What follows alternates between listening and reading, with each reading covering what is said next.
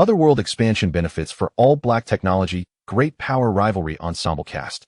Tian, a senior about to graduate from Pengcheng University, unexpectedly awakens an Otherworld expansion system. He attempts to explore the Otherworld alone, but nearly loses his life. After weighing his options, he decides to hand this Otherworld over to the nation. Simply put, this world is far too dangerous. He cannot accomplish the expansion mission by himself. At this time, the Dragon Kingdom, the most powerful industrial Cthulhu nation on Blue Star, is mired in a severe predicament of overcapacity. Tian's discovery immediately draws the utmost attention from the highest levels. A massive market with hundreds of billions of intelligent beings. Such a great opportunity. A vast, untamed wilderness? Not a problem. Countless real estate workers and engineering teams are starving for work. The 35-year-old cutoff line. Non-existent. The Otherworld's hundreds of billions of intelligent beings are in dire need of the illumination of human civilization. Factories shut down? Fire them all back up. Human warrior armor, forest elf sanitary napkins, goblin plastic basins. Which of these demands isn't colossal? Years later, riding on the back of a dragon, Tian gazes upon the overwhelming tide of undead sweeping towards them. He smiles. He smiles with immense satisfaction. Let these Otherworld hicks witness the power of industrial Cthulhu. 10,000 cannons fire in unison, clouds of bombers darken the entire sky, and rising mushroom clouds illuminate the Otherworld. Chapter 1. Call of the Otherworld. On Blue Star, in the Dragon Kingdom, in a rented room within a village near Pengcheng University, Tian trudged wearily up 11 floors, dragging himself back to his cramped 10-square-meter rental. He tossed his backpack onto the desk by the bed, and a stack of resumes spilled out. Lying on the bed, he stared blankly at the ceiling. 3 days ago, he had crossed over from Earth to this world, which was about 80 or 90% similar to his own. A frequent consumer of mindless power fantasy web novels, he quickly accepted his new reality as a transmigrator. What he couldn't accept, though, was why others always got a system with their transmigration, while he still had to find a job. He was broke. The total money in all his bank cards was less than 3 digits. If he didn't find a job soon, he'd be out on the street. For 3 days, he'd been spending his time at various job fairs and constantly sending out resumes online. The Dragon Kingdom was currently facing containment and suppression from other Blue Star nations. As the world's strongest industrial power, the sudden loss of massive consumer markets had plunged it into a severe state of overcapacity. Factories and businesses were busy laying off workers. They had no time for a fresh graduate like him, lacking both experience and connections. Even though he repeatedly emphasized his wide range of skills and quick learning ability, his resume's blank experience section meant he couldn't even get an interview before his application was tossed in the trash. A former academic elite holding a degree from Pengcheng University, Tian found himself struggling for a decent job. Unknowingly, he drifted off to sleep on his bed. "Oh great sun god, please hear my plea in your mercy. The Blood Elf clan faces an unprecedented crisis. My people need your help. The Storm Alliance has betrayed its oath, plunging the Blood Elves into catastrophe. I will lead my people to revenge." In a daze, Tian heard whispers in his ear as he slept. Opening his eyes, he noticed faint blue lights flickering within the rental room. He sat up and followed the light to the full-length mirror on the wardrobe. Strange patterns were emerging on its surface, and a ghostly blue glow emanated from its center. Driven by curiosity, he slowly approached the mirror and reached out to touch it. Something strange happened. His hand sank into the surface as if it were water, disappearing from sight without any resistance. Simultaneously, a mechanical prompt sounded in his mind. Ding! Host contact with another world detected. Otherworld expansion system activated. It's here. Fashionably late, but it's here. Looking at the system interface in his mind, Tian felt a surge of excitement, his heart pounding wildly. With a system, who needs a job? Wait, Otherworld expansion system. What's that? Newbie quest, call of the Otherworld. Quest brief. The emergence of another world signifies the dawn of a global transformation. Wielding a staff, riding a dragon, and establishing your own territory is the fundamental aspiration for a transmigrated eye. Quest objective. Within 1 week, gather materials, see list, to charge the teleportation array and enter the Otherworld for exploration. Quest rewards, universal language mastery. Quest failure, Otherworld gate permanently closed. Looking at the quest details before him, a myriad of thoughts raced through Tian's mind. Good news, the system was here. Bad news, the reward wasn't exactly generous. Universal language mastery? That seemed kinda useless. Shouldn't it be a divine weapon, an SSS rank talent, or a mythical pet? Why a quest? Screw it, go big or go home. Deciding fortune favored the bold, Tian prepared to dive headfirst into the mirror to explore the other world immediately. The next moment, his head got stuck in the mirror, unable to go any further. Oh, what's this? Warning, warning. Insufficient energy. The teleportation array will close in 5 minutes. Please evacuate in time. Using the 5-minute window, Tian looked into this unfamiliar world. His eyes met a lush, verdant forest, a river winding through it. The trees were exceptionally tall. Any single one would be considered a 1,000-year-old giant back on Blue Star. He turned his gaze to the sky. 3 red suns hung high above. Looking down, he scanned a clearing in the forest. A graceful figure, a humanoid being of breathtaking beauty, was staring intently at him. Their eyes met. The humanoid quickly fell to its knees, uttering a string of syllables he couldn't understand. Well, looks like the system reward is important. Tian listened for a few minutes, watching the being kowtow repeatedly and place items on the ground before it, not understanding a single word spoken. He withdrew his head from the mirror just before the system warning ended.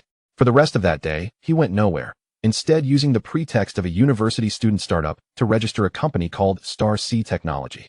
He had no choice. The money he had left was barely enough for food. There was no way he could gather the materials required for the system quest without some creative thinking.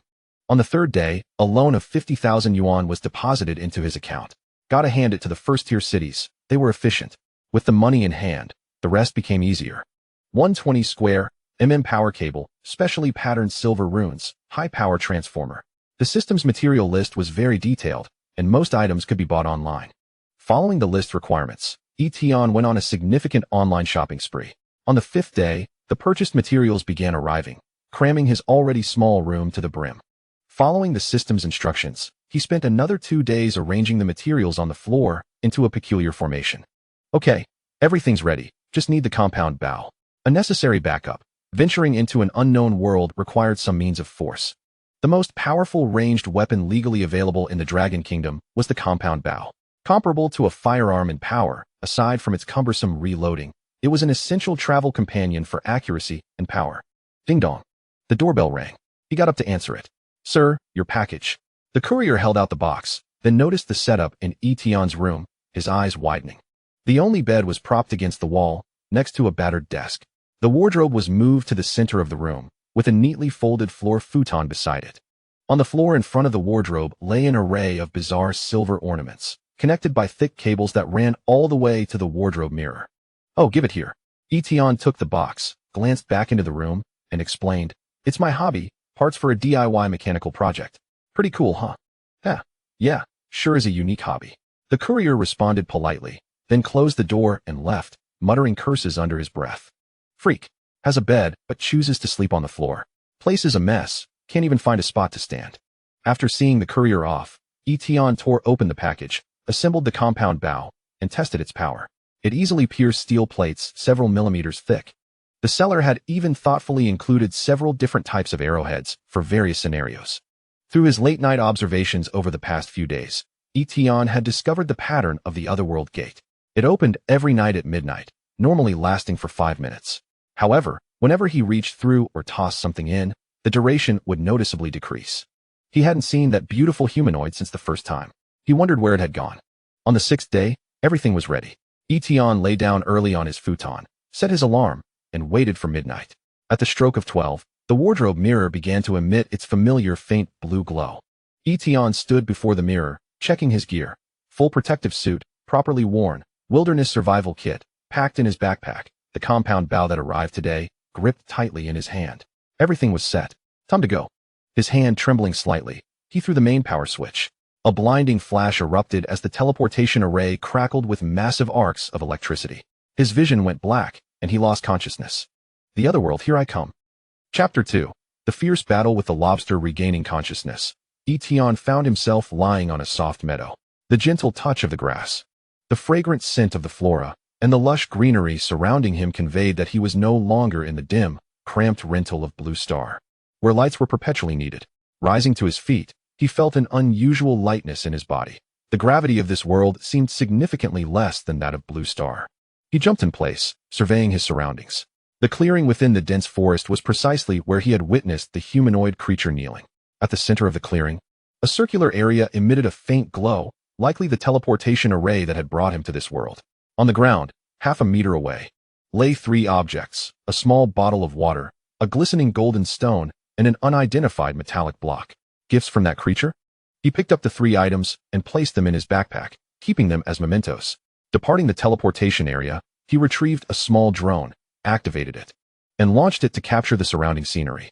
Just as he had seen in the mirror, this place was an endless expanse of forest, with the drone unable to spot the forest's edge even at its maximum altitude. Occasionally, large wild creatures appeared on camera, giving him a rough understanding of the forest's dangers. After half an hour, the drone returned. He changed its battery and memory card, relaunched it, and switched to follow mode. The forest was too perilous. He decided to head towards the riverbank. Removing the compound bough slung across his back, he cautiously walked towards the nearby water's edge. The sound of rushing water filtered through the dense underbrush into his ears. Parting the foliage, he beheld several colossal lobster-like creatures, each the size of a motorcycle. Their black-red exoskeletons glimmered, with their large heads adorned by fist-sized eyes and imposing pincers that waved in the air. Their elongated abdomens bore 6 short legs, and their fan-shaped tails indicated they were aquatic beings. Suddenly, he stepped on a dry twig, the noise alerting the playful lobsters to his presence. A few of them turned to glance his way, their fist-sized eyes extending awkwardly as they clumsily approached. "Oh no, they've spotted me." Tian dared not linger. Turning to flee, only 2 lobsters pursued him, moving slightly faster than an average walking pace. One of the lobsters swung its massive pincers, following closely behind. With a powerful thrust of its tail, it launched into the air, aiming to crush him. What the hell? Tian turned to see this unfold, panic washing over him, and he dove to the side. The lobster landed with a thud on the grass, uprooting a patch and splattering him with mud. Spitting out the dirt, he raised his compound bow and pulled the trigger. The arrow clanged against the creature's tough exterior, failing to pierce its defenses. "I should have prepared armor-piercing arrows," he grumbled, quickly knocking another arrow, this time an armor-piercing one. Aiming at the lobster's eye, which was less than 3 meters away, he thought surely this would penetrate. The lobster let out a deep, rumbling growl, its jaws opening wide as a jet of water shot towards Tian's position. Magic? This creature can use magic? Tian, having witnessed a magic circle before, accepted this possibility and fled. A sudden force propelled him into the air, and he rolled several meters across the ground before coming to a halt. There was no time to assess his injuries. He scrambled to run towards the teleportation array. The lobster was less than 10 meters behind him. Another leap would spell his doom. He had to return to the teleportation zone quickly. He must return to Blue Star, for this world was far too dangerous. Tian's mind raced, unleashing an unprecedented burst of speed as he sprinted toward the array. Boom! Another lobster executed a jump, landing less than 5 meters in front of him. Tian swiftly veered to avoid the descending creature, dashing into the teleportation array. Familiar blue light enveloped him, and he vanished from the clearing, leaving 2 furious lobsters behind. Phew, I'm finally back. The disheveled room, the familiar atmosphere, was just as he had left it. He flicked on the light, only to discover a power outage. The last blackout had occurred when he first arrived at Pengcheng, if he recalled correctly. He retrieved an emergency lamp from his backpack and inspected his injuries in the mirror. Fortunately, the backpack had cushioned him. The water's attack had merely left a bruise on his back, which would heal with a few days of rest. Congratulations, host. The novice task is complete. Rewards are being distributed. As the system notification chimed in his ears, a torrent of information flooded his mind, and his vision darkened as he fainted. Damn system. One of these days, I'll have to extract you from my brain. The next day, as the sun rose high, Tian groggily rose from the floor. Various languages from otherworldly realms danced in his mind, but alas, he had no suitable interlocutor to communicate with. After stretching his limbs, washing up, and having a simple meal, he recalled the 3 items he had obtained in the otherworld and eagerly rummaged through his backpack. A bottle of water, a gleaming golden stone, and an unidentified metal. These were the entirety of his gains from the otherworld. He picked up the exquisite bottle, examining it closely. Crafted from high-purity crystal, it was adorned with a delicate metallic ring, and the water inside shimmered with a soft blue glow. Removing the stopper, he inhaled deeply, detecting no unusual odors. Surely, this water cannot be toxic? He found a TDS meter to test the water's hardness, and with a reading of only 5, it seemed safe. Surely, the otherworldly beings would not store poison in such a beautiful bottle. Perhaps he should give it a try? With that thought, he procured a stainless steel chopstick, dipped it into the liquid, and tasted it. Slightly sweet. However, he soon noticed something amiss. The injury from last night began to itch. Rushing to the mirror, he observed that the bruised area was visibly lightening. Moments later, a large patch of dead skin peeled away from his back. Haha, this bottle of water is a treasure. Upon discovering the miraculous properties of the water, Tian was filled with joy, dancing with excitement. With this wondrous liquid, he need not worry about his future. Calming down, he gazed at the two mysterious items on his desk, his mind sparking with ideas. If this water is so extraordinary, the other two items must also hold great potential. Regrettably, the otherworld was perilous, and he could not explore it alone. Perhaps he should consider handing over this otherworld? A thought emerged in his mind, the possibility of collaborating with the Dragon Kingdom to jointly develop the otherworld. Chapter 3. The submission in progress. When it comes to keeping a secret, the fewer people who know, the better. A traveler boldly stepping forward to proclaim cooperation with the state would be akin to a madman's delusion. Observing the slogans appearing on the website, peaceful cooperation, openness and inclusiveness, mutual learning, and win-win cooperation, Tian fell into deep contemplation. Unless the higher-ups took notice, the likelihood of submission remained near zero. Should he head to the police to confess that he had discovered another world? Not to mention that this matter did not fall under their jurisdiction. The most probable outcome would be being sent to a mental institution. Should he seek an official agency? The inefficiency of official processes is notoriously low. Every matter must be reported through various hierarchical levels, involving hundreds of individuals in the reporting process. Confidentiality? Nonsense. This is not mere paranoia. During his time on Earth, he spent 2 years at a small company and gained a modicum of understanding. Even trivial matters must first be reported to the team leader, who then relays the information to the department head, who subsequently informs the manager. The company's protocols are rigidly established. How would your superiors perceive you if you bypass the chain of command? Even if the matter at hand is of utmost importance, if you escalate it without proper authorization, you may bear the brunt of any fallout, while your superior's reputation remains intact in the case of success. As for government agencies, the hierarchy extends a full 11 levels, and by the time a report reaches the top, the matter might already be cold. Throughout this 11-level transmission, any misstep can invite scrutiny from any nation's intelligence operatives. Rising to the balcony, he gazed at the bustling crowd below, a plan beginning to crystallize in his mind. The Ministry of National Security of the Dragon Kingdom, abbreviated as the Dragon Security Department, is responsible for significant domestic security incidents and ranks just below the 3 provinces. This department operates with remarkable verticality. Its official website features direct contact information for internal personnel. At that moment, a junior officer was idly browsing the web when the sudden ring of a red telephone interrupted him. An electronic voice emanated from the receiver, under the 3rd stone lion at the entrance of the park in the suburbs of Pengcheng City. There is a segment of video footage. Your department is to verify its authenticity and classification level before contacting me again. Hello, who are you? Before he could inquire further, the caller abruptly hung up. Sensing the gravity of the situation from the caller's tone and method, he wasted no time and immediately reported to his superior. Within 20 minutes, field personnel arrived at the park, retrieving a storage card. Under the supervision of security personnel, the card was escorted to the Pengcheng City branch of the Dragon Security Department for playback. In the viewing room, only 2 individuals were present, the branch chief, Qin Haichuan, and a technician responsible for video analysis. The video, lasting less than 10 minutes, featured footage taken from approximately 5 meters above ground, showcasing a group of turtles, adorned with rocky shells, leisurely basking by a river, alongside a figure clad in full gear and a helmet cautiously approaching the grass. This footage captured the moment Tian entered another world, tracked by a drone. During the playback, Qin Haichuan repeatedly queried the technician about the video's authenticity. The technician, trembling with excitement, repeatedly affirmed, the video was recorded 3 days ago. The location data is blank on the navigation system, and its authenticity is beyond doubt. There are no signs of editing, reduction, or splicing. At the end of the video, a message appeared, stating that to understand the context, one must visit the National Laboratory No. 1 in Pengcheng City within 12 hours. Realizing the seriousness of the situation, Qin Haichuan personally extracted the storage card, sealing it in a special envelope marked top secret. This document would be dispatched through internal channels directly to the headquarters in Kyoto, located in the north. He had more pressing matters to attend to. Rewinding time 30 minutes, Tian hung up the phone, removed the SIM card, and, with a pair of scissors, shredded it into fragments, casually discarding them in the nearby grass and gutter. It was time to proceed with the next phase of his plan. Riding his electric scooter, he headed toward the nearby campus of Pengcheng University. In laboratory number 1 of Pingqing University, an elderly man, sprightly and focused, was immersed in his experiments.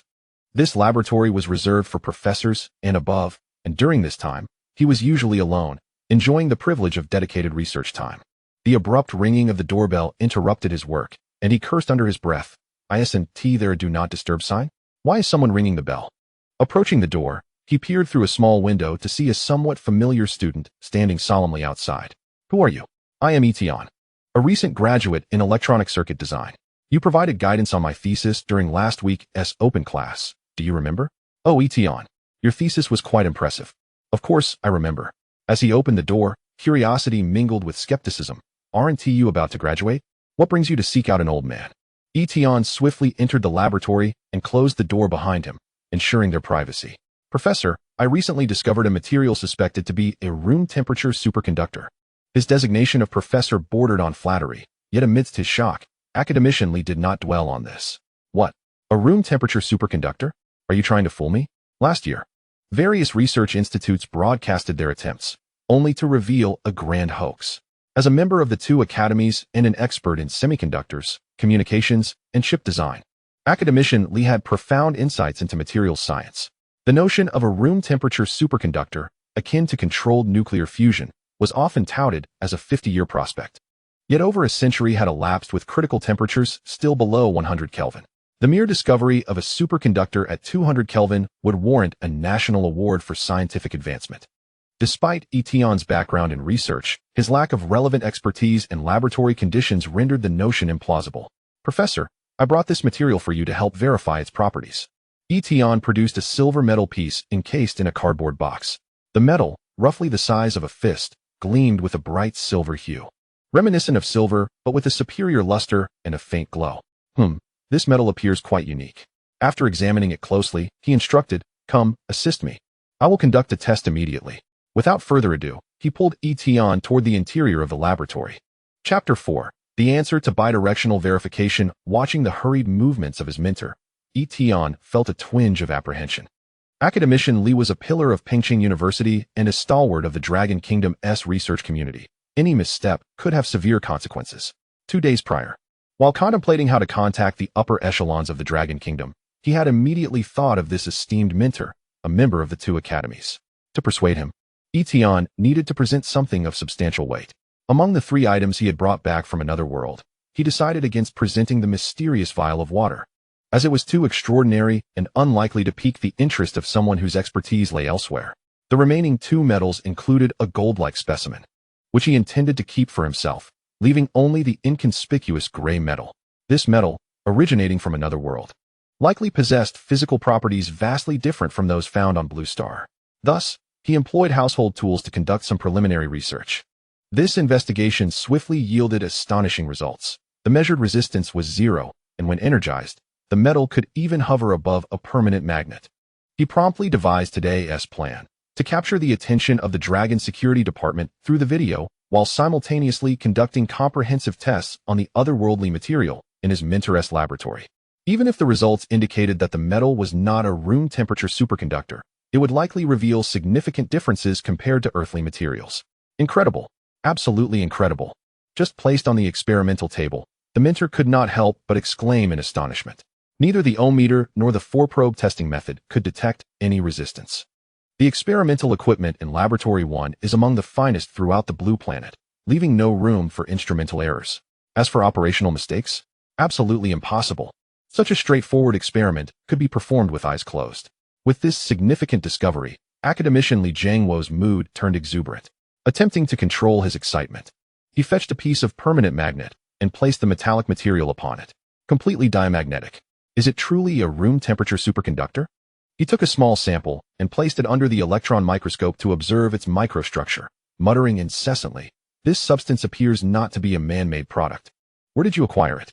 "To be frank, I stumbled upon this material by chance. The details must remain confidential until another department arrives for further discussion." "Must it be kept secret?" The mentor nodded approvingly, stating that confidentiality is imperative given the significance of the matter. Tian assisted the mentor in various validation experiments. Silently contemplating, they should be arriving soon. After a series of experimental validations, The Minter was now 90% certain that this material belonged to the category of room temperature superconductors. More accurately, it could be classified as a high-temperature superconductor. The recent tests indicated that temperatures exceeding 500 degrees were required for it to lose its superconducting properties. Such an extraordinary material would undoubtedly bring monumental changes to the Dragon Nation. Just as he immersed himself in the experiment, the doorbell rang once more. The two exchanged glances. An academician Li Jiangguo rose to answer the door. Hello, academician Li. We are confidential personnel from the Long'an Department, Pengcheng Branch. We received a tip-off that a very important individual is present here. Here, there is no one else. They are here for me. Tian appeared behind the door, leisurely glancing outside, where the confidential personnel brought by Qin Haichuan were on guard, ensuring no one would intrude. Come in, and we shall discuss further. Under Tian's meticulous planning, he successfully encountered high-ranking officials from both the Long'an Department and the Research Department. Although he could not guarantee the meeting would proceed without any mishaps, it was the best he could achieve. With a wave of his hand, Qin Haichuan signaled the accompanying confidential personnel to conduct a thorough inspection of the laboratory, confirming there were no surveillance devices. After shutting down the experimental recording equipment, they nodded at him. Tian, the video materials you provided have been classified as top secret and are en route to Kyoto. Qin Haichuan got straight to the point. You went to great lengths to invite me here. I assume you have an extraordinary secret to share? Truly, the machinery of the state is remarkable. Within half an hour, they managed to ascertain his true identity through a brief video. Tian felt relieved that he had not attempted to claim such a significant discovery for himself. Had it been uncovered by the relevant authorities, the consequences would have been dire. Upon seeing Qin Haichuan's arrival, academician Li Jiangguo immediately sensed that the situation was more complex than he had imagined. Is your primary objective not to test the material? Tian took a deep breath. The success or failure hinged on this moment. Minter, you must be curious as to why such a metal has never been discovered until now. Only for me to present it now. 3 days ago, I inadvertently discovered a passage leading to another world and obtained this metallic material from that realm. What I am stating may transcend the boundaries of current scientific understanding, yet this high-temperature superconductor material serves as the finest proof. Both individuals in the room gasped in disbelief. Under different circumstances, they would surely consider Tian to be speaking nonsense. Qin Haichuan could verify that the footage Tian captured indeed originated from another world. Academician Li Jiangguo could attest to the superlative superconducting properties of the metallic material obtained from that realm. In juxtaposition, the only logical explanation is that every word Tian spoke was the truth. He truly ventured into an uncharted world and brought back something extraordinary. Subsequently, Tian recounted how he discovered the alternate dimension, received commands from the system, entered the other realm, and narrowly escaped from the grasp of a giant lobster's claw. You mean to say that not only did you travel to another world, but you also have a system in your mind? Indeed, this system's origin is unknown. It only issues tasks at specific times, and as we discuss it now, there is no sign of activity. Tian had contemplated whether the system could be disclosed to others through intentional and unintentional probing. He found that the system in his mind did not care if others knew of its existence. It makes sense. A world exploration mission could not be accomplished by an individual alone. Even for a superpower like the Dragon Nation, undertaking such an endeavor is an exceptionally daunting task. Qin Haichuan's emotions remained relatively stable. As an intelligence officer, maintaining a calm demeanor is essential. Academician Li Jiangguo was already beside himself with excitement.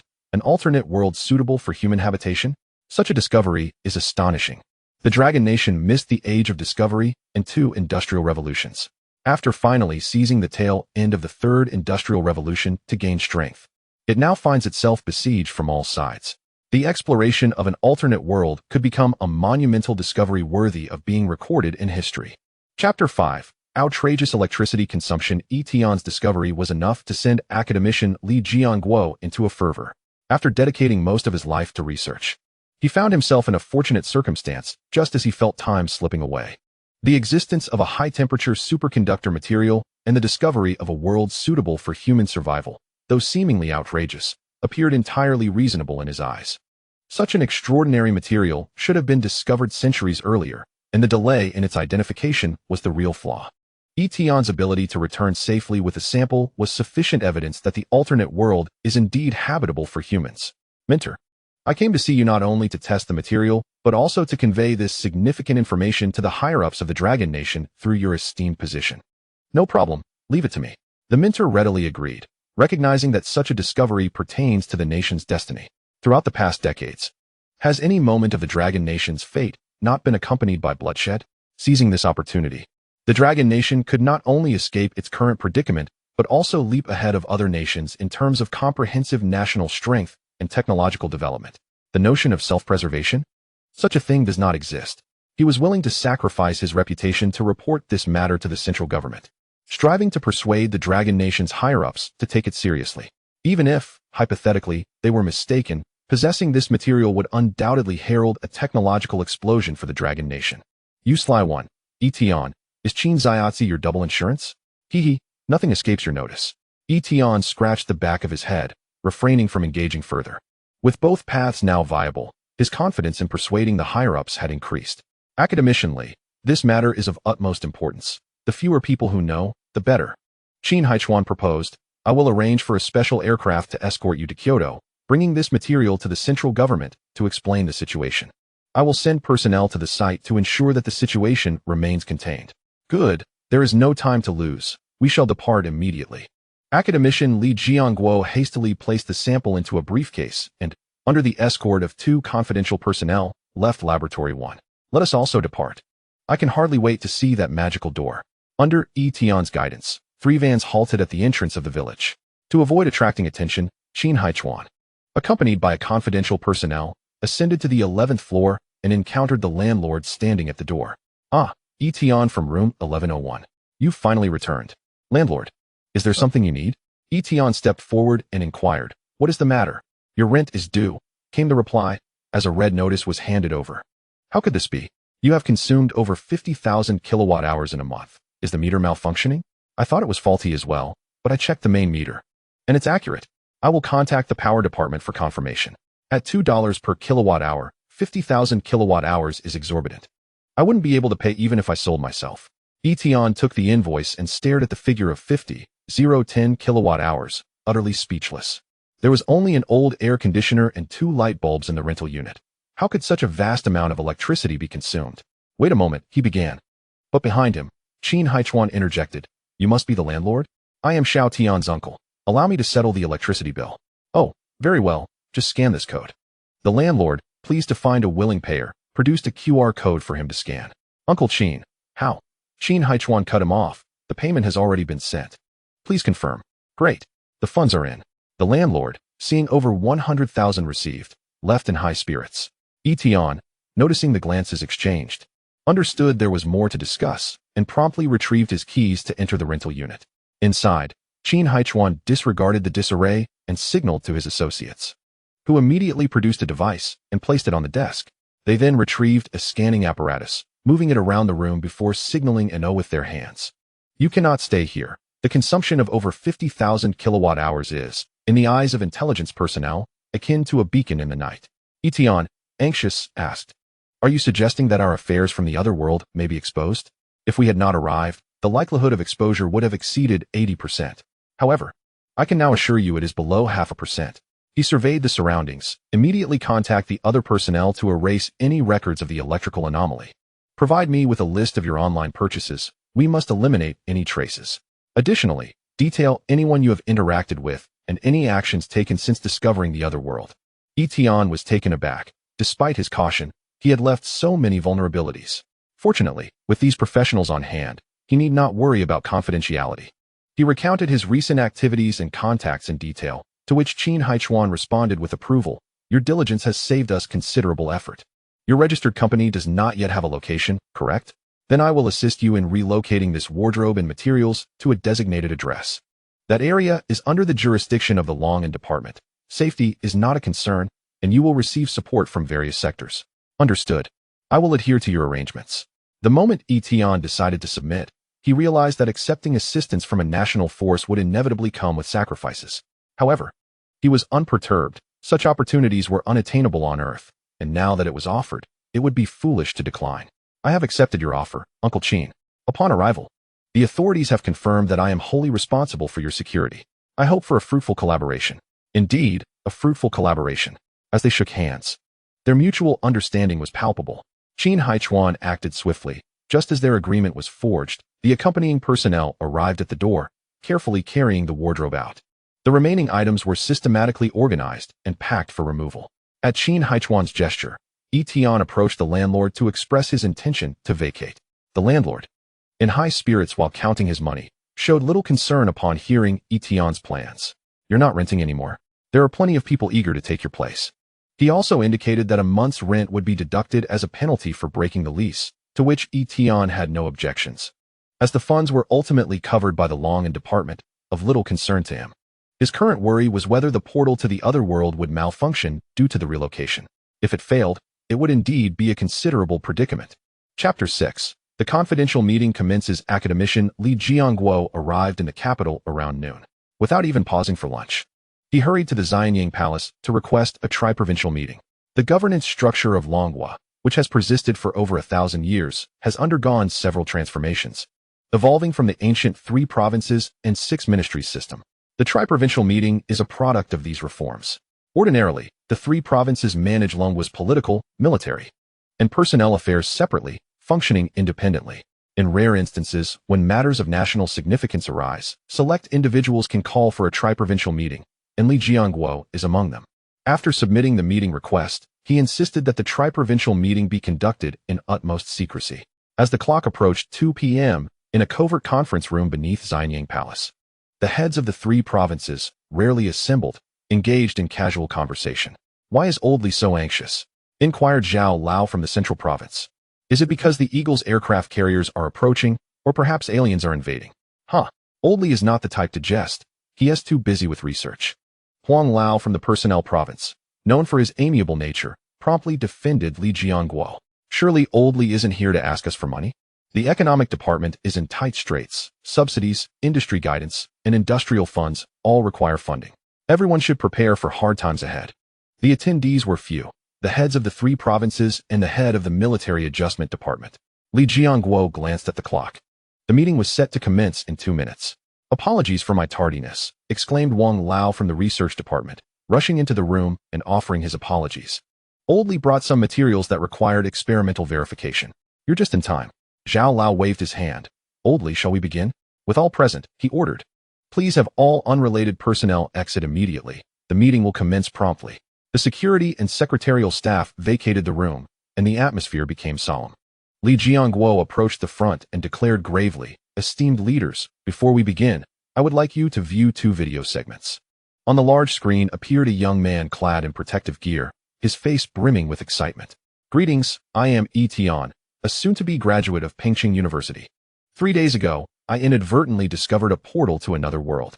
I am about to step through this door to confirm that my experiences over the past few days are not merely a dream. The scene shifted to a lush forest, captured by a drone, revealing a breathtaking landscape that does not exist anywhere on Blue Star. This video, recorded prior to his departure, was handed to Li Jiangguo by Tian, documenting his journey from Blue Star to the other world, a footage even he had yet to view.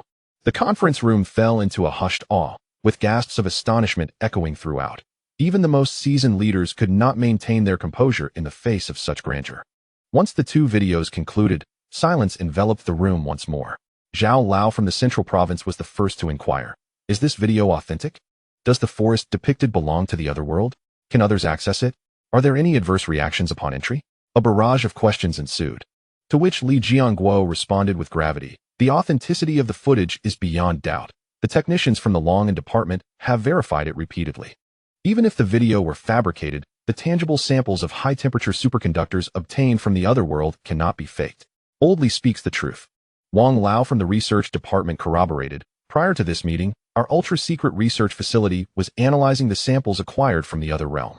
The material in question is remarkably extraordinary, possessing a critical temperature exceeding 500 degrees, alongside implausibly high critical magnetic fields and critical currents. Truly the quintessential material that scientists have long yearned for. Moreover, through electron microscopy, we have uncovered an entirely novel crystalline structure, revealing an unprecedented energy configuration. Hold on, Lao Wang, this is not the time for lectures. We need to ascertain one thing. Does this material originate from another realm? It is unequivocally from beyond Blue Star. Initially, I speculated it to be a meteorite, but after reviewing the footage, I am convinced that it is 99 from another dimension. Habitually, he left his statement incomplete, Yet all present understood that when Lao Wang asserts a probability exceeding 90, it is a certainty. General Zhao Weigua of the Military Liaison Department rose, stating, "The second video indicates that this so-called alternate world is exceedingly perilous. The military must undertake thorough reconnaissance." Indeed, Tian, the discoverer of the portal to this other realm, recognized this concern and sought our assistance, hoping for the nation's support. Oh, what kind of assistance does he seek from the state? Upon traversing the alternate dimension, he became bound to a system known as the Otherworld Development System. Is the Otherworld Development System akin to an artificial intelligence? Within less than 2 hours of the secret meeting, the dignitaries confirmed the authenticity of the alternate realm and unanimously resolved to fully support Tian's exploration endeavors. With the foundational tone of the meeting established, the heads of the 3 provinces set forth to execute their respective responsibilities. Elder Zhao from the Central Province hurried to Pengcheng City, intending to witness the extraordinary portal while also representing Longhua to discuss potential collaboration. This marked a historic first in Longhua's dealings, as it was the first time a personal collaboration of such magnitude was contemplated. The allure of the alternate realm was irresistible, and the Otherworld Development System was unparalleled. After intense deliberation, the decision was made. Elder Huang promptly returned to the Ministry of Economy, suspending the approval of certain funds and reallocating them under the guise of the Western Development Initiative to the Otherworld Development Project.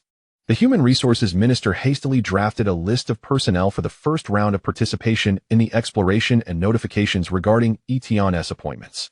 Elder Wang from the Research Department bore the heaviest burden. While the existence of the alternate world had been preliminarily confirmed, knowledge about it was still scant, making targeted planning impossible. His primary task was to organize a cadre of researchers to conduct a comprehensive investigation of the alternate realm, thereby providing more substantial data for future decision-making. General Li Weigua, known for his impatience, immediately exited the conference room and took out a secure phone, instructing his generals to assemble a capable team to undertake a classified mission in Pengcheng City to ensure the secrecy surrounding the discovery of the alternate realm. All individuals involved in the operation, aside from today's attendees, remained oblivious to the specific tasks and objectives. For instance, General Li framed the mobilization of the special forces as jungle warfare training, while Elder Wang presented the dispatch of researchers under the pretext of a tropical rainforest study. At 3:10 p.m., the meeting concluded, and by 3:15 p.m., the first batch of personnel bound for Pengcheng City was dispatched. At 3:30 p.m., an unmarked Kuanping transport aircraft appeared at the military airport, shortly taking off into the azure sky en route to Pengcheng City. Chapter 7. The second development mission in the northern outskirts of Pengcheng City stands an unremarkable edifice. In front lies a vast expanse of ocean, while behind it is a once-mined hill, surrounded by a cluster of factories. This site was formerly the base of a mining enterprise, which, with the continual development of Pengcheng City, gradually relocated to other provinces. Subsequently, this facility was handed over to the Longan Department for management. Officially, it serves as a deep processing plant for ores, but in truth, it is a clandestine stronghold of the Longan Department in Pengcheng City. The number of permanent personnel at this outpost is minimal, fewer than 20, primarily maintaining its regular operations. Today, under the guise of a training session, they congregated in a conference room. Concurrently, items transported from Tian's rented apartment were being delivered to the central plaza, located 20 floors underground. Standing before the floor-to-ceiling windows on the top floor, Tian gazed out at the azure sea, feeling a sense of wonder. Just this morning, he had been confined to a cramped rental space of less than 10 square meters, fretting over how to connect with the upper echelons of Longhua. By afternoon, he found himself within a building provided by the Longan Department. Knock, knock. A familiar voice rang out. Xiao Tian, are you in there? Upon opening the door, Uncle Qin appeared. Hurry, come with me. An important figure wishes to see you. An important figure? Which one? Tian had anticipated that the revelation of the alternate world would attract the attention of prominent individuals, but he did not expect such swift engagement. Since departing from his mentor, scarcely 5 hours had elapsed. Given the distance between Pengcheng City and the capital, this time frame barely allowed for a round trip. Just follow me, and you'll see. They took the elevator to an inconspicuous conference room, where a middle-aged man awaited, smiling warmly at him. Tian felt a vague familiarity with this man, but could not place him. Reporting to Elder Zhao, Mr. Tian has arrived. Upon hearing the name Zhao, Tian felt as though struck by lightning. This man was not a native of Blue Star. He had seen Zhao's photograph multiple times while gathering information on Longhua's leadership. The head of the central province stood before him. more vibrant and sharp-eyed than his photograph suggested. There was no mistaking it. "Ah, Elder Zhao, why have you come personally?" He had considered the possibility of a prominent figure intervening, but never imagined this situation. In his mind, the best outcome would involve him traveling to the capital himself. "This matter is too significant to leave to chance. I had to come in person." This statement seemed to possess a kind of magic, calming Tian's racing heart. He cautiously settled onto a nearby sofa and recounted the events of recent days in detail, omitting only the fact that he was a soul from Earth who had crossed over. In every aspect of his being, he was a bona fide citizen of Longhua. There was no need to complicate matters. In other words, your understanding of the alternate realm is quite limited, and you require the state's assistance to complete the system's tasks? Indeed, I have only ventured into that realm once, and nearly lost my life. Failing to fulfill the system's tasks would result in obliteration. I took a substantial risk to complete the initial assignment, but I lack confidence in my ability to execute subsequent exploration missions. Your choice is prudent. The system's nature is exceedingly mysterious, and we shall discuss it further in due time.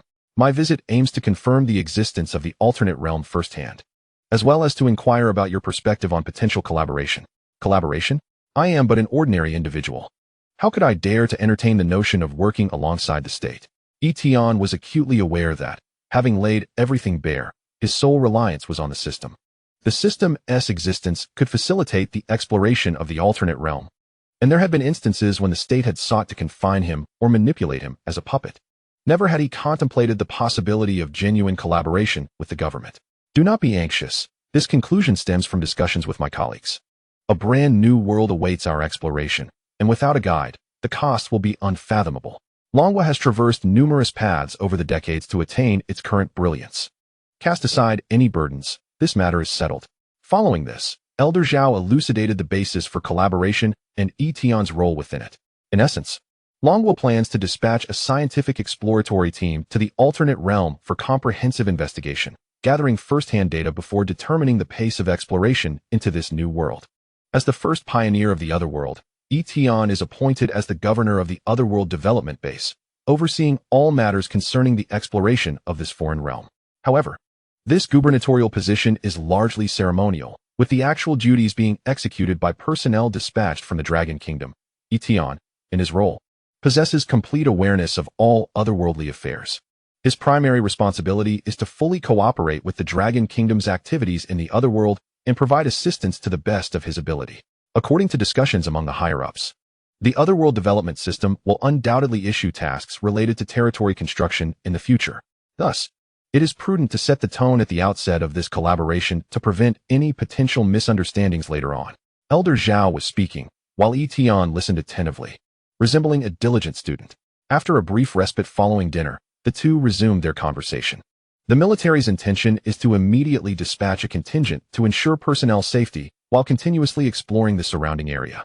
This matter has been suppressed for now. The most pressing concern is to explore the Otherworld swiftly and minimize personnel and material losses during the development process. Just as Tian was about to interject, a system notification echoed in his mind. Beginner task: explore the Otherworld. Task description: the host receives support from the high-ranking officials of the Dragon Kingdom to prioritize the exploration of the Otherworld. Before that, it is necessary to gain a certain understanding of this realm. Task requirements: within 1 week, organize an exploration team of no more than 20 individuals to investigate the Otherworld. Task reward: affinity for magical power. Failure results in the loss of proficiency in common language. The sudden appearance of the system notification momentarily stunned Tian. Observing the activated system task, he solemnly remarked, "Elder Zhao, it appears your thoughts align with those of the system. The system has issued a new task?" He nodded and recounted the details of the task to Elder Zhao. Zhao exchanged glances with a middle-aged man beside him and then said, "It seems this system is quite intelligent. We shall need to deliberate on certain matters in the future. Let us proceed to the Otherworld Gate. The main force assisting you in completing the task should have arrived by now." Tian understood the underlying meaning in his words and refrained from questioning further, following him into the elevator leading to the underground base. Chapter 8. Assembly of the Exploration Team 3 hours prior.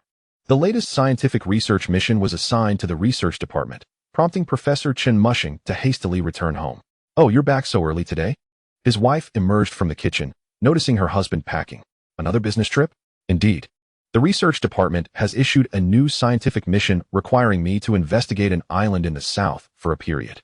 His wife's smile faltered, and she wiped her hands, removing her apron. Let me help you pack. Be mindful of what you might forget. She took the clothes from his hands, and Professor Chen felt a knot tighten in his chest. In previous years, he had risked his life on the front lines for the sake of the millions of citizens of the Dragon Kingdom, barely escaping death. Now, although he had narrowly returned from the brink, he was left with lingering ailments. He felt he had fulfilled his duty to the nation and its people. Yet he owed his devoted wife so much more. Approaching her, he gently embraced her. This time, I'll bring you some tropical fruits. His wife stiffened, tears streaming down her face. As long as you return safely, it matters not what you bring. The doorbell rang, interrupting their tender moment.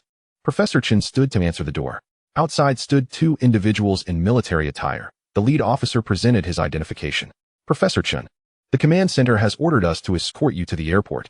Seeing the military personnel, Chen instinctively suspected that the mission was more complex than it appeared. He called into the house. Darling, no need to pack. Just grab a few changes of clothes for me. We're leaving immediately. In such a hurry? You've only just returned home. His wife complained as she approached the door, but fell silent upon seeing the soldiers salute her. She quickly shoved a backpack into his hands. All your clothes are in there. The left pocket contains cough medicine, and the right pocket has expectorant. Take them promptly if needed. Professor Chen slung the backpack over his shoulder and embraced his wife once more before hastily departing. Unable to bear the sight of her worried expression, he boarded the military vehicle, which sped towards the outskirts. After half an hour, they arrived at a military airport where an unfamiliar large transport aircraft awaited on the tarmac, fully prepared for takeoff. Under military supervision, he entered the cabin, where he was surprised to find a familiar face seated across from him. Old Zhao, what brings you here? Hey, Old Chen. Aren't you at the lab tending to your lab mice? What brings you aboard? Old Zhao, formerly known as Zhao Shanha, is a professor of geology at Peking University. Over the years, the Dragon Kingdom's investment in infrastructure has noticeably diminished, leading to a scarcity of geological exploration missions. Additionally, the advent of remote sensing satellites and various high-tech geological surveying equipment has further reduced the application scenarios for geology. What kind of island could possibly require a geologist of his caliber to take part personally? My mission is to travel to a tropical island to assess biodiversity. You're not going there too, are you? What a coincidence. I am not heading to the island. My task is to investigate the latest geological changes in the northwest. Curious, my destination is in the south, yet you're bound for the northwest. How do our paths converge? Don't you see? Zhao pointed to the fully armed soldiers in the cabin. Do you really think this escort is for a mere exploration of flora and fauna? Are you suggesting our mission is just a facade? Zhao frowned. Shoo, you ought to be aware of confidentiality regulations. You'll understand everything once we arrive. Meanwhile, the personnel on the exploration team roster were converging towards Pingqing City via various modes of transportation. Given the dangers of the Otherworld, only individuals around 40 years of age, vigorous and steadfast in character, and distinguished in their respective fields were included on the list. 3 hours later, the military transport aircraft landed at an unnamed airport, and under the escort of specialized vehicles, the two professors arrived at an underground base. After signing the confidentiality agreement, they entered a vast subterranean space, approximately the size of 2 to 3 football fields, with a height exceeding 20 meters, rendering them minuscule within it. They were ushered into a sealed conference room where about a dozen individuals were already engaged in fervent discussion. Professor Li inquired of a security personnel beside him. Is there a restriction here? All personnel entering this base have signed confidentiality agreements. There is no need to worry about leaks within the facility. Professor Li sighed in relief and turned to a nearby professor. Are you also participating in the island investigation? I'm an astronomer. I've been assigned to interpret celestial star maps. How odd. Every individual has a different task, yet we all converge here.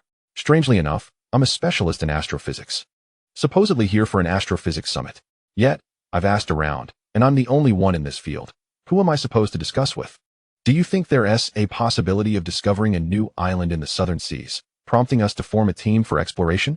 There is such a possibility. Typically, newly discovered areas require personnel from various fields. What possibility? Is it not within Blue Star that a newly discovered island lies? Why would an astronomer be needed? Enough conjecture. Someone is coming in. The previously animated discussion among the experts and professors fell silent, their eager gazes fixed on the two individuals entering. The one in front was well known to all. His personal involvement indicated the gravity of the situation.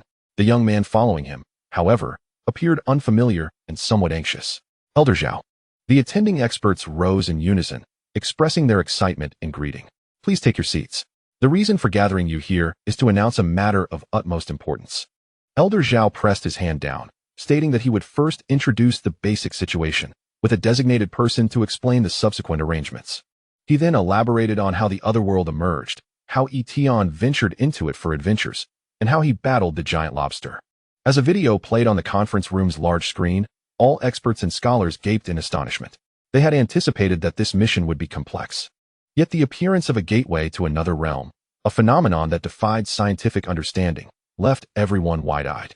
Once Elder Zhao concluded his explanation, the conference room erupted into fervent discussion. What is national fortune? This is national fortune. A portal to another world has appeared on the land of the Dragon Kingdom. The personnel who discovered it promptly decided to report it, enabling the Dragon Kingdom to explore it in the shortest time possible. Every expert wore an expression of excitement. They were acutely aware of what the discovery of an entirely new world would mean for the Dragon Kingdom. Centuries ago, a small nation in the West with a mere few million inhabitants discovered a new continent and became a dominant power on Blue Star. Now, with the size and vast industrial foundation of the Dragon Kingdom, they could only imagine the monumental impact such a discovery would have on both the Dragon Kingdom and the entire Blue Star. Chapter 9. Departure to the Otherworld. After the meeting, Elder Zhao personally appointed Tian as the captain of the exploration team before hastily leaving, as there were numerous matters awaiting his attention. Tian's primary responsibility as captain was to act as a guide, ensuring that all treasures of the Dragon Kingdom were brought back to Blue Star. The experts and scholars present had no objections. After all, having multiple leaders would not hinder their scientific exploration. However, the selection of individuals to enter the Otherworld sparked intense debate. Tian was limited to a maximum of 20 people for the exploration task, and to ensure the safety of the exploration team, a necessary armed force was essential. A special operations team needed to occupy half of the slots. And as the system's owner, Tian had to participate, leaving only 9 spots for the scientific exploration team. With nearly 20 experts present at the meeting, it meant that half of them would be unable to partake in the initial exploration and would have to remain at the base as support personnel. No one present was willing to relinquish this arduous task that could etch their names in history. Astrophysicists can be left behind, right? We biologists must go. Nonsense.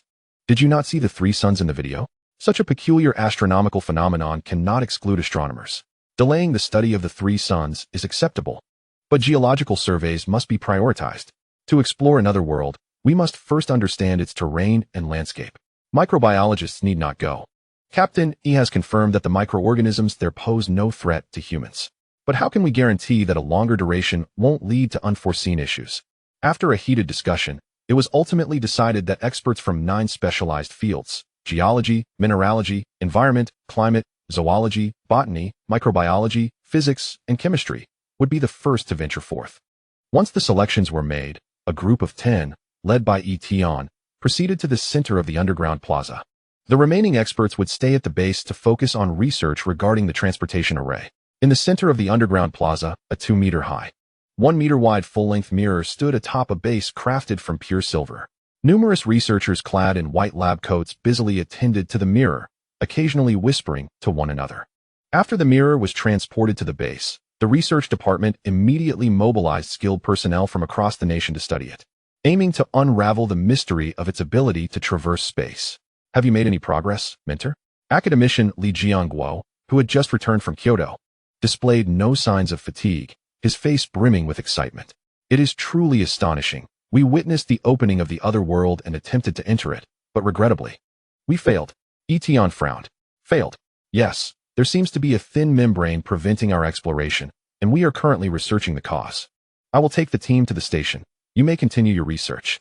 Noticing the time, he saw it was already 3 in the morning, about 6 hours since receiving the second report. The deadline was set for 1 week, and after discussions among the experts, the departure was scheduled for 3 days hence.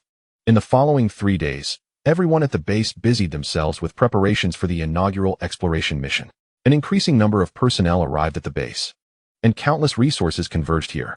On the first day, all participants underwent a thorough medical examination to ensure that no health issues would hinder their ability to complete the mission.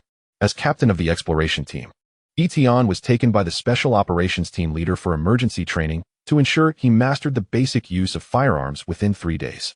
On the second day, customized lightweight equipment for the special operations team arrived, but due to the limitations of the transportation array's size, the maximum object dimensions could not exceed 2 meters by 1 meter.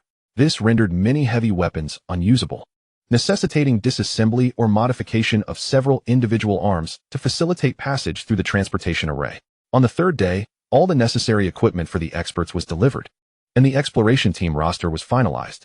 After a sufficient rest, the exploration team assembled at the underground plaza at 11 o'clock that night. Reporting to the captain, all 10 members of the special operations team are present. Please provide instructions. An army captain, carrying a rifle, jogged over to Tian to salute and report. At ease. Is everyone prepared? Tian's lips twitched slightly. He had not anticipated the captain's antics over the past 3 days. By the way, his appointment had been finalized that morning. For the discovery of the Otherworld, he was awarded the military rank of Major. Though this rank may not seem particularly high relative to the discovery's significance, it was adequate for the current stage. Ready. We can depart at any moment. All units, check your gear to ensure everything is in order. After 3 days of training, Tian had learned a bit, at least the basics of using firearms and issuing commands. The exploration team dispersed to conduct final checks. He approached his mentor and inquired, "Mentor, is there any concern regarding the transport of such a large quantity of supplies?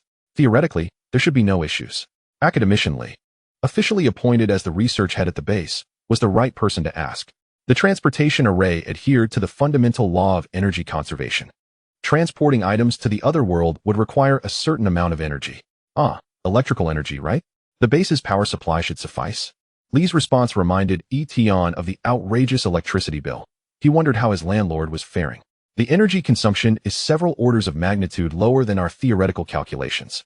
The base is powered by the nuclear power plant from the neighboring city, so energy concerns are not an issue.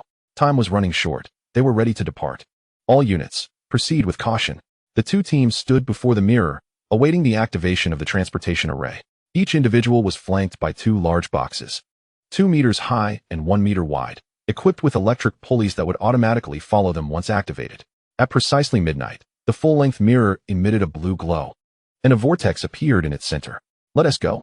Tian was the first to activate the 2 large boxes beside him, pulling them toward the full-length mirror. He approached the mirror, first pushing one box through, then leaping into the vortex while dragging the other box in with him. Success! Academician Lee cheered. They had devised several plans for the exploration team's supply logistics, and this was the most feasible option among them. Hurry, we have only 5 minutes. As Tian successfully entered the alternate world, Academician Lee urged the others to follow suit, and personnel began to step into the teleportation array one after another. As scientists had theorized, the transition resulted in intense energy fluctuations, causing the entrance of the array to shrink. After absorbing a substantial amount of electrical energy, the teleportation array stabilized the entrance, providing relief to the attending researchers. Chapter 10. Establishing the camp in the alternate realm upon regaining consciousness. Tian found himself beneath a cerulean sky, surrounded by vast, lush woodlands. Perhaps due to the experience of temporal travel, he did not suffer from any loss of consciousness upon arrival in this new realm. After a brief moment of disorientation, he opened his eyes to find himself in an unfamiliar world. 2 enormous suitcases lay quietly on the grass beside him, confirming the scientist's hypothesis that the system placed no restrictions on the quantity of supplies transported into this alternate domain. The energy provided was ample, making it feasible to bring an abundance of belongings. Whether extensive exploration of this world was possible would be crucial. Surveying the surroundings, he noted that it matched the location of his previous appearance, indicating that the exit of the teleportation array was indeed the same. After approximately a minute, the fully armed Captain Lin Tian appeared in a nearby clearing, his eyes tightly shut, seemingly enduring immense pain.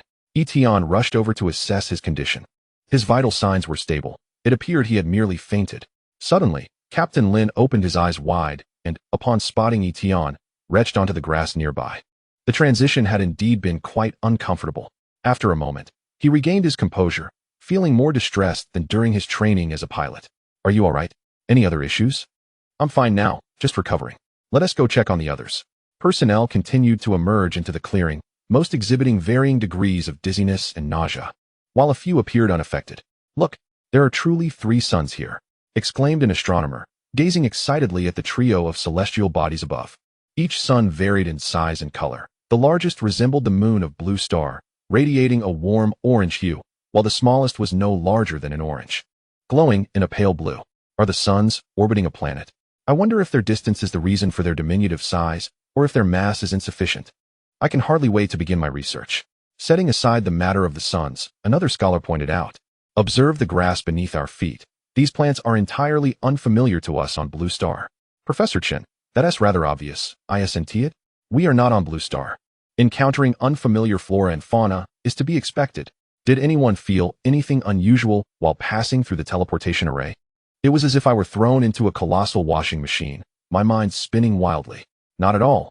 I lost consciousness the moment I stepped into the array. As the experts regained their senses, each gazed around with childlike wonder, eager to absorb every detail of their surroundings. Captain Lin roused his team and promptly organized the first group of awakened personnel to scout the area, while others were assigned patrol and surveillance duties. This realm was unlike Blue Star. Any oversight could lead to irreversible calamities. Tian opened the communication channel, addressing the experts. Please, everyone, refrain from diving into research just yet. First, let us inventory our supplies and prepare for camp construction. The danger level in this world is exceedingly high. Ensure you don your bulletproof vests and helmets to avert any unforeseen incidents. The gravity here is significantly less than that of Blue Star, so protective gear will not hinder our movements.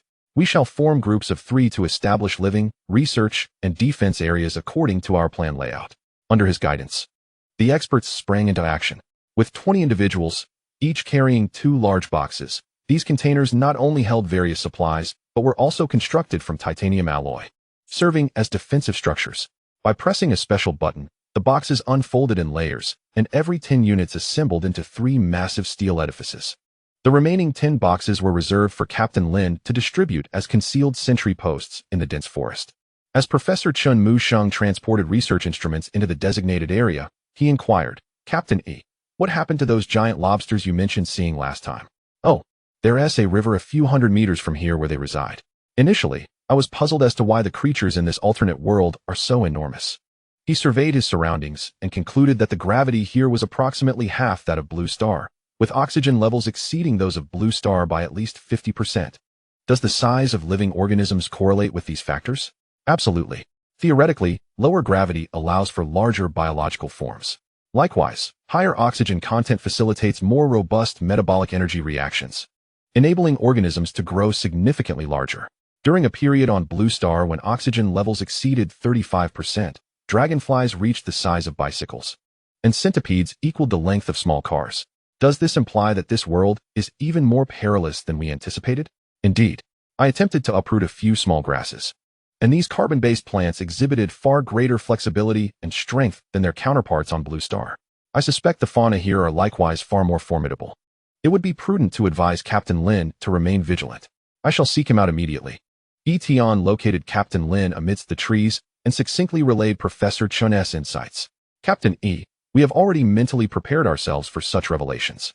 He pointed to a nearby tree trunk, where a dagger was embedded, skewering a mosquito the size of a fist, which continued to struggle despite its injury. Before entering the portal, we meticulously studied the footage you captured. Large creatures are easier to handle, but pests like this mosquito pose the greatest challenges. Captain Lin confidently patted the rocket launcher slung over his back. Safety concerns need not trouble us. Thermal weapons have no regard for carbon-based organisms.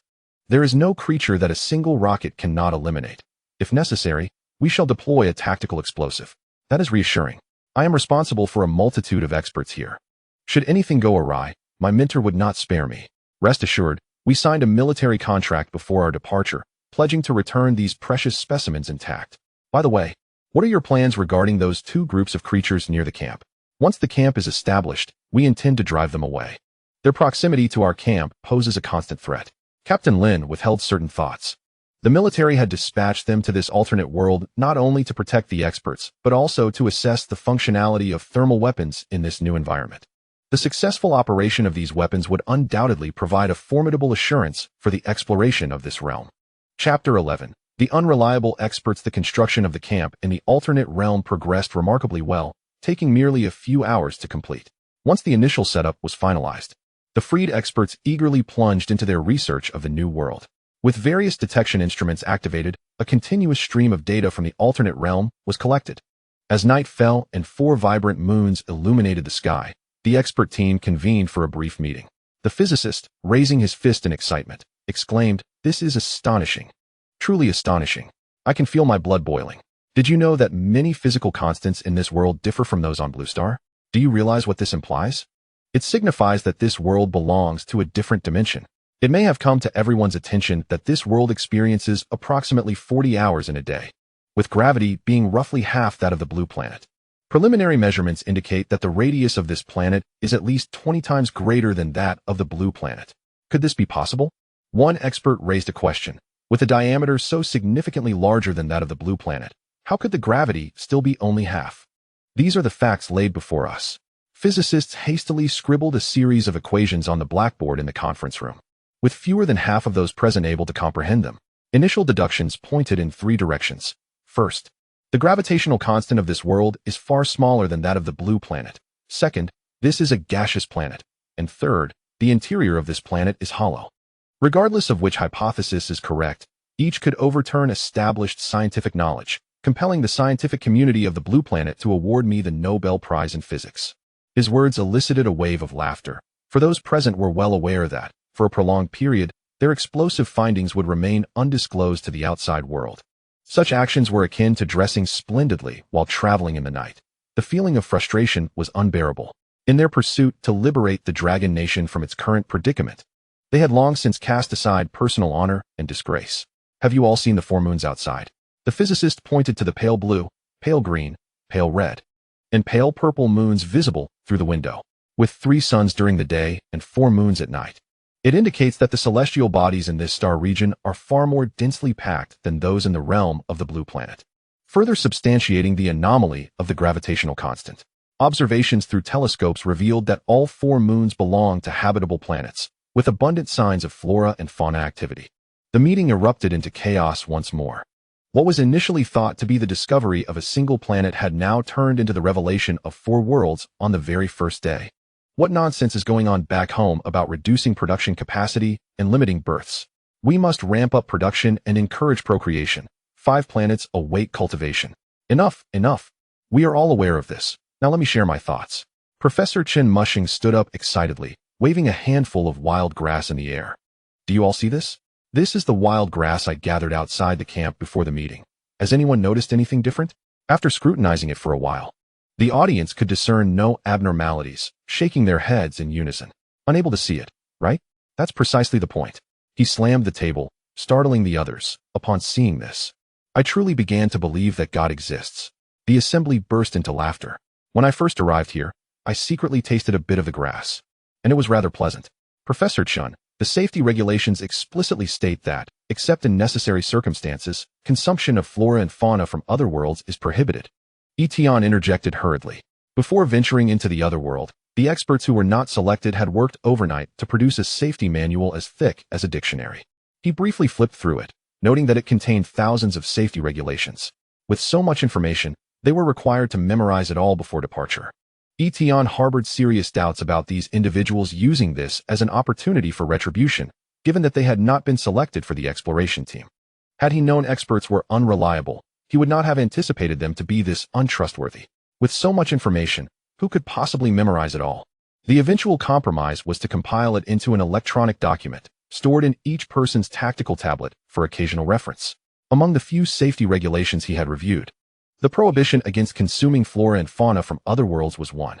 Now is the necessary time, Professor Chen asserted solemnly. With such a vast world, relying solely on supplies from the blue planet is impractical. Sooner or later, we will need to obtain food sources from this other world. I willingly offer myself to be the new era's pioneer in testing various plants, contributing to the exploration of this entirely new world for the Dragon Nation. As he spoke, he slapped a piece of paper on the table, stating that he had prepared his will, asking Captain E to keep it safe. Tian was left in disbelief. Were all these experts so headstrong? Did they resort to fisticuffs at the slightest disagreement? Silently, he pushed the will back, surmising it would likely not be needed after such a considerable amount of time had passed. Professor Chen smiled sheepishly as he tucked the will away. What I wish to convey is that the biology of this world bears striking resemblances to that of the blue planet. For instance, the biological composition is primarily carbon-based. The plant cells are quite similar to those on the blue planet, and the animal cells are considerably larger. A series of technical terms were uttered, and the majority of experts could comprehend them. It is certain that some flora and fauna in this world can be consumed by humans, and there is reason to believe that this world may very well give rise to humanoid beings, possibly even intelligent life. Upon this declaration, the assembly erupted in uproar. Since the dawn of human civilization, humanity has gazed longingly at the stars, hoping to find beings akin to themselves among the vast universe. Yet, thousands of years have elapsed, and humanity has repeatedly proven itself to be the orphan of the cosmos, having never discovered any concrete evidence of extraterrestrial life. Now, having just arrived in this other world, an expert proposes such sensational conclusions. Professor Tian, how did you arrive at this conclusion? Tian knew full well that not only did humanoid beings exist in this world, but they also bore a striking resemblance to humans, and he had even encountered them. However, he had only broached this topic during the Tri-Province Council meeting, and the others were entirely unaware. Have you all not noticed the peculiarities of this campsite? He stamped his foot, stating that while observing the wild grass on the ground, he inadvertently discovered a number of shiny stones arranged in a regular pattern on the grass. These stones had been meticulously polished and arranged into geometric designs, achievable only by intelligent beings. Tian was taken aback by such an answer. The last time he crossed over, the grass had only grown to a height of about a foot, and since he had to deliberately seek out the humanoid being's placement of the items, he easily recognized the pattern. This time, upon his return, the grass had grown to waist height, and since he had arrived during the height of the sun's intensity, no one had noticed the glow emanating from the teleportation array. The heated discussions continued well into the night, transforming a brief meeting into an extraordinarily lengthy one. Under Tian's urging, the experts reluctantly returned to rest. Chapter 12. The debut of firearms in the Otherworld in the early morning. Tian was awakened by the sharp sound of gunfire. He sprang up from the narrow bed and looked outside to see Captain Lin tinkering with firearms in the distance. Relieved, he walked towards where Captain Lin was. Both researchers and combat personnel in the camp were already up early. There was a time difference of over 10 hours between the blue planet and this other world, and many needed to adjust their schedules. Additionally, the excitement of just arriving in the other world kept many from sleeping, resulting in an all-nighter of work. Upon reaching Captain Lin, he inquired about the gunfire so early in the morning. "E-team, your words yesterday reminded me," he said, tossing a large-caliber sniper rifle to Tian. "Care for a couple of shots?" Captain Zhang and the others had seen Tian's battle video with the giant lobster, and the weaponry brought this time was all large-caliber, high-power equipment. A smaller caliber would significantly reduce effectiveness against large creatures like the giant lobster. Following the principle of being prepared for the worst, the sniper rifle in his hands was already the smallest caliber weapon available. The primary weapons of the team consisted of 35mm sniper grenades and 127mm heavy machine guns. The only concern was the limited amount of ammunition, sufficient for only 12 low-intensity defensive battles. Given the high oxygen content in this world, the explosive power of the ammunition would surely exceed that of the blue planet, necessitating pre-testing of the weapons we brought. Tian accepted the sniper rifle, expertly chambered a round, aimed, and fired. A dull thud echoed, and the immense recoil nearly sent him sprawling. The recoil was much greater than that of the blue planet. The gravity here is notably lower. The ammunition possesses greater potency, and the recoil is significantly stronger. Your performance has been commendable. Rubbing my sore shoulder, I pondered whether the formidable weapon we brought could still be of use. It should not pose a problem.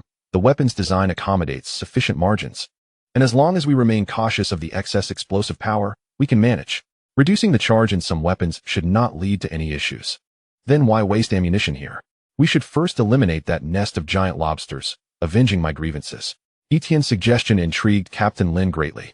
Clearing the vicinity of hazardous creatures was one of the pivotal tasks set prior to our arrival.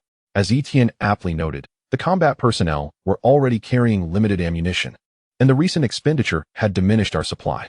We must swiftly drive away those giant lobsters nearby. You take this gun, I'll summon some help. Before long, 3 fully armed team members appeared, and along with the 2 of us, we formed a contingent of 5, making our way toward the riverbank. Through the binoculars, I observed a dozen massive lobsters basking in the sun, occasionally a smaller specimen emerging from the water. We had dubbed these creatures thick-shelled shrimp last night. Professor Chun had informed me to capture a couple of live specimens today. What do we need to catch them for? I inquired. It was said they would be subjected to dissection to study their physiological structures. Tian pointed to the largest one. Do you see that one? It was the very creature that chased me, and the eye I shot out was its. Impressive. An ordinary person daring to confront such a colossal thick-shelled shrimp, I remarked. Well, I had no choice.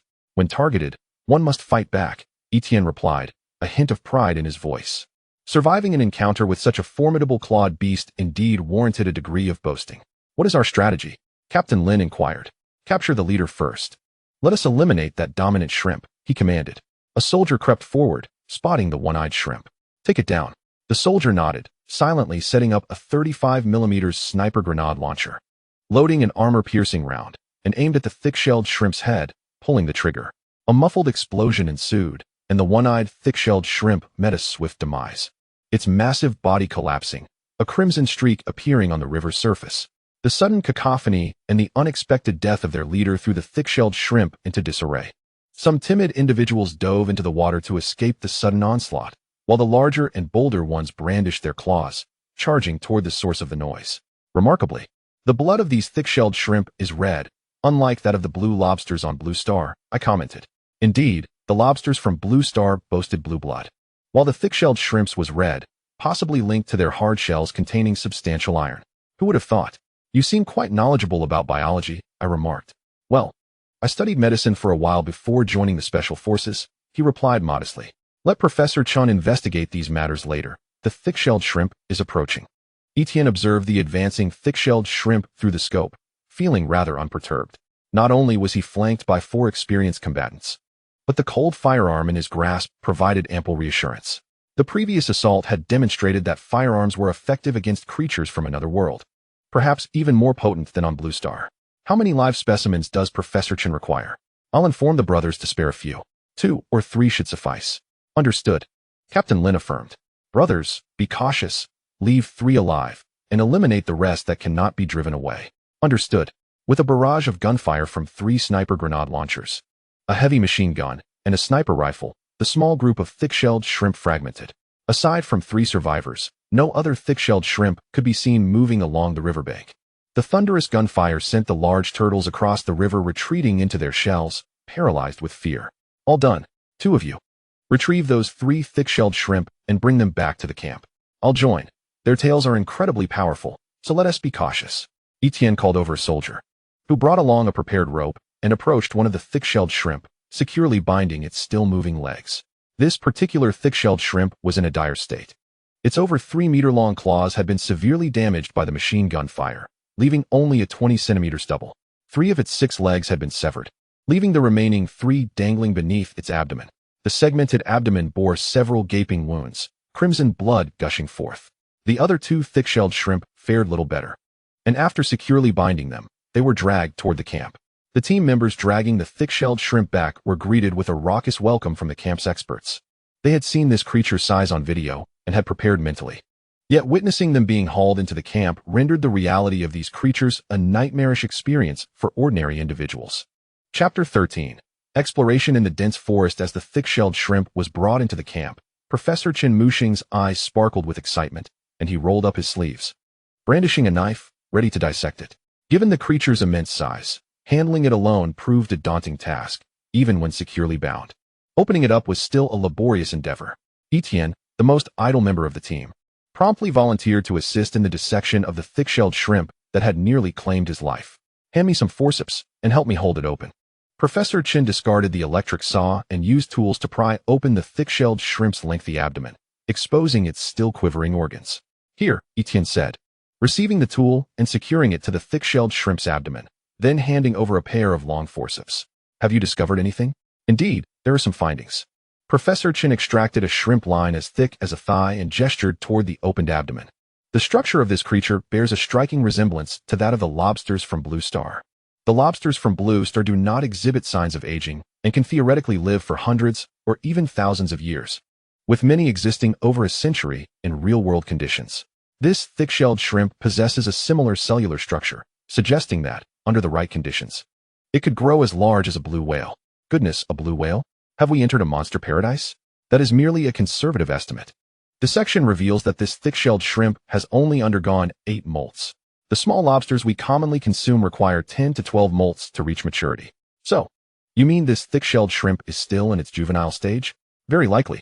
I discovered shell cells within its exoskeleton, indicating that the thick-shelled shrimp's shell can grow alongside its body.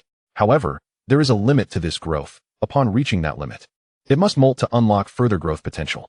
Professor Chun, since this creature resembles the lobsters from Blue Star so closely, could they be relatives?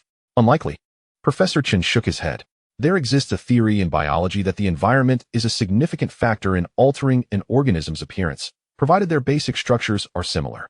Even on Blue Star, small lobsters and large lobsters appear almost identical, yet they belong to different families, not to mention this creature from an unknown dimension. Alright, such a complex issue is best left for you to ponder. I'll continue to serve as your assistant. As the day wore on, Tian had acquired an array of peculiar knowledge from Professor Chun. For instance, based on his conjectures, the organisms in this world might evolve toward two extreme directions. One type of organism possesses gigantic cells within its body, which continuously expand in size, allowing it to gain a competitive advantage and become a natural predator. The thick-shelled shrimp falls into this category, as it contains individual cells exceeding 1 centimeter in size. It is these colossal cells that enable its remarkable growth. Another type of organism harbors high-energy cells. While they may not be particularly large, their cells efficiently store and utilize biological energy, resulting in enhanced physical capabilities. A beetle he captured yesterday exemplifies this category. Although it was only the size of a fist, it could effortlessly shatter glass, demonstrating astonishing strength. The two individuals toiled tirelessly for most of the day, disassembling the unfortunate thick-shelled shrimp. Aside from preserving the intact shell, the remaining parts were meticulously categorized and arranged in glass containers, preparing to be transported back to Blue Star for further research. On the third day, Tian refrained from wandering around the camp, fearing that Professor Chun might conscript him for labor, and instead volunteered to participate in the exploration of the surrounding area. His assigned mission was to explore the otherworldly realm, although he was still unclear on how to meet the exploration criteria. Regardless of the reasoning, it was imperative for him to personally engage in the exploration tasks. The combat team's objective today was to delve into the depths of the forest. After concluding the operation against the thick-shelled shrimp the previous day, Captain Lin led his team to patrol both upstream and downstream along the river, discovering no other threatening species. The view near the riverbank was relatively open, and with drones monitoring continuously, the likelihood of sudden incidents was low. However, the situation near the forest was entirely different. Characterized by towering trees and a labyrinthine underbrush, with eerie, beastly roars occasionally echoing, which deterred them from recklessly entering. The reconnaissance drones had conducted numerous sweeps, uncovering a plethora of previously unseen flora and fauna, but no other significant discoveries. Last night, the Special Operations Team reported that a drone tasked with patrolling the northeastern sector had crashed approximately 1,000 meters from the camp. During the second round of reconnaissance dispatched from an adjacent defense zone, they observed humanoid figures wandering within the jungle. This revelation immediately heightened Captain Lin's alertness. The combat personnel remained vigilant throughout the night, anxiously awaiting dawn's arrival. Their concerns about a surprise assault on the camp were unfounded, as they passed the night unharmed. As daylight broke, after arranging the guard personnel, Captain Lin reported last night's findings to Tian, the team leader. Tian speculated that the humanoid figures they had encountered were likely the same anthropomorphic beings he had previously observed. If they were indeed those exquisite entities, the potential for danger seemed minimal. At his insistence, after a 4-hour rest, all combat personnel proceeded to investigate the suspicious area that had manifested the previous night. Navigating through the primordial jungle proved arduous. After over an hour of trekking, Tian leaned against a towering tree, wiping the sweat from his brow. Let us hold on.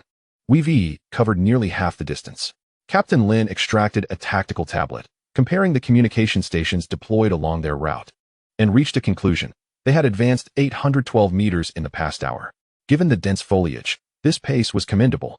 Fully armed, they faced the challenge of traversing a pathless jungle, requiring chainsaws to clear the way with every step. Tian felt fortunate, as he bore no extra burden aside from his equipment, yet he still found himself utterly fatigued. I need to take a breather. Continuing like this may lead to exhaustion. All right, everyone spread out and remain vigilant of your surroundings. Reluctantly, Captain Lin instructed 3 of his team members to disperse, while he stayed close to Tian to guard against unforeseen incidents. Captain Lin, have the video analyses from last night yielded any results? Not yet. He retrieved the footage captured last night and played it on the tactical tablet. Look, this is the footage taken with the low-light night vision device. Tian leaned in, observing several white shadows slowly moving amidst the green foliage. The distance was too great to discern many details. After reviewing the footage twice, without gaining any clarity, Tian realized it was unlikely he could decipher anything that even specialists struggled to interpret. Is there no closer footage? The first drone was too close and was shot down. This drone's purpose is to monitor movements from a distance. What about the footage from the first drone? Here it is. He switched to another video, which displayed a scene of red and violet hues, likely captured by an infrared camera. Initially, there was nothing unusual. However, upon reaching an anomalous area, it appeared to collide with something, and the screen flickered into static. Was it hit by something? Yes.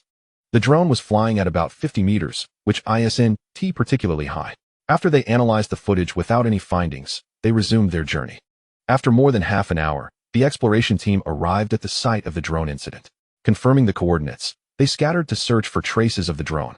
The 3 team members spread out cautiously, while Tian, holding his sniper rifle, recalled the footage he had seen earlier, aiming to inspect the surrounding trees through the scope. Soon, he spotted a black object hanging from a branch, unmistakably a human-made artifact. Captain Lin, I believe I've found the drone. Where? In that direction. See for yourself. He handed his sniper rifle to Captain Lin, indicating the location of the drone's remnants. It seemed the drone had been consumed by some creature, leaving only scraps hanging from the tree. So the drone wasn't teed down by the humanoid figures? What then of the humanoid beings we recorded? I don't know. Tian shrugged, unable to provide an answer. Suddenly, a gunshot rang out, causing everyone's nerves to tense. What happened? Captain, come quickly. There's something here at the coordinates. Let us go. Under Captain Lin's leadership, the team swiftly emerged from the thicket a short distance away.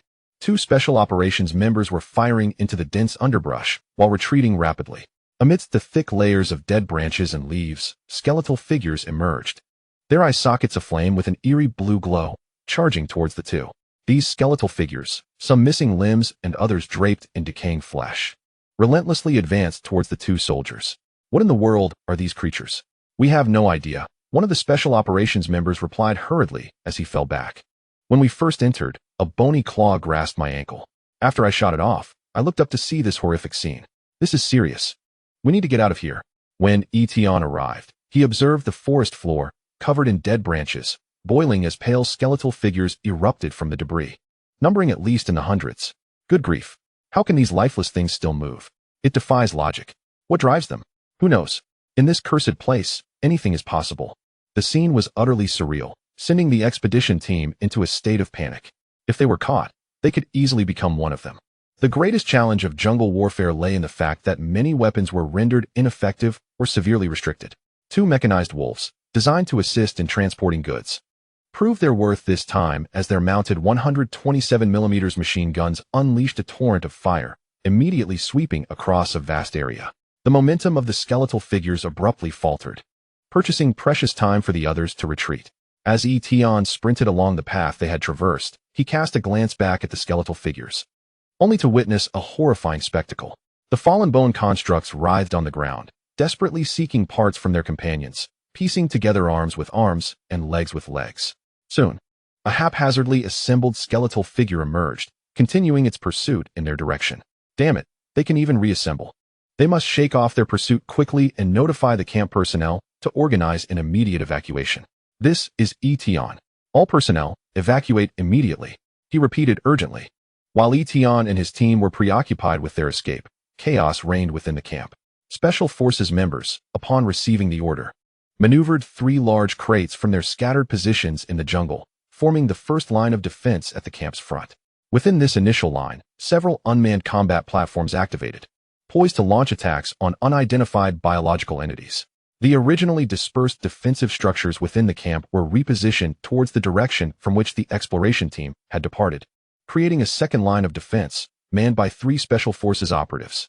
The remaining 3 members retreated into the military zone, bringing out usable weapons, ready to provide support. In the research area, experts frantically gathered the research materials acquired over the past few days. Hurry, hurry. Captain E has given us only half an hour. We must take all essential materials. There is too much vital data. Half an hour isn't enough. Not enough, but it must suffice. I've heard they encountered phenomena beyond scientific explanation. Let us be prepared to evacuate at any moment. These are precious devices. Can we afford to leave them? If we abandon them now, there will be no chance to return. Focus on the biological samples. We must take them with us. Hurry, hurry. Only 15 minutes left. Meanwhile, the situation for Tian and his team grew dire as the number of pursuing skeletal figures multiplied. Initially composed solely of humanoid constructs, more varieties of skeletal creatures began to emerge amongst them as time passed. Tian even spotted a massive skeletal serpent, measuring over 20 to 30 meters in length, its colossal body slithering rapidly through the jungle. In desperation, Captain Lin targeted the creature with a rocket, just as Professor Chen had speculated. The explosive power magnified 12-fold in this alternate world. Under the formidable destructive capability of the rocket, the giant serpent was blown in half, momentarily halting its pursuit. They fled along the path they had come, moving much faster than before, especially with a horde of dangerous skeletal figures trailing behind them. In just 25 minutes, they spotted the camp. Quickly, the camp is within sight. Let us push on. Captain Lin encouraged the team, personally wielding a machine gun to intercept the skeletal figures pursuing them. Tian, supported by a special forces operative, was the first to emerge from the forest. Chapter 15. Individual cloud explosive. The escape through the dense forest, spanning less than 1,000 meters, left Tian utterly exhausted. As an ordinary person, he could not significantly enhance his physical fitness in such a short time despite days of intensive training. The exploration team emerged from the thicket, immediately drawing the aim of nearby automated sentry towers. Thanks to their enemy identification signals, the towers refrained from firing upon them. Get out of here quickly. Those skeletal figures are closing in. Captain Lin was the last to emerge from the jungle, calling for everyone to take cover in the temporary shelter. No sooner had everyone left the thicket than a multitude of pale skeletal figures surged forth, clattering ominously as they rushed toward the camp. The automated sentry towers opened fire without hesitation, their fiery tongues knocking them down repeatedly. Amidst the brief skirmish, the experienced Captain Lin keenly identified a weakness in the skeletal figures. These creatures were all hollow. Most of their body parts could be repaired using parts from their companions. But the blue flames in their eye sockets were irreplaceable. Realizing this, Captain Lin promptly alerted the station personnel over the communication channel. Target their heads. The blue flames are their weakness. The alerted defenders quickly adjusted their attack strategy, and in a moment, many of the skeletal figures charging toward the camp collapsed, unable to rise again. The defensive firepower of the camp itself far exceeded that of the meager exploration team, and with the return of the exploration members, the defensive strength was further bolstered. The onslaught of the skeletal figures was swiftly suppressed, and fewer emerged from the jungle. Perhaps realizing that blind charges were futile, or perhaps the attacking skeletal figures had been exhausted, they adjusted their strategy. Be careful. Everyone, take cover. Back at the camp, Tian regained his composure and, using binoculars, observed the skeletal figures launching bone spears from the jungle. These spears varied in length, some as thin as human ribs and others as thick as a cow's thigh. They glowed a ghastly white as they rained down upon the camp. Captain Lin, who had instinctively taken cover, suddenly felt a chill as a bone spear, as thick as an arm, pierced through the titanium alloy shelter. Boom! A series of moderate explosions followed, prompting him to instinctively drop to the ground. The spear embedded in the steel plate detonated, scattering bone fragments. Captain Lin felt a burning sensation on his back, although the blast had not been powerful. Its proximity had been alarming. Had he not been wearing body armor, he would have surely been impaled by the bone shards. Lin, are you all right? Tian's anxious voice crackled through the communication channel, having witnessed a bone spear explode perilously close to Captain Lin. Cough, cough. I'm fine, he managed to reply. As the white smoke cleared, Captain Lin rose, crouching as he swiftly advanced towards the second line of defense. Exploration team, fall back to the second line. Where's the cloud explosive? Fire it at them. They had brought 3 individual cloud explosives as a trump card for this mission. These devices had a large kill radius, making them ideally suited for dealing with numerous foes. Captain Lin, we have one here. The other 2 are ready to launch at any moment. Hand it over.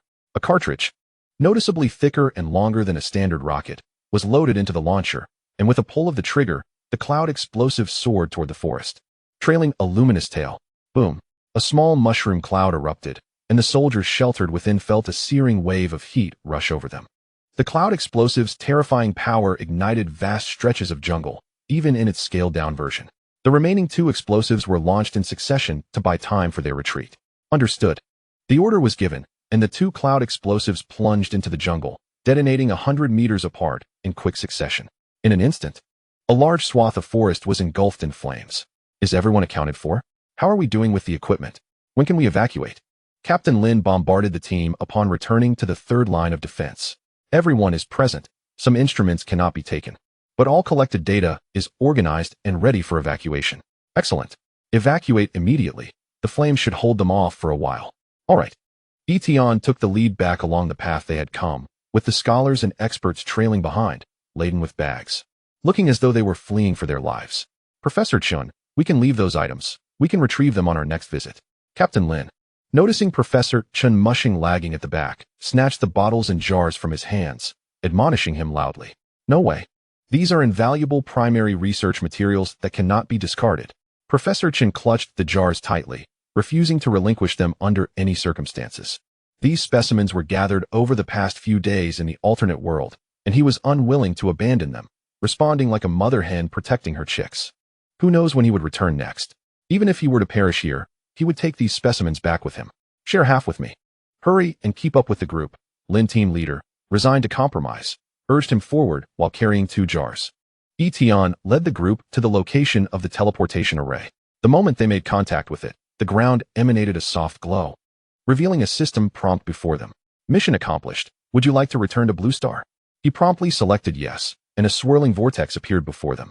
Hurry. The passage back to Blue Star has been established. This return was markedly different from the last.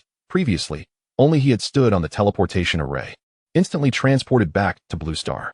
This time, however, a portal manifested, likely due to the team mission, ensuring that all members could evacuate safely. Quickly. Our time is limited. Lin, team leader, bringing up the rear, noticed numerous skeletal figures emerging from the inferno, smoke billowing from their charred forms, relentlessly charging towards them. In Pingqing City, within the underground base, academician Li Jiangguo paced anxiously before the mirror. Since the exploration team had entered the alternate world, the mirror had remained dormant. They were oblivious to the events transpiring on the other side, only aware that the appointed time was drawing near. A concerned researcher in a lab coat queried, academician Li, do you think the exploration team might be in trouble? They should be fine. They were merely collecting data from the alternate world, and I warned them not to stray too far from the camp. The alternate world is fraught with peril, and I hope they return safely. Academician Li, we have detected anomalous energy fluctuations. A researcher rushed in with excitement, holding a tablet. The energy waveform and readings were identical to those recorded when the teleportation array was activated. They were coming back. Immediately notify the garrison to prepare for any unforeseen incidents. Alarms blared throughout the base as fully armed soldiers surged from their posts, assembling in the central area. The mirror's patterns flickered, and everyone present focused intently on the isolation chamber housing the full-length mirror.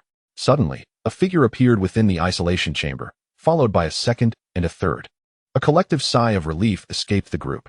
When Tian emerged last from the isolation chamber, he shouted, cut off the energy supply. Behind him, several dark, smoking skeletal claws reached out, followed closely by a rounded skull. Those witnessing the scene collectively gasped in shock. Chapter 16. Undead Creatures?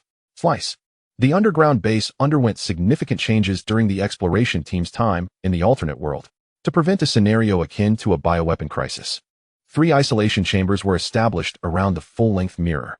The innermost chamber was the most fortified, constructed entirely from special alloy steel, with disinfection devices and 10 dismantled 1130 close-in weapon systems from the Navy suspended from the ceiling.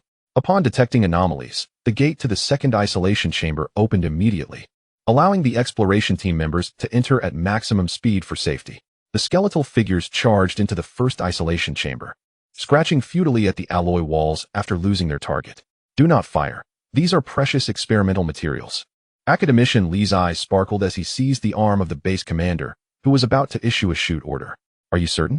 These creatures seem highly aggressive. If they escape, they could pose an immeasurable threat to Blue Star. Li scoffed. You must have watched too many American action films, given their lethality. Do you truly believe they could impact Blue Star? You underestimate the level of civilization on Blue Star.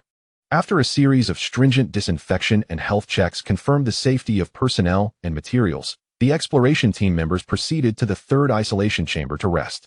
According to the newly established Manual for Alternate World Development, individuals returning from the alternate world were required to undergo a 7-day quarantine. Tian lay on the bed assigned to him, feeling restless. Having returned from the alternate world without any issues last time, he found this quarantine a waste of time. As he returned to Blue Star, a system prompt echoed in his mind. Congratulations, host. On successfully completing the alternate world exploration mission and discovering the undead race among the myriad races of the alternate realm, rewards are being dispensed. He was taken aback. Myriad races? What an absurd world to discover with over 10,000 races. The undead race. Were those skeletal figures the legendary undead? No wonder they exhibited such resilience. Unfortunately, the system only provided a name without further details. Setting that concern aside, he knew others would handle it. He was more focused on the rewards dispensed by the system. Tian sat up, feeling the changes within him. The reward for this mission partnered with a unique affinity for magical energy. The system had provided no introduction to this so-called affinity, suggesting it required personal exploration. The 7-day quarantine was the perfect time to familiarize himself with this newfound ability. Soon, he realized there was a gentle warmth flowing within him, responding to his thoughts. This warmth was likely the magical energy the system mentioned. Gradually, he discovered numerous applications for this energy. For instance, when he concentrated the energy in his eyes, they emitted a faint blue glow, enabling him to see further and more clearly, even perceiving the flow of electricity within the isolation chamber. By channeling the magical energy to his hands, he could draw electricity from the sockets, replenishing his internal energy reserves. It was no wonder he had consumed over 50,000 kilowatt-hours in his rental apartment. The energy required to activate the teleportation portal must have stemmed from electrical conversion.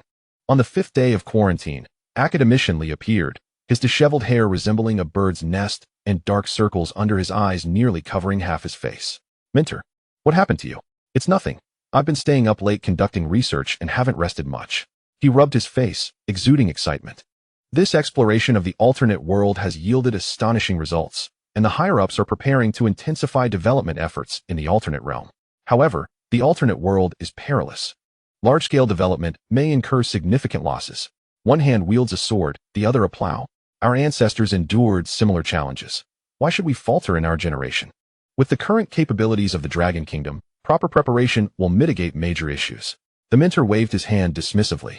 I'm here to inquire about those skeletal figures.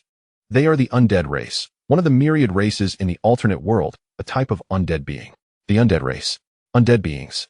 The mentor's eyes gleamed with curiosity. It's a pity I'm not a biologist. I can't conduct in-depth research on them. Are there any problems with these undead? None at all. The base personnel have confined them in specially designed cages, and Professor Tian is leading a team to study them. Does he not require quarantine? Of course he does. He resides next door. He pointed to the adjacent room. Those undead are truly remarkable. Their life forms resemble energy beings. Energy beings? How so? Do they not possess a physical form? Tian found this puzzling. They clearly had physical forms, yet were classified as energy beings. I'm not entirely sure. You can ask Professor Chen when you have the chance. I came to inquire about your understanding of them, and it appears your knowledge is quite limited. Hehe. I only know their name. As you know, the system's nature requires personal exploration, offering limited assistance. Indeed, the presence of the system has greatly aided us. The statement you recently made is imbued with a remarkable depth of information, yet its utility seems rather limited. Tian, feeling somewhat helpless, reminisced about the systems of others before his transcendence, which were exceedingly considerate.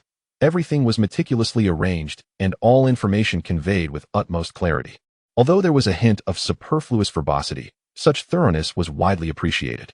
In stark contrast, his own inadequate system required him to analyze both task details and hints independently. Fortunately, he chose to submit his findings promptly, with Longhua as his backing, establishing a team of experts dedicated to analyzing the information provided by the system. Otherwise, he would have been oblivious to how the system could have outplayed him. The recent incursion of otherworldly beings served as a wake-up call for the higher-ups.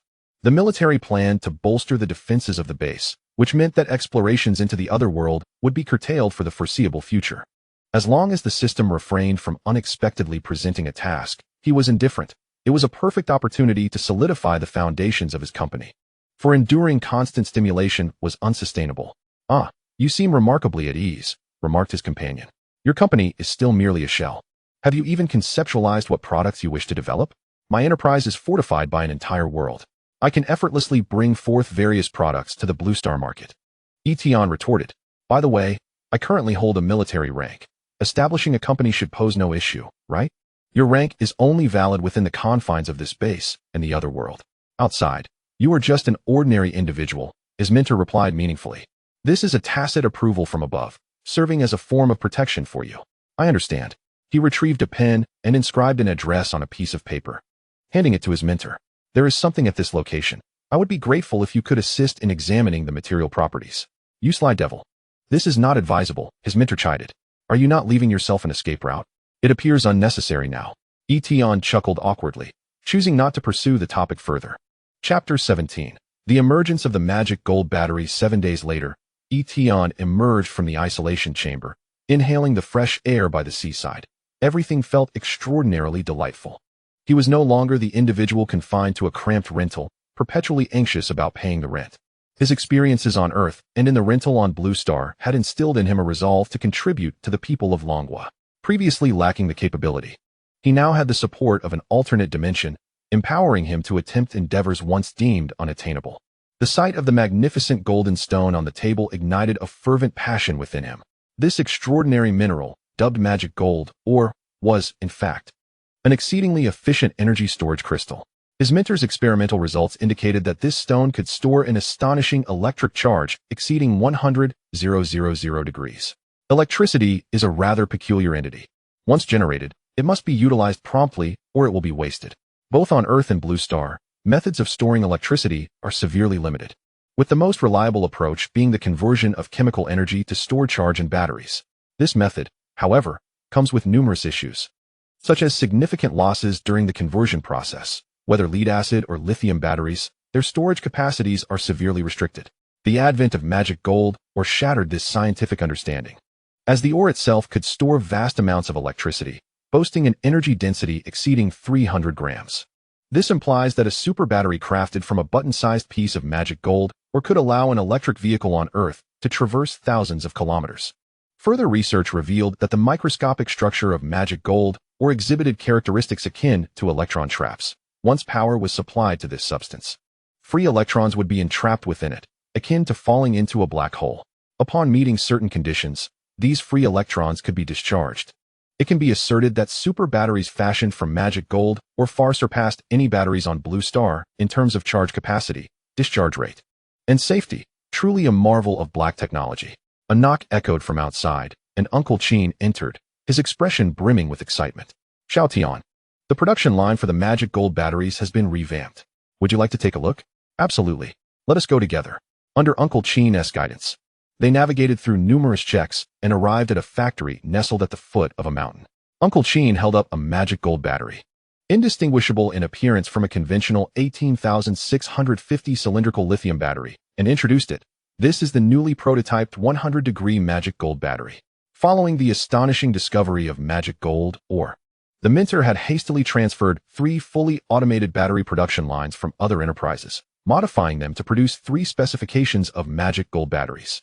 The 3 lines were designated to manufacture 100-degree, 500-degree, and 1,000-degree versions, with the remaining piece of magic gold theoretically capable of producing 1,000 sets of each. Tian picked up one and scrutinized it closely. Despite its resemblance to a standard lithium battery, its internal structure was decidedly different. Firstly, in terms of weight, the magic gold battery felt extraordinarily heavy. To meet the rigorous discharge requirements, the entire core was constructed from pure copper, naturally increasing its mass. Secondly, regarding aesthetics, the 3 specifications of the magic gold battery were adorned in white, green, and gold, exhibiting exquisite craftsmanship with no visible signs of processing. Lastly, in terms of performance, a standard lithium battery of the same size had a maximum capacity of less than 1,000 mAh, while the magic gold battery boasted a minimum capacity of 100 degrees, reaching up to 1,000 degrees, far beyond the capabilities of ordinary batteries. Upon the emergence of the magic gold battery, Tian's mind raced with potential applications for the next exploration mission. Effectively leveraging these technological marvels to bolster the capabilities of his team for the forthcoming journey to the Otherworld was of paramount importance. The introduction of such batteries could significantly alleviate the logistical burdens on vehicles and equipment, with expansive future applications. Time was of the essence. He needed to enhance the combat readiness of those heading to the Otherworld before the next mission commenced. Observing the continuous flow of magic gold batteries from the production line, he inquired, "What is the safety status of these batteries?" "You can rest assured regarding safety. The battery casing is crafted from high-strength alloys, and even if thrown into a fire, it would pose no issues," Uncle Tian responded. "As for confidentiality, Dozens of experts from Lonka Institute designed a safety system specifically for these super batteries, making it exceedingly difficult for anyone to breach it. Uncle Tian produced a design blueprint marked with the word top secret. Observe, the core components are in a vacuum state. Any violent disassembly or improper connections would cause a short circuit, thereby destroying the magic gold particles within the core. The magic gold batteries employed a triple-layered security mechanism, incorporating device coding, network identification, and physical encryption, provided that the information regarding magic gold or remains undisclosed. Other nations would be oblivious to its secrets for at least a decade. Excellent. This magic gold or should be immediately put to use. We must expedite the production of 3,000 battery sets. With the magic gold ore in place, the remaining tasks pose no difficulty. However, what is it? Xiao Tian. The demand for magic gold ore is immense. When will you return to the Otherworld to procure more? Uncle Tian's expression revealed his predicament. Ever since the higher-ups of Longwa became aware of the battery's performance, various departments had been clamoring for allocations of the magic gold batteries. However, the quantity of magic gold ore available was insufficient even for military allocations, leaving other departments' heads enviously eyeing the remarkable batteries. Requests from various departments flooded in like snowflakes, leaving the Dragon Security Department, responsible for the safety of the magic gold batteries, and the Research Department, tasked with battery production, in a state of turmoil, with personnel on edge. During this time, Qin Haichuan found himself in a bittersweet predicament, having established a connection with Tian. He had rapidly ascended from the position of bureau chief in Pingqing City to that of deputy director of Southeast Province, now fully responsible for liaising with Tian. After ascending 3 levels, I found myself so engrossed in my affairs that I scarcely had time to eat. The transformation of the base is not progressing as swiftly as anticipated, and while I am aware of the triggering conditions for the system's tasks, I remain uncertain about when I might next enter the alternate world. We must hasten our preparations. With that in mind, I will brief the relevant departments on the situation. Excellent. Let's expedite the production of the magic gold mine batteries. I'll head to the underground base to see how I can assist. As the two departed from the unmanned factory, Qin Haichuan hurried to inform the anxious departments, while Tian returned to the Star Sea Technology Building. Within the grand design of the Dragon Kingdom's elite, the secret base beneath Star Sea Technology is intended to provide a continuous supply of resources for the development of the alternate world. Peculiar items obtained from that realm are brought back for research, thus facilitating mutual exchange between the two worlds. Chapter 18. Indeed, the subsidy of billions arrives upon exiting the unmanned factory. Tian ascended to the top floor of the building. This edifice has been renamed the Star Sea Technology Building, with all rights of usage and ownership transferred entirely to Tian's Star Sea Technology Company. The underground base is undergoing rapid expansion, which does not impede the normal operations of the Star Sea Technology Building. The phone rang, and upon glancing at the screen, I saw it was my mother calling. After inheriting all the memories of the original owner, I am quite familiar with the family situation. Deep down, I still feel a slight barrier, worried that subtle differences between me and the original owner might be noticed by close friends and family. I picked up the call. Hey, Mom. I've been busy at the company. What is up? Arranged a blind date? Oh, I've been so occupied lately that I completely forgot about it. How about we reschedule? All right. In half a month, once I finish my current tasks, I'll come home. Well, there's little choice. Jobs are hard to come by, so I've had to become my own boss. Yes, my company recently received funding, and I've been swamped, barely having time to eat. Please take care of yourselves at home. It's cold there, unlike the warmth of Pingqing City. Of course, I promised to go home for the blind date. I've agreed to it. With a flustered sigh, I ended the call, realizing that even after crossing over to Blue Star, I could not escape the relentless pressure of my mother's expectations. She was concerned about my impending graduation and job prospects while simultaneously orchestrating blind dates, leaving me feeling somewhat overwhelmed. I entered the restroom to splash some water on my face and then sat at the spacious desk. I understood well that the reason the Dragon Kingdom's higher-ups were providing venues and funding, while also facilitating policies, was to firmly bind me to their nation.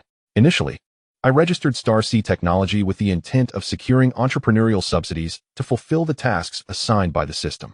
After much contemplation in recent days, I resolved to properly manage Star Sea Technology. Firstly, having such a company will significantly ease my endeavors on Blue Star. The resources acquired from the alternate world possess immense value, which I cannot fully exploit alone. A large team is necessary to maximize the potential of these extraordinary items. Secondly, the emergence of the alternate world may have remained concealed temporarily, but it cannot be hidden indefinitely, other nations will eventually discover it. Under external pressure, the opening of the alternate world to the outside is not out of the question. Once it becomes accessible, this company can openly conduct business across both realms, which would undoubtedly be immensely beneficial for me. Lastly, based on the hints provided by Uncle Tian, the higher-ups of the Dragon Kingdom are pleased to see me develop the company. If I continued to exist as a penniless, unemployed youth, I could be easily lured away by foreign powers. However, should I establish a significant presence within the Dragon Kingdom, it would become substantially more challenging to leave for other nations. Of course, I have never contemplated moving to another country. The Dragon Kingdom resembles the nation from which I traversed, and having finally found my footing, I would not foolishly seek out trouble. It is time to demonstrate my true capabilities. I cracked my knuckles and opened the company account, revealing a staggering sum of 10 billion dragon coins lying within. A satisfied smile crept across my face. This money was the billion-dollar subsidy that old Zhao had secured for me before his departure, serving as compensation for the alternate world. After establishing cooperation with the Dragon Kingdom, not only was my previous debt of 50,000 cleared, but the central bank also granted Starseed Technology a loan with a term of 99 years at an annual interest rate of 0.01. With this capital, I could undertake any venture within the Dragon Kingdom or even Blue Star, having crossed over with the memories of Earth in this substantial funding. Failing to make a mark in the Dragon Kingdom would be a disservice to the title of a traveler. Satisfied, I closed the account and, after a moment of contemplation, opened my computer to begin drafting designs. During the days I had been isolated, I had not been idle. I recalled the technological advancements of Earth before my traversal. From the new model of Dongfeng Express to various types of drones, unmanned combat equipment, and even unmanned vessels, I possessed extensive knowledge of 6th-generation fighter jets. Most of this equipment is only in the preliminary stages, some merely existing as concepts. Thus, constructing them in a short time frame is unrealistic. However, simpler items can still be considered, particularly with the black technology of the magic gold battery at hand. Many previously inconceivable pieces of equipment could be developed. Due to the current size limitations of the teleportation array, I cannot transport overly large equipment into the alternate world, leaving me with a limited selection. After careful consideration, unmanned combat units and the CAT vehicle emerged as viable options. The system's task imposes a limit on personnel, but does not restrict the quantity of resources transported. As long as energy supply is sufficient, transporting an ample amount of materials poses no issue. The energy supply cables within the underground base are currently being laid, and soon, energy supply will no longer be a bottleneck. If personnel are lacking, then we shall compensate with equipment. How formidable is the alternate world? Before the industrial prowess of Cthulhu's production capabilities, it shall tremble. 2 days passed, during which I confined myself to my top-floor office, diligently sketching weapon designs. Thanks to my prior drawing skills, although the designs lack intricate details, they at least convey the general concepts. I pondered whether these sketches would prove useful. After all, I cannot accomplish everything alone. Looking at the computer screen filled with various sketches, I felt a twinge of uncertainty. I picked up the phone and dialed the number for the Base Research Institute. The other end connected swiftly. Hello, is this my mentor? Ah, Tian.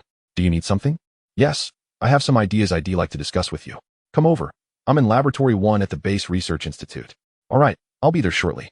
After hanging up, I grabbed the sketches and hurried towards the elevator. The entire base is divided into above-ground and underground sections. The underground part originally had a space comparable to the surface, but has been undergoing relentless expansion since the teleportation array was relocated here. Each time I visit, I am astonished by the changes within the base. For instance, I distinctly remember that the dedicated elevator to the base only reached the 20th floor during my last departure. Yet now it has expanded to the 25th. Achieving such progress in just over 10 days is hard to believe. Stepping out of the high-speed elevator and navigating through countless construction machines and workers, I arrived at the Research Institute located in the northeast corner of the underground base. Chapter 19, A Bear Pole, Request Personnel from Above. After passing through numerous identity verifications, I entered Laboratory 1 and found my mentor busily engaged at the experiment table. As he approached, the mentor looked up and said, "Please wait a moment while I finish reviewing this section of data." Without further words, he pulled over a chair and patiently waited nearby. The first laboratory, evidently newly established, was crammed with various research equipment, and the pungent odor of formaldehyde mingled with an array of experimental chemicals, creating an uneasy atmosphere. Not long passed. After about 10 minutes, the mentor paused his work and approached, inquiring, "I haven't seen you for 2 days. I thought you might have taken a vacation." "Not at all," Tian replied earnestly. Everyone is diligently working towards exploring the Otherworld. How could I afford to be idle? After confirming the existence of the Otherworld a couple of days ago, a significant sum was injected into Shanghai technology from above. I was considering utilizing those funds to accomplish something worthwhile. That's excellent news. What are your thoughts? I'd love to hear.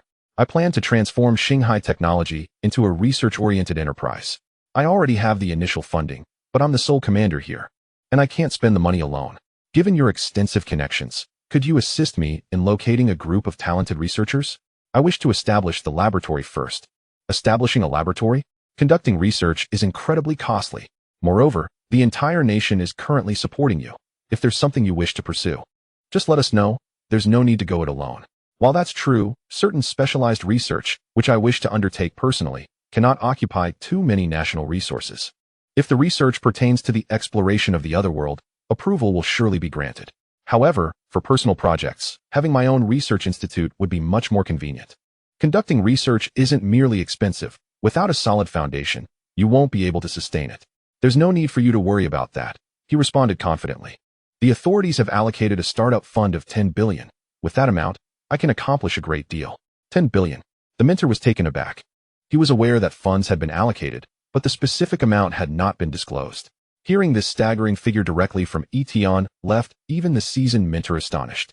With such a substantial sum, what areas do you plan to research? Unmanned combat units and exoskeleton systems. Tian's proposed directions once again surprised the mentor. These two fields could not possibly be realized with just 10 billion. Are you certain you've thought this through? I have. Unmanned combat equipment speaks for itself. Under the current technological framework of Blue Star, we are merely in the infancy of development. Even with the support of magic gold batteries, producing a usable unmanned system, complete with servos and mechanical structures, is not something that can be achieved in a short time. As for the exoskeleton system, it is still entirely conceptual and has a long journey ahead before it comes to fruition. This is purely a personal whim of mine. As a devoted fan of Iron Man, that dazzling suit of armor is the dream of countless men. The emergence of magic gold batteries has, in essence, resolved the most significant energy core issue. Although this technology is worlds apart from Iron Man's arc reactor, it is at least within the realm of possibility. With ample funding and an energy core, if I don't attempt to bring this to life, I would regret it for a lifetime. I have given it due consideration. The 10 billion is merely the startup capital. We also have the Otherworld to leverage. I can trade some materials from the Otherworld and sell them to the state for research resources, can I? Haha. If you manage to procure more of that type of metal, not only could you exchange it for research resources, but you could even persuade the Dragon Academy's Materials Research Institute to establish a separate branch for you. Hey, no need for such exaggeration. Just help me introduce some people. How about this? I'll call Minister Wang from the research department, and you can speak directly with him. Great. The mentor picked up the secure phone in the base and dialed the direct line to the Dragon Academy. Before long, a robust voice came through the receiver. Hello? Who is this? Old Wang, it's Li Jiangguo. Hey, Old Li, aren't you currently involved in a top-secret mission? What brings you to call me? Are you aware of the Tianmen project? The core figure, Tian, wishes to request some personnel from you. Ask him what his specific requirements are. Upon hearing the mention of the Tianmen project, the person on the other end immediately became serious.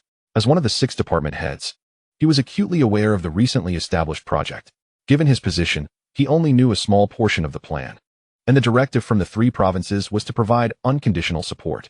He promptly replied, "No problem. I'll allow him to speak directly with me." After disconnecting, the mentor gestured for Tian to take the call. "Hello, Old Wang, this is Tian. I apologize for the interruption." "Haha, no need to be so formal. You are a person of special consideration from above. I wouldn't dare to neglect you." The man on the other end chuckled heartily, easing the atmosphere between them. "Feel free to express your needs. I will do my utmost to accommodate. I have a company called Shanghai Technology, and we have a location set up. With some funds available, I'm looking to undertake some projects, but lack suitable personnel. I don't expect to rely on research giants. So I hope you can arrange for some young researchers to come over. Those willing to join will receive salaries at least twice their original unit's compensation, depending on their level." "Oh, so you're planning to invest in some costly research?" "Indeed. I aim to research unmanned combat units and exoskeleton systems, preferably with a focus on military design. These are significant projects. How much funding do you have for this?" "The first tranche has already been received. Once it's spent, I'll find a way for the subsequent funds." "All right. How many personnel do you need?" "The more, the better. I have ample space here, and research funding is sufficient. Please arrange for the personnel to arrive quickly. I'm in a hurry. Understood. I'll prepare the list and have them come over right away. After hanging up, Old Wang immediately utilized his internal authority to review Tian's information. Interesting, Shanghai Technology? They have received a staggering investment of 10 billion. Upon seeing that incredible figure, a cunning smile spread across Old Wang's face. You wish to acquire a large number of young researchers? Just as well. I have been struggling to place many excellent candidates. He promptly convened a meeting with relevant personnel to finalize the list. The confidentiality level of the Tianmen project was exceptionally high. While he was unaware of the exact nature of Tian's research project, the personnel sent from his side had to be reliable. After thorough screening, a list of over 500 names was freshly compiled.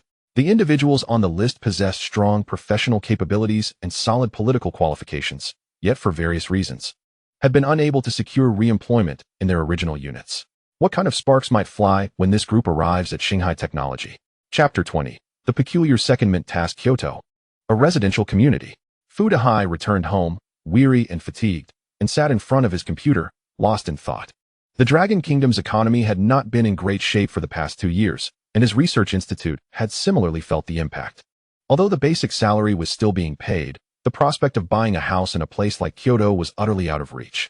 Not owning a home meant he could not establish roots in Kyoto. Would he really have to return home in disgrace? Once the first student from his village to gain admission to Shuemu University, he found it unacceptable that he could not secure a foothold in Kyoto. Yet, obtaining the qualification for housing allocation within a research institution was no easy feat. A host of senior colleagues were ahead of him in line, leaving no chance for a young researcher in his 30s. Honey, are you still busy? His wife's voice drifted in from outside the study, and he sighed as he walked over to open the door. Not at all, just got back. Let us sit down and rest for a bit. Honey, I want to discuss something with you. As his wife entered the room, she gently urged him to sit on the sofa in the study. Over the past few days, she had been inquiring about a commendable apartment in the Dongqing district, priced under 3 million. Why not wait 2 more years to view it? Just give me some time, and I will surely manage to gather the down payment, he replied, wiping his face and cradling his head in despair. Is a 3 million yuan property exorbitant? In truth, it is not. In Kyoto, where every inch of land is precious, there are countless individuals capable of paying 3 million in cash. Yet, he could not even muster the down payment. With a 30 down payment, the costs for a 3 million yuan property amount to at least 1 million. Having only worked for a few years, he had spent a significant portion of his savings on their wedding, leaving him with half of what he had. After 2 years of frugal living, their combined savings barely reached 300,000, a shortfall of 700,000. With his monthly salary being less than 150,000, would require at least 56 years of austerity to bridge. Not to mention the expenses for renovations once they acquired the property. The prospect of buying a home was, without question, beyond their current means.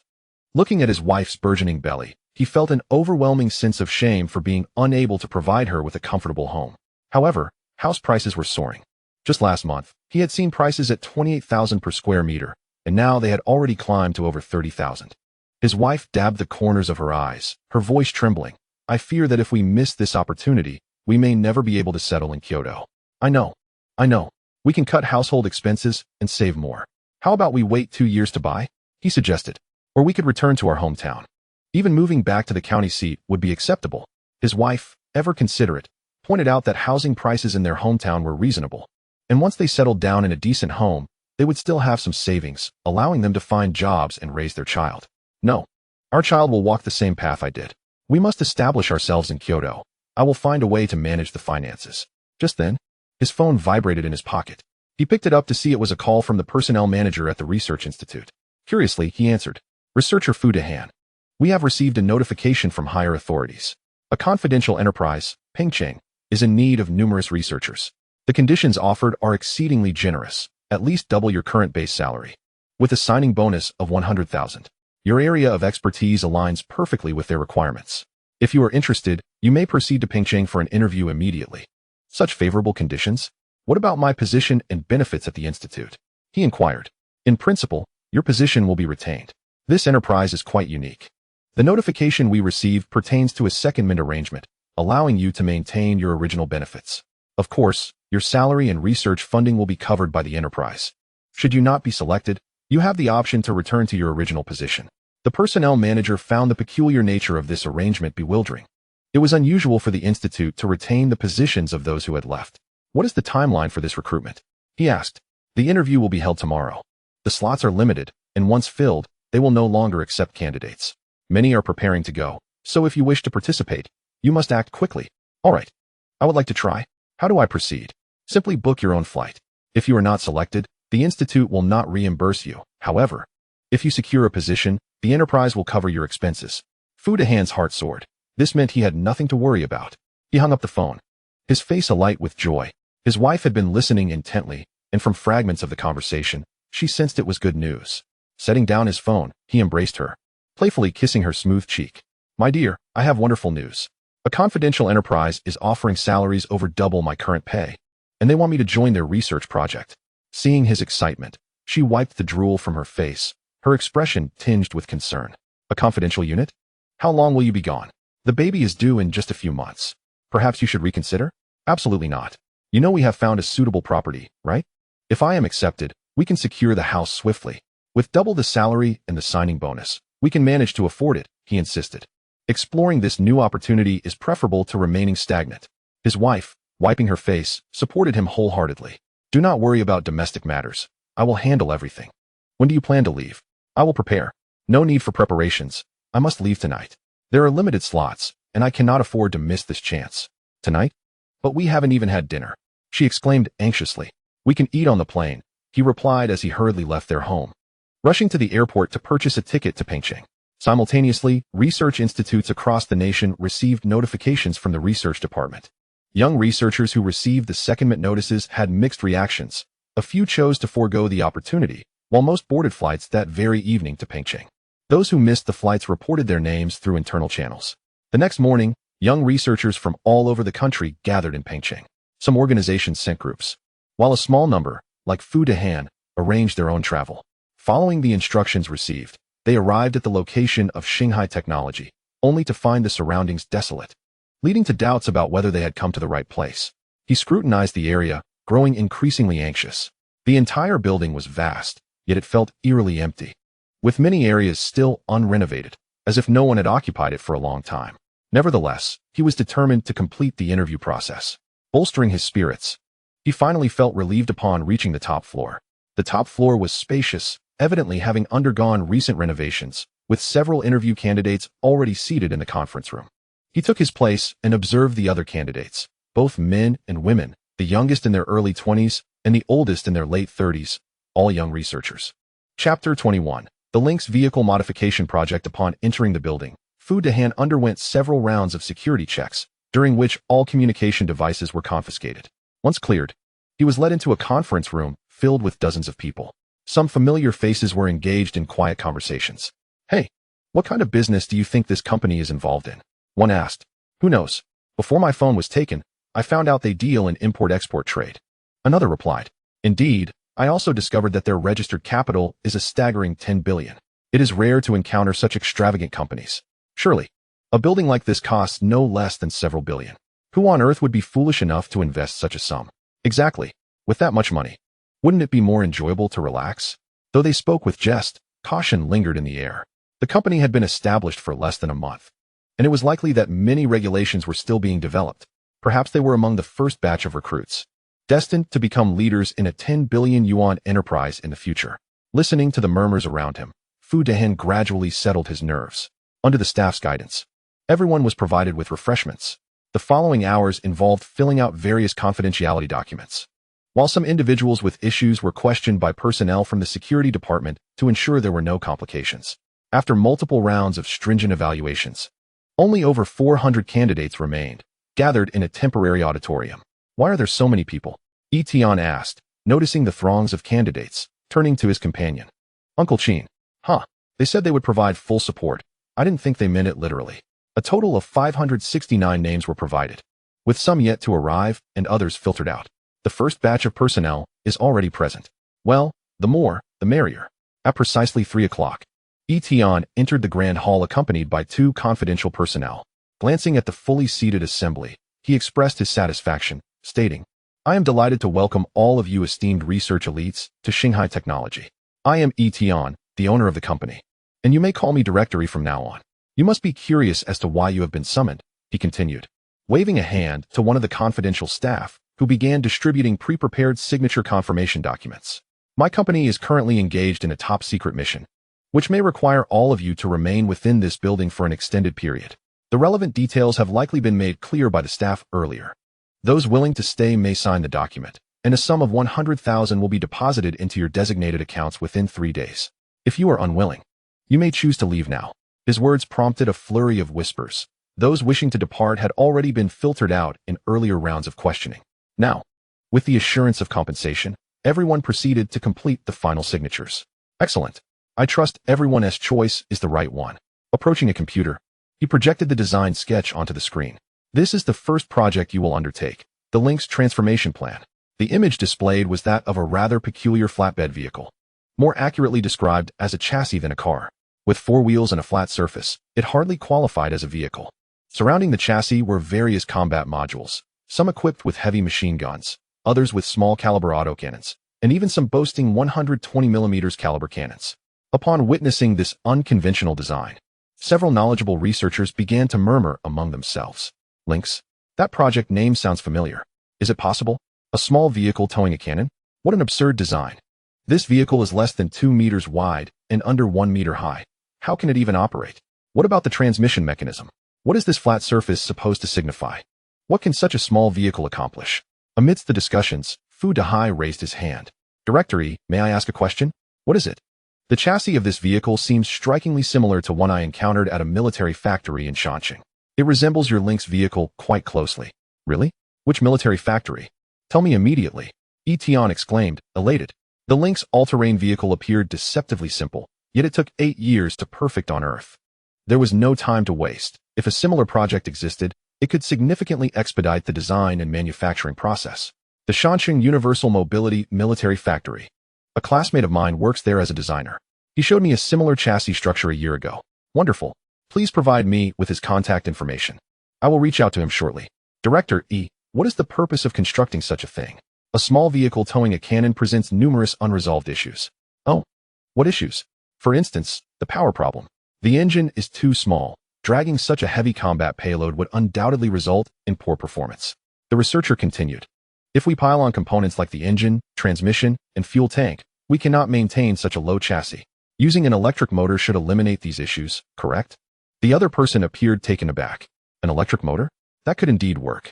Not only could it simplify the vehicle structure, but it would also reduce operational difficulty. Under the conditions of employing an electric motor, the problems he mentioned earlier could be elegantly circumvented. Utilizing an electric motor is certainly feasible, but what about the batteries? If we install batteries, their weight would be a significant concern. Tian smiled slightly, producing a metallic glimmering 18,650 sized battery from his pocket. This is a Maggold battery, capable of storing 100 kilowatt-hours of energy. A wave of astonishment rippled through the crowd. Impossible. Has physics ceased to exist? Batteries are based on chemical energy storage. Yet such a small volume storing that much energy might just be physical energy storage. Such extraordinary materials do not exist on Blue Star. If they did, they would have been discovered long ago. Silence. Tian interjected, witnessing the atmosphere slipping out of control. You all need to inform me how long it would take to construct such a vehicle, provided we have robust batteries and powerful motors. If we have both the motor and battery, isn't it just assembling a toy car? With a few tweaks to the control software, we could probably design the chassis within a month. Indeed, it's quite simple. Under electric motor control, within a month, I could even develop a basic unmanned driving system. Fu Dehai spoke up again. Director E, if your battery is as impressive as you claim, just bringing my classmate here would mean we could complete it in no more than a week. Excellent. Uncle Qin, do whatever it takes to bring him here. Uncle Qin nodded, promptly setting off to make arrangements. 20 minutes later, an order from the research department appeared on the designer's desk. Before he could finish reading the directive, several confidential personnel from the Ministry of Earth Security, accompanied by the factory director, arrived at his office. After explaining the situation, they packed his design drafts from the past year and departed with the confidential personnel aboard a military aircraft to Pengqing City. Chapter 22. Behind lies a great industrial nation. The Xinghai building was brightly illuminated, bustling with hundreds of researchers divided into 2 groups, one responsible for the design of the Lynx control system and the other for structural design. Chen Jin observed the youthful faces with curiosity, uncertain about what project this confidential unit under the banner of Shanghai Technology was undertaking. Upon seeing the design blueprints spread across the floor, he exclaimed, "The Lynx. Is this the Lynx all-terrain vehicle? But wait, the Lynx I designed only has 4 wheels. Why does this vehicle have 6, and the drive mechanism seems incorrect?" A researcher approached him, noticing his weary appearance with several confidential personnel standing behind him. "Brother, are you new here? What is your area of expertise?" "I specialize in automotive chassis design." "How fortunate. We are in dire need of expertise in that area. Come quickly to assist us." "Assist? Assist with what? Don't you know? It's the Lynx transformation project." The researcher pointed to the blueprints. "These are the designs provided by Director E, an epitome of boundless financial ambition. To produce so many different models of the Lynx designs within a week is simply overwhelming. A genius, truly a genius design." As Chen Jin examined the design blueprints, he noted that many details had been refined with the researcher's input. They were no longer mere sketches. While he was engrossed in the blueprints, a young man approached, surrounded by a group of elder professionals. "Chen Jin, Designer Chen? Who are you?" Hearing his name called, Chen Jin looked up. "I am Tian. You may call me Director E." They shook hands, and Tian remarked, "I am pleased to welcome you to Shanghai Technology." "Director E, may I ask why I have been summoned?" "You are likely aware that we are engaged in a top-secret project requiring substantial firepower support," Tian explained. "Due to specific circumstances, there are strict requirements regarding the firepower and dimensions of the weapons. Your Lynx design fits our needs perfectly, which is why you have been invited." After some elaboration, Chen Jin realized that this seemingly unassuming young man possessed significant influence. A mere directive had brought him here, alongside hundreds of researchers, and the elderly professionals behind him appeared to be quite distinguished. The purpose of his reassignment was straightforward: to utilize the Maggold battery and the motors provided by the Huaka Institute to design a chassis for the Lynx all-terrain combat vehicle within a week. The requirements for chassis design are exceedingly straightforward. It must be capable of autonomous operation while also accommodating man control, possess formidable off-road capabilities, and maintain a structure sufficiently simplistic to allow compatibility with various weapon modules. This is an impossibility. The time frame is far too brief. Within a week. Not only is it unfeasible to complete the design of the entire chassis, but even designing a mere set of wheels seems an insurmountable task. Designer Chun. This is not a request, it is a political mandate. He has an ominous premonition that the impending assignment will be anything but simple. Without adequate preparation, the entire exploration team could face dire consequences. Troubled by anxiety, after assigning the research personnel their development tasks, he swiftly proceeded to the underground base to present his thoughts to Major General Sun, the military head of the base. His ideas were met with full support from Major General Sun, who confirmed that following the acknowledgement of an alternate world's existence, directives had been issued prioritizing all tasks related to its exploration. Upon learning of his premonition, his mentor immediately pledged the entire research capability of the base to the weapon systems of the Lynx all-terrain vehicle. Simultaneously, upon returning from the underground base, Tian brought along several experts in weapon design from the Research Institute, all of whom possessed experience in the design of weapon subsystems. They vowed to ensure the task's completion. Chen Jin instinctively stood at attention, realizing that the allotted time was far too short to initiate a new design. He could only modify a previously established similar plan. Time should suffice, yet concerns about stability, reliability, and the integration of weapon modules loomed large, leaving no opportunity for testing. "No matter," Tian declared with a wave of his hand, asserting that as long as the chassis operated normally and could transport usable weapons, everything would be satisfactory. "Mr. E, what you propose sounds less like designing a weapon system and more akin to constructing a mobile chassis for transporting weapon systems. You may interpret it that way. Then how many resources can I mobilize?" Tian approached the window and gestured towards the surroundings. "Before my return, the resources at my disposal include the factories surrounding Shanghai Technology, over 400 researchers, and a budget of 10 billion. He cast a proud glance at the elderly experts behind him. "Now, we have the 3 major industrial sectors, 400 top experts across relevant fields, and over 1,000 supporting military enterprises backing us from the most formidable industrial nation in history." Chen Jin gaped in disbelief at the astonishing information he had just heard. Who is this young man, capable of mobilizing such extraordinary resources? In a daze, an expert stepped forward to introduce himself. "I've designed several artillery pieces, and 2 of them are ideally suited for this chassis." Young man, I specialize in rockets, and while this chassis is somewhat compact, I believe we can make it work." The sniper howitzer I designed can be easily mounted on the Lynx. Witnessing the elderly experts eagerly gathering around Tian to provide introductions, Tian felt a wave of emotion. These experts, who dedicated the majority of their lives to the Dragon Nation, are its backbone, worthy of unwavering trust at all times. With their presence, there was no need to worry about the completion of the design task. Over the next few days, Tian remained at the Shanghai Technology Building, coordinating resources for everyone. The magic gold batteries had been produced, yet without new materials arriving, the production line was left in a state of stagnation. The elderly experts and researchers, after testing the formidable performance of the magic gold batteries, were left utterly astonished. How could such an obscure base harbor such groundbreaking technology? With these batteries, many issues would be effortlessly resolved. Design would no longer be a bottleneck, but rather production became the challenge. In terms of weapon systems, smaller caliber weapons could be directly mounted onto the chassis with simple welding. As for unmanned control, it was straightforward. There was no need to consider electromagnetic interference or complex terrain. Only remote operation and preventing rollovers at low speeds needed consideration. Tian's requirements were bluntly simplistic, yet the researchers could not adhere to them in such a literal sense. Through the relentless efforts of the researchers, a fresh batch of design blueprints for various models of the Lynx all-terrain vehicle combat system emerged. Chapter 23. A corner of industrial Cthulhu. With the design blueprints finalized, countless sheets of designs were transmitted through special channels to various factories, entering the production phase. After 5 days and 4 nights without sleep, Tian finally sighed in relief. Throughout these days, he had engaged in discussions with the researchers about various intricate details of the Lynx battlefield, with each instance of rest not exceeding half an hour.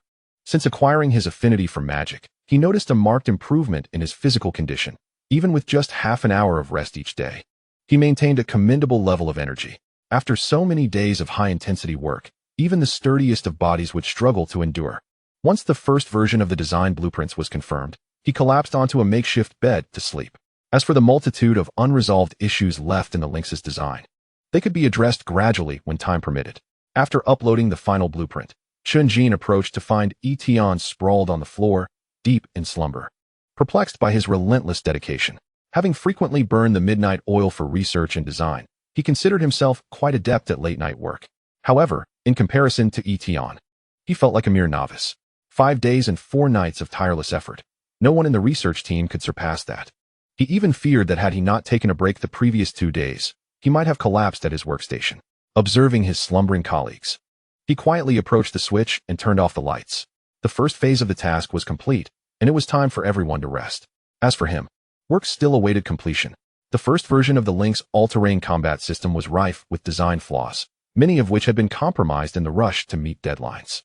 As the chief designer of this system, he felt obligated to compile these deficiencies to ensure comprehensive improvements in subsequent iterations. In Rongqing, at a military factory, a group of senior engineers huddled around a compact electric motor, scratching their heads in confusion. "Oldly, this is the production task mandated from above. We must manufacture 15,000 units of this new type of motor within a week. Factory director, you might as well kill me. While the structure of this motor is simple, we lack the corresponding production line in our factory. Indeed, director, our factory's motor production lines are designed for large industrial motors, and we have none for such small-scale motors. None. Find a way." The order is a command and leaves no room for doubt. The military has even dispatched a special aircraft to deliver the core materials for the motors. If our factory falters, we will lose face in front of our peers. Oldly, I recall there are a few decommissioned medium-sized motor production lines in the factory, right? They should be usable. Old Lin, theoretically, that production line can work. But it would require modifications, which also demand time. Can it be done? Then what are we waiting for? Let's get moving. 1 day to produce the modification blueprints. 2 days to complete the modifications, and 3 days for trial runs. On the 3rd night, they mobilized thousands of employees to begin manufacturing this new type of motor. This new motor had been commissioned by Tian for development by the Lonka Institute not long ago. The latest research from the Lonka Institute indicated that when ordinary copper is infused with a super high-temperature superconducting material named moin metal, its performance is significantly enhanced. Its conductivity and thermal stability are still a notch below that of superconductors, but compared to any material from Blue Star, it stands in an extraordinarily impressive category. After Tian resolved to operationalize the company, he promptly presented his concept for a supermotor to the Lonka Institute. receiving unwavering support which facilitated the swift development of a design proposal. Considering various factors such as mass production and cost, a supermotor was soon unveiled, boasting a rotational speed exceeding 10,000 rpm, a peak power surpassing 500 kilowatts, and a torque beyond 2,000 newton meters. This motor, both in size and performance, eclipses all existing products on the market. The sole complication lies in the necessity of incorporating a rare metal from another world, known as moine, into the primary materials of the motor. When paired with a magic gold battery, this motor could elevate the off-road capabilities of the Lynx all-terrain vehicle to an astonishing degree. During the trial run on the third day, several defective units emerged from the production line. Following urgent adjustments, all 8 motor production lines commenced full-scale operations on the fourth day. The neighboring factory also received production mandates, tasked with manufacturing neodymium iron boron magnets, and faced a similarly heavy workload, completing modifications to their production line almost concurrently. Freshly produced neodymium magnets were quickly transported to their facility and placed on the active assembly line. Following a trial production day, each line was capable of producing approximately 500 units, culminating in a total output of 4,000 units across all 8 lines. By the fifth day, output per line rose to 600 units, increasing the daily total to 4,800. On the sixth day, further enhancements boosted production capacity to 650 units. At this pace, they were barely on track to meet the looming deadline. Simultaneously, similar endeavors unfolded across hundreds of factories nationwide. In military factories, efforts were made to gather the necessary weapons, retrieving some stored armaments from warehouses, which could be swiftly modified to meet design specifications. The current benchmarks were notably lenient, with many weapons being directly usable, and those requiring modifications could be swiftly adapted. The real challenge lay in the chassis and control systems of the Lynx vehicle, which had been simplified while maintaining performance integrity. Following a series of late nights dedicated to refining the Lynx vehicle systems, Major General Sun from the base deemed it essential for Tian to acquire some knowledge in military operations. Captain Lin, upon receiving orders, promptly escorted Tian to the base's training camp, initiating an intensive week-long training regimen. After daily training sessions, he would frequently visit the nearby assembly factory to inspect the progress of the Lynx vehicle assembly. Given the limited production capacity at the base, primarily focused on experimental outputs, any issues could be promptly documented. The rush to meet deadlines resulted in numerous minor issues with the Lynx vehicle, although no major problems arose. Chief designer Chen was nearly living at the factory, diligently recording issues while collaborating with other researchers on potential improvements. He often expressed exasperation at Tian's unconventional requests. Yet under Tian's insistence, he had no choice but to comply. Fortunately, Tian only insisted on the first version of the design, allowing subsequent modifications to be primarily guided by the researcher's recommendations, which provided some relief. Chapter 24. The rodents surrounding the base. On this day, Tian, as usual, was engaged in discussions with Chun regarding enhancements to the Lynx. Suddenly, Chief Huang approached with a broad smile, inquiring about the production progress of the Lynx all-terrain combat system and the timeline for the next design iteration. Is it possible that in just 7 days, the production of 2,000 units has been completed? He marveled. Surely, you Haven T merely created a chassis for it? This weapon is intended for use in another realm. Not at all. We produced every single unit, and there are even a surplus, Huang replied, presenting a tablet for Tian to examine. Upon reviewing the documents, Tian was instantly captivated by the titles. Longwood Dakenling Expansion, Phase 1 Production Capacity Adjustment Plan. Shanghai Technology proposes the Lynx all-terrain vehicle combat system, evaluated as highly suitable for current needs, mobilizing 152 military factories, enlisting 230,000 workers for design and manufacturing. Projected investment of 214 production lines, achieving a capacity of 1,000 units per day within 7 days, with further capacity adjustments based on subsequent task requirements. Production of 5,000 Lynx all-terrain vehicle combat systems within 1 week, all to be deployed in the upcoming expansion mission. Tian exclaimed, "Didn't I request 2,000 units?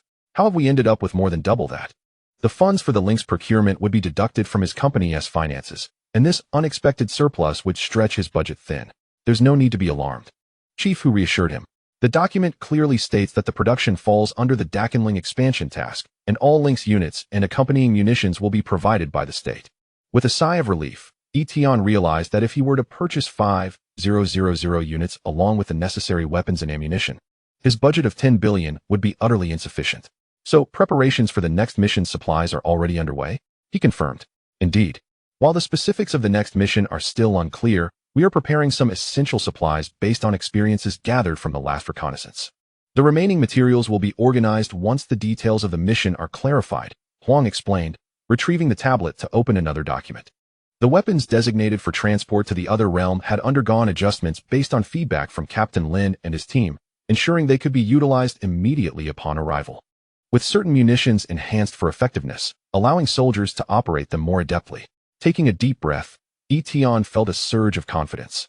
With these weapons combined with the heavy armaments carried by the Lynx, their chances of success in the next mission had significantly increased. By the way, we should take the surplus Lynx vehicles with us. If we encounter a shortage of magic gold batteries, perhaps we can devise a way to transport the weapons as well. The modifications to the underground base have already accounted for that. You'll understand when you see it, Huang reassured him. Had we possessed such formidable firepower during the last operation, we wouldn't have faced such difficulties. Indeed, last time was rather rushed, and many preparations were overlooked. This time, however, we are well prepared. As Tian was about to elaborate further, an alarm on Huang's person suddenly blared. Tian frowned in inquiry. What is happening? He recognized this alarm as connected to the base's early warning system, as he had one in his office, often left unattended. Oh, our base has been making quite a stir lately, attracting some unwanted attention, Huang said with a wry smile. I have matters to attend to. You all carry on. He hastily departed the factory, issuing commands through his communicator as he left. Moments earlier, a black vehicle had appeared in the outer security zone of Shanghai Technology. The station soldiers halted the vehicle, issuing a warning that it was entering a restricted area where external vehicles were prohibited. Apologies, our navigation system malfunctioned and led us here. Could you please direct us to the airport? The officer on duty eyed the occupants of the vehicle skeptically before gesturing towards an alternate route. Take this road. Join the highway and head southeast for about half an hour. You'll reach the airport. Thank you very much. The driver replied before promptly turning the vehicle around and departing in accordance with the instructions. After leaving the sentry's line of sight, the black vehicle circled around to a seaside location. Two figures disembarked, the taller one asking the shorter, Yamamoto, are you certain this company poses a threat? Indeed. Our operatives in Pengcheng City uncovered discrepancies with this company a fortnight ago, the taller figure replied, surveying the distant twinkling lights, noting that from the outside, there appeared to be nothing amiss. During the day, the transportation vehicles were quite numerous, indicating an area under construction. Hee, Cui Jun, one must not judge by appearances. The short man chuckled, posing an enigmatic question. What do you think of Huaxia as a nation? It is formidable, yet insufficiently so. Haha, wrong. In terms of comprehensive national power, economic strength, and military might, the Dragon Nation ranks at least in the top 3 on Blue Star, with its overall capabilities being unparalleled. How could that be?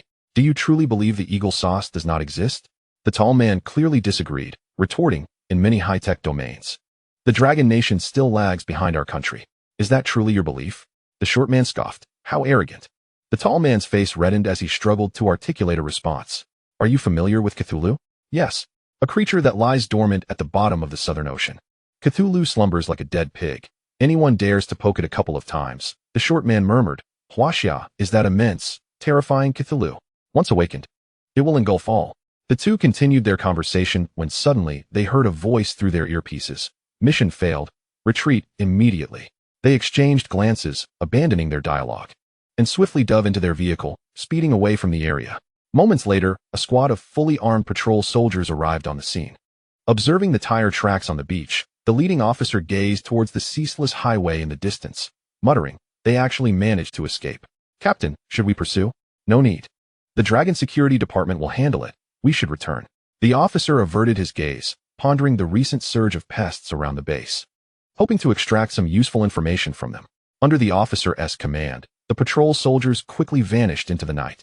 In a secret room within the base, Chief Hu surveyed several disoriented individuals and inquired, have you gathered any information? None. Their knowledge is exceedingly limited. They were drawn here by the frequent vehicle movements and various material transports. Heighten vigilance. Exercise utmost caution. Understood. Chapter 25.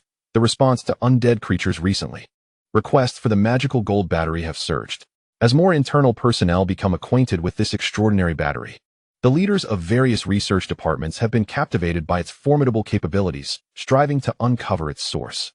The emergence of the magical gold battery is merely an experiment by Star Sea Technology for the exploitation of another world. Large-scale application requires a firm foothold in that realm. Given the current status of the interdimensional portal, transporting personnel and materials to the other world poses little issue. However, initiating large-scale construction in that realm necessitates alternative strategies to procure urgently needed materials. After concluding a day of training, Tian seized the rare opportunity to visit the underground base. He took the internal elevator to the 30th floor. When he last visited, the base was only 25 floors. In less than a month, it had expanded by 5 additional levels. The newly renovated base was substantially larger than his previous visit, with a section in the south now directly connecting to the coastline, excavating an underground military port beneath the cliff's edge. Docked in the underground military port was a Blade C-class destroyer, its white hull and 150,000-ton displacement exuding an indescribable sense of oppression. Upon locating his mentor's office, he found 2 soldiers in discussion with his mentor. Noticing his arrival, the mentor promptly greeted him. "Xiao Tian, you finally made it. Allow me to introduce you. This is Colonel Lin Haitao, the captain of the Blade C-class destroyer stationed at the nearby military port for the time being." Colonel Lin performed a crisp military salute, stating, "Comrade Tian, thank you for your contributions to the Dragon Nation. No need for such formality. Come, have a seat." Major General Sun Jinshin exhibited no airs of a general, warmly ushering Tian and Colonel Lin to sit on the nearby sofa. "I hear you have procured quite a number of valuable items from the Otherworld. The base is actively under construction and will require your assistance." Unlike Major General Sun, Colonel Lin's demeanor was noticeably more reserved. After a brief exchange, he remained silent. "Major Sun, you are being overly modest. The affairs of the base are my responsibility, and I have greatly appreciated your support during this time."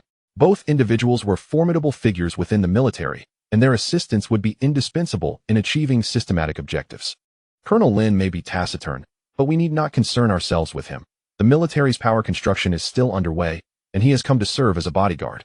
Recently, a few undead creatures had crossed over from the Otherworld, prompting concerns for the base's safety, hence the urgent dispatch of a Blade C-class destroyer for defense duties.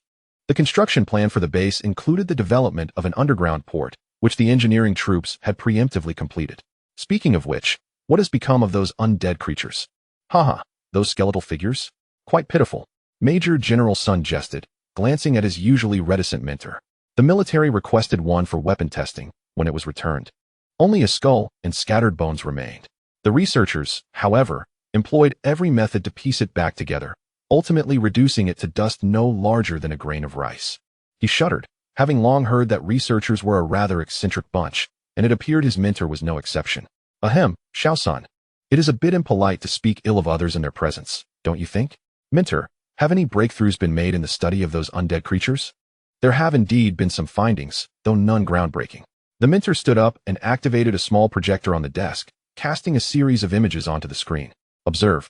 These undead creatures operate similarly to robots. The soul fire in their eye sockets functions as their software system, while their skeletal frames constitute the hardware system. As long as the soul fire remains undamaged, the skeletal frame can be replaced at any time. The life form of undead creatures is quite remarkable, possessing rudimentary intelligence, with their strength determined by the sturdiness of their skeletal structure. Our tests indicate that the stronger the skeleton, the more powerful the undead creature.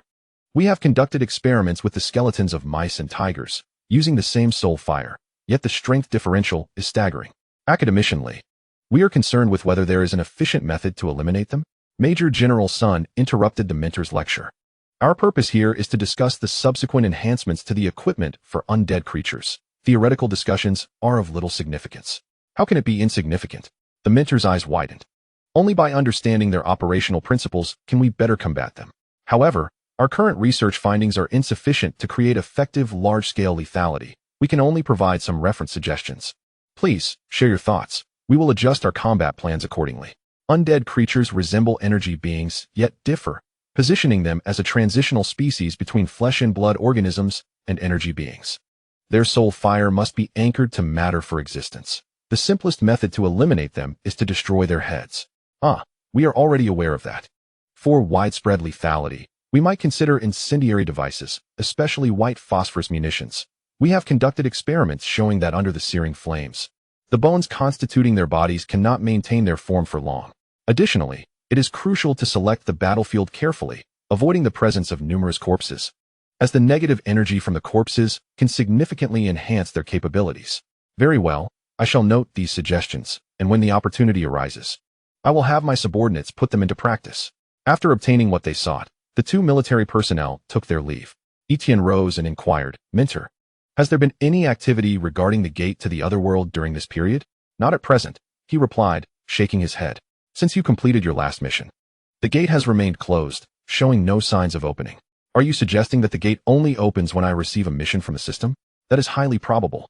We suspect that the appearance of the gate is closely linked to your system." "That doesn't make sense. I discovered the gate first, which subsequently activated the system.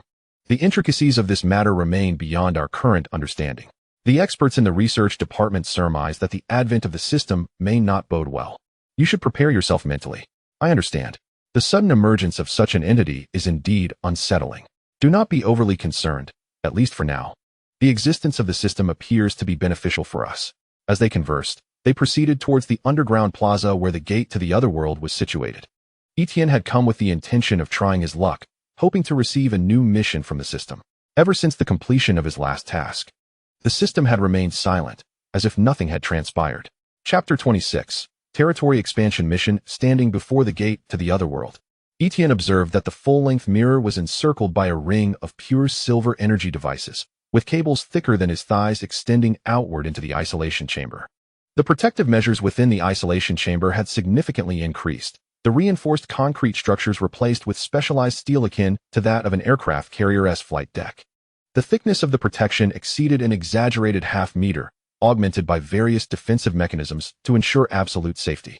Tian adjusted his internal magical energy and gazed into the full-length mirror, where the image presented was entirely different from what was visible to the naked eye. In his magical vision, the unremarkable mirror transformed into a teleportation array intricately adorned with complex patterns. The level of complexity surpassed that of the energy devices provided by the system. No wonder this entity could open the otherworld. When did these intricate patterns appear? And how were they inscribed?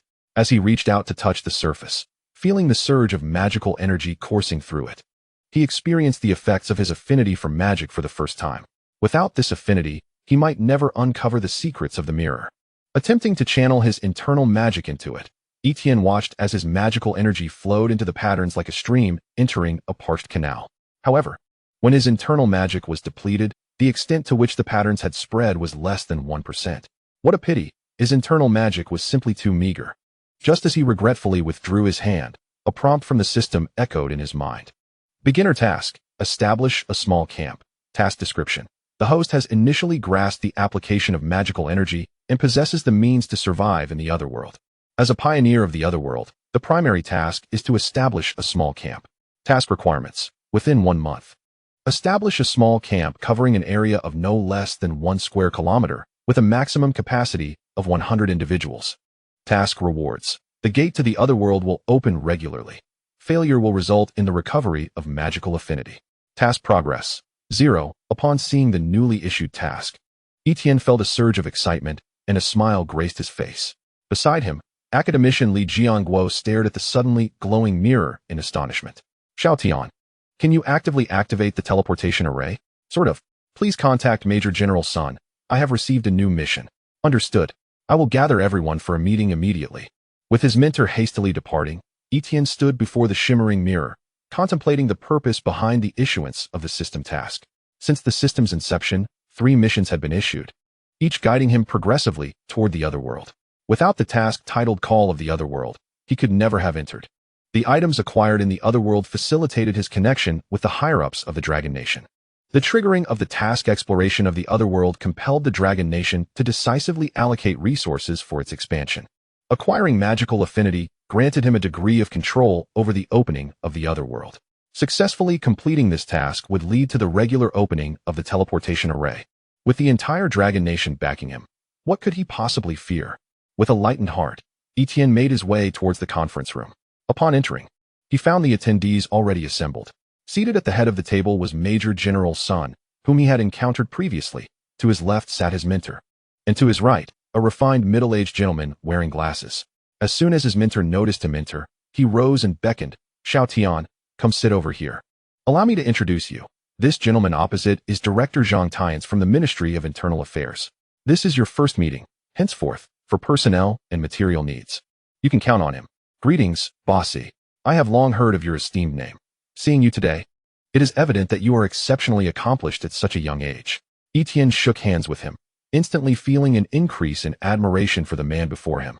Within this base, his authority was second only to that of the 3 commanding officers, and in certain respects, he surpassed them. Both his mentor and Major General Sun addressed him as Tian, suggesting a natural generational gap. Yet, this middle-aged gentleman, appearing to be in his 40s or 50s, referred to him as Boss E, which, though slightly formal, established an equal and collaborative standing.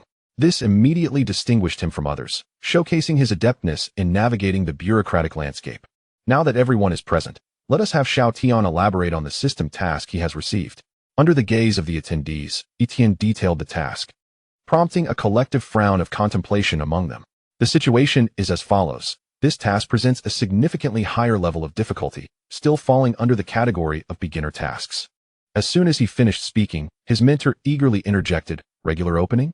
Will it require additional energy sources? I do not know, Tian shrugged. I will only understand once the task is completed. Oldly, there is no rush. Let us first discuss how to accomplish the task. Major General Sun rose and stated. As Tian mentioned, this task is indeed challenging. With a quota of 100 individuals, establishing a camp and controlling an area of 1 square kilometer is no trivial matter. A square kilometer doesn't seem too large, does it? Haha, it appears Tian lacks a concept of area, Major General Sun chuckled. Do you know what a football field is? 1 square kilometer is equivalent to 140 football fields. Even if all personnel were soldiers, each would need to manage 14 football fields. Tian could not help but gasp. He had not anticipated the area to be so vast. Fortunately, the task was quite clear. Establishing a small camp sufficed, without the need to contemplate other issues. The quota of 100 individuals felt somewhat limited. I suggest ensuring at least 20 engineers, with the remainder being combat personnel. Director Zhang adjusted his glasses, addressing the personnel allocation issue, which was his specialty. Of course, I will not interfere with military arrangements.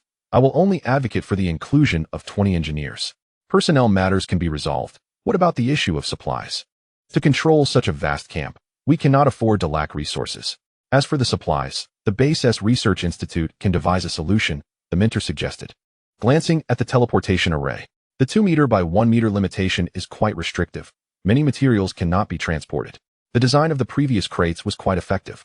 Very well. I will entrust you with the supply issue. Also, please expedite the construction plan for the camp within the next 2 days. Not a problem. I can present a preliminary plan for the camp by tomorrow.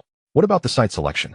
Undoubtedly, the camp should be located where the teleportation array opens. This way, we can ensure a continuous supply of resources from the Dragon Nation. However, that area is inhabited by undead creatures. Undead, you say? Those skeletal figures are hardly a concern. After a meeting discussion, a month's task time was allocated. 15 days for material preparation on Blue Star, followed by another 15 days for camp construction in the Otherworld. Chapter 27. Urgent mission issued in a large steel plant in Magic City. A silver-haired engineer sat in a daze before a massive blast furnace. The No. 9 furnace was specifically designed for smelting special steel for aircraft carrier decks. Countless days and nights were spent here by him and his colleagues to develop the special steel that could serve as an aircraft carrier deck. Yesterday, he received a notification from superiors indicating that due to changes in the economic and international landscape, the design of the 3rd aircraft carrier was to be halted, rendering the previously planned deck steel unnecessary. This news struck him like a thunderbolt, leaving him utterly disheartened. The cessation of aircraft carrier construction meant that the research and development costs for the special steel could not be amortized, making future improvements to the formula virtually impossible. Alas, the furnace cannot be idle. Who knows when it will resume operation? The reasons behind the upper management's decision eluded him. He only understood that once this furnace halted, the cost of reactivation would be unbearable. Engineer Hu, where have you been? I've been searching for you. Director, what brings you here? A confidential unit from the south has placed an order, requiring us to supply a significant quantity of special steel. Significant? How much are we talking about? Is it as much as for an aircraft carrier? Old Hu, remember to adhere to confidentiality regulations. The director's expression shifted as he scanned the surroundings. Relieved to find no other workers present, Given the noisy environment of the factory, it was certain that no one else had overheard their conversation. I know you're troubled by the halt in aircraft carrier construction, but it's beyond our control. There's no use in sulking about it. After eagerly anticipating the commencement of a domestically produced aircraft carrier, to hear it's being cancelled is utterly disheartening. We will have to endure the consequences. Not at all. Our Dragon Nation is no longer a soft target. We are not easily intimidated. The director approached him, handing over a stack of classified blueprints.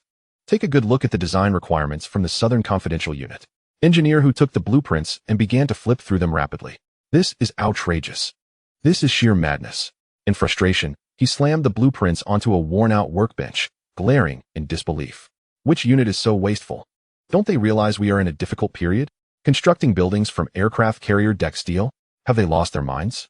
The director pulled out a cigarette, lit it, and took a deep drag. Old Who, take a look at the purchasing department on the order. Who was taken aback and glanced at the explanatory section of the blueprints. The aerospace department? What do they need aircraft carrier steel for? Don't they calculate loads by the gram? The items depicted in the blueprints were measured by the ton. How could they possibly use it for space travel? I am not privy to the details, nor can I reveal them. This is a national mission, and the secrets involved are beyond our level of understanding. Who reigned in his earlier outburst, adopting a serious demeanor. I understand. What is our timeline? It's tight. We have a maximum of 5 days. Once the items are completed, they must be immediately shipped to the south. What? 5 days? Even if you kill me, I won't finish it. He picked up the blueprints again, pointing at the parameters. Look, 15 meters long, 2 meters wide, and it must be made into a petal shape, with a splicing error controlled within 1 micron. The difficulty level is too high. Technically, it's feasible, but completing it in such a short time frame is nearly impossible. Impossible? There is no such thing as impossible. The aerospace department has issued a strict order. It must be completed on time. This is a military command, understand? From now on, all 300,000 personnel in the factory, including myself, will follow your lead to ensure we meet the deadline. Hu Tieju's body trembled. The last time a similar task arose was during the development of the special steel for aircraft carrier decks. His eyes reddened, and he trembled as he vowed.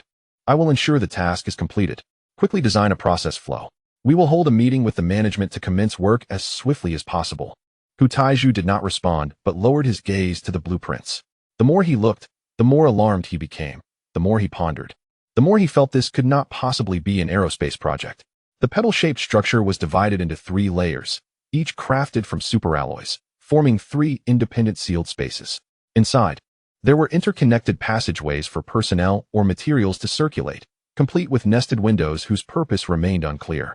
If this can reach the heavens, I might as well eat the blueprints. Faced with such an outrageous design, he dared not delve deeper. In the factory's conference room, the leaders bore expressions of concern, baffled by the sudden issuance of such orders. Director, with such a task ahead, our factory situation will become increasingly dire. A financial officer rose to speak. This year, the factory's performance has been poor. Many furnaces have ceased operation, and this will only delay production for other departments. I am worried. What are you afraid of? The director slammed his hand on the table. Do not talk to me about financial reports. Our factory was established to serve the Dragon Nation.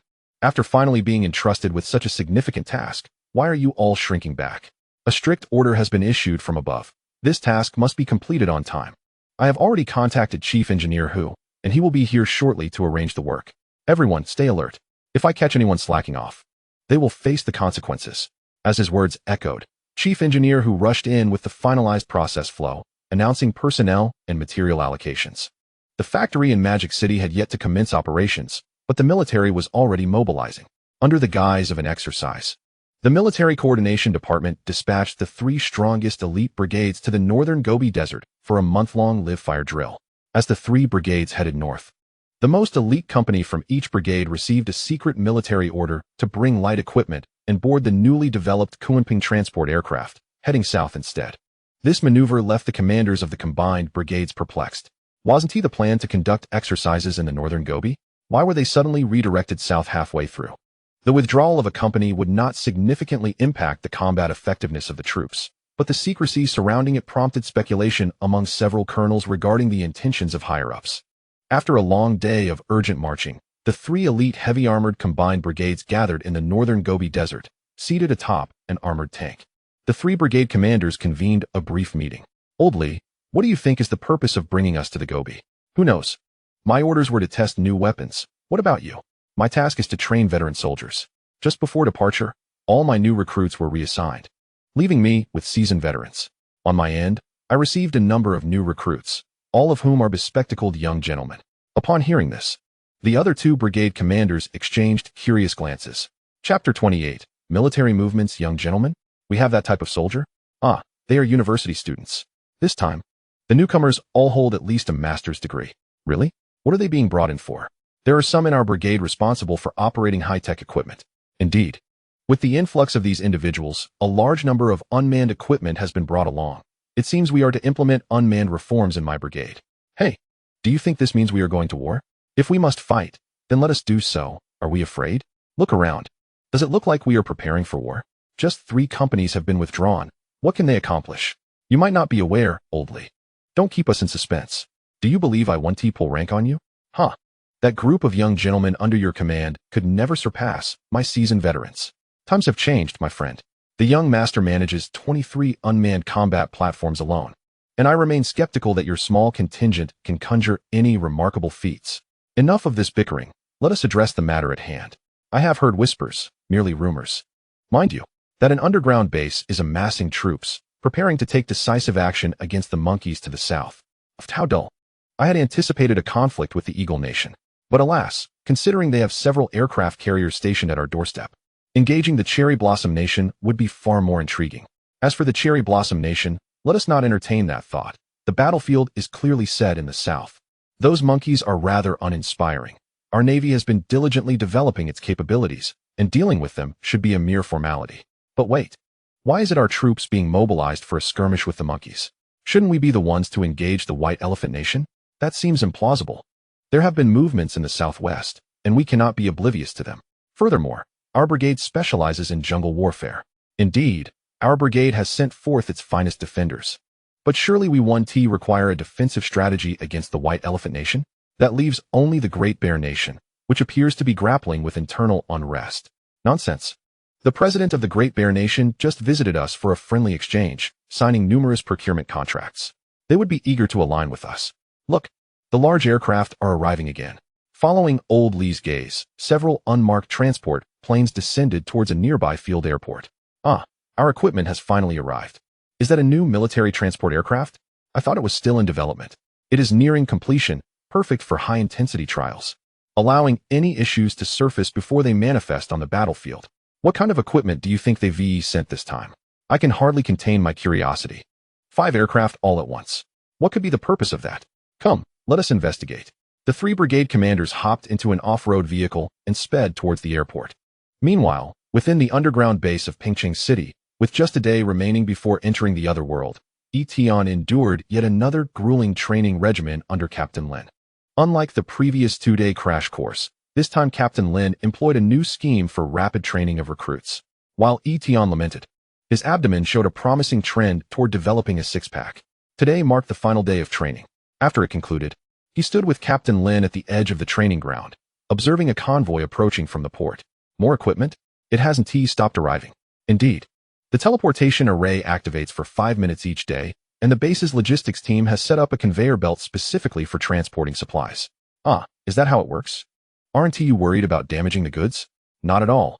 The teleportation array seems to have a mechanism to prevent overlapping, ensuring that transported items disperse. True. If we were to teleport and accidentally stack upon one another, Captain Lin shuddered at the unsettling imagery of heads colliding with one another's lower regions. Do you recognize the equipment that has arrived? It appears to be the Lynx infantry fighting vehicle, designed modularly, making it ideal for jungle and mountainous terrains. The dimensions are just right. The weapon modules can be disassembled to fit within the teleportation array. Are we to rely on these small vehicles for our operations? Do not underestimate the Lynx. The weapon modules are the crucial aspect. Did you not notice the heavy weapon modules that were just transported? Smaller calibers likely won't suffice for the battles ahead. While the two exchanged thoughts, their mentor disembarked from an electric vehicle and called out from a distance, "Xiao Tian, your training has concluded, hasn't it? Just finished. Do you need something? Hurry, follow me. I want to introduce you to an important figure." An important figure? Ever since meeting Elder Zhao, Tian has developed a certain immunity to the notion of distinguished individuals. In a sense, he considers himself among the elite now. Upon boarding the Minter's electric vehicle, they made their way to the base S small conference room. Elder Zhang, I have brought Tian. Good, just a moment. I'll be right there. The elderly man, appearing somewhat fatigued, handed over a signed document to a nearby staff member, rubbing his temples. Tian recognized this elder. After nearly failing to identify the elder during his last encounter with Zhao, he had taken time to delve into the structure of the Dragon Nation. The weary-looking elder before him was Elder Zhang, head of the personnel department, one of the three key figures wielding power within the Dragon Nation. Elder Zhang, what brings you here personally? Surely, you could have sent a message. Tian, please, have a seat. Elder Zhang's demeanor was warm and inviting. Seemingly unperturbed by his significant authority, there are certain matters best discussed face to face. I have come to officially appoint you as the governor of the Otherworld expansion on behalf of the Dragon Nation. Tian gingerly perched on the sofa, barely daring to sit fully. His heart raced with excitement, fists clenched, as he struggled to believe his ears. This was a topic Elder Zhao had broached previously, but their discussion had been abruptly cut short by the sudden issuance of a mission. Chapter 29. The Qinling Autonomous Region for nearly a century.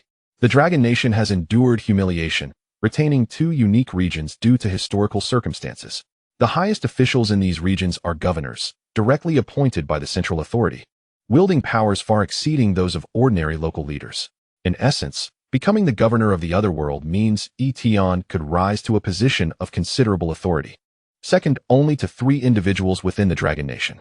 Elder Zhang, this truly seems unnecessary. Tian quickly rose. I am merely an ordinary university student. What merit do I possess to hold such an esteemed position? No need to be anxious. Elder Zhang gestured for him to sit. In matters of brotherhood, we must be transparent to avoid future disputes. When we discovered the Otherworld, the three of us deliberated on how to foster collaboration between our realms. If we are to cooperate, we must express our sincerity. You entrusted us with your secrets without hesitation. What kind of cooperation would that be without reciprocation? The favorable conditions we offered you were merely appetizers. The main course comes when the Otherworld expansion mission formally commences. Elder Zhang approached the window of the conference room, gazing through the one-way glass at the bustling activity outside. For a century, the Dragon Nation has yet to expand its territory, an unfathomable notion in any chapter of its history. Now, we possess the strength and capability, yet there is a lack of space for expansion on Blue Star. As the first governor of the Otherworld, you certainly want to be the last. Elder Zhang placed an appointment document in Tian's hands, encouraging him to examine it. As Tian opened the document, the words Qinling Autonomous Region, lifetime appointment danced before his eyes, leaving him momentarily dizzy. Is this truly possible? Isn't the term for an autonomous region 5 years? And yet a lifetime? There is nothing impossible when the time is right. We will incorporate these terms into the Constitution. Your situation is unique, pioneering the Dragon Nation's endeavors in external expansion, a feat no one can erase. After a thorough discussion among the three of us, the boundaries of the Great Qinling Autonomous Region have been confined to the forest you first discovered.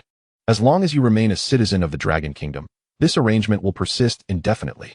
However, concerning the jurisdiction in a century's time, it will inevitably be reclaimed, reverting to a 5-year term just like the current autonomous regions, as our nation does not endorse hereditary systems. Tian trembled with excitement. Such a decision requires immense trust and courage. Can such an autonomous region truly be approved? Will others consent to it? When the three of us old men announced this order, most personnel opposed it. It was only after the heads of the 6 ministries joined in that it was passed unanimously. Goodness, the matter stirred the 3 provinces and 6 ministries. No wonder the appointment letter arrived so swiftly. From the outset, we established a tone of collaboration. Certain matters are not yet suitable for you to know. Just understand that you can proceed with confidence, as the motherland will always stand as your support. Indeed, I promise to fulfill the mission. Tian solemnly saluted, his military gesture now far more respectable than the clumsy one he had performed earlier. Prior to today, he had harbored concerns about his personal safety. The disparity in power between an individual and the state rendered any notion of cooperation tenuous. His only trump card was the system within him. Yet he remained uncertain whether it was a friend or foe. Under such circumstances, the high-ranking officials of the Dragon Kingdom still chose to trust him. A citizen of their nation, a soldier dies for those who understand him. Faced with such monumental trust, Tian vowed silently that regardless of future circumstances, he would always stand by the Dragon Kingdom. The governorship is now entrusted to you. The troops you are to command are required to follow your orders in name. Oh, this is impossible. I am but an ordinary student. What do I know of such matters? Haha, it is merely nominal. Our troops have military leaders who will make judgments based on actual conditions, and you possess a veto power. Our forces have not engaged in real combat for many years, and this time we venture into a perilous otherworld. With someone familiar like you, we old men are merely being considerate. Young Tian, please do not decline. The mentor, who had remained silent thus far, advised him. The otherworld is filled with the unique energy of magic, and among everyone, only you possess a body attuned to it, which may prove crucial in critical moments. Very well, Tian reluctantly agreed. A team of 100 bears a heavy burden on his shoulders, suffocating him under its weight. You need not worry. Prior to departure, the Military Coordination Department has prepared over a dozen contingency plans. Controlling an area of 1 square kilometer will be no problem. With this square kilometer as a foundation, a plethora of endeavors can unfold thereafter. After concluding the discussion, Tian proceeded to the hall to prepare. Observing his departing figure, the mentor expressed concern. Old Zhang, is it truly wise to place such an immense responsibility on his shoulders? He is young. He must gain experience, came the reply. When we were young, we never had such opportunities. To bestow the position of governor upon a mere 22-year-old, the resistance he faces will be considerable, won't it? Such resistance pales in comparison to the impending benefits. You, always speaking of benefits, do you not fear that the young man will sell you out? Tian is a commendable comrade. Does his manner of conduct resemble that of a brash youth? Not at all. Precisely. He skillfully maneuvered to engage the high echelons and swiftly expanded the company after gaining our support. In just 1 month, the company has flourished, achieving what ordinary individuals could not. Are you implying? Let it suffice that you are aware.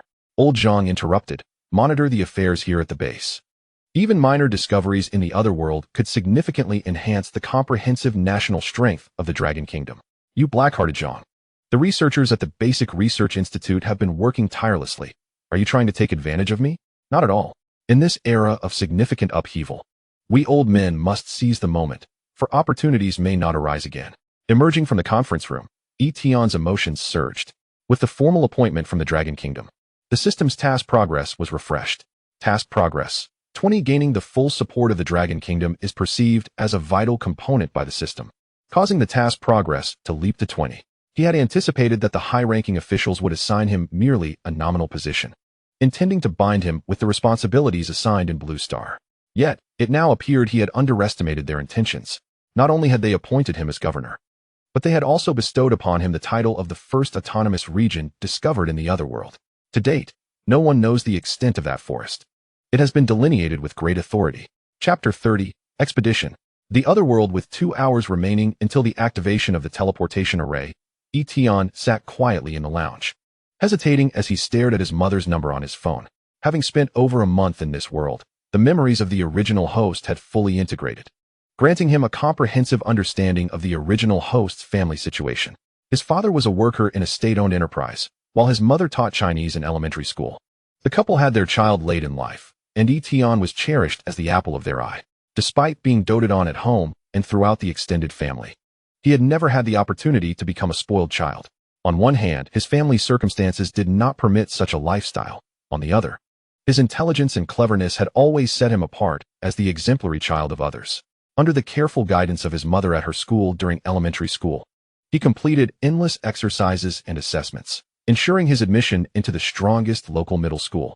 He achieved the top score in the city during the high school entrance examination, earning a special admission to the province's top high school. Subsequently, it was only natural that he excelled academically and secured a place at Pengcheng University. Upon entering university, he dedicated himself entirely to his studies, rarely returning home and occasionally calling his family. This journey to the otherworld would last at least half a month, and considering the prior half-month of intense training, his family would surely worry if they could not reach him. With a sigh, he dialed the number, and it connected swiftly. Son, we finally reached you. I called 3 days ago, but you were unreachable. Mom, I'm about to graduate, you know? I've been holed up in the lab conducting experiments, and my phone has been off. No wonder. Your father was beside himself with worry, insisting on coming to Pengcheng City to find you. He always makes a fuss.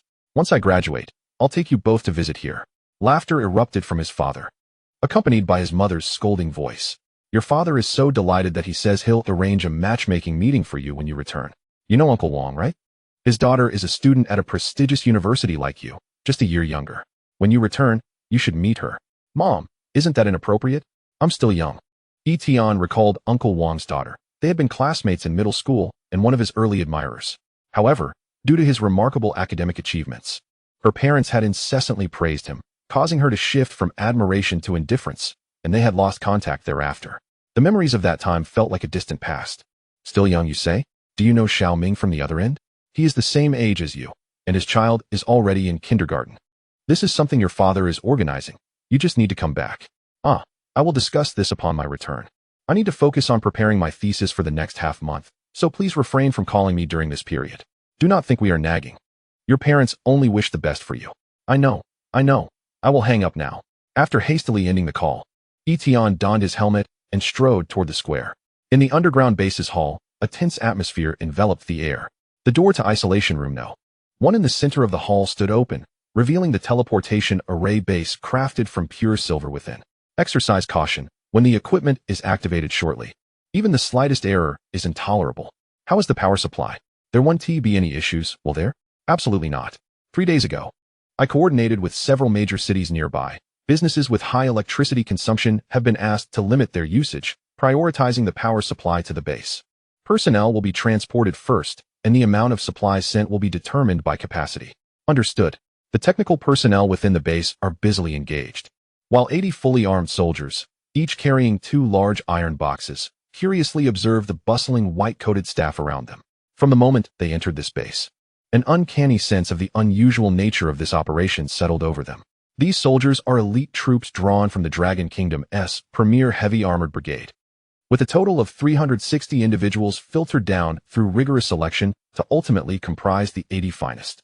The selection ratio is less than 1/4. This exceptional team, after a fortnight of intensive training and cohesion, possesses a combat prowess equivalent to that of 23 times their number in elite soldiers. If personnel configuration is of the highest caliber, then the allocation of supplies and equipment is nothing short of extravagant. The ammunition consumed in a single day during training matches their previous monthly expenditure, and each individual is flanked by 2 large boxes filled with munitions. The firepower each soldier wields rivals that of an entire squad. Such lavish provisions would leave even the soldiers of the Eagle Nation in awe. Since yesterday, the selected 80 elite soldiers have had their training halved, allowing them to use their free time to leave letters, recordings, and videos for their families. Everyone realizes that this collective training is far from straightforward. As the training commenced, speculation abounded regarding its true purpose. However, by today, everyone is aware that the answer is about to be unveiled. At 11:30 p.m., the 80 soldiers and 20 engineering technicians, amidst envious and yearning gazes, stand before a specially designated conveyor belt. The officers who were eliminated have not returned to their respective units. The underground base remains in a state of utmost secrecy. Aside from a select few, no one is permitted to enter or exit. Observing their former comrades standing proudly on the conveyor belt leading to the isolation chamber, they feel a deep sense of frustration. They were so close. If not for their physical limitations, they would have already been on that platform. Regrettably, next time they must seize the opportunity. Since entering the base, the isolation chamber has always been off limits, yet today it has been opened.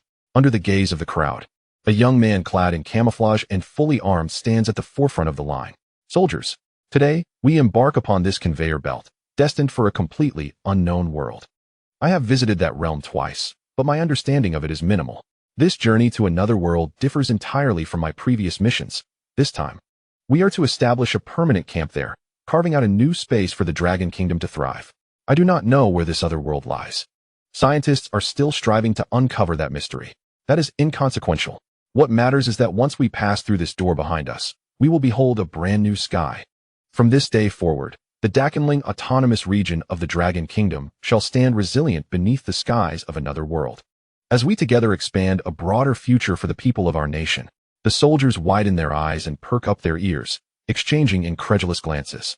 Chapter 31. The Blood Elf in reverence bound by military discipline, the soldiers maintain a rigid posture, swallowing audibly as their thoughts race like wild stallions. Incredible. We are actually going to traverse worlds. Is this a collective journey? I wonder what the other side is like. Has the nation already crossed over twice? This large contingent is surely planning something significant. ISNT crossing over the privilege of protagonists? What does it mean for over 100 of us to cross together? This ISNT how stories are typically written. Amazing. Finally, I've hit the jackpot with this crossing opportunity. It's It's a tale I can regale for a lifetime. In contrast to the soldiers' fervor, the technicians appear considerably more composed. Due to the nature of their work, they have already encountered some information regarding other worlds. Observing the excited soldiers with bemusement. Is it really such a big deal to cross over? I've even designed the blueprints for the crossing points. Feeling proud, are we? Naive. Back when I first entered the base, I was already studying necromantic beings. I've finally caught up. Missing out on such an exhilarating experience might mean future opportunities are scarce. Amidst the fervent atmosphere, the base alarm sounded precisely at midnight, and the blue light of the teleportation array in isolation chamber 1 flickered to life. Commenced the expedition. With Tian's command, the conveyor belt activated, sweeping personnel and supplies toward the other world. As the last individual vanished from the teleportation array's end, Academician Li Jianguo exhaled a sigh of relief and addressed his assistant. Document this. The system's task limit does not include the host. Minter, is it really necessary to record such detailed information? The system is shrouded in mystery. Any information is vital when contending against such unimaginable forces. Understood, Minter. In the other world, beneath the radiance of 3 suns, Tian awakened from unconsciousness. Feeling a scorching heat enveloping him, his mind a muddled haze. Who are you? A melodious voice resonated beside him, a sharp object pressing against his lower back. The icy touch sending a shiver down his spine. Is anyone here? Have I been taken hostage? How can there be others present? What weapon is pressing against my back? Are they human? Why didn't I notice them before? Are their intentions benevolent or malicious? How did they come to be here? A flurry of questions surged in his mind as he slowly raised his hands in surrender. Greetings, we mean no harm. The individual behind him seemed momentarily taken aback, the weapon lowering slightly. You speak the language of the Blood Elves? Blood Elf language? I've never heard of it. How could I possibly know it? Wait. Completing the first task grants me proficiency in common tongue. Tian quickly regained his composure. As long as communication was possible, misunderstandings could be avoided. Indeed, I am familiar with many languages of the continent, including Blood Elf language. The other's tone shifted as they began to articulate a series of words that were somewhat similar, yet distinctly different from before. Are you asking where we come from? We hail from a distant time and space, belonging to the first wave of pioneers. As he responded in this newly acquired language, he slowly turned to face them. A stunning visage loomed before him, a perfectly sculpted face with delicate features, large expressive eyes, pointed ears, and skin that seemed almost ethereal. If such beauty were placed within Blue Star, even the most exquisite individuals could only hope to achieve half of her allure through artifice. The high curves, slender waist, and elongated limbs, particularly those legs in perfect proportion, were unattainable by any inhabitant of Blue Star. The being before him, or rather the humanoid entity, was reminiscent of the figure he had encountered during his initial attempt to enter the other world. As she turned to him, her eyes widened in astonishment, tears cascading down her cheeks as her dagger slipped from her grasp and fell onto the grass. With a sudden thud, she knelt before him, bowing in reverence. Thank the sun god. You have finally heard the voices of your kin. Tian was taken aback. What was happening? A breathtaking blood elf, who only moments ago had appeared ready to strike, was now kneeling in supplication. What was going on? Family, I am anxiously waiting online.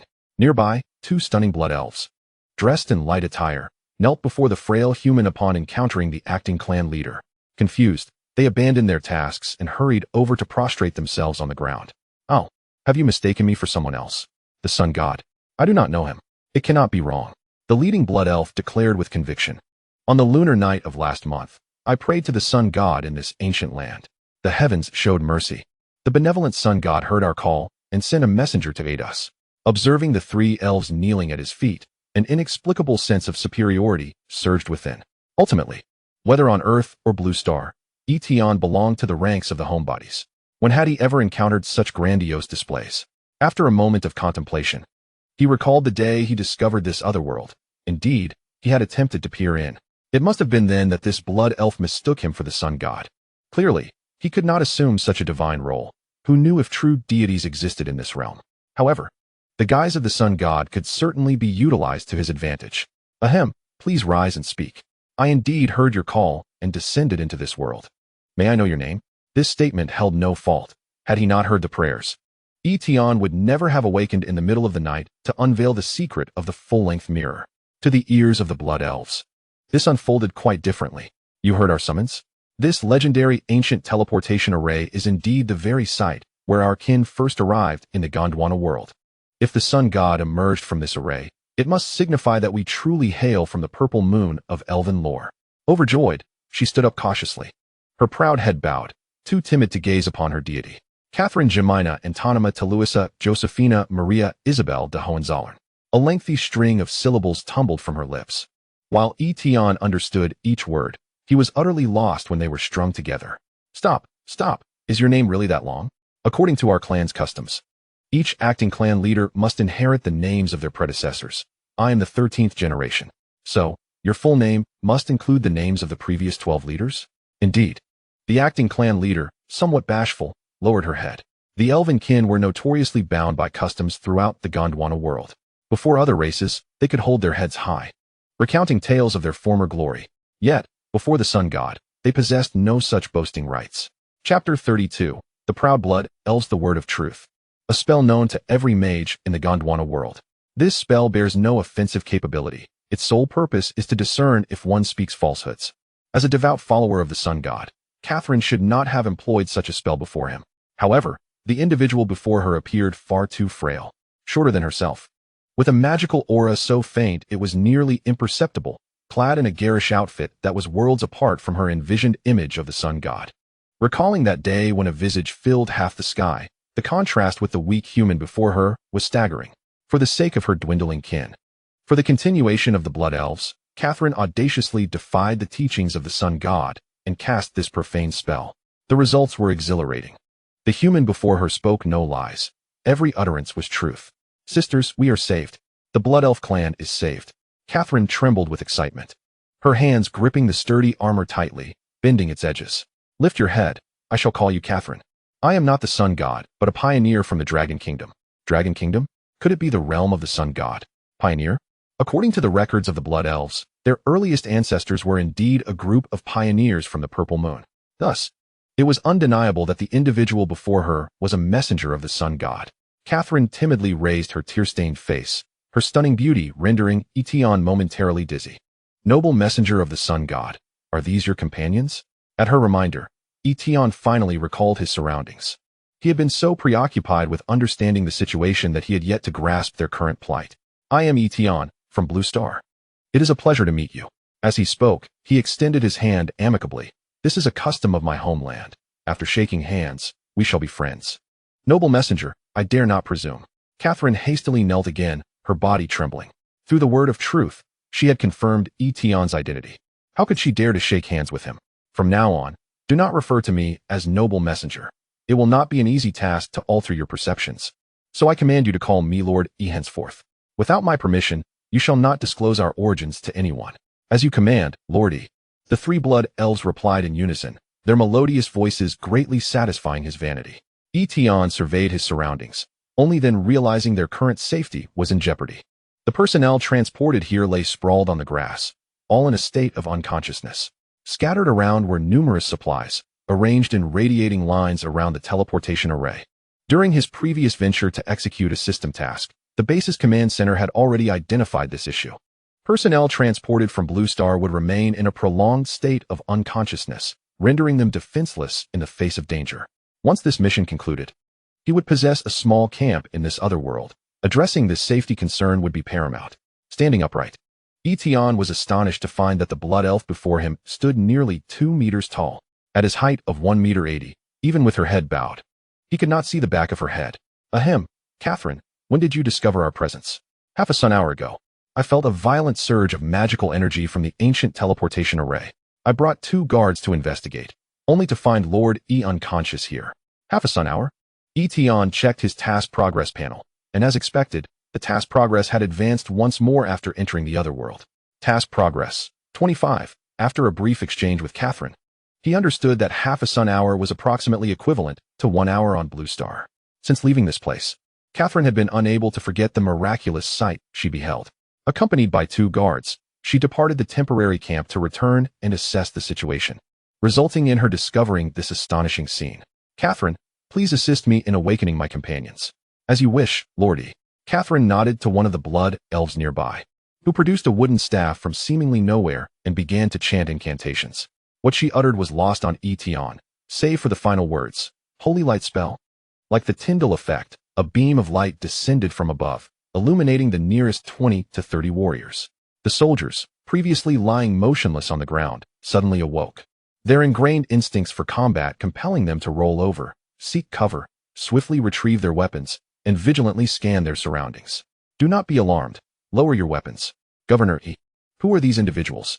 Captain Lin approached, clutching a sniper rifle, eyeing the three exquisite blood elves warily. After a moment of astonishment, his attention shifted to their pointed ears. These three beings, appearing human, could not possibly be native to Blue Star. Allow me to introduce. This is Blood Elf Catherine, and behind her are her two guards. Catherine greets you, my lord. Catherine, with a demeanor of utmost elegance, performed a graceful bow towards Captain Lin before taking her position behind Tian, falling silent thereafter. What did he just say? I could not comprehend it at all. Captain Lin's eyes widened in disbelief, his mouth agape, as if to swallow a duck egg. Blood Elf? Catherine. Governor, do not jest with me.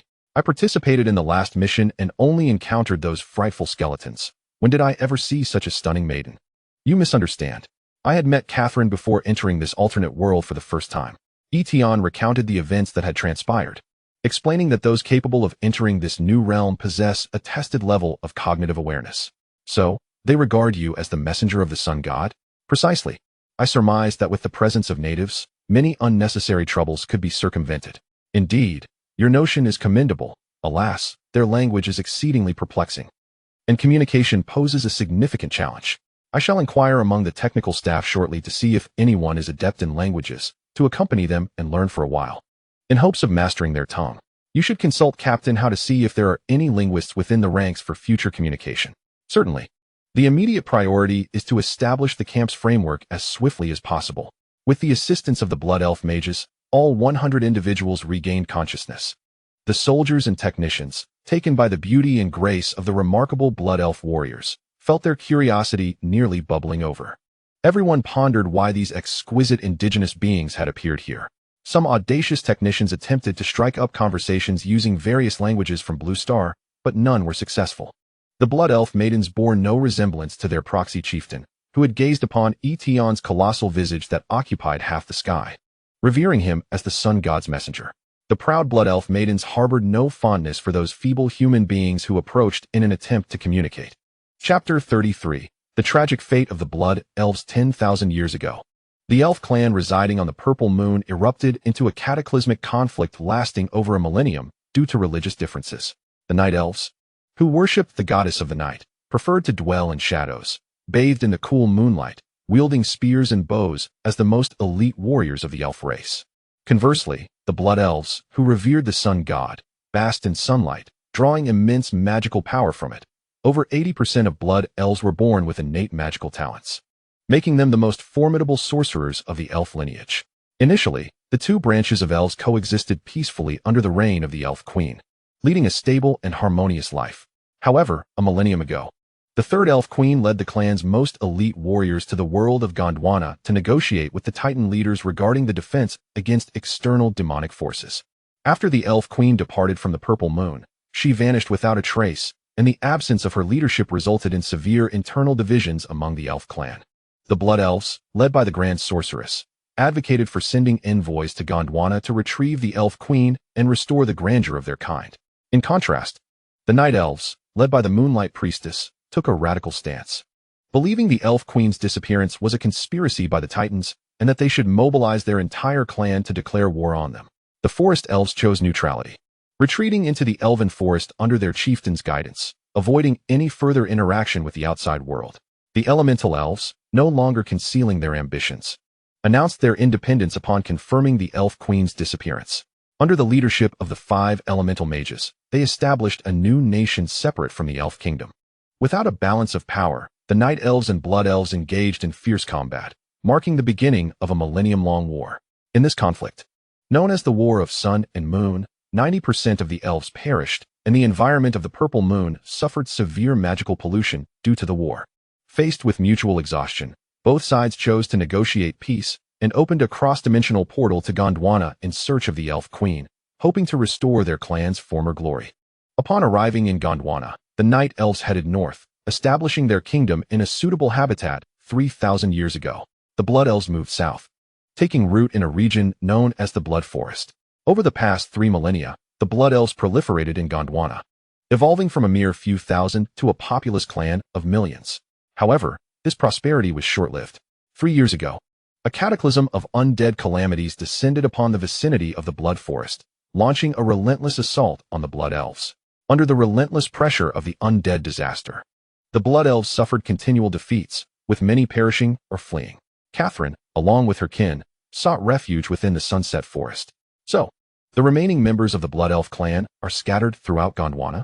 5 days ago, the traversers from Blue Star arrived in this open expanse, immediately embarking on a grand construction initiative. Under the guidance of engineering personnel, nearly everyone participated in the establishment of the camp. The sole exception was Tian. It was unanimously decided that he would extract as much information as possible about this world from the Blood Elves. Thus, scenes frequently unfolded at the Dakenling camp.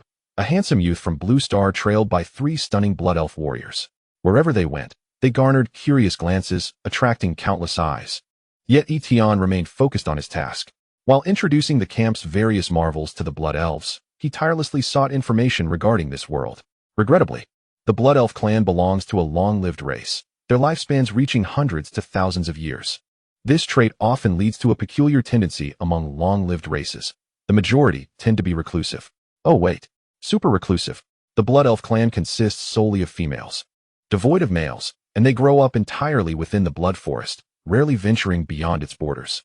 The Blood Forest seldom communicates with the outside world, only dispatching a small team of elves every decade to gather news from various continents, maintaining minimal contact otherwise. To make matters worse, the current proxy chieftain, an exquisitely beautiful Blood Elf with a striking figure, had never stepped outside the Blood Forest until she turned 200 years old. Considering the expected lifespan of Blood Elves, at 203 years, she would be akin to a great-great-great-grandmother, equating to merely a young adult in human years.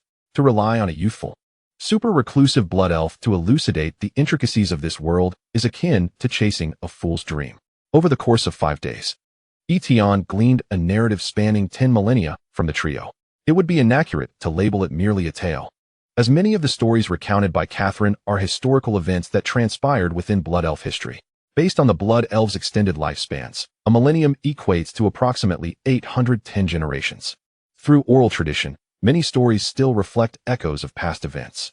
After 5 days of interaction, Tian discovered a significant flaw among the Blood Elves. They tend to look down upon others, generally standing around 2 meters tall, towering above Blue Star's inhabitants. Their haughty nature resulted in little warmth towards the other visitors from Blue Star. Only in the presence of the Sun God's messenger, Tian, would they lower their proud heads and elaborate on various matters. Indeed, my lord Catherine said with a somber expression, when our capital was breached, the chieftain summoned the 10 most promising Blood Elf warriors and entrusted us with the role of proxy chieftains. Each proxy chieftain led 1,000 elite warriors, escorting our kin in 10 different directions to break through the siege. After 3 years of arduous battles, the team I lead has finally reached the fringes of the Twilight Forest, though our numbers have dwindled significantly. Are your kin nearby? Could you guide me to them? A flicker of wariness crossed her eyes as she gritted her teeth and responded, My lord I regret to inform you that for the safety of my people, I cannot take you there at this moment. Oh, that is quite all right. You mentioned the undead scourge. Are they merely skeletons? Tian formed a makeshift telescope with his hands, his eye sockets flickering with a ghostly blue flame. They are the kind that can rise repeatedly without their heads being smashed, correct? Catherine furrowed her brow, having come to understand Tian over the past few days. Unlike the proud and taciturn Blood Elves, this envoy of the Sun God was approachable and often jested with them. She had not anticipated that Tian had encountered the undead. Could the scourge have indeed spread to the Twilight Forest? Chapter 34. The threat of the undead scourge. Initially, 3 Blood Elves assisted in awakening everyone. And through Tian's negotiation, the Blue Star people conveyed ample goodwill towards them. According to Tian's plan, arrangements were to be made for them to stay at the camp.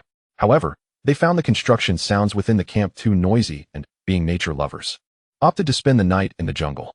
Speaking of the vast jungle surrounding the clearing, during their previous departure, Tian had launched 3 powerful individual cloud explosive devices. The tremendous force of these explosives ignited large swathes of forest, leaving behind nothing but charred tree trunks as far as the eye could see. According to drone reconnaissance, the fire ravaged an area of at least several hundred square kilometers, and only a torrential rain prevented further spread of the flames. Catherine gazed at the trees that had sprouted tinder branches from the charred remains, her eyes filled with concern. My lordie, when you speak of the skeleton warriors from the undead scourge, they represent the lowest tier of soldier, possessing strength below level 1. Level 1. How is the power structure of the Gungavada world organized, and what level are you and the two ladies behind you? The Gungavada world is divided into two systems, mages and warriors, each ranging from levels 1 to 7, with anything above level 7 categorized as heroes. I am a dual practitioner, a level 5 mage and a level 4 warrior. Fencini is a level 5 mage, and Tamira is a level 5 warrior. Tian glanced back at the green-haired Fencini, who had utilized her holy light spell to awaken everyone from their stupor. Upon noticing the envoy's gaze, Fencini offered a sweet smile, revealing a subtle dimple. My lordie, do you have any instructions for me? Oh, nothing of great importance. Are you truly a level 5 mage? By the sun god above, Fencini does not speak falsehoods, chimed in the red-haired Tamira with a serious expression, a level 5 warrior. No less. Tian redirected his gaze, inquiring, what constitutes a level 1 warrior? Catherine scanned her surroundings and approached a steel plate used for constructing defenses, effortlessly lifting it with one hand amidst the astonished gazes of those around her. The ability to lift such weight with both hands is considered the threshold for a level 1 warrior. Witnessing this, Tian's eyes nearly bulged out of their sockets. This steel plate, in the blue star, would weigh at least close to a ton, with the gravity of this other world being merely half that of blue star. The half-ton object in the delicate hands of this blood elf seemed as light as a mere toy. The onlookers, including a silver-haired middle-aged man, were equally shocked. Xiaolong, do you still wish to pursue that beautiful elf? Not at all. With those slender arms and legs, where could such strength come from? Hey, she's at least 2 heads taller than you. You'd probably need a stool just to steal a kiss. Uncle Lee, no need to disparage me like that. The blood elf maiden appeared delicate, yet she was unexpectedly formidable. Such a pity for her unparalleled beauty. Let us mourn for the governor for 3 minutes. The skeletons we encountered in the forest did not seem as formidable as you described. Tian reflected on the bony figures they had encountered, realizing that although they had not engaged them directly, the undead that had reached Blue Star had been studied by scientists. The weights they could move typically range between 300 to 500 kilograms, correlating with their size, and they were not as powerful as she had claimed. Catherine breathed a sigh of relief. According to Tian, those undead belonged to a category of negative energy-infused beings, distinct from the undead scourge, the skeletal warriors. Bolstered by undead heroes and various necromantic spells, exhibited combat prowess that only intensified. Over these days of interaction, the 3 blood elves had not demonstrated particularly overwhelming abilities, leading Tian to unconsciously underestimate the dangers of this other world. Fortunately, the blood elves they had encountered initially bore no malice towards the Blue Star people. Given their strength, it would have been effortless for them to overpower the 100 or so Blue Star individuals, most of whom were in a state of unconsciousness. After bidding farewell to Catherine and her companions, Tian anxiously made his way to the command post of the camp. So, how was your conversation with the Blood Elf ladies? Quite enjoyable, I presume? Captain Lin greeted him with a grin upon his arrival. Having fought the undead together, while the experience might not be one to boast about, they had shared the burden and thus maintained a good rapport. Where is squad leader Hao? I just received some crucial information from Catherine. We need to discuss our response. He just stepped out. I will call him back immediately. Before long, squad leader Hao and Captain Li entered, accompanied by 2 advisors. Tian shared the information he had just acquired, expressing his concern. According to Catherine, the undead we encountered last time were merely the lowest tier of the undead, without any enhancements, the weakest of the lot. How could that be possible? Captain Lin, having engaged with the undead, understood their ferocity. They move like the wind and possess immense strength. In a forest environment, ordinary soldiers stand no chance against them. Not even the elite. Fortunately, the surrounding forest has been incinerated. Otherwise, we would surely suffer a great loss in combat. Not necessarily. Squad leader Hao interjected. The video from our last encounter has been analyzed multiple times by the command. Large caliber weapons can inflict effective damage upon them. While our heavy equipment could not be transported this time, we brought a significant amount of light armored gear. Even against a horde of undead, we still possess a fighting chance. Squad leader Hao, what scale of horde are you referring to? Based on the strength of the undead we previously encountered.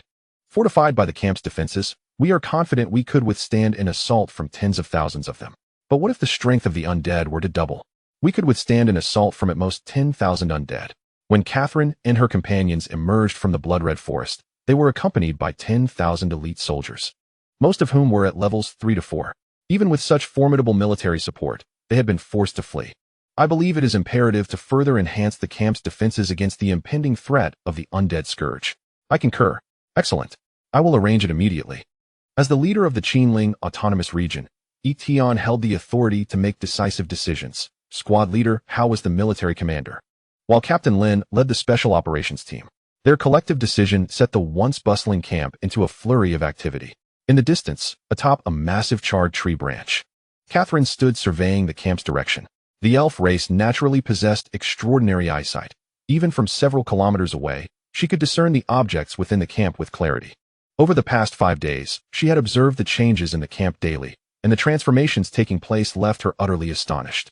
Chapter 35. The moment of displaying strength from a distance. The camp appeared encircled by 5 meandering trenches, resembling a child's haphazardly drawn chessboard.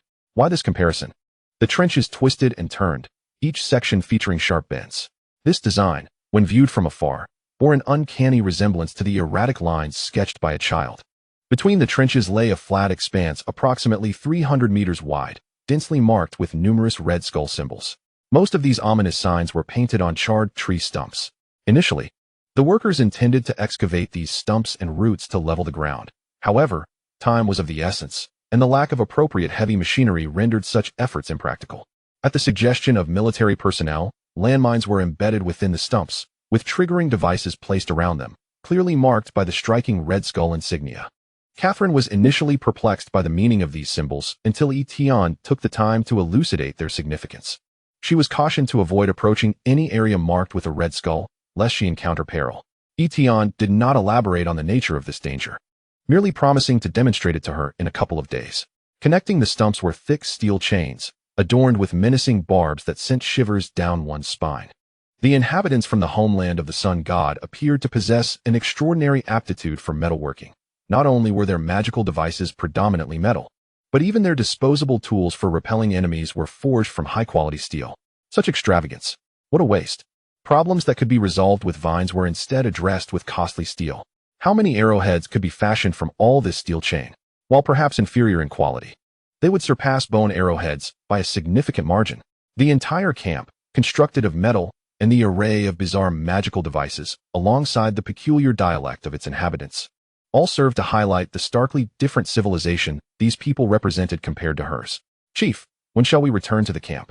A soft voice interrupted Catherine's thoughts as a figure bounded towards her. Tomorrow. We shall return to the camp tomorrow. Fincerni gazed in the direction she was looking and inquired. Do you truly believe they are messengers of the sun god? Does it matter whether they are or not? A faint smile of bitterness graced Catherine's lips. Emerging from the crimson forest after enduring countless hardships, she was no longer the carefree, innocent blood elf girl she once was. The doubts of her kin and the betrayal by the Storm Alliance had forced her to mature rapidly, to assert her authority before her people and relinquish her pride before the sun god's envoys. All her actions were driven by the desire for her fragile group to endure. They are too weak. It is unrealistic to expect them to withstand the onslaught of the undead calamity. We must make preparations early. I comprehend your sentiments. Yet our warriors have suffered grievous losses and are no longer capable of migrating further. They may represent our last hope. Catherine's words plunged both into silence. Indeed, throughout their journey, her sisters had made tremendous sacrifices, and those who remained were a blend of fortitude and luck. Even worse, many bore injuries that severely diminished their combat capabilities, resulting in discord within the ranks.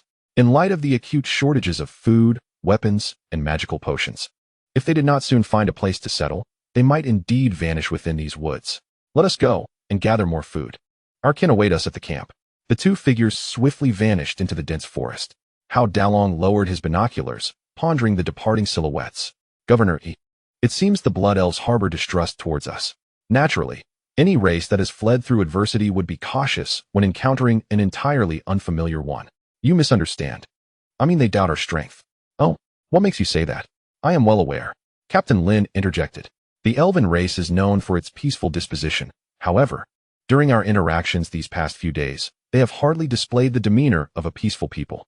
You have observed them showcasing their strength and wielding magic, projecting an air that suggests they are formidable and should not be trifled with.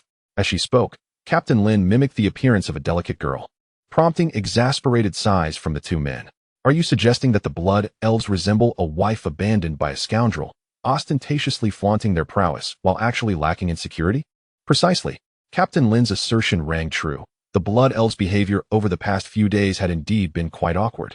They exuded an inherent pride but engaged in juvenile antics within the camp. The intelligence gathered by the command center, in conjunction with the insights from Governor E, led to a consensus that their peculiar conduct likely stemmed from being ensnared in dire troubles.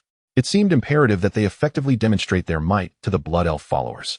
After 5 days of construction, the Qinling camp steadily took shape, albeit with slow progress on the tasks at hand. Task progress, 40, with an advancement of merely 3 units per day and less than 10 days remaining. The current pace rendered the completion of the task nearly impossible. Clearly, something had been overlooked. The following day, Tian deviated from his routine of wandering the camp with the 3 blood elf maidens. Instead, he took them aboard an all-terrain vehicle, the Lynx, and set off beyond the camp's confines. The Lynx traversed at a leisurely pace, at least in Catherine's estimation. To her, these 6-wheeled magical contraptions seemed utterly ineffectual aside from their ability to move on their own.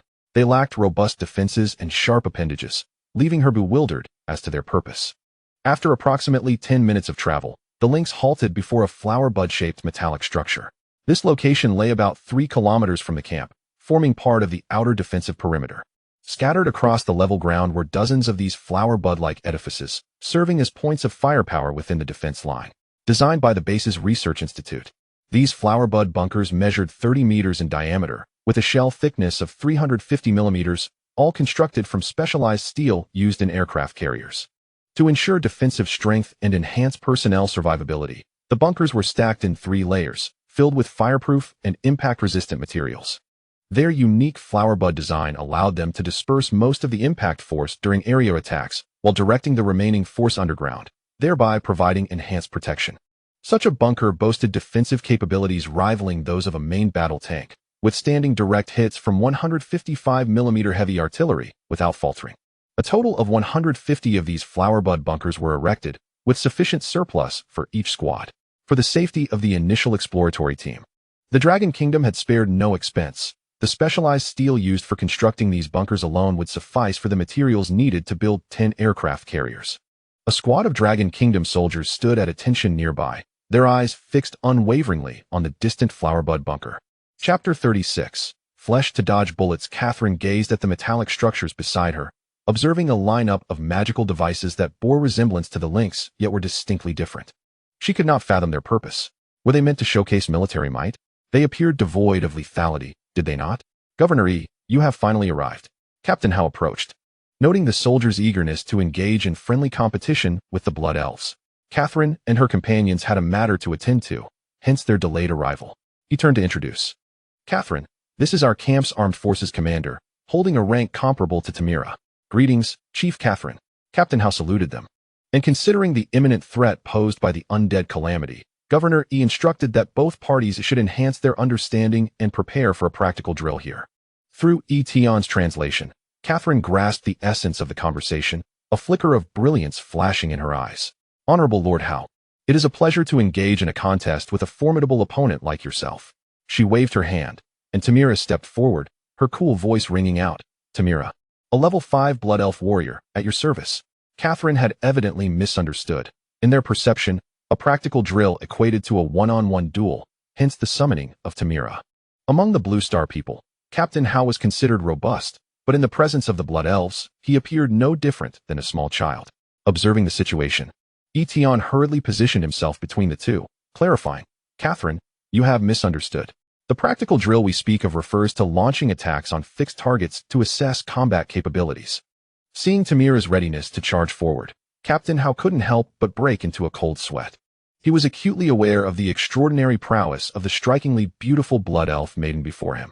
Having witnessed her leap over 10 meters high and move through the woods with agility surpassing that of a monkey, he knew her strength was off the charts.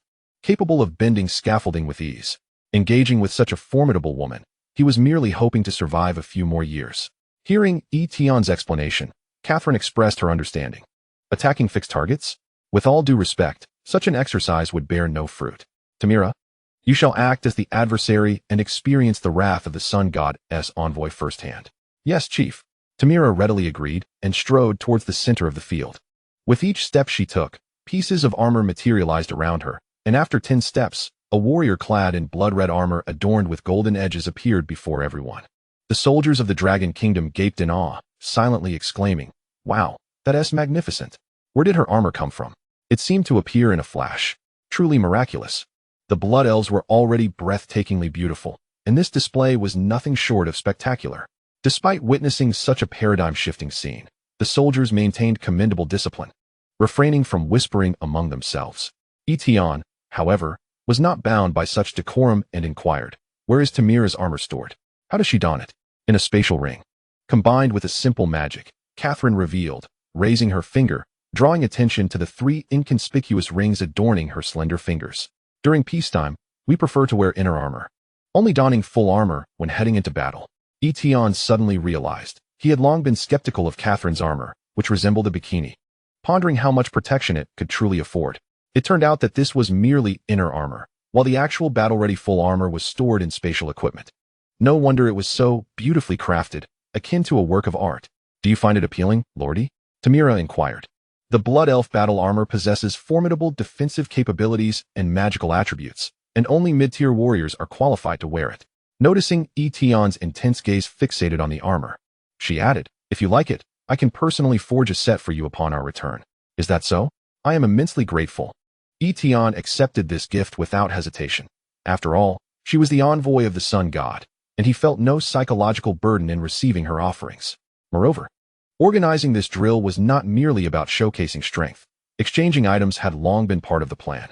Tamira took her position in the center of the field, while a squad of soldiers entered the Flowerbud Fortress, and the rest gathered in the nearest fortress to witness the duel. Inside the Flowerbud Fortress, 5 all-terrain vehicles stood ready, with personnel observing Tamira's movements. "Squad leader, isn't it inappropriate to fire upon such a beautiful blood elf?" one soldier questioned. "It's a contest. Do you understand?" The squad leader smacked the soldier on the head, conceding, "You do raise a valid point. Vehicle 5 has the weakest firepower, so you all go first." "Are we really going to open fire?" the vehicle commander lamented. "Aren't they our allies? 127mm caliber rounds? A direct hit could leave them maimed." "We cannot apply Blue Star logic here," the squad leader advised earnestly. "According to the captain, Tamira is a level 5 warrior, a substantial force in this world, not to be trifled with. Look at her armor. It is clearly extraordinary, and she won't be easily harmed."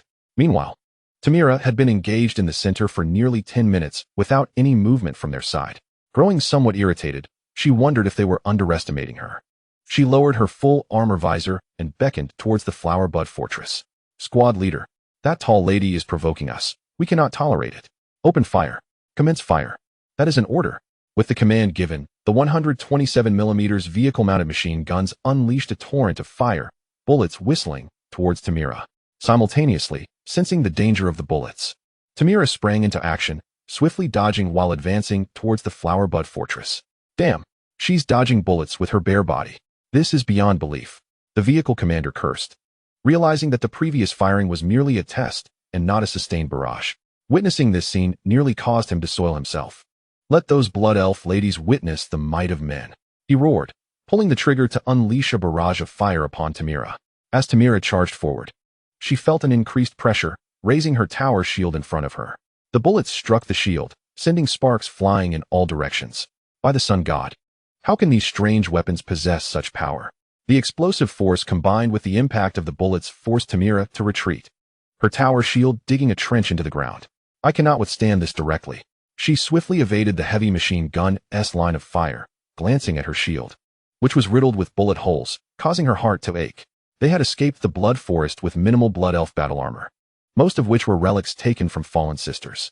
To see them ruined in a mere contest was simply too tragic. Chapter 37. The hard truth of fists. Tamira stored her tower shield in the spatial ring and drew a slender longsword, a crimson aura emanating from her body. "What is this?" Tian exclaimed in astonishment, turning to Catherine. "The protective bloodlight. Only warriors of 4th tier and above can master such a capability. The undead calamity possesses similar abilities? Indeed, we refer to a similar power as death energy. Mid to high tier undead are enveloped in a black aura that carries a strong corrosive effect, making it difficult for ordinary weapons to inflict harm. What is the purpose of the protective bloodlight? You shall find out shortly. Catherine did not answer directly, a proud smile gracing her face as she gazed at the field. Catherine, weapons have no eyes. Shall we call it a day? Lordy, do you believe we would lose? Well, pitting flesh against a steel fortress was already an advantage for us. What if we made a wager? If Tamira can breach the interior of the steel fortress, would you gift us a few weapons? Seeing the impressive performance of these weapons stirred Catherine's interest. Compared to bows and spears, their firearms outclassed non-enchanted arrows in both rate of fire and power. More importantly, even those of frail constitution, without any magic, could wield them. Gaining such weapons would enhance her tribe's chances of survival. What if we lose? She hesitated momentarily before removing a spatial ring from her finger, offering it to Tian. This spatial ring shall be a gift for you, Lordy. Excellent. Tian rejoiced internally, accepting the offer discreetly. After the drill concluded, a batch of firearms and ammunition was originally intended to be delivered to them. Now, an additional space ring was included. Such fortune is rare indeed. The two redirected their gaze to the center of the field, where a sanguine halo emerged, and Tamira's form transformed into a fleeting shadow as she charged toward the Blossom Bastion. Oh no, her speed is too swift to lock onto. Inside the Blossom Bastion, the vehicle commander was drenched in beads of sweat, unable to keep the crosshairs on Tamira's trajectory, regardless of how he adjusted them. Damn it. She must not get any closer. Observing the situation, the squad leader bellowed, Vehicle 3, activate the close-range cannon. The close-in weapon system, designed specifically for this mission, automatically tracked targets with a small phased array and controlled 6 20mm barrels to fire at an astonishing rate exceeding 2,000 rounds per minute. In this moment, he could not afford to worry about collateral damage. Failure to establish dominance would only serve to embarrass him further, and he dared not report back to the company commander. With a series of rapid-fire sounds, the close-in cannon locked onto its target and unleashed a torrential downpour of 20mm rounds toward Tamira. All escape routes were sealed. No matter how fast she was, the laws of physics dictated her fate. A pained scream escaped Tamira's lips as her hazy silhouette appeared in the air, a 20mm high explosive round striking her right abdomen. The force of the explosion propelled her far away, and it did not end there. Under the locked-on status, countless projectiles, like relentless parasites, followed her trajectory, bombarding her armor without relent. Cease fire, immediately cease fire. The squad leader shouted as he witnessed her loss of resistance. A casualty would be unacceptable for both sides. Tian and Captain Lin's expressions soured. They hoped for a smooth contest without mishaps. Catherine's countenance was similarly grim. She had not anticipated that the Blood Elf's prideful 5th-level warrior would fall so easily.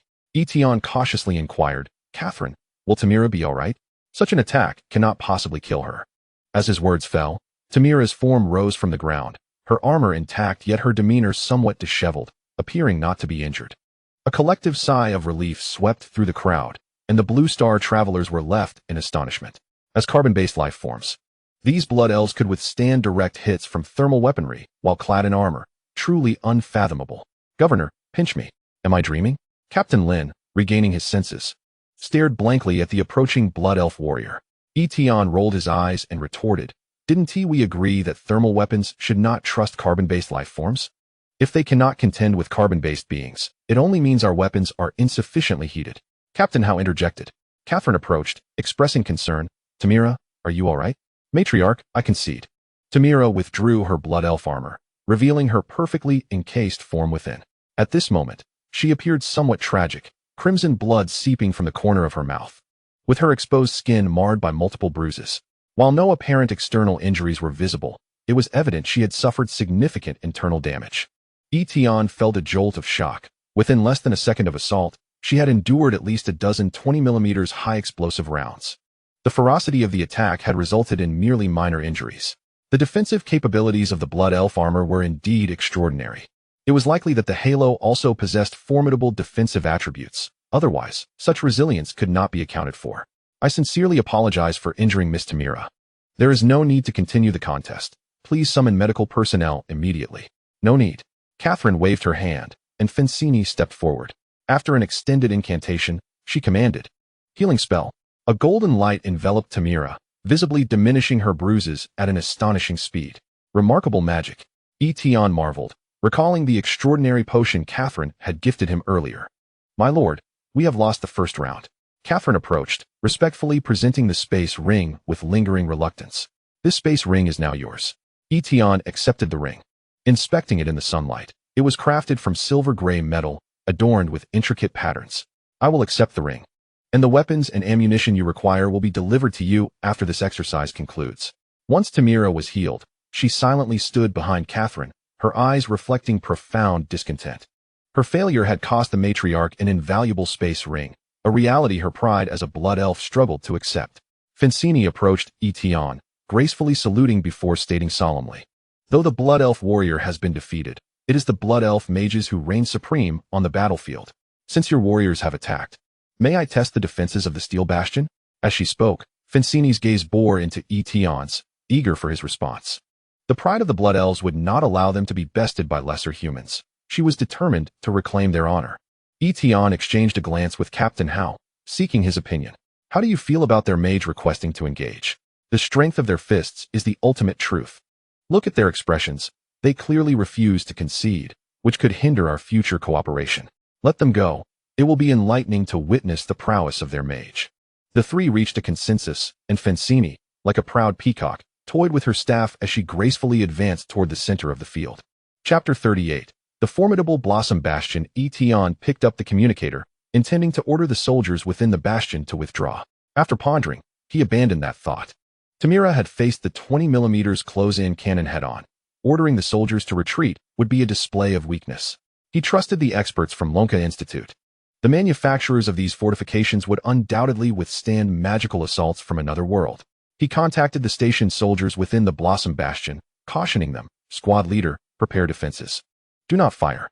I repeat, do not fire." Understood. Inside the Blossom Bastion, the squad leader caught sight of Vincini through the firing port and muttered, "She's back? That blood elf nearly lost her life. Do these blood elves fear death? What if we don't fire, squad leader? Didn't the governor say defense?" That last blood elf was quite frightening. Why is this one standing still? Who knows? She seems to be a spellcaster, wielding a staff.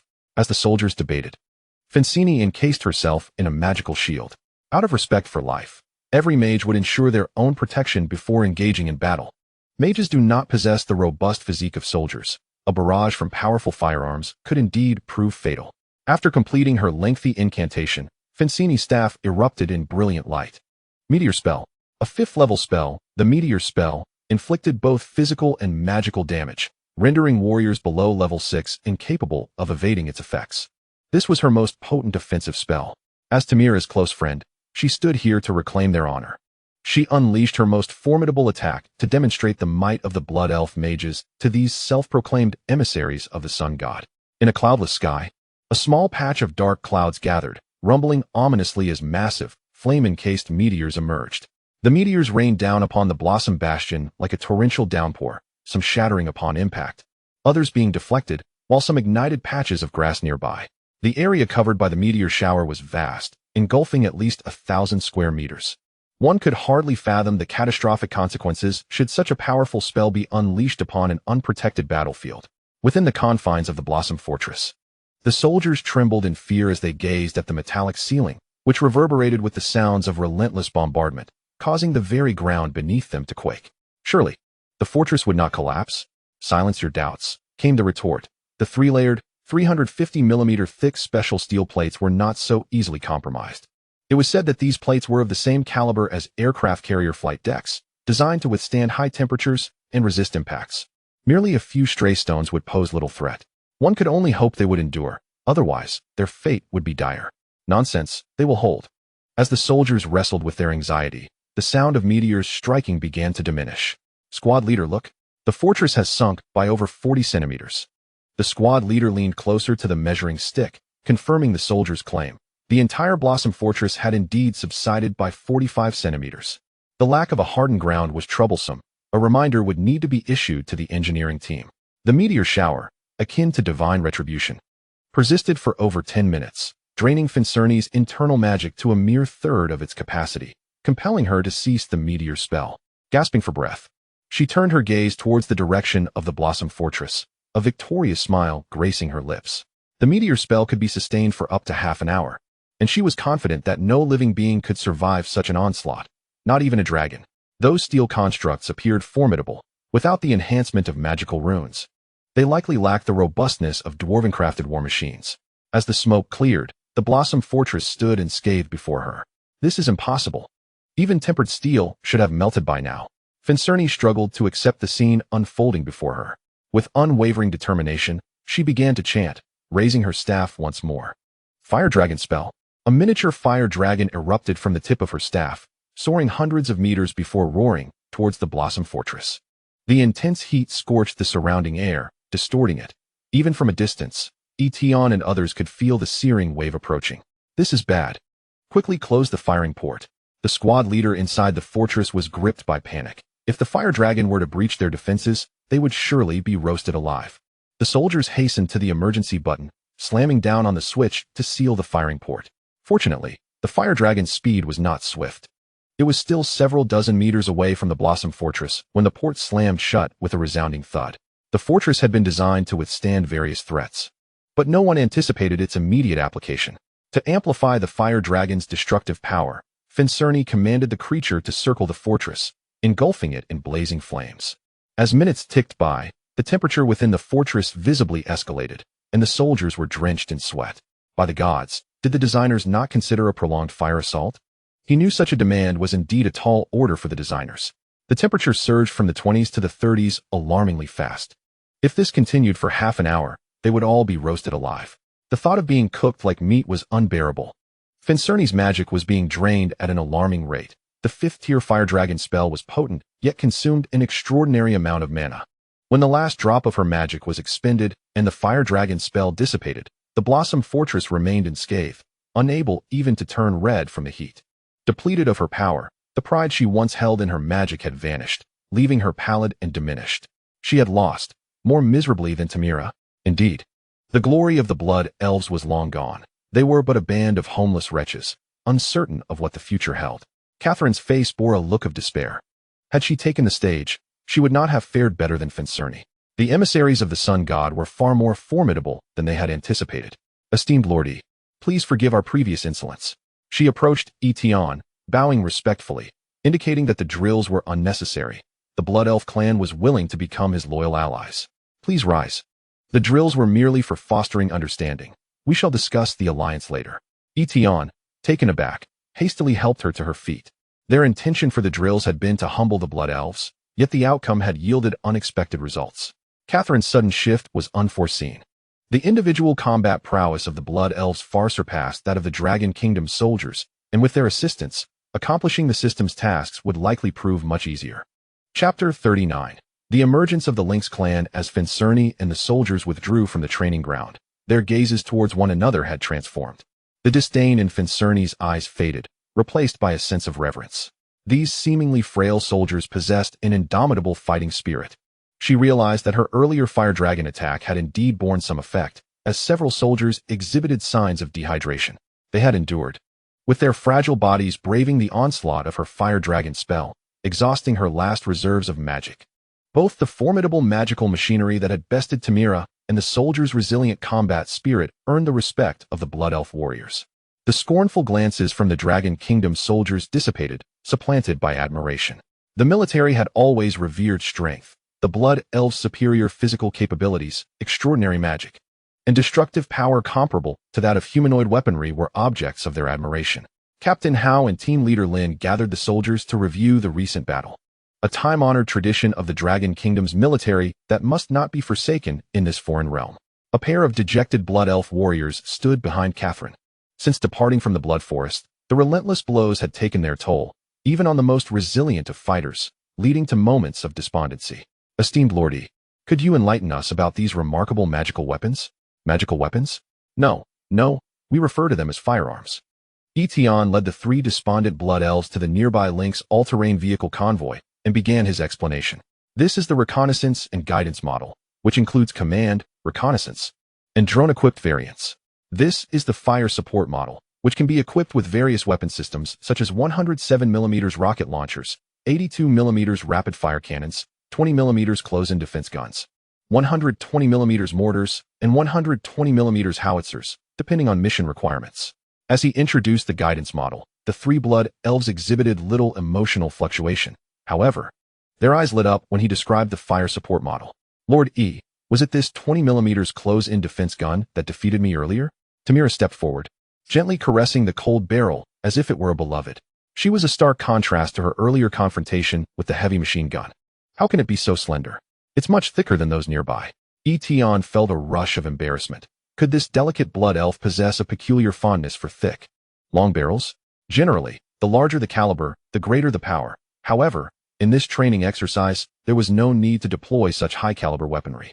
Tamira's eyes sparkled as she dashed towards a 120mm howitzer, excitedly inquiring, "Isn't this one significantly more powerful than the previous one?" He nodded, summarily stating, "The thicker the barrel, the greater the power." It was more straightforward to elucidate the machine guns, artillery, and missiles in such blunt terms. Catherine approached a low-profile, armored all-terrain assault vehicle, asking, "Lordy, what is its purpose?" This is the frontline assault model, equipped with a 40mm assault cannon, possessing a degree of armored protection. Available in unmanned assault and troop assault variants. You may understand it as light cavalry. As Tian continued to introduce the vehicles one by one, the three blood elves' earlier gloom lifted, and they eagerly examined the cold, steely machines. "What about this one? And this one?"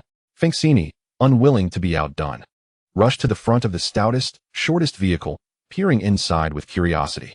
"Be careful, this is quite dangerous," Tian cautioned as he pulled her back, introducing the vehicle. This is an anti-armor model equipped with both 140mm octopus and 120mm dodecapod missile warheads, specifically designed to tackle heavily armored and high-value targets. These are anti-aircraft systems, featuring 130mm sextuple missile launchers and 30mm cannon models, tailored for low-altitude threats. Here lies the comprehensive support vehicle, which includes battlefield rescue and repair units, casualty transport vehicles, supply trucks, and unmanned resupply models, among many others, to successfully accomplish the camp construction mission and ensure its security. The Lonka Institute's Military Engineering Division has developed a family of lightweight armored weapon systems based on the chassis of the Lynx all-terrain vehicle. The Lynx employs a modular design, allowing the chassis to pass through narrow teleportation arrays once the weapon modules are removed. Most weapon modules can be brought over and, with simple assembly, a fully functional and formidable lightweight armored group can be swiftly formed. The Blood Elves, starved for armor and supplies for the past 3 years, had never laid eyes upon such an array of weaponry before, leaving them momentarily dazzled. "Honorable Lordy, might you spare us a few Lynx all-terrain vehicles? Our kin are in dire need." Catherine hesitated, adding, "In exchange, we could offer you some rare minerals." "I regret to inform you that the Lynx all-terrain vehicles are classified as technological weapons. Gifting them to you would be unfeasible at this time," Tian explained. Gesturing for a few soldiers to approach, carrying several green boxes, they placed them before the elves. Opening the first box revealed a 127mm heavy machine gun. The second contained a 35mm grenade sniper, and the third held a 120mm rocket launcher. "Initially, I was concerned about you transporting these items back, but with your spatial rings, I trust you can accommodate them without issue." "Absolutely, no problem at all," Catherine exclaimed, elated at the prospect of arming her people, which significantly increased their chances of survival. "Earlier, you mentioned rare minerals. Do you still have the 2 types you sent me before?" "Indeed. We have some magic gold and secret silver in stock. Let me present them to you." She raised her hand, and the coveted magic gold and ultra-high-temperature superconducting metal appeared before them, piling up like a small earth mound. The golden sheen, illuminated by the sun, was almost blinding to Tian. Under Catherine's guidance, he quickly learned to utilize the spatial ring. Having received such a bounty of rare minerals, he felt somewhat embarrassed by the limited military supplies they had previously brought over. After conferring with Captain Howe, they decided to gift her 100 units of each type of weapon, each accompanied by a standard ammunition supply of 10. These weapons, compared to the Camp's inventory, represented less than half, thus having negligible impact on the Camp's combat capabilities. However, for the Blood Elves, this represented a monumental enhancement, equipping 300 previously defenseless kin with formidable arms. Such is the essence of reciprocity. The Long Kingdom gained a substantial supply of urgently needed magic gold and secret silver, while the Blood Elves received life-saving weaponry. Both sides, having fulfilled their respective needs, felt as though they had struck a significant bargain. Chapter 40. The Blood Elves' talent. The Blood Elf clan appeared to possess an extraordinary aptitude for marksmanship. During the ensuing time, Tian provided hands-on instruction to 3 Blood Elves on how to utilize the various weapons. With the sniper scope, They accurately struck distant targets, a basic operation that human soldiers would typically master with ease. However, in the hands of the Blood Elves, the heavy machine gun was anything but ordinary. After a brief explanation of its principles and usage, the three Blood Elves began to showcase their skills. Why is a scope necessary? At such close range, wouldn't it be easy to hit the target? Catherine queried, perplexed, as she took the machine gun and fired without aiming at the distant target. The gunfire echoed, and the bullet struck the bullseye with precision. Firing without the scope proved to be faster and more effective in practical scenarios. Tian couldn't help but smirk, standing awkwardly by as he observed the three Blood Elves manipulating the heavy-caliber machine gun. Feng exhibited a particular fondness for the heavy machine gun, excitedly emptying an entire magazine. Even a target the size of a fingernail at a kilometer away stood no chance against her aim. Tamira, on the other hand, showed little interest in the heavy machine gun, finding its barrel too diminutive for her taste. The 127mm caliber firepower was insufficient to breach the defenses of her robust armor. Instead, she favored the 35mm grenade sniper, which boasted a sufficiently large caliber and formidable power, perfectly compensating for her lack of long-range capabilities. Be cautious, this weapon has quite a recoil, Tian reminded her after demonstrating its usage. Thank you for the warning, Tamira replied, effortlessly hoisting the 35mm grenade sniper, unleashing a barrage towards a distant charred tree trunk. After 2 magazines, the massive trunk crashed down, eliciting gasps from the surrounding soldiers. This weapon has considerable force, far lighter than my tower shield.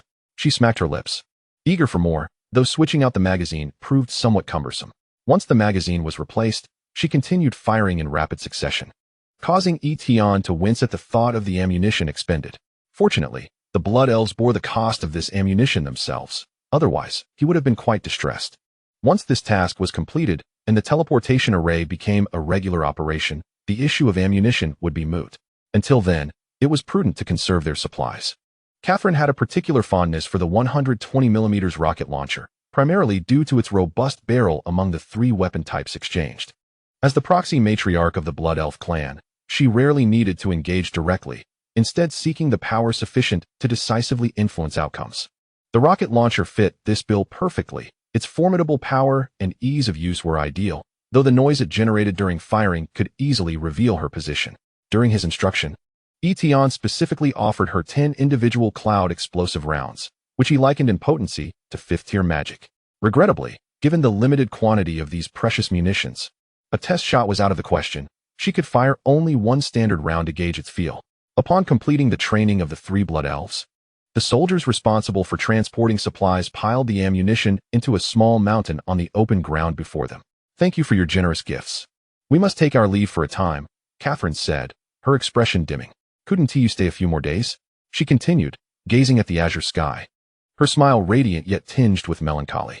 These past few days have been the most relaxed I've experienced in 3 years. How I wish such days could last forever.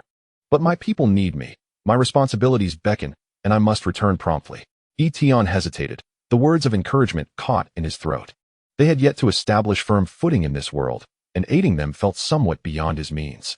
Moreover, given the pride of the Blood Elves, would the rest of their kin accept their assistance, even if the 3 before him were willing? Had it not been for the fortunate circumstances that allowed them to don the guise of sun deity emissaries, might they have already clashed militarily? Here, take this. If you need to, you can use it to contact us. He produced a communicator and handed it to her. Currently, the communication range is limited to about 100 kilometers, so you'll need to be near our camp to reach us. Catherine took the communicator with a radiant smile, expressing her gratitude by saying, "Thank you for your kind gesture. I believe we shall have the opportunity to meet again." She was no stranger to using such devices, having become quite familiar with it during her recent days at the camp. This device must be carried on one's person. Placing it in a spatial ring would render it unable to receive signals. Understood, she replied silently as she gathered the arms and ammunition scattered on the ground, also reminding others of the dangers. The Sunset Forest was not a safe place, although they were merely on the outskirts. They had encountered numerous large magical beasts during their previous visit. Very well, I shall remind everyone to remain vigilant. With their preparations complete, Catherine and her companions bid farewell and vanished into the dense thicket. At the edge of the Blood Forest, 300 kilometers away from the Qinling camp, a group of Blood Elves were diligently erecting a temporary encampment. "Elder, we have urgent news." A Blood Elf sentry rushed in, raising his voice. "What is it? Have you all lost your grace? The elder reprimanded him sharply, prompting the sentry to compose himself and deliver the report with poise. Respected elder, half an hour ago, the sentinels detected signs of a necromantic calamity. What? They have pursued us so swiftly? The elder's serene and noble demeanor darkened, his face clouded with dismay. These accursed undead are relentless. Elegance. The elder cursed inwardly. With the undead crisis looming over them, maintaining grace seemed utterly futile. Those repulsive undead were oblivious to elegance, only knowing how to transform living beings into their grotesque forms. The thought of fallen comrades rising from the battlefield, covered in decay, sent a shiver down his spine. Have the acting chieftains returned? Respected elder, there is still a day until the designated time. The chieftain should be en route back. The Blood Elf sentry secretly harbored doubts about the elder, who, during 3 years of exile, had failed to earn the respect of the clan, while the true chieftain had garnered unanimous support through her actions. Yet, this elder clung to his title, acting as if he held seniority. The Sunset Forest had once been a place of sorrow for the Blood Elves. They sought the favor of the Sun God here, only to falter at a critical moment. Respected elder, what should we do? Immediately issue orders for the Blood Elf warriors to prepare for battle, the mages to set up concealment spells, and the rest to pack up and be ready for a retreat. Yes. A long, echoing horn sounded, plunging the camp into chaos. Chapter 41. The bloodthirsty undead arrive within the dense woods of the Sunset Forest. Catherine and her 2 guards advanced swiftly, driven by an urgent desire to return. They hurried towards the temporary camp of the Blood Elves after departing from the human camp. Traveling through the jungle at night was perilous, and few races would dare to do so unless they were as adept as the nocturnal night elves. Currently, Catherine was beset by a foreboding sense of dread, wishing for nothing more than to teleport back to the camp instantly. How far are we from the camp? Chieftain, there are still 3 hours to go. No, that is too slow. Tamira, carry Fencini. Ah, Chieftain, is that appropriate? It is an order. We must reach the camp within the hour. Without further ado, Tamira hoisted Fencini onto her back and sped off towards the camp, not far from their destination. A plume of thick smoke rising in the air made the hearts of the 3 Blood Elves sink. Their worst fears had come to pass. The camp was under attack. Was it the magical beasts of the forest assaulting the camp, or the necromantic forces that had followed closely behind? In a state of urgency, they quickened their pace. Soon, Catherine spotted a severely wounded Blood Elf warrior lying beneath a large tree, barely clinging to life. She hurried over to assess the situation. Under Fencini's healing spell, the Blood Elf warrior slowly opened his eyes. The chieftain has returned at last. What is the situation at the camp? It is dire. The undead army has breached the camp, and everyone fled in haste. Struggling to turn his head, he spoke to Fencini. Great mage, do not waste your magic on me. Grant me a swift end. As he spoke, he gradually opened his chest armor, revealing a vast expanse of black death energy spreading over his pristine skin. A stark contrast of white and black. May you find peace on your journey. Catherine extended her trembling hand, placing it upon the warrior's forehead. As her magic surged forth, the warrior's brain erupted in flames, mirroring her tumultuous emotions. She had witnessed far too many tragedies over the past 3 years. Countless injuries and kin succumbing to the necromantic taint, preferring death at the hands of their own rather than becoming puppets of the undead. With her blood-stained palm falling limply, Catherine rose with renewed vigor, her voice resonating with fury. Follow your chieftain. Slay. Slay. The 2 responded in unison, brandishing a sword in one hand and a cannon in the other, while wielding a staff in one hand and a pistol in the other. Plunging into the dark mass of the undead army, the sound of gunfire erupted as they unleashed their fury. The emergence of firearms aimed to enhance lethality. And the 3 of them, though seemingly insignificant within the vast undead horde, exuded the might of 3 battalions. Upon realizing the anomaly at the camp, Catherine had distributed spatial rings containing 3 different weapons and ammunition types to her 2 capable subordinates. With ample supplies at their disposal, they truly became unstoppable forces. Tamira, exhibiting great valor, quickly recognized the inefficiency of her sword against the enemy. She sheathed it and drew her battered tower shield, slicing through the black tide like a crimson blade. With the shield providing cover, she forged a path while continuously unleashing 35mm high explosive rounds, creating swathes of destruction among the undead ranks. Fencini transformed into a humanoid artillery platform, relentlessly casting area of effect spells while firing a 127mm heavy machine gun. Bullets rained down upon the skeletal figures and decaying flesh, proving effective against zombies and ghouls, but inflicting minimal damage on skeleton warriors. without the protection of death energy. A single bullet would result in dismemberment. The commotion soon caught the attention of the demoralized Blood Elf warriors. They could hardly fathom the appearance of such a unique force that had come to their aid after being isolated for so long. It is the chieftain. The chieftain has returned. The keen-eyed Blood Elves soon recognized their long-lost leader, who had vanished for days, and erupted into cheers. Vincini, immediately take command of the Mage Corps and stabilize the situation. Yes, chieftain. Tamira, organize the Blood Elf warriors, distribute weapons, stabilize the line, and buy time for the retreat. Understood. With her orders given, Catherine's expression grew grave as she surveyed the battlefield. Amidst the black tide, countless skeletons, zombies, and ghouls surged forth like a tsunami. While the scattered Blood Elf warriors resembled fragile vessels, perilously close to capsizing. These are mere low-level cannon fodder. The higher-tier undead units have yet to appear. We must expedite our withdrawal. As she contemplated their next move, footsteps approached from behind. Acting Chieftain, you have finally returned. The elder felt a wave of relief wash over him, though he eyed the rocket launcher in her grasp with curiosity. Is that the spoils of this journey? I sense no magical fluctuations. Spare your concerns, elder. What of our kin? She offered him no warmth, given his frequent opposition to her. Acting Chieftain, the 1st and 2nd elite squads are engaged with the enemy, suffering heavy casualties. The 3rd squad is organizing a retreat and is ready to join the battle at any moment. Very well, immediately deploy the 3rd squad to replace the 1st and 2nd. But execute the orders. Yes, the 3rd Brigade is her trusted force. She does not wish to see them squandered here.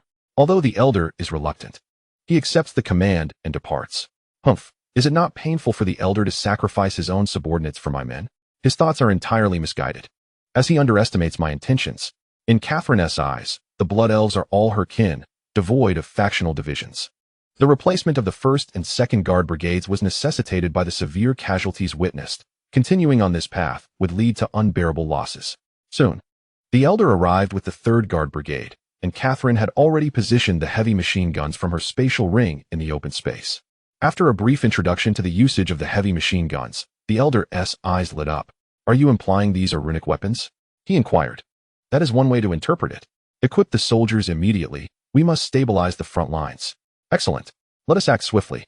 The elder was overjoyed, initially believing it to be a mission of certain death, only to discover it was a fortuitous opportunity. Calling for the soldiers to don the new gear. Each armed with a heavy machine gun, they charged into the sea of undead, visibly stabilizing the front lines. With the front lines secured, the retreat of the kin accelerated. Just as the Blood Elves rejoiced at their leader's timely return and the powerful weapons she brought, a cloud of dust rose from the distant undead army, racing towards the battlefield at an alarming speed. Catherine sensed a formidable surge of magical energy approaching and, feeling uneasy, quickly ascended a large tree. Upon glimpsing the incoming entity, her complexion drained of color. Is this the power of a hero? In the distance, a massive crimson undead, towering several meters high, raced towards them, obscuring the sky with dust. Chapter 42. Elegy of the Blood Elves in the World of Ganvana. Power can be crudely categorized into 3 types: warriors, heroes, and deities. Warriors are divided into 7 levels, forming the fundamental units of combat across the continent. Once bestowed with the title of hero, their power experiences an extraordinary enhancement. Below the deities, heroes are invincible. This phrase encapsulates the influence of heroes within the Ganvana realm. Heroes vary in strength, yet even the weakest hero far surpasses an ordinary warrior. What now appeared before Catherine was the legendary might of a hero. At the peak of their existence, the Blood Elf race possessed no more than a handful of heroes. Following the Battle of the Blood Forest, all their heroes perished, leaving only the 57-level Kalami to bear the weight of their race's continuity. The emergence of an enemy hero on the battlefield was enough to instill dread within her heart. Send word immediately to prepare a temporary teleportation array. We must leave this place. Descending from the tree, she swiftly issued her command. Navigating through the defensive line formed by her fellow Blood Elves, she approached Tamira and instructed loudly, consolidate the defenses and prepare for evacuation. Tamira discarded her 3rd broken sniper grenade launcher and lifted her visor. Leader, we have stabilized the front line. Why must we retreat? An enemy hero approaches. Without further ado, Tamira saluted and organized the guards to tighten the line.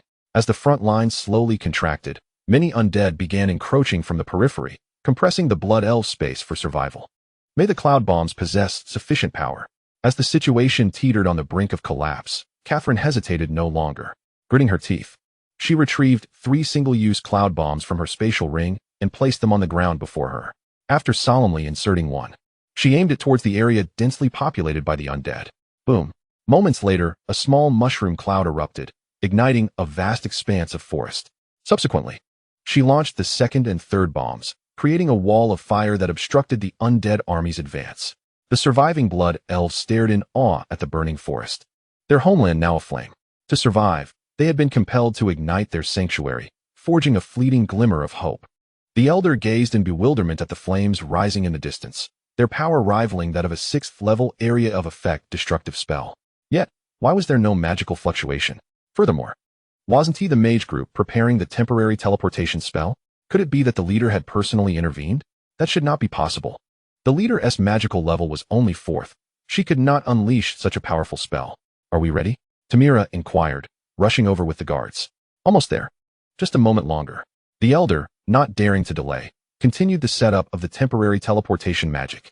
At this juncture, they could no longer concern themselves with the depletion of precious resources. Survival was paramount. Rare magical items and potions were consumed, and a magic array enveloping all the blood elves began to emit a faint glow. The single-use teleportation array could randomly transport large numbers of personnel and supplies several dozen kilometers away.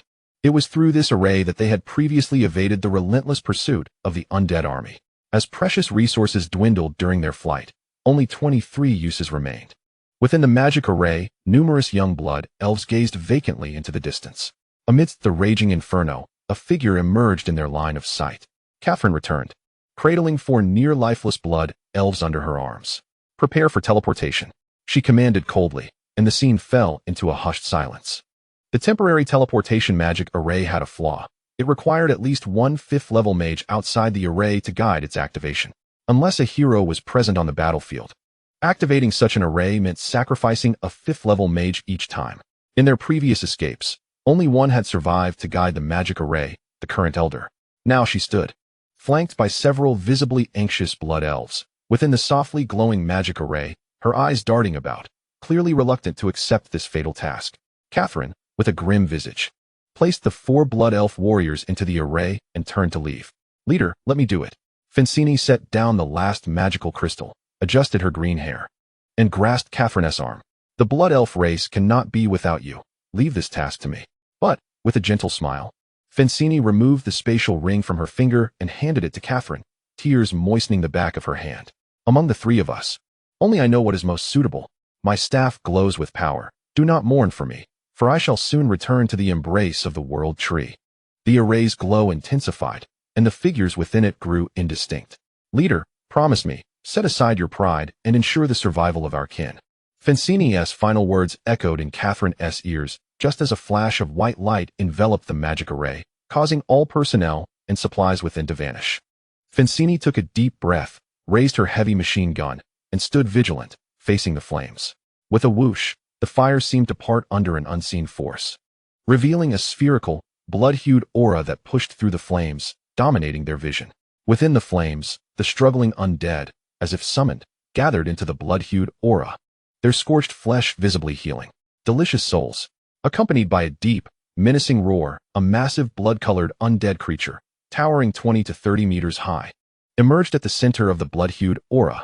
Was this the legendary mountain of flesh, a being so powerful that resistance seemed futile? Suppressing her trembling hands, Fencini raised her staff to conjure a magical shield while unleashing a barrage of bullets from her heavy machine gun. The bullets struck the creature's colossal body, creating small holes from which red and yellow ichor flowed, mingling with the surrounding searing atmosphere, emitting a nauseating odor. The small insect met its demise, wielding a colossal battle blade over 20 meters long and more than 10 meters wide, which it carelessly hurled towards Fencini. She hastily dodged the blade's assault, but a chain above her grazed her, and the tremendous force, coupled with the encroaching death energy, shattered her magical shield as if it were mere parchment. Before she could unleash her own magic, a massive tail hook whistled through the air, embedding itself deeply into her frail magical robe, the bloodied tip protruding from her chest. At this juncture, trembling, she raised her heavy machine gun, laboriously inserting the barrel into her mouth. Meat Mountain, I require complete experimental material. A chilling voice echoed from the void, as a portal opened, revealing a metal face covered in heavy armor. Chapter 43. The Disturbance of the Beasts as You Wish. My Lord Lich King. Meat Mountain's hand trembled. The tail hook was flung aside, and Fencini, akin to a kite severed from its string, was accurately drawn into the portal. Ah, exquisite soul! The Lich King, enveloped in heavy armor, floated in the air, extending a large hand to cover Fencini's beautiful head. Sifting through the useful information contained within her soul, an intricate magical device, a frail body, originating from the Blue Star? The Undead Legion has discovered a new realm to conquer. With his countless years of warfare experience, it was evident these inhabitants of the Blue Star hailed from an unknown world, a tremendous boon for the Scourge Legion. Not long ago, they had discovered the world of Gavanner, which lacked sufficient undead fodder to conquer its vast territories. The emergence of such a frail world would undoubtedly expedite the conquest of Gavanner. Meat Mountain. Locate their encampment and pinpoint the spatial coordinates. As you wish. The portal to the spatial realm closed, and Meat Mountain bowed deeply, gesturing for the undead army to advance toward the camp. In the Dachin Ridge, the temporary encampment buzzed with activity. Despite the absence of 3 blood elves for several days, the construction within the camp had not ceased. Tian wandered around the encampment as he had a few days prior, though this time, he was devoid of the 3 beautiful sights that had accompanied him. With only 2 days remaining until the task's conclusion, he was frustrated that the progress remained stagnant at 80. The construction of the encampment was nearing completion, with the defensive positions, living quarters, research areas, training zones, and teleportation zones finalized. Upon the completion of Task 1, the spatial teleportation array could be activated to establish contact with the Blue Star, thereby ensuring the Dachin Ridge's invincibility. With the task's deadline looming, the stagnation of progress left him anxious. This could not continue. He needed to devise a solution. Failure meant that Dragon Country's efforts to develop otherworldly realms would dissolve into nothingness. Regardless of the circumstances, the task must be completed. Report. Governor, an urgent military meeting. All right. I'm on my way. Tian leaped into an all-terrain vehicle and headed towards the most fortified bud of Blossom Bunker in the defensive zone. Governor, you've finally arrived. Come quickly to see these images. Upon entering the bunker, Captain Lin immediately pulled him to the large screen, pointing at the footage just captured by the drone. Look, this was recorded 30 minutes ago. A multitude of magical beasts is surging toward our position. Wasn't that area supposed to be quiet? How did such a dramatic change occur? Recalling Catherine's earlier warning, Tian had intentionally dispatched drones to scout 200 kilometers away. They were equipped solely with drones, which had limited airtime, allowing them to survey only a radius of approximately 200 kilometers, making it impossible to venture farther.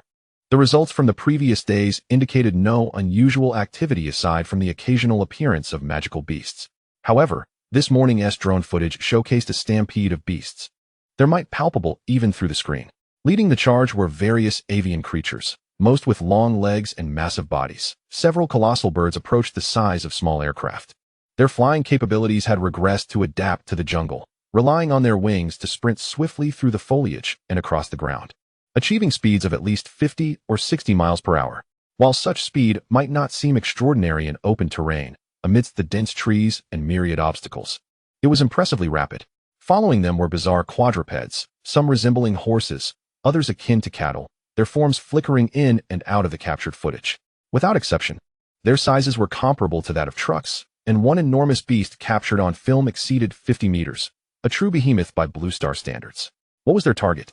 It was precisely our location. Captain Hao picked up the remote, playing the projected trajectory of the beast tide as inferred from the drone data.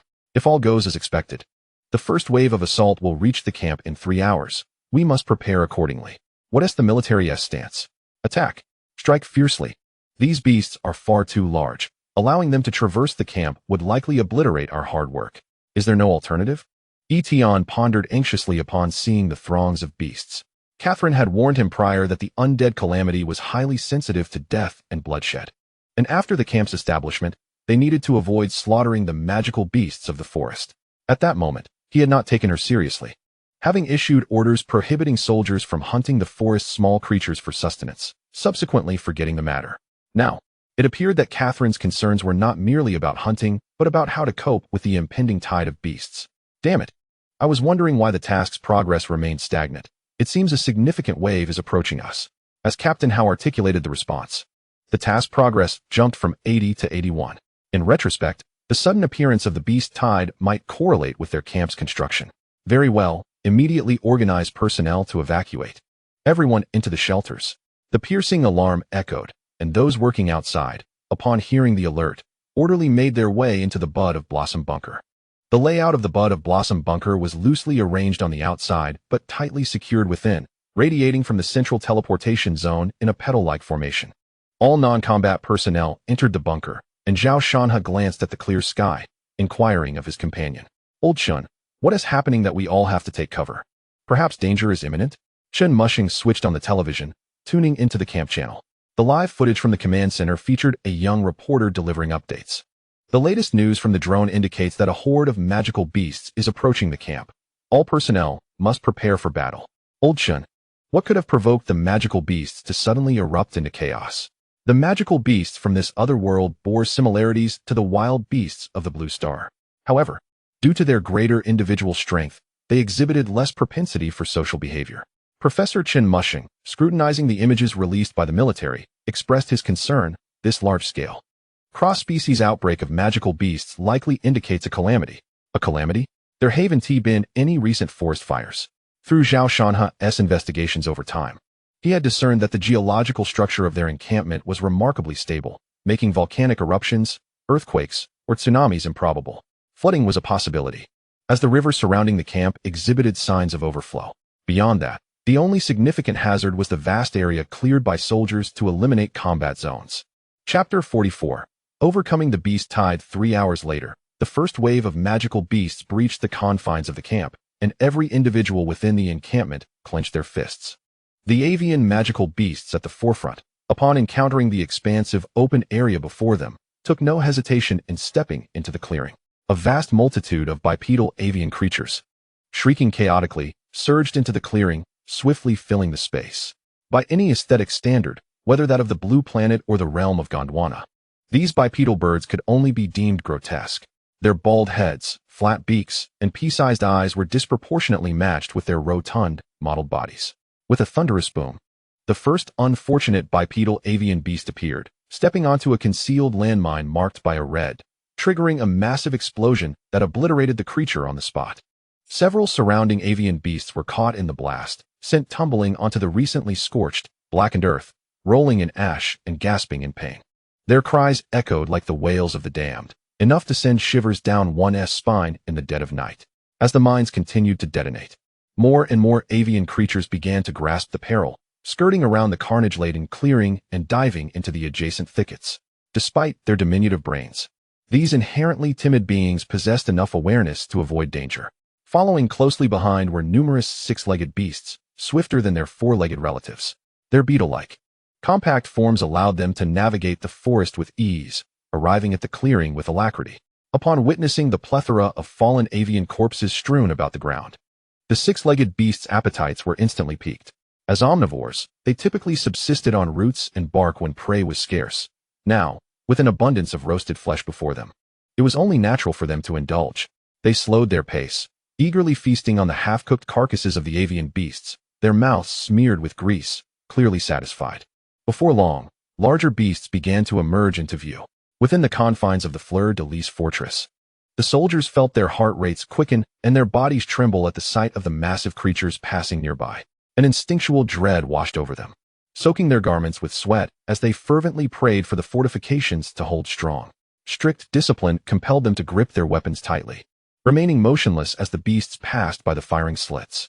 Occasionally, a few curious creatures, with keen senses, would extend their noses towards the fortress, inhaling the putrid scent wafting inside.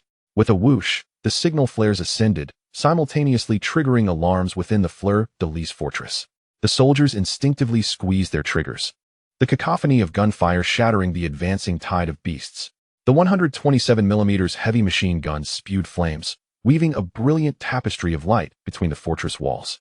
Bullets poured forth like a swarm, instantly churning the throng of creatures into a bloody chaos. The 20mm and 30mm autocannons roared to life, targeting the larger beasts, blasting gaping holes into their sides. Waves of beasts fell as if they were stalks of grain, their massive forms thrashing amidst the hail of bullets, blood splattering the dark earth like cheap paint, staining the ground crimson. As the signal flares soared, The assembled members of the Lynx family surrounding the transport plaza unleashed their firepower towards the heart of the battlefield. The 120mm mortars and howitzers comprised the main assault force, raining down shells onto the enemy lines, their explosions resonating like thunder, shaking the entire battlefield. The shells soared through the sky in graceful arcs, detonating several kilometers away, igniting deadly conflagrations. The shockwaves and shrapnel swept through the surrounding beasts, causing them to cry out in anguish as they fell in droves. Despite the relentless advance of the monstrous horde towards the clearing, the initial wave of invaders was rapidly succumbing. Under the cover of fire, it was as if an invisible hand was slowly pushing the front line back towards the forest. At the juncture of the forest and the clearing, layers of corpses piled up, forming a gruesome wall of flesh several meters high. The lowly beasts, lacking in intellect, were oblivious to the reasons for their retreat, yet instinctively sensed that the blood-soaked air and the scent of death were not places they should inhabit. Despairing screams and howls echoed throughout the battlefield. With obstacles ahead and pursuers behind, the more astute creatures began to alter their course, fleeing towards the flanks of the forest.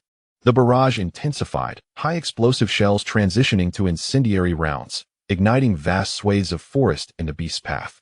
Driven by an innate fear of flames, the monstrous horde veered away from the clearing, desperately fleeing towards the adjacent woods. Where could they escape to? There was no need to leap into the inferno. Tian exhaled as he observed the real-time footage relayed by the drones, relieved to see these volatile creatures finally routed. But what next? A glance at the mission progress revealed it at 95 complete, just a fraction remained. Yet, they could not afford to relax. Flames would deter many. But some beasts were undeterred by fire. Captain Lin noticed several creatures still bounding through the footage, seemingly unaffected by the flames. Was this truly the extent of carbon-based life? The scattered beasts posed little threat. As long as they maintained the current situation, repelling the onslaught of the monstrous tide would be manageable. Why are these beasts so frantic? Charging towards the camp?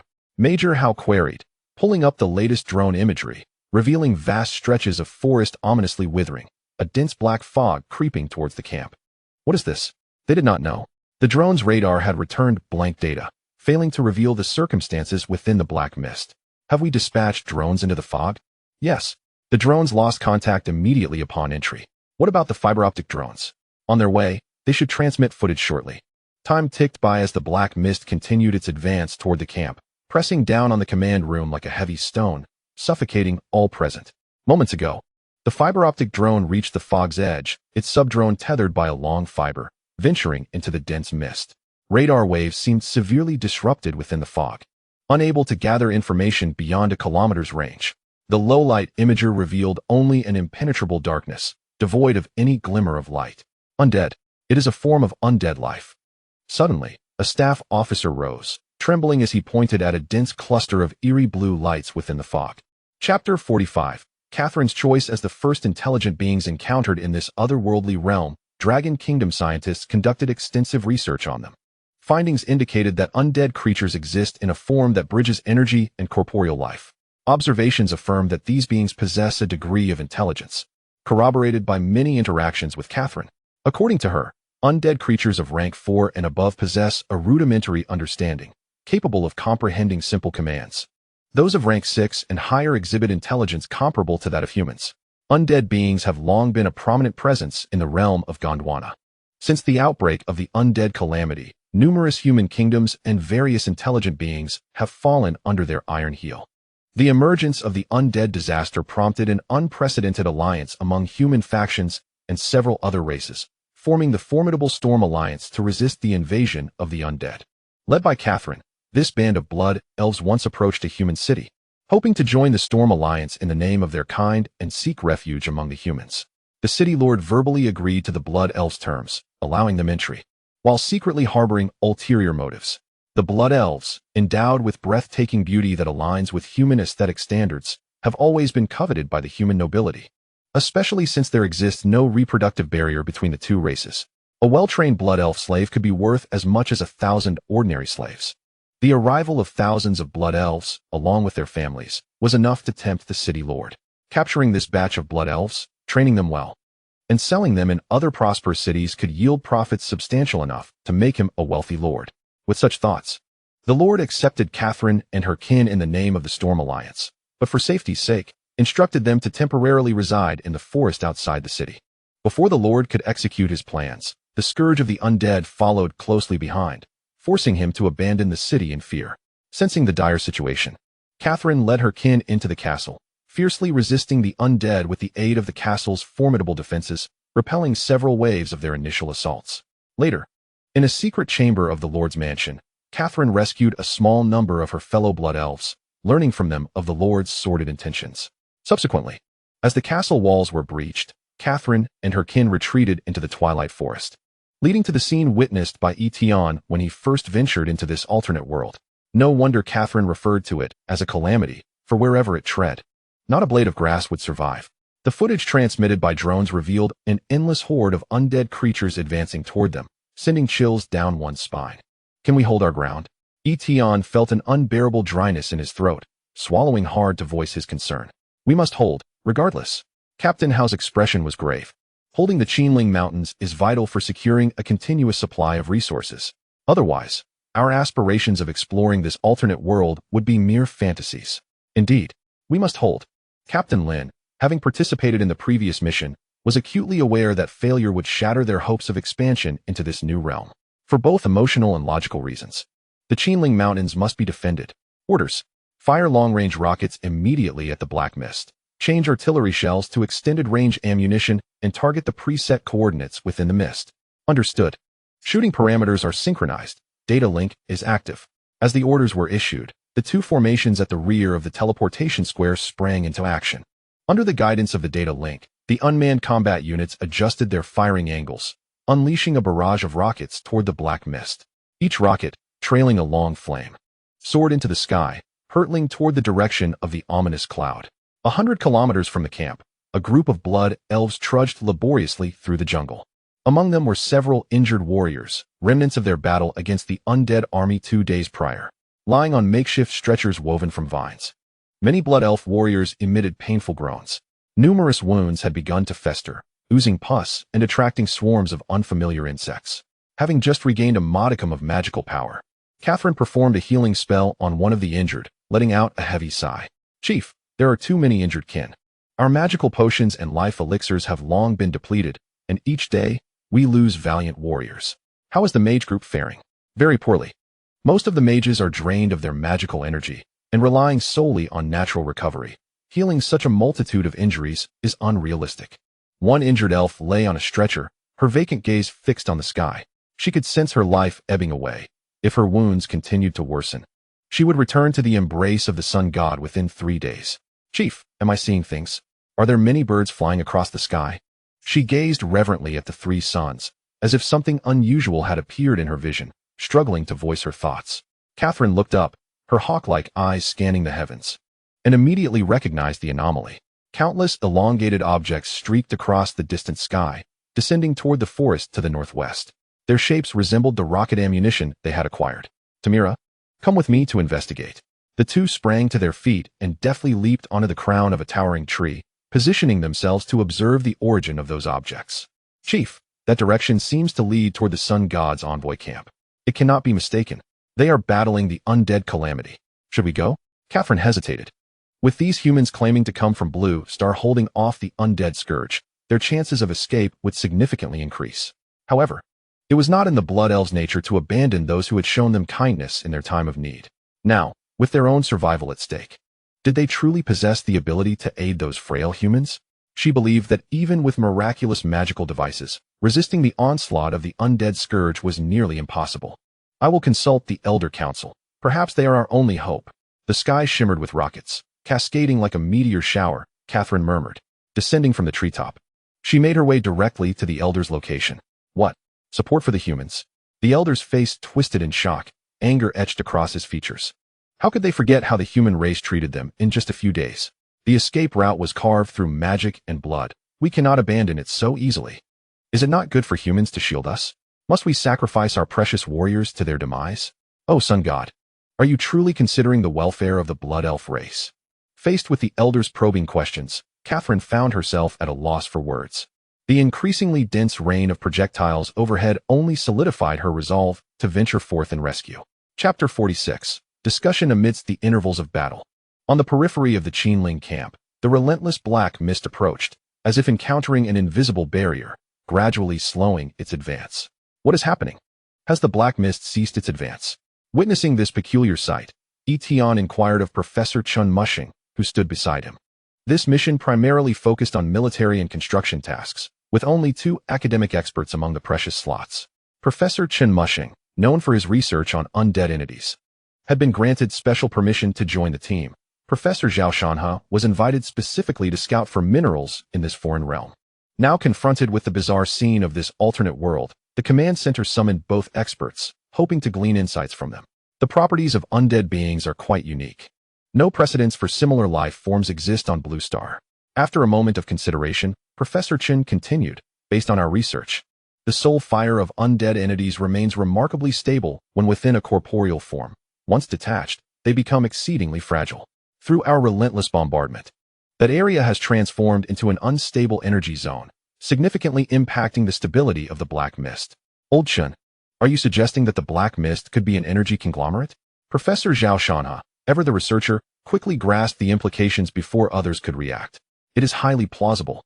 The black mist appears to be a natural phenomenon, yet it may very well be a collective of incorporeal undead entities, devoid of physical protection.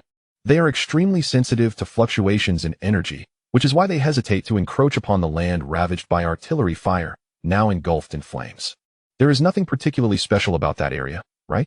Tian gazed at the video, noting how the black mist had come to a halt before a vast expanse of burning forest, resembling a photograph frozen in time just before a sandstorm descended. On one side, swirling black mist. On the other, billowing smoke and rising flames. Beyond this, there was nothing particularly noteworthy. Chemical energy, thermal energy, and kinetic energy are merely manifestations of the physical laws governing the blue planet. We take these for granted and cannot exclude them from the realm of energy. In an alternate world, these energies might manifest as magical power or some other form of energy. Professor Chin suggested that the energy produced by the flames instilled fear in the black mist. More precisely, it is the intense fluctuations of energy that threaten the existence of undead creatures. Professor Chin recalled that experiments had shown undead beings do not fear flames. However, the soul fire, when subjected to flames, struggles to maintain a stable form. It is no wonder that after we replaced the incendiary bombs, the black mist visibly thinned. Captain Hao quickly brought up several comparative images showing the effects before and after the incendiary bomb attacks, allowing for a clear visual distinction between the 2 scenarios. The theory proposed by the biological laboratory researchers posits that undead creatures are a form of dark energy life form capable of absorbing the energy of conventional life forms to enhance their own strength. Professor Chen, this is not the time for a discussion on life forms. Do you have any sound suggestions? Suggestions? He pondered for a moment, contemplating possible countermeasures. Conventional kinetic firearms wield considerable lethality against tangible undead creatures. However, high-energy weapons such as high-energy lasers, microwave weapons, and ray weapons would prove more effective against intangible undead beings. Where can we procure such advanced weaponry? Captain Lin expressed his frustration, feeling that the old man's lengthy discourse resolved nothing. The specialized ammunition we currently possess, such as incendiary bombs, illumination bombs, and shock bombs, would yield better results. Professor Chin shrugged. This is all I know. We need more experimental materials to further identify their weaknesses. Very well, relay the order to conserve specialized ammunition and reserve it for critical moments. As the wartime meeting concluded, everyone left the conference room, burdened with worry. Tian was left behind, and Captain Hao inquired, Governor, can we establish contact with Catherine and the others? Not at all. Ever since the discovery of the undead creatures, I have been attempting to reach them. He produced a communicator, receiving no feedback. It was highly likely that the device had been placed in a storage ring. If only they were here, our understanding of the alternate world is far too limited, rendering us excessively passive. I will continue to try to contact them. I will inform you immediately upon receiving any news. Upon exiting the command center, Tian returned to his quarters, seizing the opportunity to take a brief nap. The undead army had halted its advance half an hour prior, and the relentless bombardment from the human side had inflicted considerable damage upon them. Amidst the black mist, a hulking figure sat atop a prominent rock, listening to reports from his subordinates. Just as the researchers had speculated, the undead creatures possessed intelligence, and their level of intellect was not inferior to that of humans. Before this imposing figure stood a blood-red skeleton, its bones glistening with an ethereal transparency, alongside a 2-headed zombie exuding a foul stench. Nearby lay a ghoul the size of a truck, adorned with a single horn protruding from its head. These three undead beings served as the primary commanders of the undead army, initially tasked with pursuing a band of blood elves while simultaneously bolstering their own ranks to prepare sufficient cannon fodder for the impending assault on human cities. The arrival of this formidable figure brought forth the first command from the Lich King to seek out powerful souls and fresh experimental materials. The undead race operated within a rigid hierarchy, where strength was the foundation of all. As a hero-level powerhouse, this figure possessed the authority to command them. Furthermore, the decree from the Lich King left these frontline commanders unable to even breathe audibly. That is, if they could still draw breath. In less than an hour, over 30,000 undead creatures had perished. A thunderous voice echoed as a grotesque human face emerged from the figure's abdomen, its contorted features glaring at the three inept leaders before it. Its wrinkle-free brain struggled to comprehend how the once formidable army of undead had vanished in the blink of an eye. They were not merely diminished, but entirely obliterated, as if they had been immersed in holy light, leaving not a trace behind. The three undead leaders exchanged glances, the flames of their souls flickering violently, momentarily at a loss for how to respond. Low-tier undead beings lacked strength within the hierarchy of the Gondwana world, most being weaker than their counterparts in other races. The undead's ability to sweep across a significant portion of the southern continent relied on their overwhelming numbers and their capacity to sustain prolonged warfare. When a warrior from a living race fell, their combat capabilities diminished. In contrast, when an undead creature fell, its soul fire could return to the necropolis, recuperate for a time, and re-enter the fray. Fallen warriors from the enemy, conversely, replenished the ranks of the undead army. In most instances, the undead forces grew stronger with each battle. However, today, they faced a peculiar human army. Even before laying eyes on their adversaries, the undead had suffered significant losses. Where's the promised advantage? How is it that we have lost 30,000 before even reaching the enemy? Chapter 47. Intense battle with the undead army. As no one spoke for an extended period, the figure felt its authority challenged and was instantly filled with rage. Are you all mute? With feet the size of trucks, it stomped the ground, leaving two massive craters in the soft earth. In over 1,000 years of existence, I have never fought such a humiliating battle. There are no delectable flesh and blood, no sweet scent of carnage. The battlefield is rife with explosions and the abhorrent stench reminiscent of a demonic lair. The three undead cowered on the ground, paralyzed with fear. The atmosphere became charged, the flames of their souls trembling with trepidation. The blood-red skeleton cautiously raised its head. Yes, my lord, Meat Mountain. The most grievous losses were sustained by its skeletal army. And should it continue to feign ignorance, it risked true annihilation. After all, its forces were of the lowest echelon, before the bizarre weaponry of the humans. Any contact resulted in injury or death, with shells raining down and decimating several skeletal soldiers. It swore on its entire ribcage that it had not seen the enemy. What they encountered were not merely cylindrical iron projectiles, but exploding fireballs and erratic magical devices. These items were utterly incapable of replenishing its dwindling forces. Naturally, the greater the numbers, the fewer remained. The figure's estimate of 30,000 was merely a rough calculation they had agreed upon. Each battalion consisted of 10,000 undead creatures, and the losses were so severe that not a shred remained, with reinforcements arriving mid-battle. Given the lowly undead's lack of intelligence, with a nearly zero capacity for critical thought, it was a miracle they could even tally their losses. My lord, we can only blame ourselves for being inadequately prepared. The two-headed zombie spoke in turn. Our mission was merely to pursue the remnants of the Blood Elves, and we were equipped with only Tier 13 cannon fodder. Some losses are to be expected. Do you think the humans would refrain from attacking just because we lack a necropolis? Grumbled the single-horned ghoul. My ghouls have suffered minimal losses. The fault lies solely with your weakness. This statement offended the other two commanders. Ghouls were a Tier 3 species, surpassing both zombies and skeletons in both combat power and agility. If Tier 3 forces were to suffer significant losses, the other two would not be standing so comfortably. Very well, I shall grant you another chance. Meat Mountain peered through the thick black mist at the sun descending from the sky. When February rises, we shall withdraw the deathly black mist and launch a second wave of attacks. The three undead scrambled to leave, hastily reorganizing their soldiers in preparation for the forthcoming onslaught. The two sides maintained a tense standoff for a considerable duration, both diligently preparing for the impending conflict. On the side of the undead, the situation was straightforward. They utilized the scattered biological materials at their disposal, and with the help of several accompanying necromancers employing soul-summoning spells. Any entity capable of rising was conscripted into their ranks. Those that could not rise, alas, were selected by the undead for disassembly, repurposed as components in a rather pragmatic manner. In stark contrast, the preparations on the human side were far more intricate. The minefield established at the front line had been severely compromised during the initial onslaught of the monstrous tide, necessitating a complete reconfiguration in the face of the advancing undead army.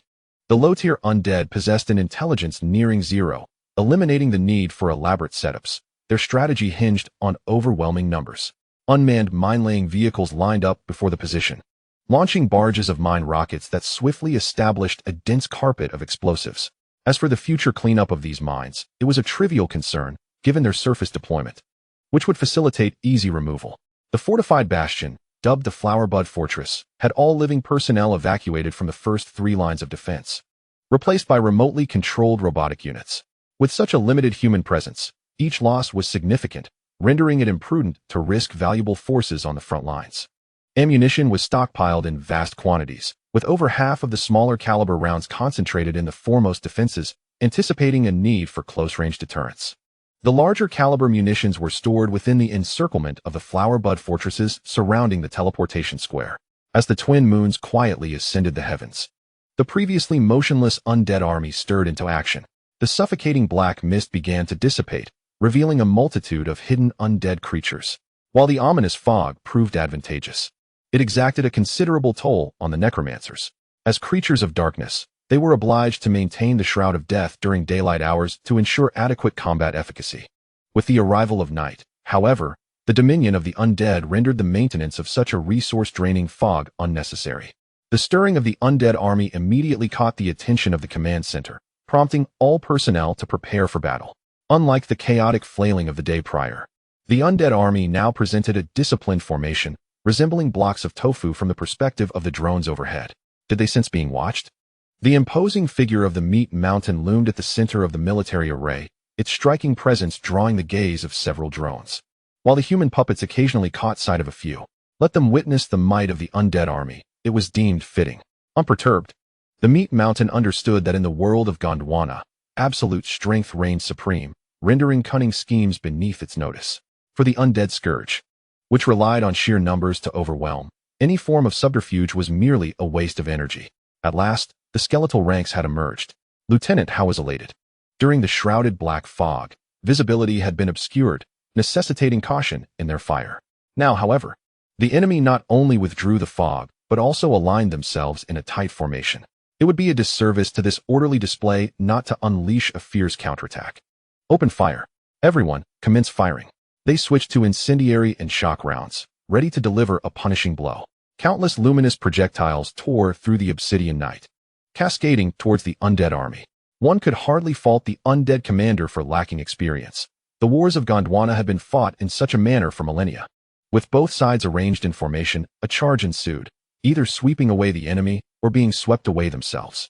The meat mountain observed the approaching lights from afar, its muscular brain struggling to comprehend why hostilities had commenced without direct engagement. Where was the martial decorum? Where were their formations? There was no sign of life. Yet the battle had begun. The response was a cacophony of explosions and the eruption of fireballs. Each shell that struck the compact formation blossomed into a dazzling explosion, taking with it dozens of undead lives. The fallen undead could not truly die. They merely returned to the embrace of the River of Souls. The meat mountain soon realized it had made a grave mistake by gathering the undead army in such a manner, effectively providing the enemy with a target for their attacks. No matter. Making mistakes was inconsequential.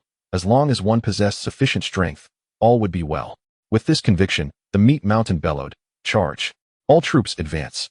The once orderly formation swiftly disintegrated. The undead dutifully obeyed commands, charging forward through the relentless rain of projectiles towards the position of the Great Chin Ridge. Chapter 48.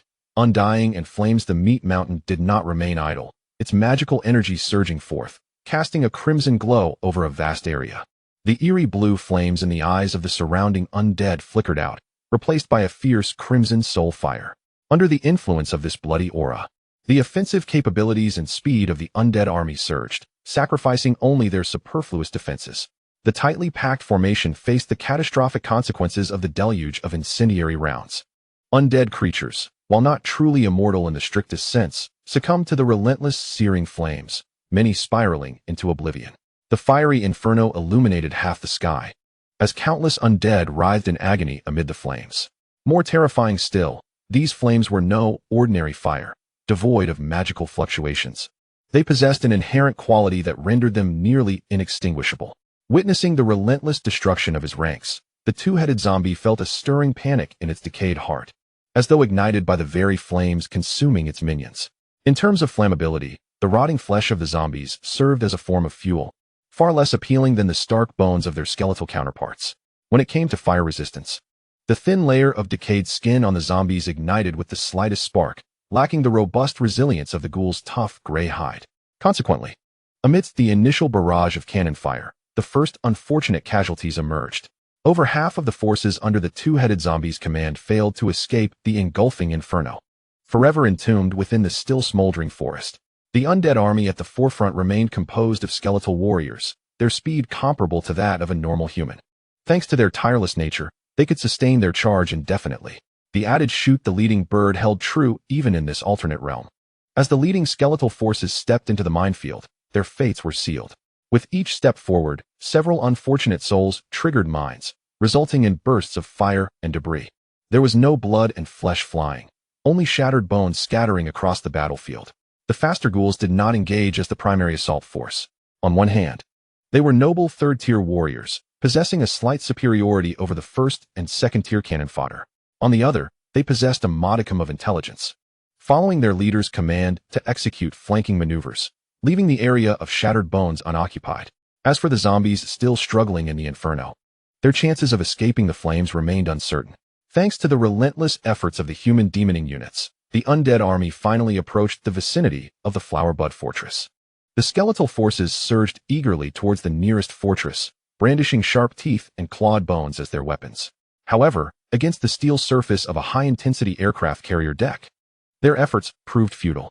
Their greatest impact was likely to provide some negligible noise to the unmanned combat devices stationed within. Squad leader in literary works. The undead are often depicted as invincible, yet in our hands, they seem no different from meat chickens. What do you know? Do you truly believe we fight alone? The class leader patted the seated mountain cat all-terrain vehicle, remarking that this small contraption beneath us, seemingly lacking in technical sophistication, is a rarity on Blue Star, with no more than a handful capable of manufacturing it. Indeed, its production cost is remarkably low, making it a singular marvel within the vast expanse of Blue Star. The class leader's assertion was not unfounded. A bespectacled technical officer, manipulating an unmanned turret, unleashed a relentless barrage upon the surrounding skeletal remains. Despite our modest contingent of just over 100 individuals from another world, we are bolstered by a staggering population of billions, supported by a complete industrial system. Every weapon in our possession is a testament to industrial prowess, impervious to the mere fangs of the undead. Yet, a soldier, flushed with indignation, countered that since the undead possess intelligence and are dubbed calamities, they must surely have a contingency plan. This is our purpose for existence, the class leader declared with pride. Ultimately, weapons are mere objects. It is the operator who embodies the soul. As the soldiers within the Bloom Fortress engaged in idle chatter, the battlefield underwent a significant transformation. The Meat Mountain, frustrated by its inability to breach our defenses and witnessing heavy casualties among its undead minions without a single living target in sight, grew irate. It immediately urged 3 undead leaders to rally their elite warriors for a decisive assault.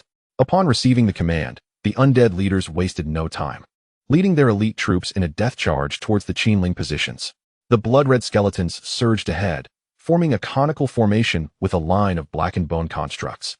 Crashing through the second defensive line, the black skeletons, with greater strength, speed, and agility than their ordinary counterparts, advanced like relentless killing machines, augmented by the Meat Mountain's aura.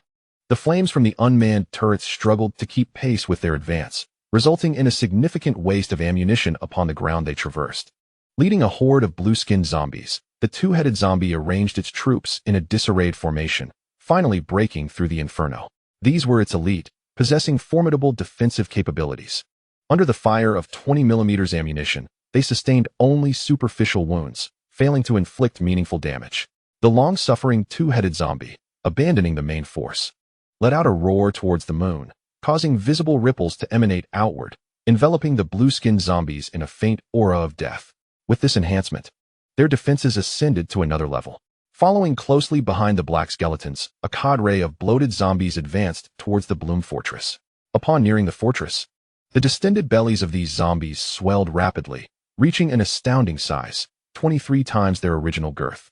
With a thunderous explosion, their abdomens ruptured, creating a shallow crater of 56 meters in diameter upon the obsidian earth. "Good heavens, a human-shaped walking bomb!" exclaimed the technical officer, startled and springing from his control station. The corrosive fluids from these self-destructing zombies coated the observation equipment of my turret, severing its connection entirely. After suffering this unexpected setback, he promptly alerted his comrades. The class leader's expression turned grave. Accustomed to an advantageous windfall in battle, he had not anticipated such a tactic. As the elite forces of the undead descended upon the battlefield, the stalemate was shattered, and the Bloom fortresses on the first and second lines fell silent. Some had exhausted their ammunition, while others suffered damaged communication systems or irreversible harm. The firepower from the first two positions dwindled to sporadic shots. This cannot continue. We must organize a counterattack. The class leader immediately seized the communicator to contact the command center. Receiving feedback from the frontline commander, Captain Howe wasted no time, commanding the unmanned assault vehicles to rev their engines and charge at the enemy. Amidst the roar of engines, over 200 unmanned assault vehicles, grouped in threes, surged forward to counter the undead army.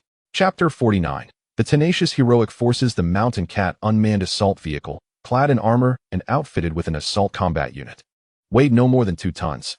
In contrast to the dozens or hundreds of kilograms of the undead creatures, it stood as an immovable force. Deployed on the battlefield of Blue Star, it might contend with mere cannon fodder. However, in this otherworldly realm, it was akin to wolves entering a flock of sheep. With 4 pairs of wheels and a low chassis, it exhibited commendable stability. Faced with the oncoming skeletal foes, it required no further action, merely charging forward. Its 2-ton weight, combined with its momentum, would cause any skeletal structure to collapse upon contact. The blue-skin zombies fared somewhat better, their iron-like defenses allowing them to recover and continue fighting after being struck. The AI of the unmanned assault vehicle identified them as threats, and the short, 40mm cannon at the front fired mercilessly. In the face of artillery, the blue-skin zombies' defenses were not as formidable as they appeared. The most troublesome adversaries were the elite ghoul squads, who, being larger than the unmanned vehicles and possessing swift agility and a degree of cunning, proved difficult to eliminate. The assault vehicle's sole weapon, the buried cannon, lost several units in an initial encounter with these agile foes. Upon witnessing this development, the soldiers within the Bloom fortresses promptly reported their findings, adjusting their firepower to specifically target these troublesome adversaries. The introduction of over 200 unmanned assault vehicles instantly shifted the tide of battle, as steel clashed with flesh and bone, the metallic onslaught overwhelming the initial engagement. Seeing this, the Meat Mountain could no longer remain idle. If this continued, it risked losing its status as the third-in-command under the Lich King. More critically, being personally challenged by the heroic forces and failing to secure even a modest encampment would subject it to the torturous flames of soul torment. Realizing this, it let out a thunderous roar and began to sprint, causing the entire battlefield to tremble. 30 kilometers, 50 kilometers, 100 kilometers. It was unfathomable that such a colossal undead creature could achieve speeds exceeding 100 kilometers per hour. As it approached the second defensive line, its short legs generated a blurred motion, and when merely a few hundred meters away, it suddenly crouched, causing the surrounding land to collapse into a massive pit. Its immense form soared into the air, leaping hundreds of meters high towards the third defensive line.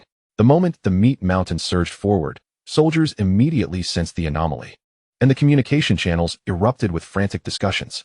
"That behemoth is coming. Quickly stop it. Open fire. Everyone, concentrate your firepower. Where are the large-caliber missiles? Target it." They adjusted their angles for concentrated fire. Countless beams of light converged upon it as it charged forward. An astonishing sight unfolded. A blood-red halo rippled around the Meat Mountain, distinct from before, enveloping it within a radius of merely 100 meters. The converging light points visibly slowed upon entering the halo, with solid projectiles gradually dissolving in their advance. "Damn it, initiate Plan 3. In the command room, the high-definition footage captured by drones caused Captain Howe to grit his teeth in frustration. After identifying this significant threat, the strategists had devised over a dozen combat plans. Only upon its arrival did they fully grasp the extent of its terror. Imagine a 10-story building, possessing armor as thick as a tank, maneuvering with human-like agility, and wielding destructive power akin to a warship. When these elements converge, they embody the current state of the Meat Mountain, with a sense of triumph. The Meat Mountain mused that while humanity has created many steel constructs, they pale in comparison to its own might. The iron constructs buried deep within the ground pose a significant challenge. Everything else seems utterly fragile in comparison. Their defensive capabilities are no match for a paladin's strength, and their offensive power pales beside that of a sorcerer. It is only a matter of time before they are consumed by the undead scourge. Yet, amidst the flames of the soul's essence, why are there so few delectable human souls? Could it be that they have encountered the fabled magical puppet legion? The towering mass of flesh, accustomed to using putrid meat as its brain, shook its head, dislodging a cascade of rancid fat, and leapt into the air with a powerful stomp. Boom! Ignoring the incoming projectiles, the mass descended upon a blossom bunker, which crumpled into the soft earth as easily as a child's toy. Fortunately, this bunker was unoccupied. The munitions stored within detonated violently, sending shockwaves so fierce that even the mass of flesh dared not withstand them, swiftly leaping to another bunker. This time, its landing was less than graceful, as it struck a smooth, curved surface, causing its 4 short legs to wobble precariously. With a mighty swing of its colossal tail hook, it smashed down upon the blossom bunker. The deafening crack pierced the air, reverberating across the battlefield as the tail hook, empowered by overwhelming force, easily sliced through the bunker's 3 layers of steel, revealing terrified soldiers within. The disproportionately small head of the mass cracked open, revealing a gaping maw lined with yellowed teeth. Ha ha ha, finally some living beings. I thought I was surrounded by mere scrap metal. With a grunt, it cleaved through the bunker, exposing the combat personnel inside. Retreat, immediately, the commanding officer bellowed, and the soldiers within the bunker hastily accelerated their all-terrain vehicles, swiftly vanishing into the prepared escape tunnels. Damn it! Damn it! The mass of flesh obliterated the bunker, oblivious to the approaching missiles from afar. Boom! Boom! Boom! The 140mm armor-piercing incendiary shells, the most formidable single-target weapons brought from another realm, could easily penetrate over 1,000mm of homogeneous armor. The white phosphorus incendiary payload was sufficient to incinerate any living being. 5 armor-piercing incendiary shells were fired from various angles, piercing the blood-red aura surrounding the mass, significantly reducing its speed. Flamestorm, a voice, out of place, echoed across the battlefield, and Tian, who had been observing the unfolding chaos, gasped. Blood elves. They have arrived.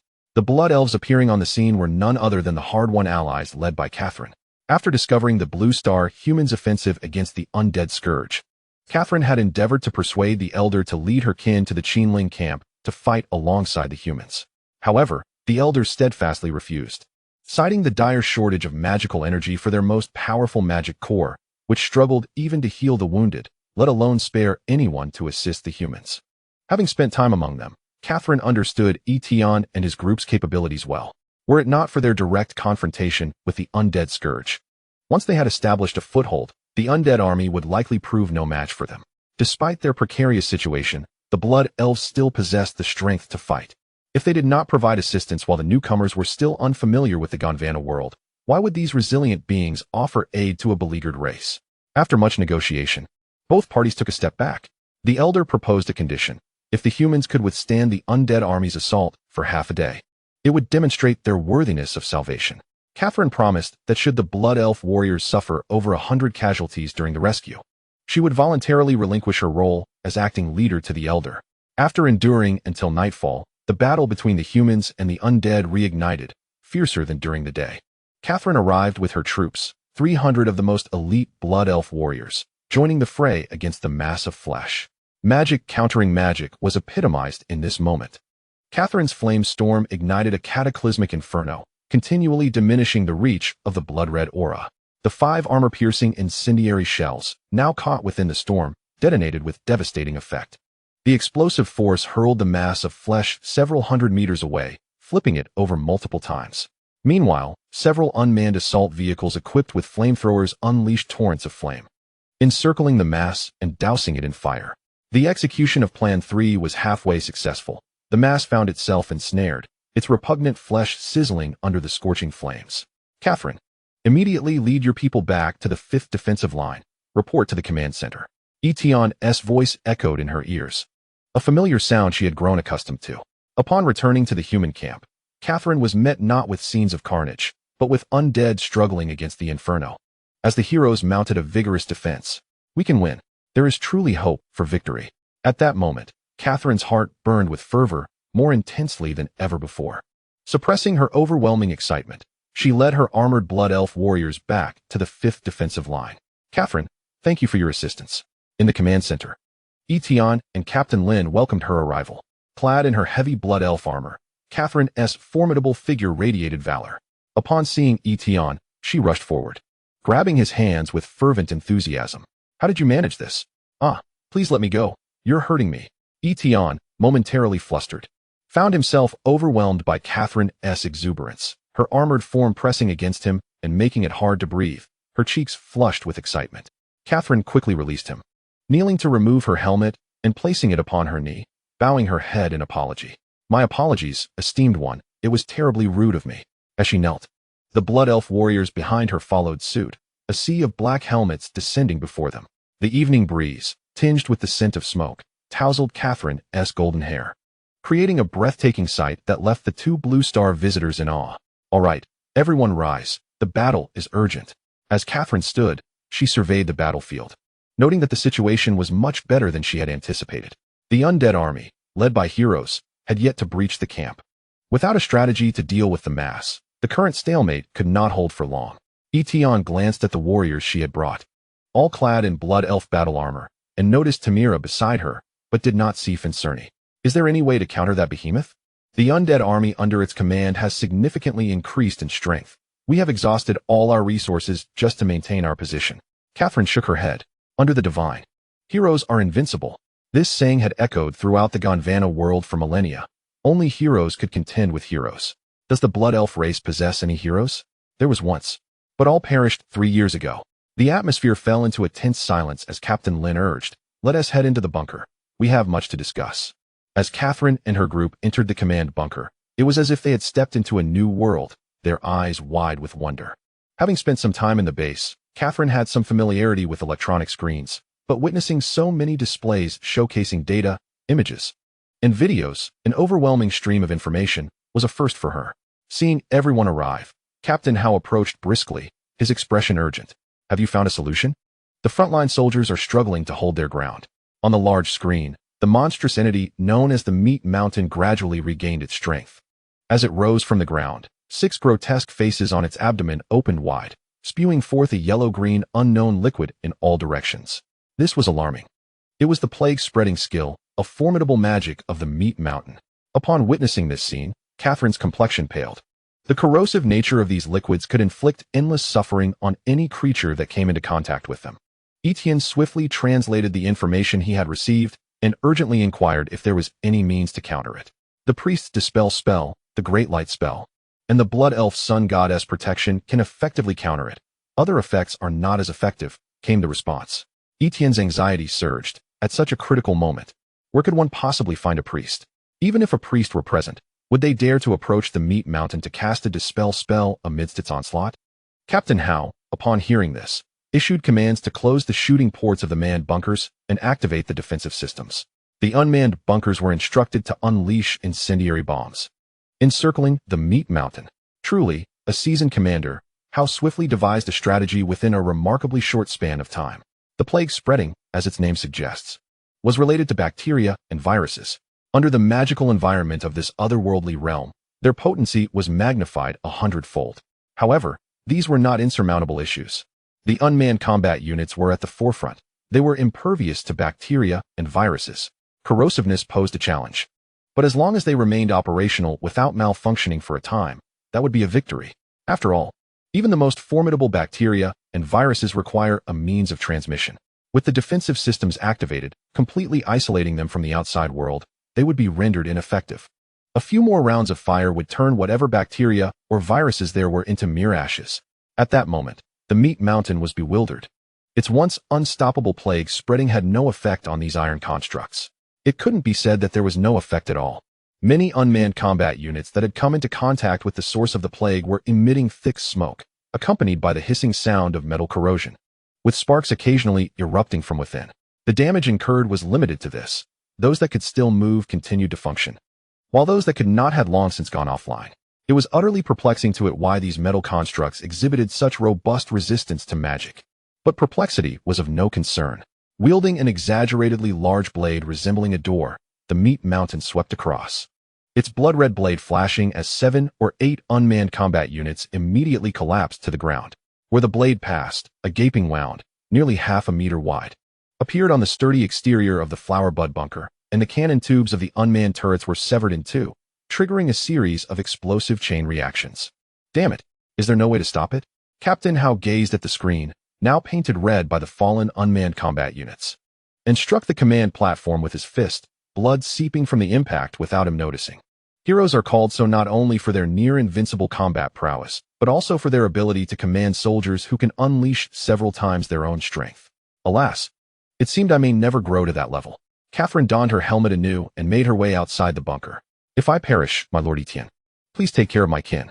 At that moment, she was prepared for death, not for humanity, but to secure a promise for the Blood Elf race. Chapter 51, Mission Accomplished. Open the door for rescue. Wait. You just mentioned that the strength of a hero is closely related to the prowess of the soldiers they command? Etienne's eyes brightened as he quickly grasped her arm to inquire. Catherine hesitated, savoring Etienne's words before answering. Indeed, when a hero commands an army, they can draw upon a portion of their subordinate strength. The stronger the commanded forces, the greater the power a hero can wield. Conversely, heroes can also enhance the potential of their soldiers. Thus the combined strength can exponentially increase. She pointed to the soldiers nearby, stating, if the meat mountain were to lead my subordinates, who are of 4th and 5th tier strength, your attacks would likely not harm it in the slightest. Similarly, I still have a long way to go before I can be considered a hero. However, with the enhancement of elite soldiers, I still possess combat capability. Excellent. We have a plan. Etienne cheered, quickly relaying his thoughts to Captain Howe. After a brief discussion, they deemed the plan feasible. Within the 5th defensive line, artillery fire relentlessly extended into the distance. The battle raged from dusk until dawn, and from dawn until dusk deepened. As they approached the mission's deadline without being able to subdue the elite undead forces led by the meat mountain. At this point, considerations regarding ammunition consumption were no longer pertinent. Under the leadership of the meat mountain, blood-red skeletons, 2-headed zombies, and one-horned ghouls gathered around it, slicing through human defenses like a sharp blade. The human forces, unleashing their firepower, barely managed to hold the line. Despite meticulous pre-battle planning, casualties were unavoidable. As the battle reached a fever pitch, the elite forces surrounding the meat mountain had dwindled significantly due to sustained fire. The enraged undead leaders roared, demolishing everything in their path in an attempt to undermine human resistance. Yet the humans fought back fiercely. The unmanned combat units naturally kept firing, and the living forces, under Captain Howe's orders, prioritized survival while inflicting damage on the enemy. Utilizing the formidable mobility of all-terrain vehicles and the extensive underground passages constructed before the battle, the soldiers darted about like cunning rabbits. They executed a strategy of retreating when the enemy advanced, disrupting when the enemy secured territory, striking when the enemy was weary, and pursuing when the enemy retreated. This 16-character strategy was executed to perfection, with only a few soldiers falling victim to the meat mountain or the undead leaders. The casualty rate among the soldiers remained minimal. Catherine led the Blood Elf warriors, who, under Captain Howe's arrangement, flanked the sides of the battlefield, assisting in the elimination of the participating undead units. With their vast experience against these low-tier undead, and in coordination with the unmanned combat units, they eradicated the lower-level undead with ease. As the meat mountain charged forward, it began to realize something. While it had made a breakthrough, why were its allied units diminishing? Scanning the surroundings, it found only a few elite warriors remaining and 3 major leaders. Where was its undead army? Where was the sea of skeletons? My lord Meat Mountain, it seems we have advanced too far. The blood-red skeleton began, only to be cut off by the arrival of 3 large-caliber shells that silenced its words. As the smoke cleared, only scattered bones remained. The blood-red skeleton, missing its lower jaw, attempted to utter something, but the flames of its soul were gradually dimming. Die, die, all of you die. The meat mountain roared to the heavens, its massive voice reverberating painfully in the ears of those in the command room. Effective. This is working. Etienne exchanged a knowing glance with Captain Howe, both smiling. The next step was to render it a mere figurehead. Orders were dispatched to maintain the peripheral firepower while systematically eliminating the undead creatures within the stronghold. when the last low-tier undead creature fell on the battlefield. A long-awaited system notification sounded in Tian's ears. Congratulations, host, for successfully completing the small camp construction mission. Rewards are being distributed. The permanent cross-border teleportation array can be activated. Would you like to activate it immediately? Excellent. It seems the appearance of the meat mountain was merely an accident.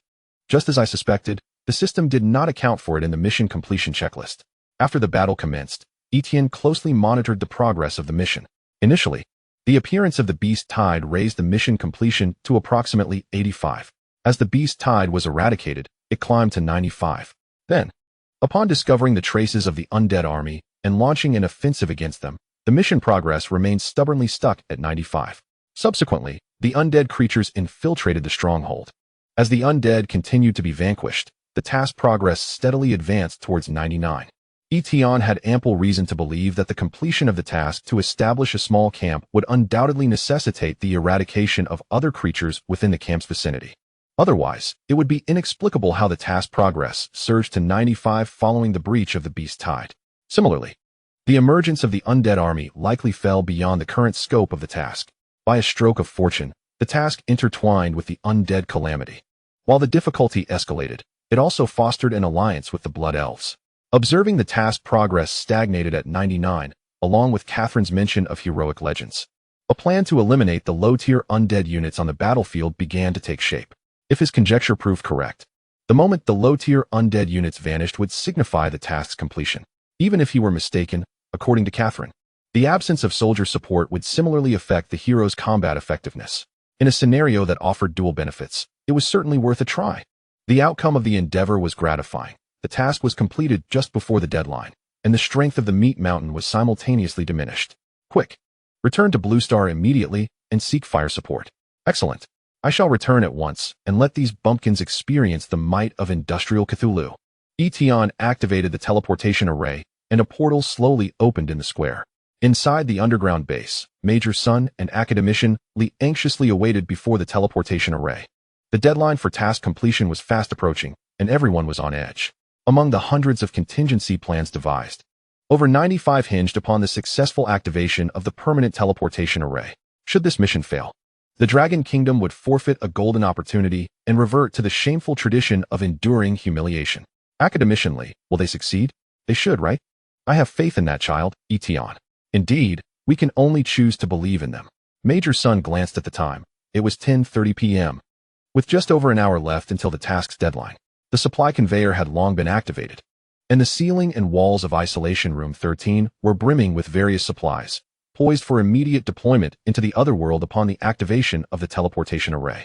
In the underground square, hundreds of loading vehicles were ready to roll, and as soon as the external conveyor was activated, supplies could be swiftly loaded. Academician Li, we have detected spatial fluctuations. A researcher's excited voice came through the earpiece, and simultaneously, the teleportation array emitted an eerie blue glow, revealing a figure within. Quickly, initiate material transfer immediately. As soon as Tian materialized on Blue Star, he shouted loudly, "Hurry! Deploy the supplies at once."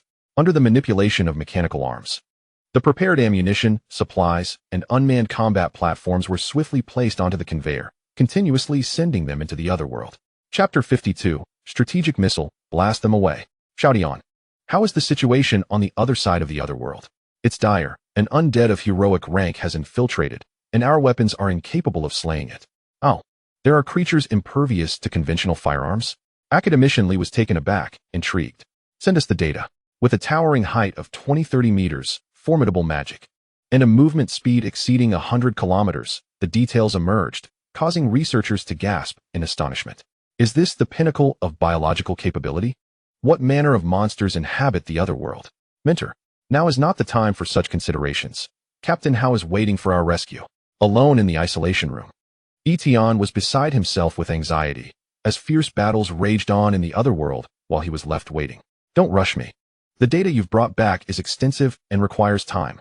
In the footage, Academician Li led the research team in a frenzy, with hundreds of researchers employing supercomputers to extract the captured images frame by frame, scrutinizing the scenes of battle against the meat mountain. The entity remained a carbon-based life form, surrounded by an unknown energy shield. Flames inflicted some degree of burn damage, yet its recovery capabilities were astonishing. As the number of leading creatures diminished, its power exhibited a marked decline, suggesting a biological energy node. The magic scanning apparatus detected an anomalous concentration of magical energy, which could serve as a breakthrough point.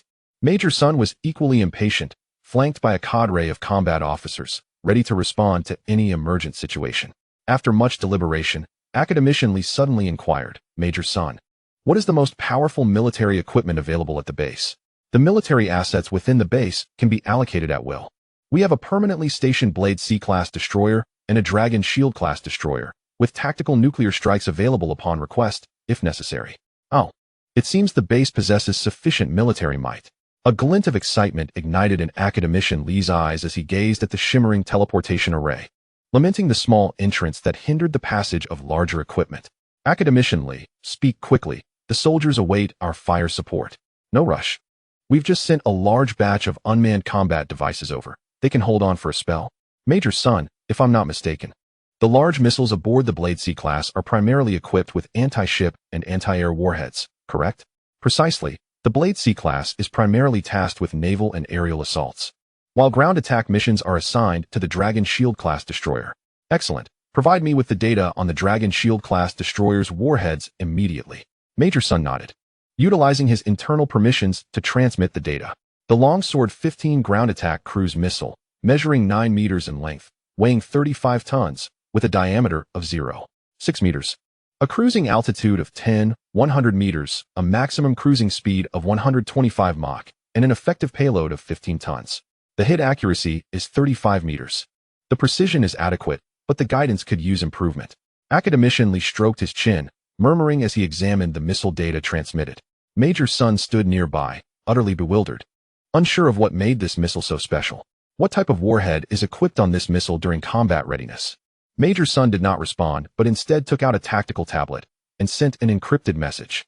Armor-piercing high-explosive warhead, armor-piercing incendiary warhead, fully explosive warhead, tactical nuclear warhead.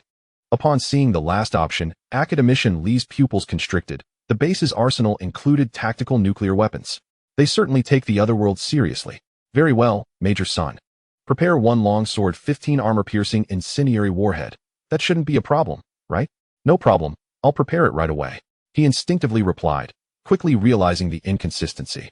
"Academician Lee, disassemble a Longsword 15 and send it along with the launch apparatus. The teleportation array cannot accommodate it." "Who told you to send the launch apparatus?" Academician Lee rolled his eyes. "Simply sending the missile itself will suffice. The Longsword 15's dimensions can easily fit through the teleportation array. No need for such complications."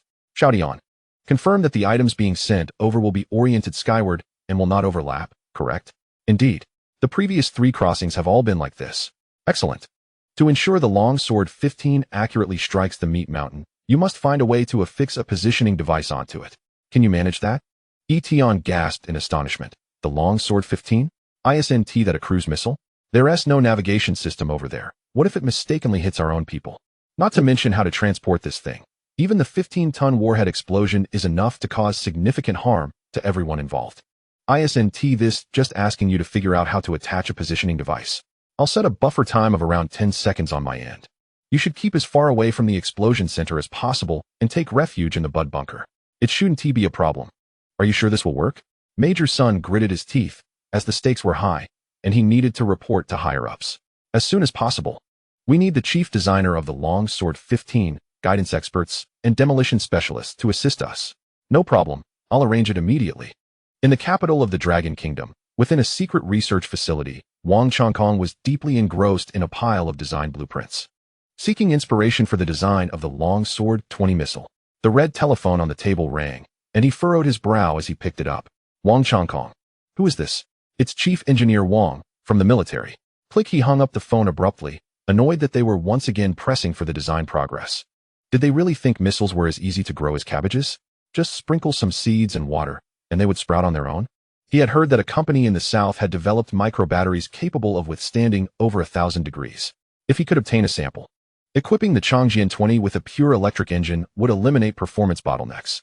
Setting down the phone, he gazed at the blueprints on his desk, lost in deep contemplation. Bang! The heavy door, half a meter thick, was forcibly opened from the outside, and several uniformed soldiers stormed in, saluting him. Chief Engineer Wang, please accompany us. Wang Changkong's fury erupted. Get out. This is a top-secret facility of Longhua. How did you get in here? Apologies. The leading officer waved his hand, and two burly soldiers seized him, hastily escorting him to a confidential meeting room. Let go of me, you bastards. Struggling all the way, the officer brought Wang Changkong into a small conference room and withdrew. Upon seeing the screen in the meeting room, he questioned, which base is this?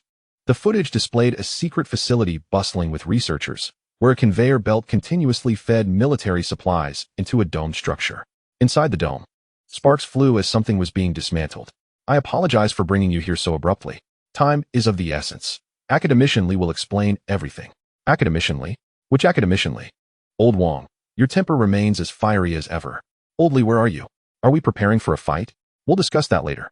You designed the navigation system for the Changjian 15, right? Can you ensure it can navigate through the interior of this building, which has a diameter of 5 meters, and accurately hit a target within 0.5 meters? The first two conditions are feasible, but hitting a target within 0.5 meters? Are you joking? The weapon manual clearly states an accuracy of 35 meters. Can we lower that by an order of magnitude?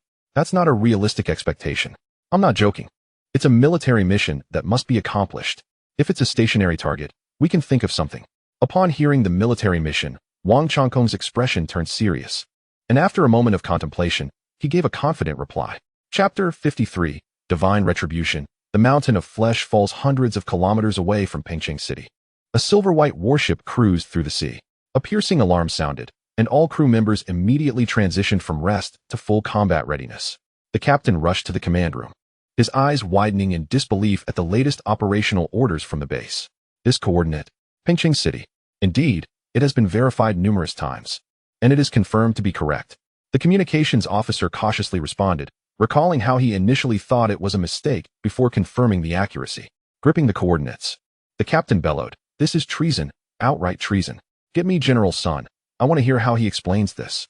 The communication was swiftly established, and before he could speak, General Sun's stern voice came through, "Execute the orders. Any questions can be addressed after the mission is completed." Understood. We will ensure the mission is accomplished. All doubts were swallowed, as the orders came with a direct command key from the Military Operations Department. Everyone sprang into action, preparing a Changjian 15 armor-piercing incendiary shell. With 525 liters of fuel injected, inputting the designated coordinates. As the strategic missile prepared for launch, Tian had already returned to the world of Gangwana. Observing the scene before him, he exhaled in relief. It was still nighttime here, and there was roughly an 18-fold time difference between the two worlds. His absence had not been long, and the situation had not changed drastically. He hurried back to the command center and inquired, "What is the situation? Has the mountain of flesh been eliminated?" "Eliminating it is nearly impossible." Captain Hao pointed to the image of the shrinking mountain of flesh on the screen. "This creature is extraordinarily resilient. Initially, our attacks could inflict some damage, but now, with its size reduced, breaking through its defenses has become a challenge." The mountain of flesh had shrunk from 20 to 30 meters to 20 meters, surrounded by a deep crimson aura, with countless sparkles erupting around it, effectively suppressing it within. The ground around it was littered with the wreckage of unmanned combat units. To defeat the mountain of flesh, the Longhua military had spared no expense. The first batch of Link's unmanned assault vehicles had been completely written off, and during this time, 500 more had been dispatched. Given the circumstances, the losses were substantial. What about Catherine and the others? They've gone to the front lines. With their assistance, the 3 leaders have been eliminated. The scene shifted to Catherine, leading hundreds of blood elven warriors, positioned strategically around the surrounding flower bud fortifications, standing ready. "Send me over. I need her assistance with something." Captain Hao hesitated, having received orders to ensure Tian's safety at all costs. "It's all right. I just need to communicate with them." "Fine, but please be careful." Summoning 2 soldiers, he issued instructions, and the 3 ventured forward amidst the whistling artillery fire toward the frontline flower bud fortifications. The area around the Dakenling camp had already been devastated, with some tunnels buried deep underground collapsing, revealing their supporting structures. Moments later, Tian appeared before Catherine, presenting her with a syringe-like object the size of an arm. "Before the 10-minute countdown ends, can you implant this into the mountain of flesh?" Catherine examined the peculiar device, which emitted a red glow, with a series of fluctuating numbers indicating 9 minutes and 28 seconds remaining. Although she did not comprehend the device's purpose, seeing Tian's serious expression She nodded.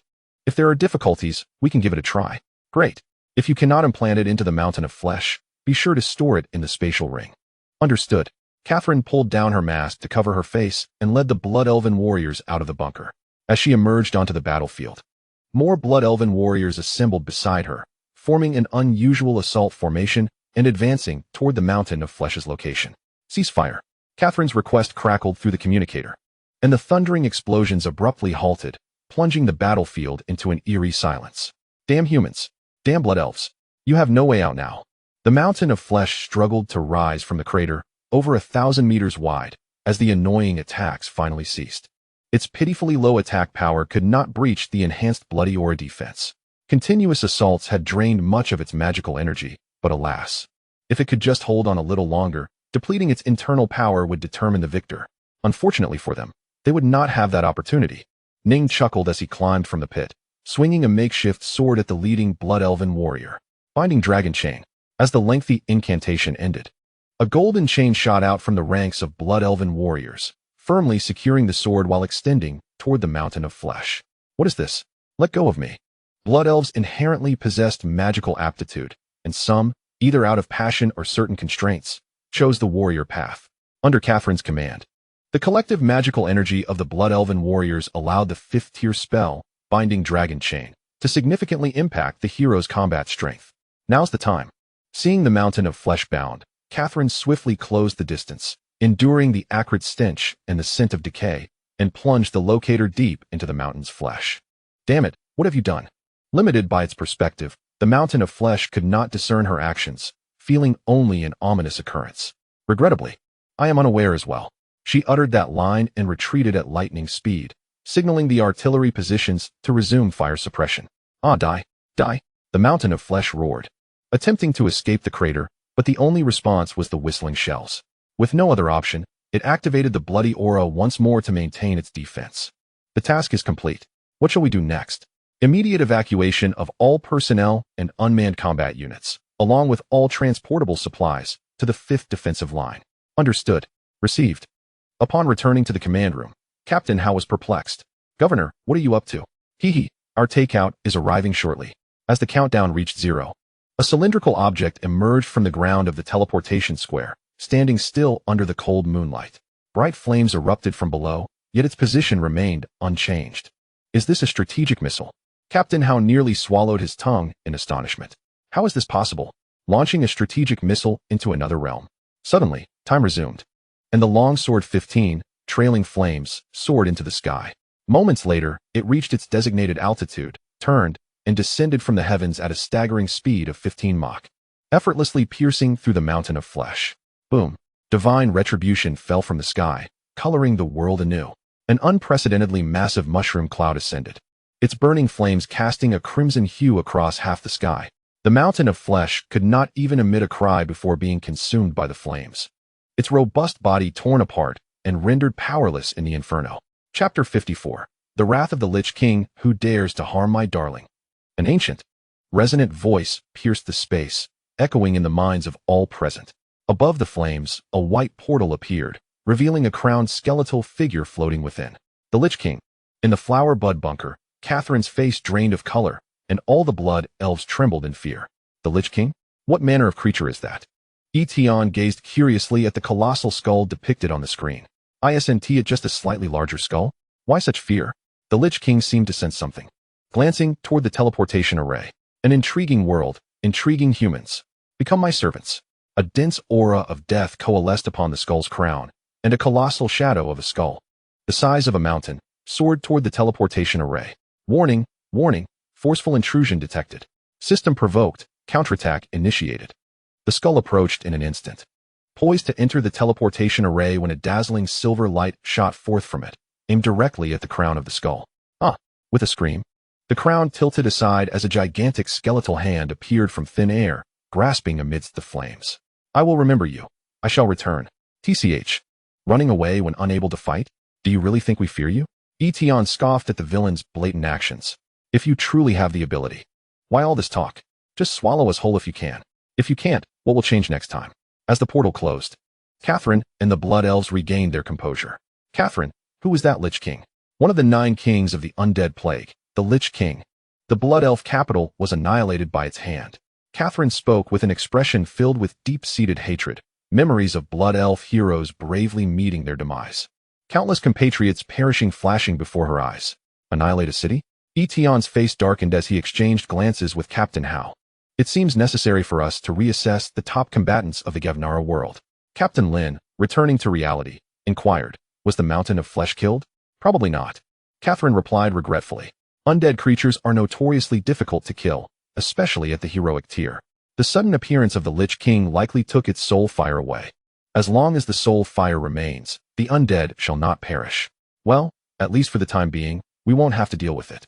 Once the Daqin Ridge develops, we need not fear that giant skull. Tian spoke with confidence, believing that with the system, even the Lich King would flee in shame.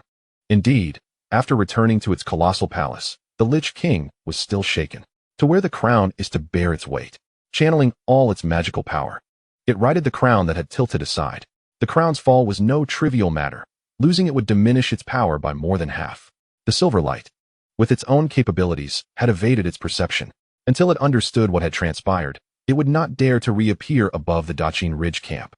The Lich King calmed the tumultuous emotions that had lain dormant for millennia, focusing on two meticulously crafted creations.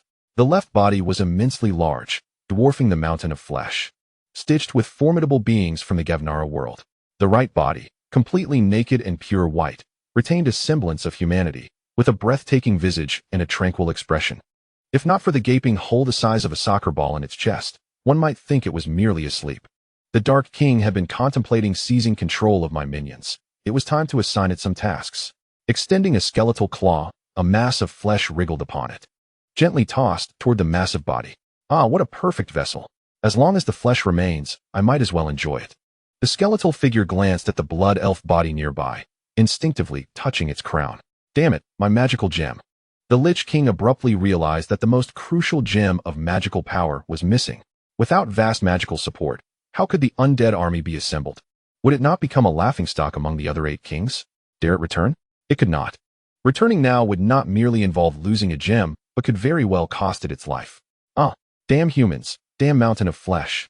A deafening roar reverberated throughout the grand hall, causing stones to fall from the ceiling, the undead within trembling in terror. Which fool dared to provoke the Lich King? Do you wish to test the soul fire? After a prolonged moment of rage, the Lich King forced itself to calm, contemplating the perfect body before it. After a moment's thought, it plucked a red gem from the crown and carefully pressed it against the forehead of the sleeping Blood Elf. The stunning Blood Elf slowly opened her eyes, her gaze vacant and dull, but upon meeting the Lich King's eyes, she walked through the void and prostrated herself. Lich King, the 5th tier mage Fencini serves you. Only 5th tier? Your strength is rather lacking. With a casual gesture, a surge of magic entered her forehead, the red gem radiating a bewitching crimson light.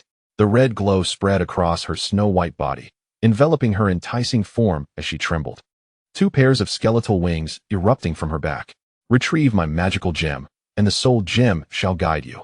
As you command, Lich King, I shall enter a slumber. And you too shall command the undead army. We shall obey your will. The Lich King fled in haste, the remaining undead returning to a state of aimlessness, wandering the forests surrounding the Daqin Ridge. They did not dare to enter the confines of the Daqin Ridge camp, where remnants of the Lich King's aura still lingered. The Blue Star pioneers remained oblivious to these energies, preoccupied with clearing the battlefield as the night swiftly passed. A multitude of unmanned combat units required cleanup. Fallen soldiers' bodies needed to be transported back to Blue Star, and injured warriors required medical attention. These matters did not concern Tian, who was currently bidding farewell to Catherine. Thank you for your timely assistance. In the name of the governor of Daqin Ridge, I invite you to join us. Catherine's eyes brightened momentarily before dimming. I need to discuss this with the elders. I will convince them to regroup around Daqin Ridge. If you need anything, contact the station personnel. I need to be away for a while. Tian did not press the issue. The friendship forged in battle would likely see them through any difficulties. What about the communication problem? Simple sign language communication or drawing will suffice. Upon reflection, without his translation, communication between both parties indeed poses a challenge. I will gather a group of linguists later. You may utilize the communicator to record some audio materials for me. At this point, Catherine's gaze dimmed. The communicator that Tian had previously gifted her was now long gone. Chapter 55. The missile's enigma and the stirring tempest. I apologize for not safeguarding the communicator. Catherine explained. It was stored within Fencini's spatial ring, and after her demise, we were unable to retrieve that ring. It is of no concern. It was not a precious item. I shall provide you with several more. As he spoke, Tian retrieved 5 communicators from his spatial ring and handed them over. Should you encounter any difficulties, please reach out to the station troops here. They can contact me. Thank you very much. Catherine departed with her team, while Tian drove an all-terrain vehicle to the battlefield from the previous night to inspect the cleanup efforts. Governor, weren't you returning to Blue Star? Why have you come here? I just wanted to take a look. I can't shake off my worries. Tian approached the immense crater, gazing into the depths of the chasm, which was over 10 meters deep. Continuous bombardment had obliterated this area, sinking it more than 10 meters deep, and the strategic missile had scorched the surrounding earth. Even now, steam wafted from the crater, with crystalline formations appearing in many places. The governor is truly ruthless. Even thermite incendiary shells were unleashed here. Captain Lin recoiled slightly, noting that the strategic missile had been launched from the homeland. And even a minor deviation could lead to dire consequences. After such fierce fighting yesterday, we certainly needed to pull out some real firepower to tackle that meat mountain. Tian chuckled, confident that the mentors had complete assurance before launching strategic missiles at the base, so there was no need for us to fret. By the way, we found this object at the bottom of the pit. It appears to be quite valuable. Captain Lin recalled something and rummaged through a pile of items to produce a fist-sized azure gemstone.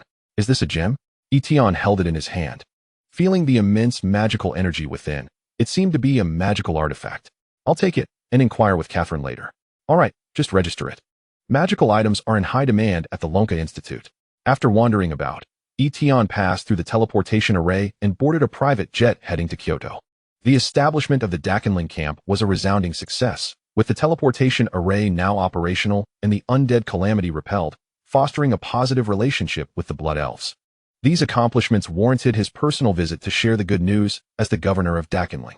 As Tian boarded the private jet, a sensational message began circulating on the internet, particularly within overseas Chinese communities. Shocking. Dragon Nation erupts, turning the blade upon itself. Emergency launch of Dragon Shield-class strategic missile. Aimed at Pengcheng, Dragon Shield-class defection, the first shot fired, targeting a bustling metropolis. Human rights? Where are human rights? Pengcheng may become a hell for human rights. The headlines were incredibly explosive, and the content even more alarming. The online reports were filled with numerous images, videos, and expert analyses capturing the attention of many. The unbelievable nature of the news piqued the curiosity of countless netizens. Though the titles varied, the substantive content was largely similar. The reports referenced a segment of satellite surveillance footage released by the Pentagon, engaging in nonsensical speculation, directly targeting a strategic missile launched by the Dragon Nation in the early hours of today. At dawn, while the Dragon Nation was in the midst of its mourning, it was afternoon in the Eagle Nation. Officers at the Pentagon were wide-eyed, staring at the unusual images relayed by the satellites. A Dragon Shield-class destroyer, without any forewarning, had launched a strategic missile toward the inland of the Dragon Nation. The launch of a strategic missile is always a significant event, necessitating immediate reporting up the chain of command, following ballistic analysis and subsequent satellite imagery. The target of the strategic missile was discovered to be a city within the Dragon Nation itself. This revelation relieved the officers while simultaneously confounding them. What madness had befallen the Dragon Nation to launch missiles at its own major cities? Many prayed to the heavens, hoping it contained a mushroom bomb, capable of obliterating an entire city. Regrettably, subsequent images indicated that after the missile was launched, the satellite quickly lost track of it, and no signs of an explosion were detected in the later captured footage. The duty officer, a major general, erupted in fury, ordering his subordinates to investigate the missile's target while contacting the Public Relations Department to apply some pressure on the Dragon Nation. From any angle, launching a strategic missile at one's own city was an act deserving of severe condemnation. With the Public Relations Department working in full swing, mainstream media outlets around the world reported on this matter. The internet was ablaze, with various commentators emerging. The Dragon Nation must be in dire straits. They couldn't even control such a devastating weapon as a strategic missile. The internal situation in the Dragon Nation must be in turmoil, but alas, it cannot escape the watchful eye of the heavens. It's downright comical that a Dragon Nation warship would launch a missile to bombard its own city. Are we on the brink of chaos? Yet, there is no commotion around me. Nonsense. I am in Pengcheng. Everything was perfectly fine last night. There was no explosion. Not even a fire. Are you brainwashed? The Eagle Nation's satellites captured clear footage. There is no room for your denial. Indeed, the circulated satellite footage is continuous and undoubtedly authentic. The uproar on the internet prompted the Pengcheng authorities to dispatch several interview vehicles to broadcast a live feed of the city's normalcy. Upon verification of both videos, it appeared that both sides were indeed telling the truth. Which party was lying? As countless netizens searched for the truth, at precisely 10 o'clock in the morning, the Dragon Nation's Ministry of Foreign Affairs released a public announcement. At 1:30 a.m. today, a Dragon Shield-class destroyer launched a missile without a warhead to test the Tianqiong city's defense system. The test was a resounding success, and we hope all nations will refrain from overinterpreting this event. No reporters posed questions in the aftermath. Once the announcement was made, the spokesperson promptly exited, leaving the media in a state of bewilderment. The truth was revealed. The missile launch detected by Eagle Nation satellites was indeed real, and Pengcheng remained unharmed. But what was unexpected was that it was an empty test missile. Must a strategic missile be employed to test the defense system? Spare me the nonsense. A Longjian 15 strategic missile costs nearly 200 million dragon coins. Even without the warhead, it would still be at least 100 million at the minimum. Is it not possible to use other missiles for testing the defense system? Why resort to such an expensive missile? In the Pentagon, the duty major general, having watched the live broadcast, was furious enough to overturn his desk. He had anticipated a major scoop, only to have it brushed aside lightly. Investigate. Find out.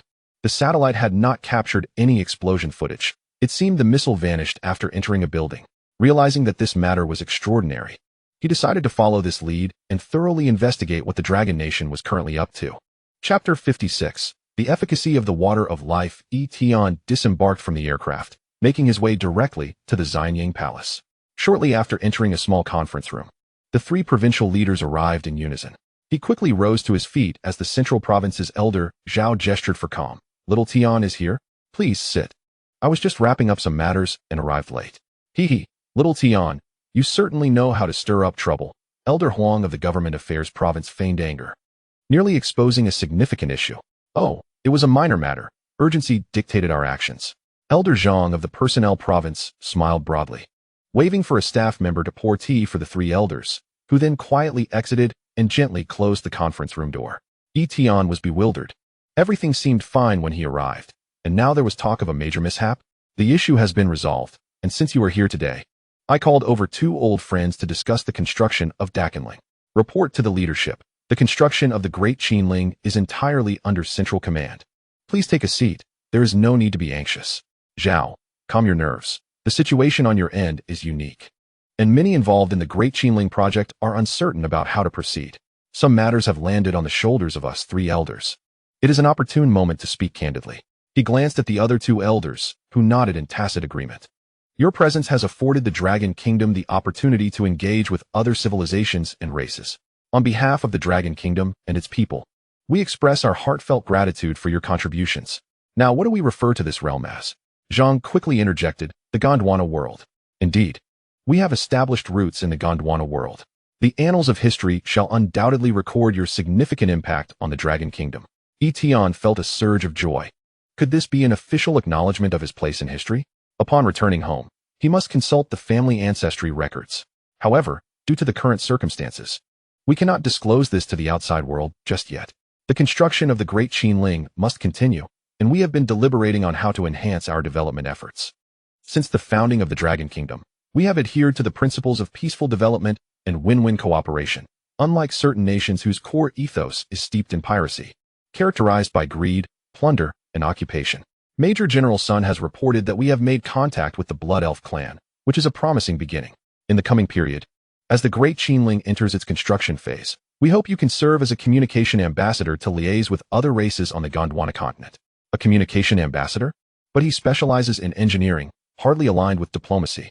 Zhao, upon returning, I plan to visit Kyoto University to seek out individuals proficient in languages to assist in learning the languages of this other world. That is an excellent idea. We have contemplated this as well. I will request a list from Zhang to accompany you to the base. Ahem, I shall pause here. Huang will now discuss the construction of the Great Qinling with you. Zhao appeared noticeably fatigued, having devoted considerable effort to the affairs of the Great Qinling, and his age was beginning to take its toll. Huang, please hold on for a moment. Observing the situation, Tian scanned the room and discovered a disposable paper cup on a cabinet. Channeling his magical energy, he retrieved a vial of life water. This was a gift from Catherine, which he had hesitated to use. After learning from Catherine about its properties, he had taken it from the base and placed it in his spatial ring. Where did you get that? Am I seeing things? One must undergo a full body inspection before entering the conference room. Where did you pull that from? He flashed his spatial ring. One of the local specialties of the Gondwana world. A spatial ring? Does it truly exist? Are you not jesting? Does it seem like I am the type to joke? The item is already in hand. With the acquisition of this spatial ring, this battle has proven worthwhile. What is this water for? Zhang, this is life water. One of the Blood Elf clan's treasures. A small sip can extend one's life by at least 10 years. Catherine had mentioned a potential extension of 100 years. But he refrained from exaggerating, uncertain of its true efficacy. If he were to boast too much, it might be misconstrued as poison, which would be troublesome. He poured a little for himself and took a small sip, finding it slightly sweet with no other discernible effects. He filled the other 3 disposable cups with a bit and offered them to the 3 elders. Do try it. The flavor is quite pleasant. Ah, how marvelous. Let me have a taste. It is rather sweet, reminiscent of the well water from my hometown. Trusting one another, the 3 elders drank the life water without hesitation and settled back into their chairs to resume their earlier discussion. Does this life water have the effect of Red Bull? I was utterly fatigued moments ago, yet now I feel invigorated. Ah, Lao Zhao, your hair is turning black. Lao Huang, how have your age spots vanished? Look, my wrinkles have diminished. Among the 4 present, Tian observed most clearly. The 3 elders were visibly rejuvenating at an astonishing rate. Prior to drinking the life water, they had barely appeared to be in their 60s with the aid of makeup. Now, stripped of their cosmetics, they could easily be mistaken for being in their 30s or 40s. This will not do. Our drastic transformation will undoubtedly draw the attention of foreign leaders. It could expose the existence of this other world, which would be problematic. Zhao was the first to recover from his astonishment. Seizing the confidential phone on the table to summon a makeup artist, there were matters that required addressing. Shortly, several makeup artists hurried in, stunned into silence at the youthful appearance of the 3 elders. Today's events are classified. Restore us to our former appearances. The makeup artists, recognizing the gravity of the situation, commenced their work with urgency. Knowing too much can be detrimental. The meeting was temporarily suspended as the makeup artists deftly transformed the 3 esteemed figures back into their elderly forms. Please, 3 gentlemen, be mindful of your daily conduct. While makeup may deceive the average person, professionals will easily discern the truth. As the makeup artists departed, they imparted their final warnings. Zhao's expression still bore the light of astonishment as he gazed at his now youthful hands. It truly restores youth. It is simply miraculous. Lao Zhao, do take care not to give us away. We 3 old fellows must continue to play our parts. Lao Huang, you no longer appear old at all. All right, let us proceed. Where were we? You were asking Zhang to introduce the construction of the Great Qinling. Oh, right, my memory fails me. Zhang smacked his forehead. Removing some white hair dye. Lao Huang, why don't you take it from here? Indeed, everyone can appreciate just how extraordinary the items from this other world are. Huang exclaimed, his face alight with excitement as he vigorously waved his arms. The construction of the Great Qinling is urgent. We plan to launch a few satellites to survey the surrounding area. The data that has been steadily streaming in has genuinely startled them. The forest encompassing the Great Qinling spans over 1 million square kilometers. Could it possibly be larger than the Amazon rainforest on Blue Star? Chapter 57. Swapping bird guns for cannons. 5 heavy armored brigades. The 3 elders were not troubled by the vast expanse of territory being allocated to Tian. Rather, they were grappling with the enormity of the area, finding it challenging to formulate a construction plan without a comprehensive understanding, which would be essential in determining the scale of military fortifications at the Great Qinling. What? Launch satellites? The rockets are too large to pass through. Tian was bewildered, still entrenched in a mindset of minor skirmishes. The last time he had sent a significant number of light-armored units, it had truly astonished him. Just yesterday, he had been engaged in a fierce battle armed with a heavy machine gun and rocket launcher against a mountain of flesh, and now they were discussing rocket launches? We are aware of this. We will initiate the relevant arrangements. The issue of transporting large objects will eventually be resolved. While satellites may not be transportable at the moment, long-range drones and high-altitude airships can still be deployed for the time being. In order to address the energy supply for the teleportation array, plans are underway to construct 5 large nuclear power plants in the vicinity of Pengcheng City, and for now, we will manage with the available electricity. On the military front, the Great Qinling faces the threat of a necromantic disaster. The maximum deployable force was initially set at 3 heavy armored combined brigades, but now we are approving 5. We cannot afford to allocate more. Considering the demands of the battlefield, we will prioritize a 3-fold supply of heavy equipment and ensure that what can be delivered is sent. As for the electricity shortage, the Southeast Province is preparing to implement a month-long power rationing initiative, with affected enterprises receiving standby subsidies from the state, offering a small benefit to the citizens. My goodness, this is incredibly powerful. The Dragon Kingdom only has 30 heavy armored combined brigades in total, and now 5 are being allocated, 1/6 of the entire military strength of the Dragon Kingdom.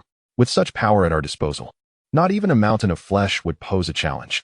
Even the Lich King would be met with confidence. Recalling the 2-meter-high and 1-meter-wide teleportation array, he felt a pang of discouragement and said, "No, I must find a way to enlarge the teleportation array. One must take things step by step. We need not rush. Our troops have not engaged in real combat for some time, and reorganization will require a certain period. A formidable military force is the foundation for establishing ourselves in this foreign realm.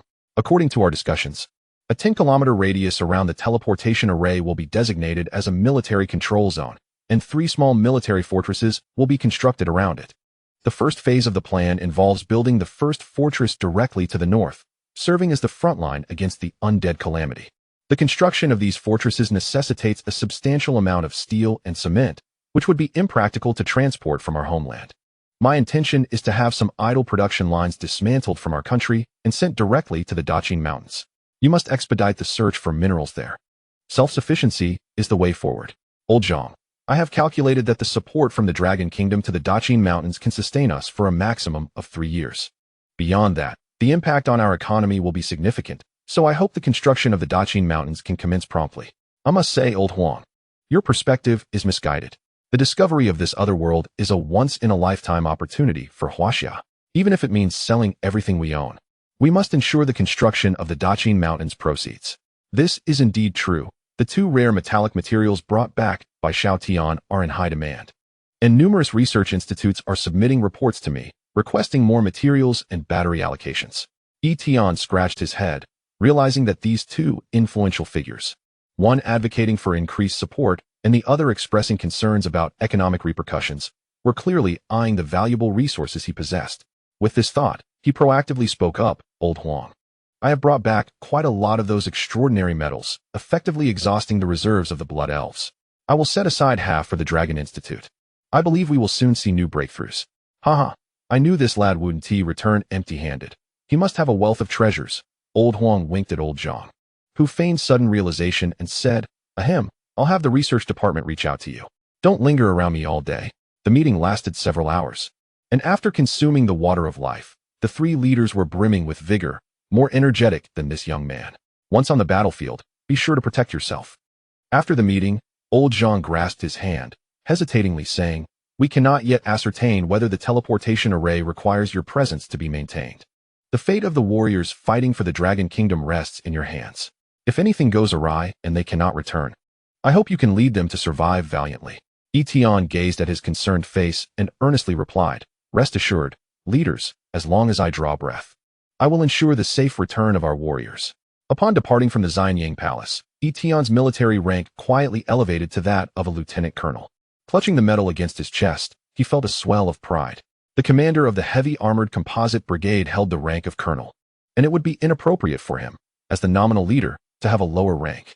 Before his departure, Old Zhang had discreetly placed the lieutenant colonel's insignia box into his hands. Regrettably, this rank is only valid in the Guanville world. Carefully securing the box within his spatial ring, he pondered where to head next. Old Zhang provided me with a list. First, I must go to Kyoto University to arrange for translators. An hour later, a military vehicle bearing special plates halted in front of the teaching building. Tian stepped out and glanced at the information on his phone. This was classroom 803. Taking the elevator to the classroom door, he saw a young professor engaged in lecturing. Students, we will stop here for today. There are 10 minutes left until class ends.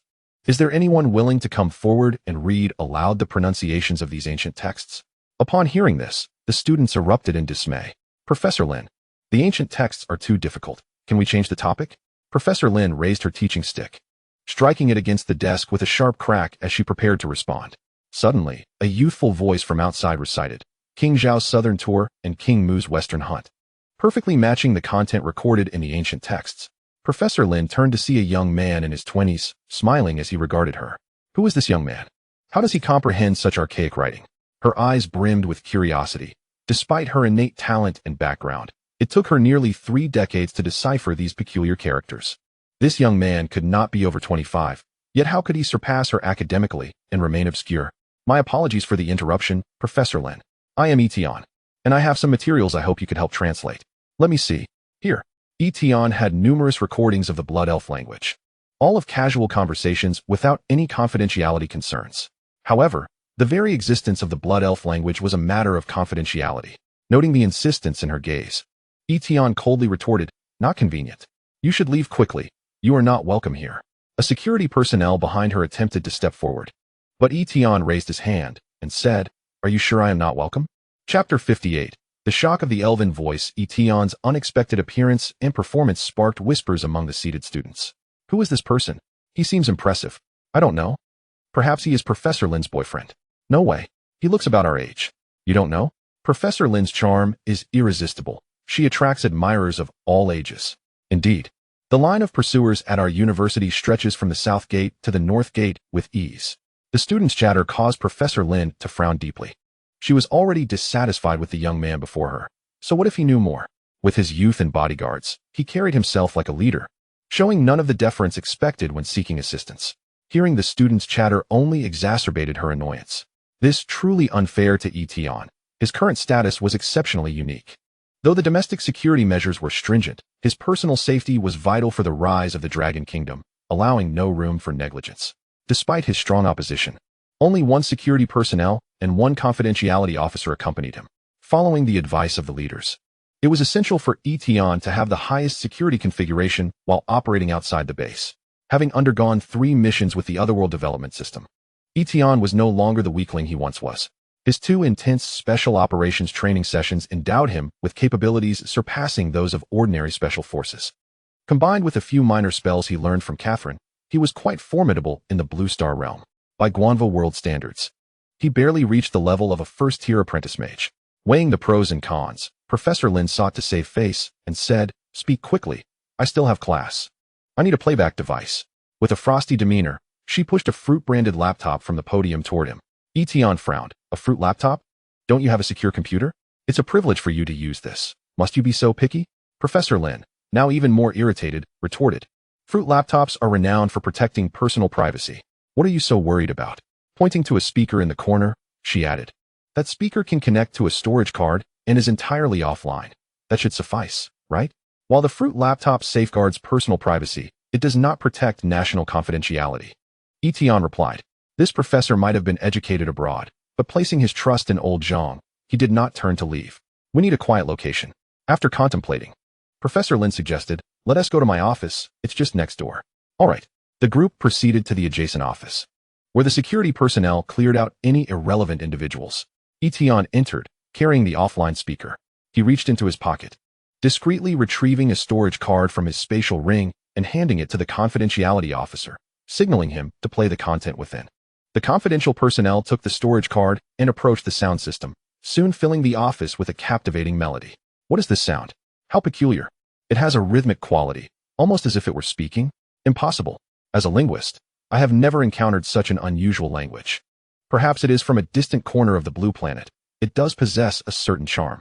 Professor Lin, with her exceptional academic prowess, instantly recognized it as a language, one she had never before heard. Having mastered 10 languages by the age of 8 and 32 by 16, she could confidently state that she had encountered nearly every language on the planet. Yet this audio was entirely foreign to her. Impossible, impossible. Where did you acquire this audio file? She snapped back to reality from the ethereal sounds, her irritation and dissatisfaction momentarily cast aside as she grasped Tian's arm. Inquiring urgently, from a faraway world, Tian responded in the language of the Blood Elves, leaving Professor Lin in a state of astonishment. You understand this language? This young man, before her, comprehended such a language? It was utterly incredulous. Then, an exquisitely elegant song resonated from the sound system. O maiden, rise to become a hero. At this very moment, the gentle violet moon is softly illuminating our forms. Yet, it is only you and I who gaze into each other's eyes, smiling at me. Your fingers delicately caressing my smooth skin. The The blood elven kin ardently pursue the source of magic, while our wandering demise knows not where it lies. The intoxicating glow of the violet moon forever illuminates our path, bringing eternal hope to the blood elves. The magical patterns upon our bodies grant us boundless strength. One day, we shall return to the violet moon. All present were entranced by the beautiful melody, with the exception of Tian. This song was a timeless classic of the blood elven tribe, and under Catherine's enchanting voice, it captivated everyone in attendance. What does it mean to appeal to all ages? This was it. The lyrics may have been incomprehensible, but the rhythm and tone transcended time and racial boundaries, ensnaring all in its spell. As the final note fell, silence enveloped the office, with only the sound of a pin drop audible. Ahem, how was that? After waiting approximately 5 minutes without any signs of Professor Lin regaining her composure, Tian inquired. I will accompany you. I must be involved in the translation of this language. Lin Tianru, the professor, gazed at the young man with a complex expression. She had confirmed that this was an extraordinarily ancient and elegant language, likely never before discovered on the blue planet. If she missed this opportunity, it would haunt her for life. The young man was a bit presumptuous, but she could tolerate it. Aren't you going to ask about the specifics of the task? I will know when the time comes. Will you not arrange any teaching assignments? The Academic Affairs Office will handle that. It is not my concern. Participating will require a lengthy isolation period. I advise you to consider it. I am single. Professor Lin's beautiful eyes fixed on him, her demeanor assertive. You are quite peculiar. You come here for my assistance, I readily agree, yet you still hesitate? Very well. It seems I won't need the transfer order. He produced a transfer order and handed it to her. Upon receiving it, Professor Lin's eyes widened in disbelief. No wonder you seem so unusual. Your background is quite significant. The transfer order was issued directly by the Ministry of Personnel, with approvals from both the Central Province and the Department of Administration. She had never seen such a high-level transfer order before. According to her predecessors, a transfer order involving all 3 provinces often signified the emergence of something exceedingly important. To her astonishment, her generation had the opportunity to engage with it, trembling with excitement. She realized the young man's identity must be extraordinary, a fact she had long suspected. From the moment she laid eyes on Tian, she had speculated about his status. A wealthy heir? Unless he ranked among the top 10 nationally, such theatrics were unlikely. A bureaucratic scion? Perhaps. At least a direct descendant of a ministerial level could enjoy such privileges. Chapter 59. The stunned Professor Lin upon seeing the transfer order. Professor Lin realized her previous assumptions had severely underestimated him. This was no mere second-generation individual. He was an original figure of prominence. If she possessed the same capabilities, she would surely overshadow him 100-fold. As Tian and his entourage exited the classroom, the students who had witnessed the earlier scene erupted in chatter. Who was that young man? Did he just take the professor away? Having taken the professor, there must be institutional backing, right? Professor Lin is gone, finally. No more archaic literature classes. Hey, did you see those people? Were they from the Dragon Security Department? Undoubtedly. Look at their demeanor. Not just anyone could possess that. We study languages. How did we get involved with the Dragon Security Department? Who knows? The world of the elites is beyond our comprehension. Tian paid little mind to the happenings in the classroom. If confidentiality issues arose, the personnel would alert him. The decryption work for the Blood Elven language had been in progress for some time, with ample material at hand. Despite employing a supercomputer for decryption, progress had remained minimal. Relying on a single audio recording or song for breakthroughs would indeed require gratitude towards the source. Professor Lin followed Tian to the car, and upon seeing the license plate reading Dragon Battle A5, she could no longer contain her astonishment. What on earth is your background? Not only do you possess a transfer order from 3 provinces, but you also have access to military vehicles from the strategic forces? Oh, Professor Lin has quite an eye. Doesn't she? My sister grew up in a high-ranking official's residence, having witnessed many grand spectacles. She rolled her eyes. Just look at my brother's looks. Care for a chance to pursue him? I have no interest in older women. Tian opened the car door and settled into the back seat, slamming the door shut with a thud. You drive me insane. Lin Tianru fumed, stamping her feet in frustration, yet feeling helpless. He was younger and held a higher status. Throwing a tantrum in front of such a man would only lead to humiliation. Aware of this, she silently opened the door, entered the vehicle, and muttered, "You lack any gentlemanly demeanor." Tian pretended not to hear, leaning back in his seat with closed eyes. During his time in the Great Qin Mountains, he was often accompanied by 3 blood elves, whose beauty and physique easily outshone ordinary inhabitants of the Blue Planet. An older single woman was hardly of concern to him. Such an attitude only heightened the attention of the women around him. A man shrouded in mystery, endowed with a powerful background and an air of disdain, was precisely the type that exceptional women found irresistible. Lin Tianru considered herself quite remarkable in terms of physique, appearance, and family background. She was among the elite in high society. Her curiosity piqued. She occasionally stole glances at the enigmatic man beside her, finally mustering the courage to inquire. Where are we heading? To the Ministry of Economy. There are matters to attend to. Isn't he an academic? Why would he go to the Ministry of Economy? Let us see how long you can keep up this pretense. She glared out the window. This road indeed seemed to lead to the Ministry of Economy. As the day progressed, Professor Lin Tianru felt as if she were in a dream, the aura of mystery surrounding this man intensifying layer by layer. The Ministry of Economy not only dispatched personnel to receive them, but the individual who welcomed them was none other than the head of the ministry. The discussion centered around the procurement of a device known as a magical gold battery, with Tian proposing a price of 10 million per set, leaving the other party in shock. Miraculously, they agreed, perhaps having lost their sanity. The value of gold batteries is hardly justified, and Tian wore an infuriating expression that seemed to say, "Do as you see fit." After rounds of haggling, it was ultimately decided that the Ministry of Economy would fund the procurement of both finished batteries and raw materials, with no concessions on pricing, culminating in a staggering total of billions. It was madness, pure madness. The exorbitant price was one thing, but the sheer volume of the order was another. After half a day's deliberation, she felt her worldview, economic perspectives, and notions of power crumbling before her. Dragging her weary body back to the hotel, she inquired whether Tian would need to stay in Kyoto for a few more days. His response was that they would remain for another day before heading to the base after a visit to the research department. Upon entering the hotel, she found several confidential personnel from the Longan department already waiting inside, insisting she complete the necessary security procedures. The next morning, having barely slept, Professor Lin dozed in the car, awakening to find it parked in the underground lot of the research department. She was hardly surprised to be here. Perhaps she had become somewhat numb to it all. "Will you sleep in the car or come up with us?" "I'll come up." Once again in a nationally significant department, she felt an overwhelming sense of numbness. After a quick touch-up, she hurriedly followed the others into a small conference room filled with distinguished scientists, all of whom were renowned figures capable of shaking the very foundations of academia. Now, they sat like eager students awaiting a teacher, their eyes ablaze with anticipation as they awaited the arrival of Tian and his team. Under Lin Tianru's astonished gaze, Tian gracefully took his seat at the head of the table, while the security personnel behind him spoke first.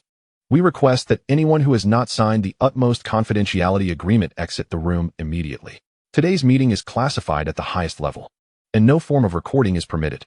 A wave of excitement surged through the attendees, each pair of eyes glinting with fervor. They had heard rumors of significant discoveries from the south, but had seen little action until now. The research department had previously acquired a batch of ultra-high-temperature superconducting materials. Could this young man be the supplier? He seemed to possess an extraordinary reputation. Was he the fabled governor? Oldley had been tight-lipped, leaving them in the dark about his activities. Seeing no one leave, the security personnel placed a black briefcase on the conference table and activated a signal jamming device before the assembled crowd. "Ladies and gentlemen, you are in the presence of national treasures. There is no need to worry about confidentiality. Let us begin the meeting promptly." The head of the research department, seated to Tian's left, spoke first. As a scientist who had dedicated much of his life to the pursuit of knowledge, nothing excited him more than a significant research breakthrough. "Excellent. We are here for two primary reasons: to present you with some special materials and to unveil certain unique principles of the physical world." "Special materials? How special?" "Ultra-high temperature superconductors." It is possible. There must be more to what he is revealing. The potential for breakthroughs in materials science could indeed ignite an industrial revolution. Ignoring the discussions among the scientific elite, Tian strode directly to the podium, which provided ample space for his presentation. All eyes were now fixed on him, a dozen pairs of eyes questioning what this young man was about to demonstrate. Without keeping them waiting, Tian stood firm, harnessed his inner magical energy, and summoned the magical gold ore and moan metal from his spatial ring, which cascaded like rain. "Is this magical gold or... Wait, is he performing a magic trick? Where did these come from?" They gazed at the ring in his hand, which emitted a faint glow. "Incredible. He can open a spatial portal? No. It must be that ring. Could it be the fabled space ring? How vast is the space within? How much can it hold?" This display immediately ignited envy among the scientists, who eagerly waved their fists, yearning to witness this mysterious spectacle up close. The two security personnel present had to plead with these national treasures to maintain order. What a disgrace. Sit down, everyone. The head of the research department, visibly irked, felt a similar itch of curiosity, but, in his capacity, prioritized maintaining decorum. Minister, a space ring? Such a legendary item. Have you ever seen one? To be honest, in my 80-plus years, I have never encountered such wonders. He coughed, as if overwhelmed. I need a moment. My heart may give out. Seeing the elderly scientists of Longwa, who had dedicated their lives to advancing the nation's research, elicited a sigh from Tian. These stalwarts had devoted their best years to the scientific field, and now, in their twilight years, they still toiled for the advancement of Longwa's research. The space ring had limited capacity, roughly 5 cubic meters, with items no longer than 1 meter in length or width. Currently, there was only one such ring, and without magic, it could not be opened, making it unavailable for their study. Could someone please bring me 10 disposable cups and fill them halfway with water? Tian had already devised a plan before arriving. The remaining elixir of life was but a small fraction. Keeping it for himself served no purpose. Instead, it could be put to far better use. Distributing it among these esteemed elders seemed the most prudent choice. If the high-ranking officials of the 3 provinces and 6 ministries were the navigators of Longwa, steering its course, then the scientific elite of the research department were its very heart, providing the relentless energy necessary for the nation's advancement. Their well-being would inevitably lead to increased research output, benefiting the future of Dakinling. Soon, the 10 disposable cups were arranged on the conference table. Tian produced the remaining small vial of the elixir of life and a dropper. As he began to dispense the precious liquid, he announced, "This elixir of life is nearly depleted. Each of you will receive 5 milliliters, with the remaining portion reserved for research." What is this elixir of life? 5 milliliters. It seems quite precious. Is it toxic? Losing even one of us would be a significant loss for Longwa. Impossible. Tian has no reason to harm us. Will you drink it? I'll be the first. Tian returned to his seat, quietly observing as the previous day's scene unfolded once more. However, he had underestimated the scientists' volume of enthusiasm. It made sense. They often attended various lectures and taught students, so their loud voices were to be expected. Amidst the din, he felt someone tugging at his sleeve. Tian, is there any elixir of life left? Can you spare me a little? I want to feel young again. What? It's too noisy. I can't hear. After holding back his frustrations for days, Tian could no longer contain himself and shouted at the top of his lungs, "I want the elixir of life. I'll do anything for it." Her voice, with its unique resonance, instantly silenced the room. Tian rolled his eyes and chose to ignore her, while the minister swiftly intervened to smooth things over. Haha, Lin, the elixir of life is such a precious resource. Perhaps Tian can work his magic and procure more. The minister discreetly clutched the vial containing the elixir, ensuring that no one else could touch it. Cough, cough. Where were we in the meeting? Let us continue. While the initial gazes had been merely fervent, they now burned with an insatiable fervor. Seeing everyone quiet down, Tian scanned the room. After consuming the elixir of life, the scientists typically felt rejuvenated by 10 to 20 years, though not as dramatically as the 3 elders. Their health for the foreseeable future was assured. There are numerous treasures on my side, and the effects of the elixir of life have been witnessed by all. Given the opportunity, I shall find a way to procure more. The Ministry of Administration is currently formulating a stringent contribution mechanism. There are indeed many valuable items, but tangible scientific achievements are required in exchange. The materials intended for delivery this time have all been dispatched, and what you will witness next may very well surpass your comprehension. Please remain calm. Upon hearing his words, everyone was momentarily taken aback. The few demonstrations previously exhibited were already astonishing. Could there possibly be even more revolutionary discoveries on the horizon? Come, let the elders broaden their horizons. I eagerly anticipate your performance. Haha, today's meeting has been exceedingly intriguing. No wonder it is classified as top secret. How about another demonstration of spatial manipulation? In the expectant gazes of the scientists, Tian snapped his fingers, and a small flame materialized above his palm. What is this? Magic? Those who had witnessed Tian's initial combat footage immediately deduced the origin of this phenomenon. Indeed, it is a small spell I learned from my allies, indicating that Blue Star humans can likewise acquire such knowledge. The current challenge lies in the obscurity of their language, making it quite difficult for the average person to learn. This visit not only requires individuals proficient in language, but also hopes that everyone present can assist in researching the principles of magic. His words incited another wave of excitement, as it seemed that since the beginning of this meeting, the fervor had never waned. Having devoted themselves to research for so long, they had never encountered such exhilarating occurrences. Each of them was as excited as children. As Tian prepared to leave, several prominent researchers grasped his hands, hoping to collaborate on their studies. However, he had no leisure to linger in the research institute, with numerous matters awaiting his attention back at the Daqin Mountains. He recalled the blue gem he had discovered in the combat zone before returning to Blue Star. It appeared to have a certain connection to magical energy. Before departing, he left this gem at the Dragon Science Institute for them to study. Chapter 61. The convoy comes under attack. The timeline shifts back to 2 days ago, when Tian was engaged in a fierce battle with the Meat Mountain. The landlord of the farmer's house he once rented, as usual, had several keys dangling from his belt, enjoying tea and conversation with friends while indulging in foot baths and massages. As midnight approached, he was stumbling home with a drunken haze when suddenly darkness enveloped him and he lost consciousness. "Have you awoken?" A strange voice echoed in his ear. The landlord struggled to raise his head and saw several masked figures in dark clothing, gazing at him with ill intent. "Who are you?"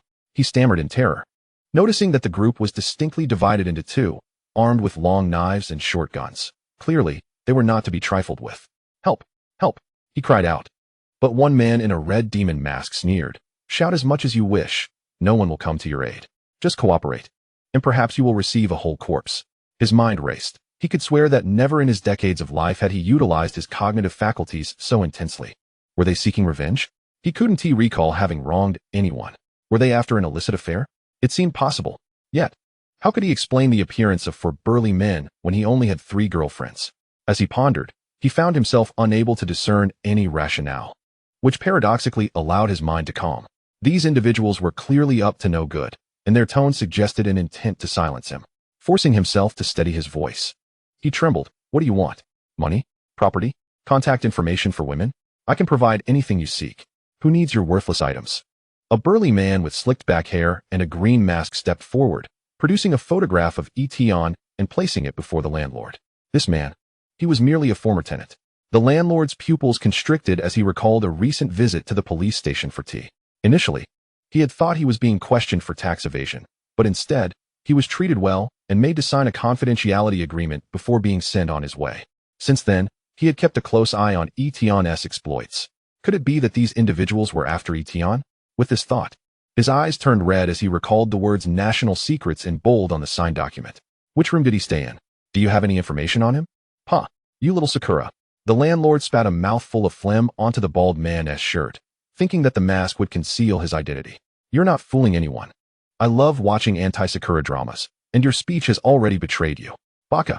The short man, humiliated and enraged, slapped him across the face. "Speak up.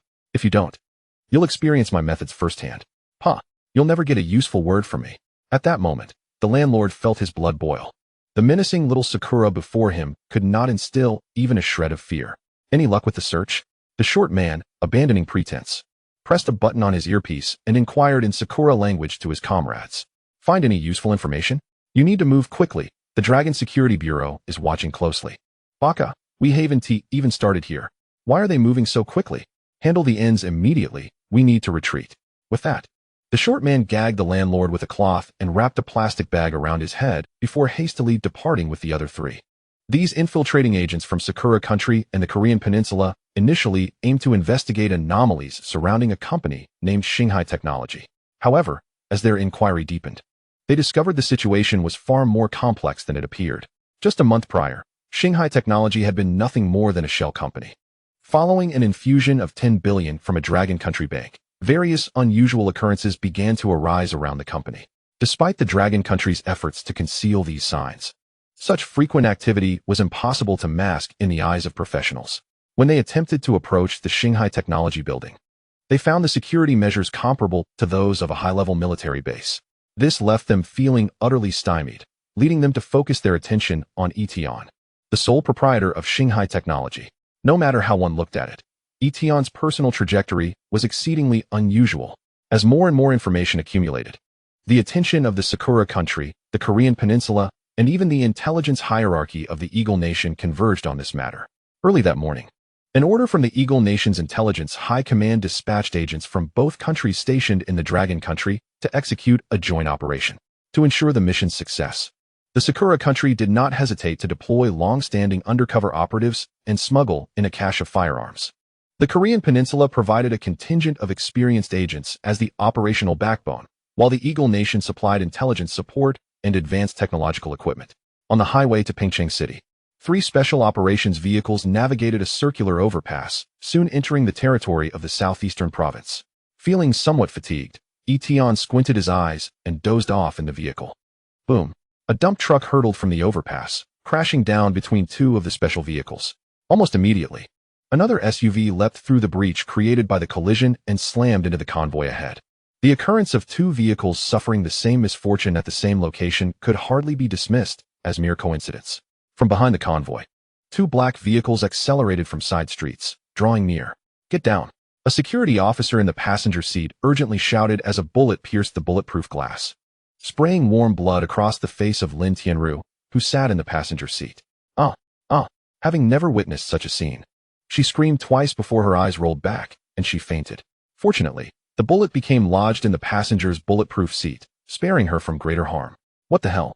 A sniper rifle? How could such a thing exist domestically? Which fool is trying to take my life? Tian cursed vehemently. The armored vehicle they were traveling in was adequately fortified against handguns and small-caliber submachine guns. However, the sniper rifle's ammunition, without the protection of an armored vehicle, rendered even the bulletproof glass insufficient.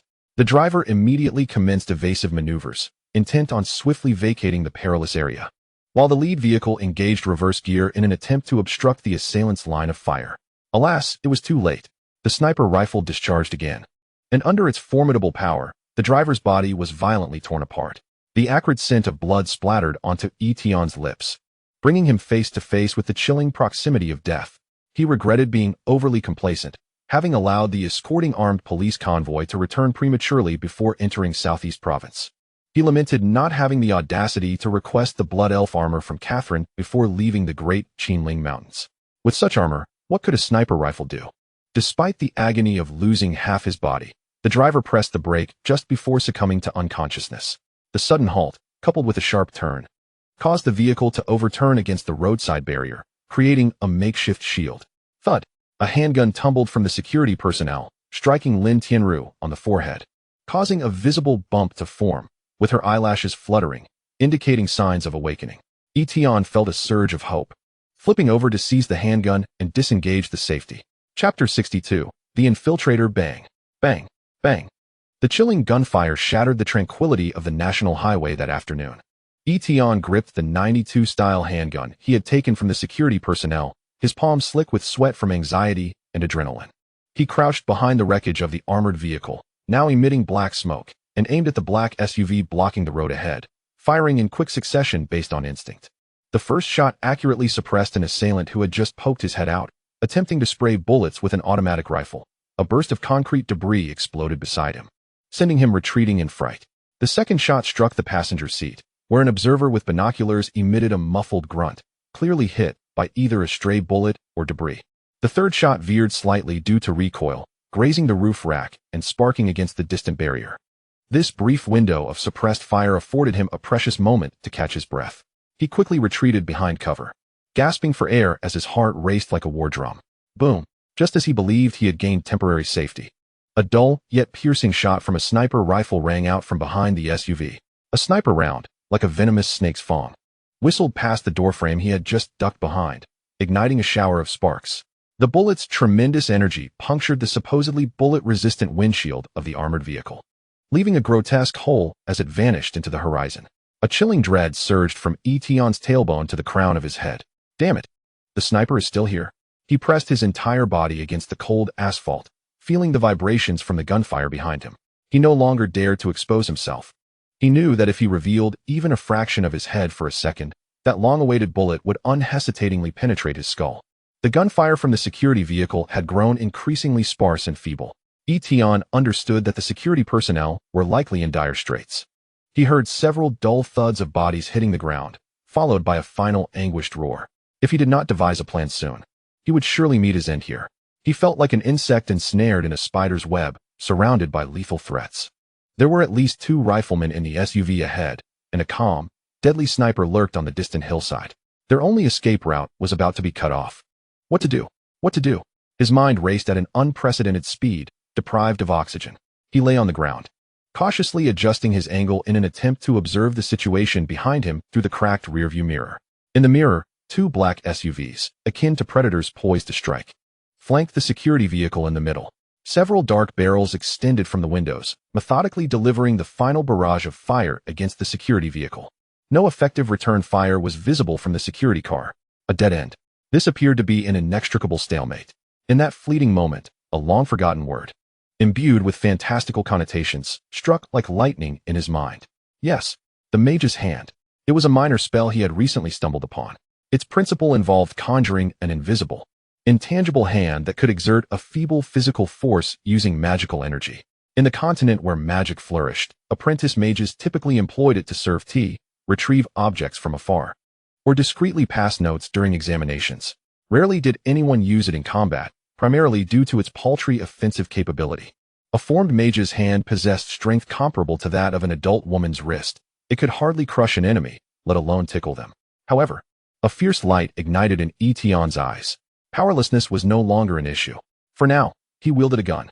As long as this invisible hand could lift the firearm and pull the trigger, every attack would be lethal.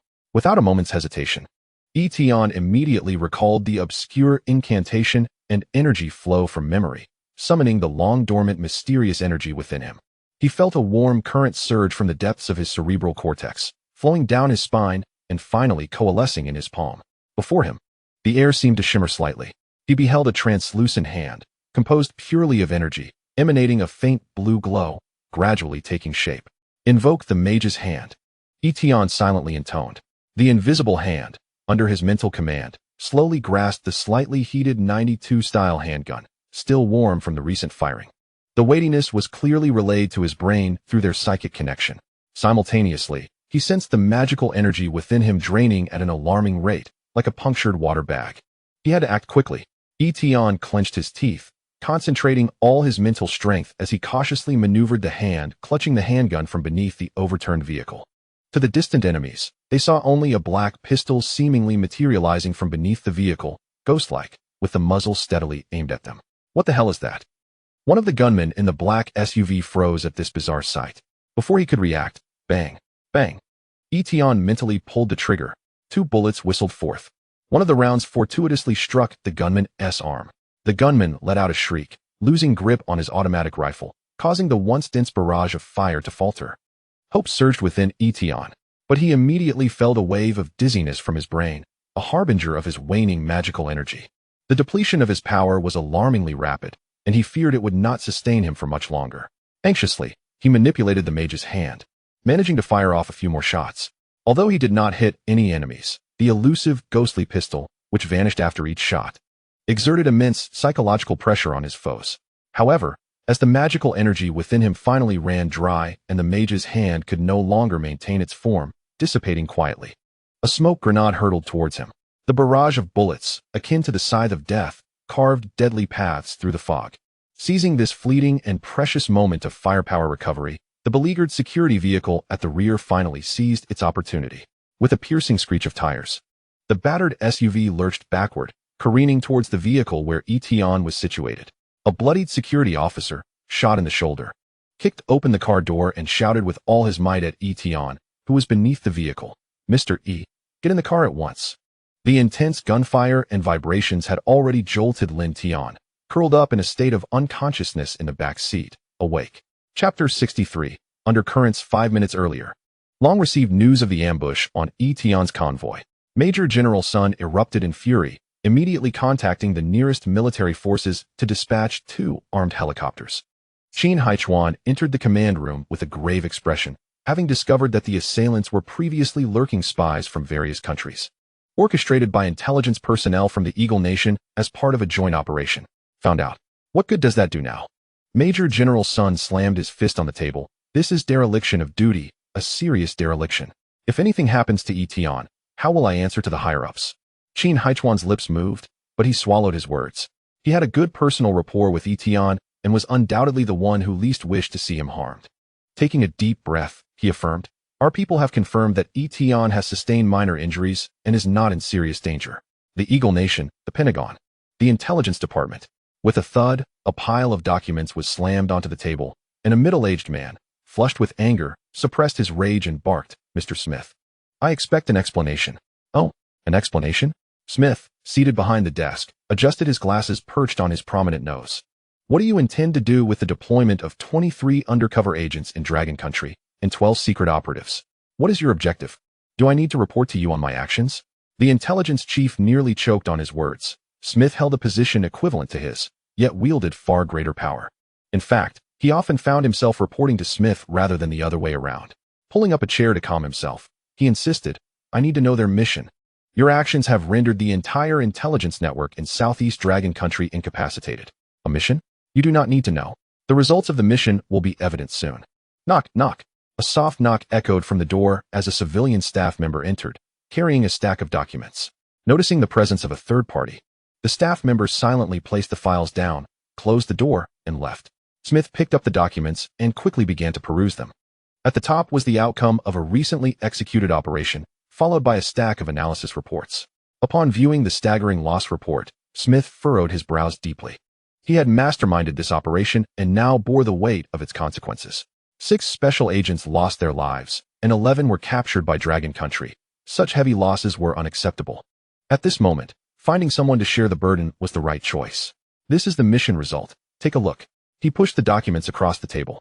The other hesitated but, unable to resist his curiosity, opened the file. Upon reaching the first page, he immediately regretted opening it. The further he read, the more absurd the mission seemed. "Have you lost your mind? You jeopardized the majority of our intelligence capacity in Southeast Dragon Country to eliminate a suspected individual based on mere conjecture?" Smith's hands were clasped on the table, his expression unchanged. "Suspicion is sufficient. Madman, I see you no longer wish to maintain your position. You deployed such manpower and resources, only to take out a handful of security personnel." The intelligence chief scoffed. "I seriously doubt your capabilities and your fitness for the position of commissioner." Smith rose, circled the desk, and patted the chief's shoulder. "Competence is crucial, but the power I wield behind the scenes allows me to maintain my position, does it not?" He moved to the safe, entered multiple passwords, and retrieved a stack of documents. "Since you're involved, you should review these materials as well." The intelligence chief accepted the documents and began to read, as Smith's magnetic voice echoed in his ears. "I possess ample evidence indicating that Dragon Country is executing a plan known as Heaven's Gate. The specifics of this plan remain unknown to us. The evidence collected suggests that this plan revolves around a young man named Tian." A fierce glint flickered in his eyes. The objective of this operation was to eliminate him. An admirable intention, but he remains very much alive. The intelligence chief composed himself after reviewing the materials. The contents revealed frequent mobilizations of 5 armored brigades, the disappearance of a Blade-class cruiser, and a vast quantity of arms whose whereabouts were unknown. These anomalies, as Smith had indicated, all pointed toward that young man. As someone with an intelligence background who had enjoyed a privileged existence over the years, his instincts remained intact. Mobilizing such resources to eliminate a key figure was indeed feasible. However, the crux of the matter was that if they acted, they must succeed. Failing to eliminate him would render future opportunities futile. "If the operation fails, you can place all the blame on me." Smith shrugged. "Perfect. I need to leave this place for a while to persuade some short-sighted individuals. After I depart, I hope you keep a close watch on that important figure. You may yet stumble upon unexpected discoveries." With that, Smith exited the office, leaving the intelligence chief pondering over the documents on the table. 5 days later, in Sakura Country, at a clandestine research facility, several severely injured special agents lay in hospital beds, one of whom clutched a blue gemstone tightly in his hand. The colonel gazed at his subordinate, who was barely gasping, his expression grim. "Professor Mizutani, this is an unidentified item obtained from Dragon Country at great sacrifice by our intelligence personnel. I hope you can produce some research findings." "Colonel, where did this gemstone come from?" "You need not know, just understand that it is a critical item." The colonel could not divulge that this was the sole gain from sacrificing numerous intelligence personnel. Now, he hoped to extract some useful information from the gemstone to safeguard his own position. Professor Mizutani summoned an assistant and instructed them to administer a sedative to the injured agent, gently prying open his fingers to retrieve the blue gemstone. "What a beautiful gem. It seems to bear signs of being set." Placing the gemstone under a microscope, he examined it closely. "Oh, exquisite patterns. Evidence of artificial processing." The method of crafting seemed extraordinary, possibly involving some form of etching technology. The colonel, unable to contain his curiosity, asked, "What have you discovered?" "Much. This object seems not to be of human origin. Its precision surpasses imagination." Reluctantly parting from the microscope while maintaining his observations, he responded, "Where did you acquire this?" "It is crucial." After a moment of hesitation, he revealed the truth. "From the Dragon Country." "Impossible. I have never encountered such a crystalline structure." Claiming it originates from a meteorite or outer space would be more believable. Professor Mizutani removed the blue star gem from the microscope and placed it on the Raman spectrometer. Preparing to scan its internal structure, a low humming sound emanated, and the sapphire on the detection platform suddenly erupted with a dazzling light. Sparks flickered across the detection table, and the base was soon plunged into darkness.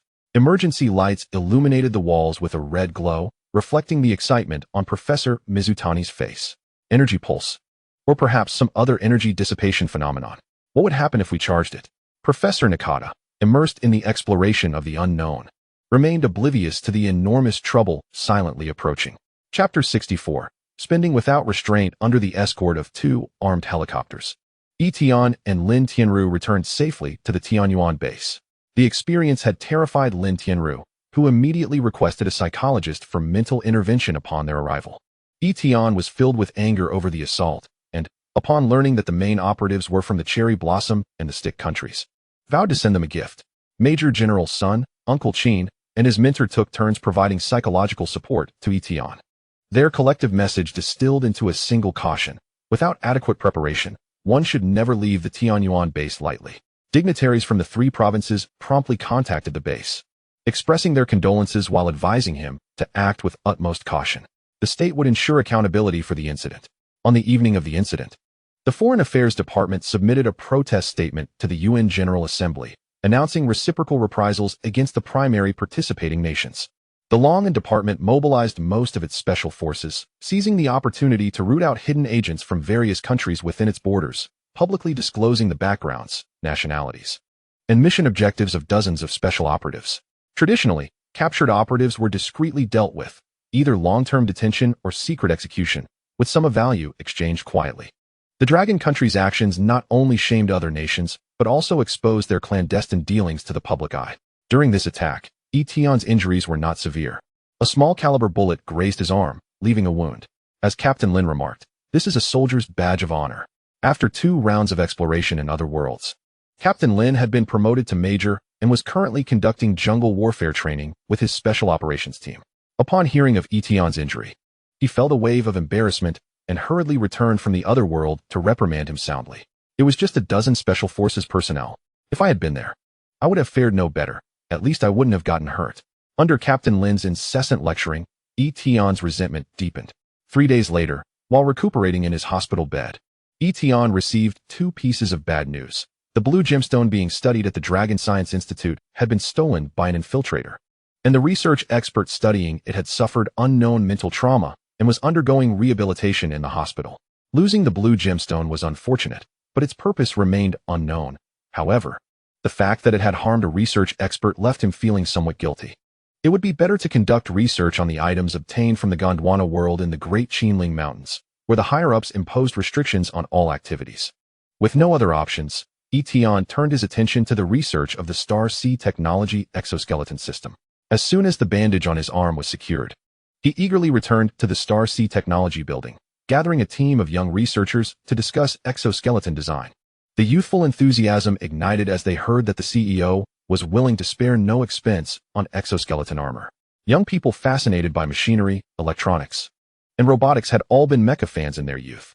Though many industry insiders had proven mechs to be mere decorative shells, their allure was undeniable.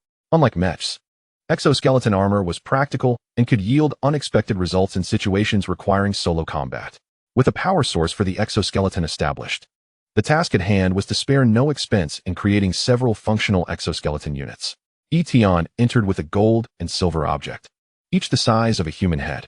The gold piece was a chunk of magical gold, or the largest he had procured from Catherine. The silver piece was a fragment of moin metal, most of which had been delivered to the Dragon Science Institute, leaving only this remnant. The researchers had acquired numerous characteristics of the magical gold or during their studies. For instance, the size of the or directly correlated with discharge intensity and total energy storage. This particular piece weighed over 10 kilograms, with a theoretical energy storage capacity exceeding 3 million watt-hours. To illustrate, a 100,000-ton aircraft carrier requires approximately 300 megawatts per reactor.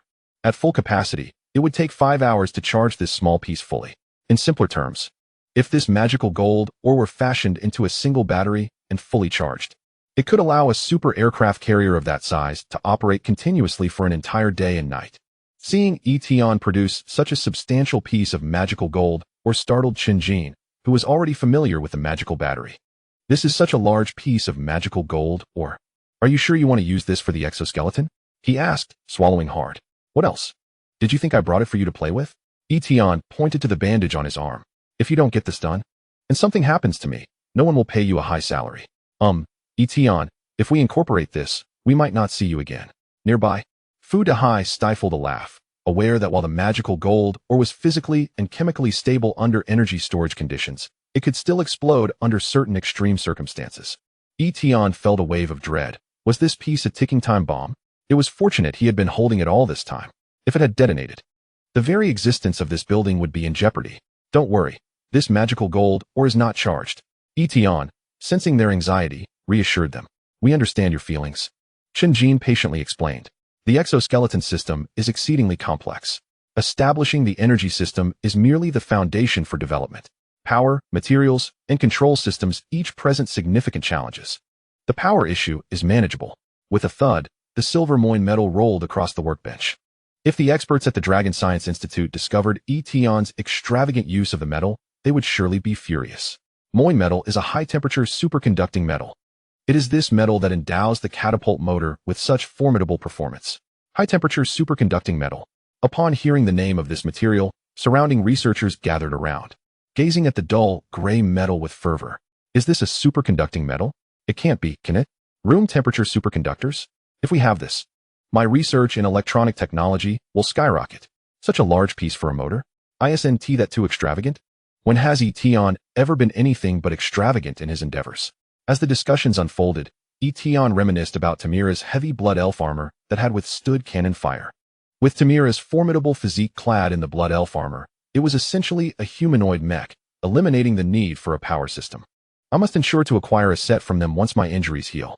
Boss, we'll take on this project, Tian exclaimed, his eyes gleaming with excitement as he regarded the two extraordinary materials.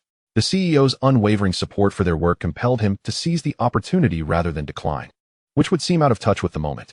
The manufacturing of the exoskeleton armor involves numerous projects, and we need to accumulate technical expertise step by step. No problem. Take your time.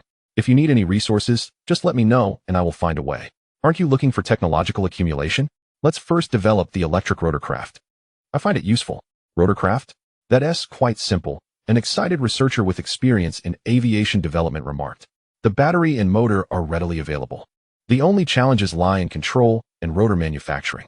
Chapter 65. The request from Tamira with a wave of his hand, based on his recollections. Tian sketched the design of the Falcon rotorcraft. Having a blueprint undoubtedly diminishes the challenges of development significantly. During this period, he chose to live and work alongside the research team, allowing for immediate communication regarding any issues. As for the minor injury on his arm, it had nearly healed within a week. The progress of developing the electric rotorcraft exceeded expectations. Under concentrated efforts, the first prototype was completed in less than a week, and he personally participated in its test flights. Following the completion of the previous mission, the rewards portal could be routinely activated. The construction at the Tianyuan base on Blue Star gradually slowed, with resources shifting towards the greater Qinling region. The routine activation of the portal was not without conditions.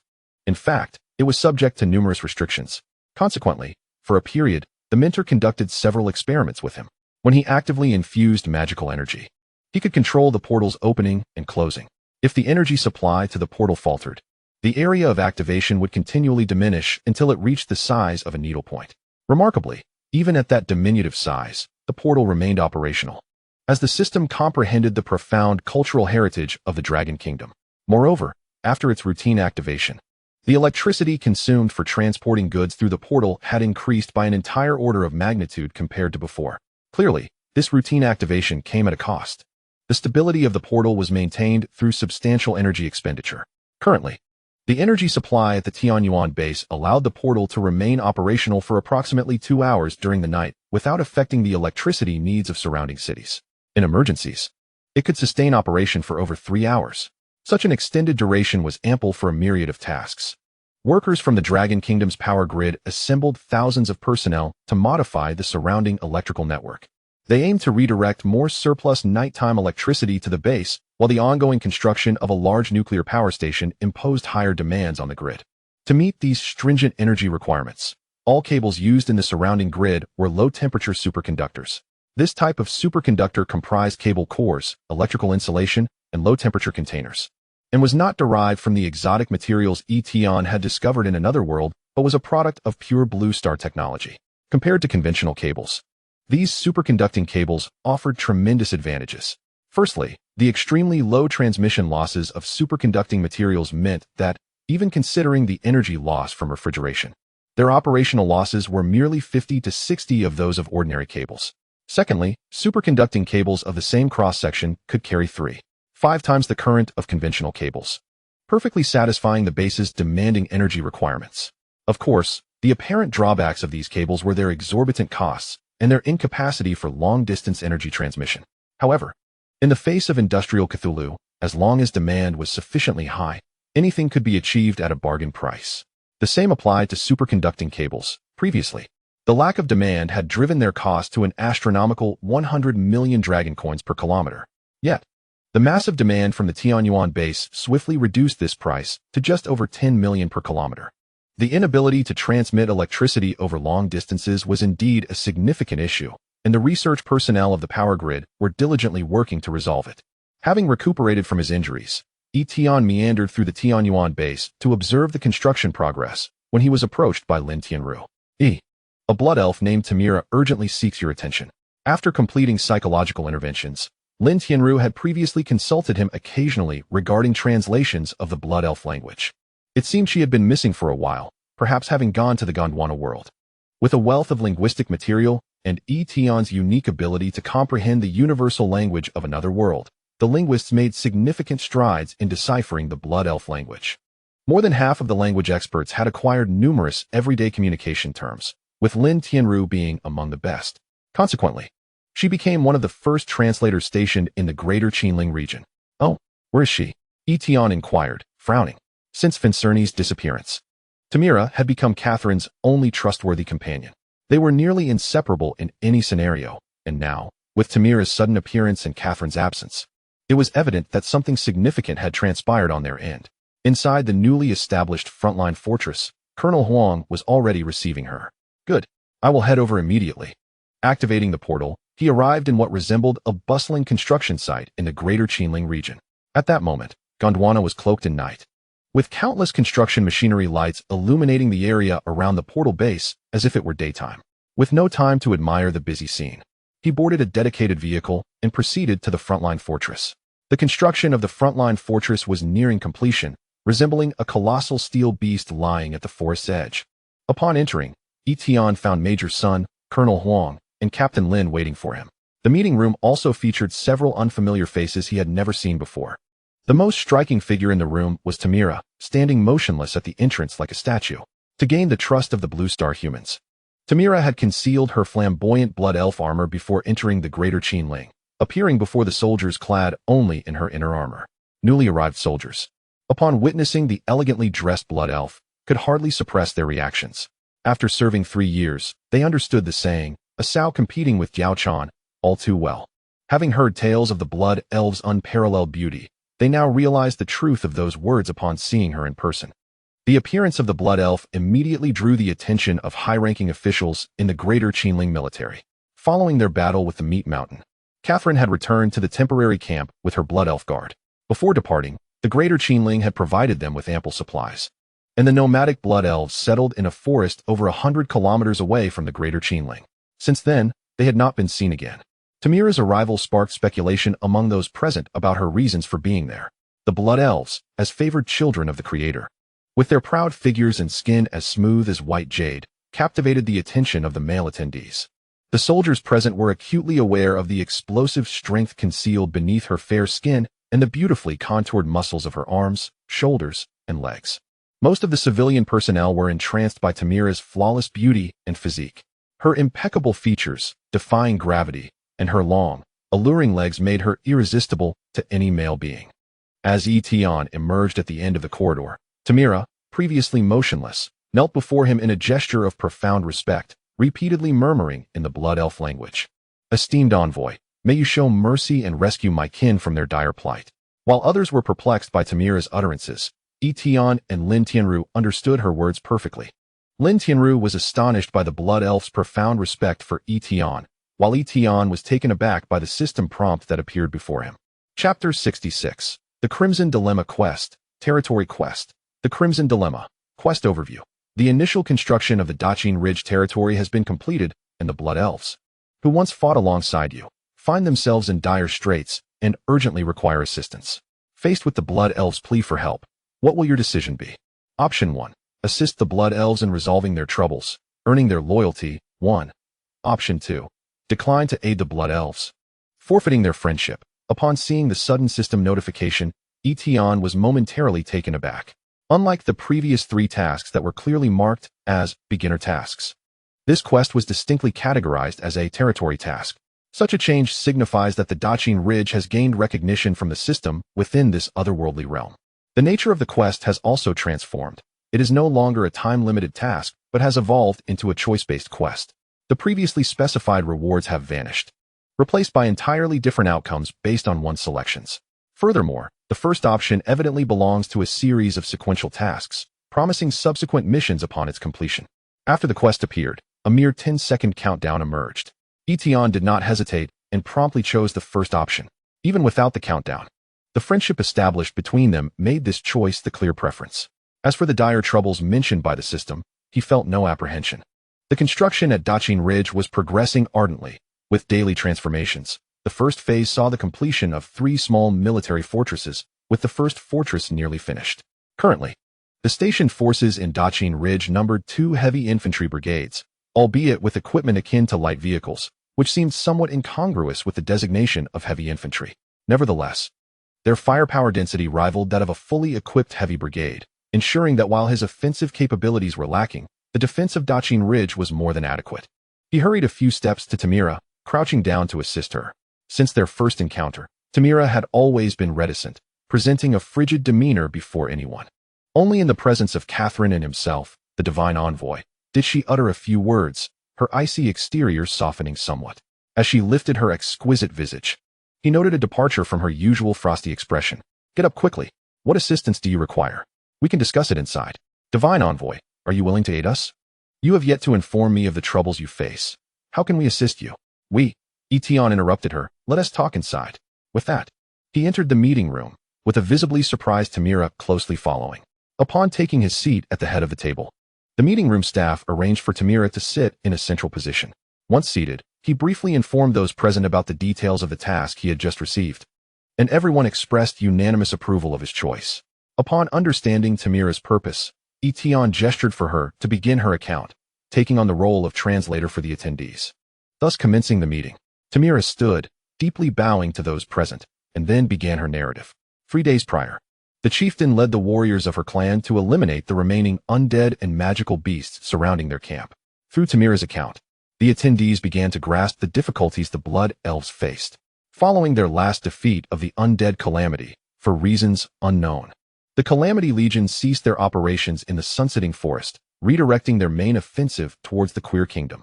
Upon discovering this situation, the Blood Elves chose to settle not far from Dachin Ridge, citing the safety of the Sunsetting Forest and the formidable military might of the Blue Star humans as their reasons for remaining. All clan members wholeheartedly dedicated themselves to the construction of their new home, neglecting to remain vigilant against the human race. In this context, the term humans referred to the indigenous peoples of the Gondwana world. The indigenous peoples in Gondwana are a remarkably powerful race. Their societal development reminiscent of the city-state era on Blue Star. Small villages consist of several hundred to 1,000 individuals. Small towns of tens of thousands to hundreds of thousands, and city-states of millions to billions, with several large city-states forming a kingdom. Unlike Blue Star, Gondwana faces far more severe survival challenges. Both the magical beasts in the forests and other alien races pose terrifying threats to humanity. As a result, human settlements in this world, in terms of size and population density, far exceed those of Blue Star's city-state era. Within human city-states, the governing bodies crudely categorize all individuals into two primary classes, civilians and warriors. Civilians are defined as ordinary individuals who have not awakened extraordinary powers, while warriors are those who have awakened such powers and possess professional ranks. As previously mentioned, professional ranks are divided into 17 tiers, with the 7th tier and above classified as heroes. In addition to the professional ranks, there are distinctions among professionals, the most common being the division between warriors and mages.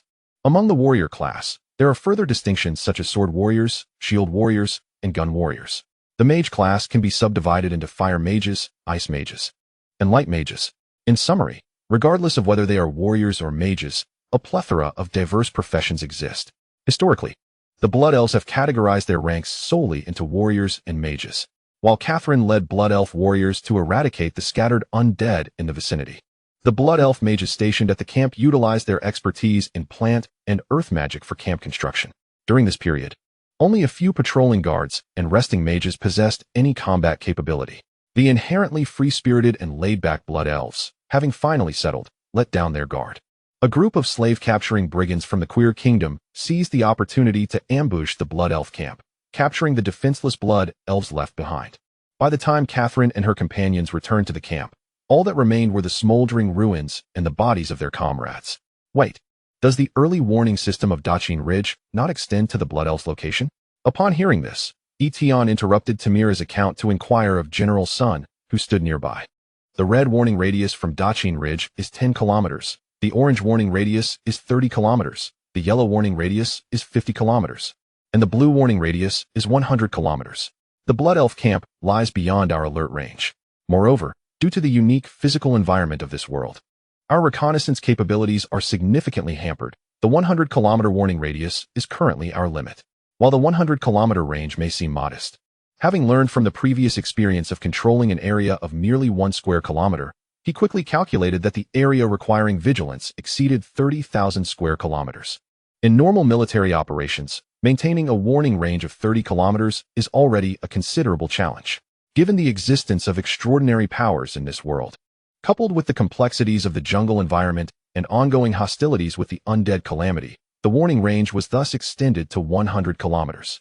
Chapter 67. The Missing Blood Elves. Tian sighed, feeling sympathy for the Blood Elves' plight, yet also lamenting the price they paid for their arrogance and carelessness. Had they not been so proud, willing to lower themselves to enter the Dachin Ridge's alert zone, such an incident might not have occurred. Had they not been so lax, maintaining the vigilance they ought to have, the slave-capturing brigade would not have been able to so easily ambush their camp. It was too late for regrets now. A slave-capturing brigade? What could they possibly want with the Blood Elves? Lin Tian, who understood the Blood Elven language, asked innocently.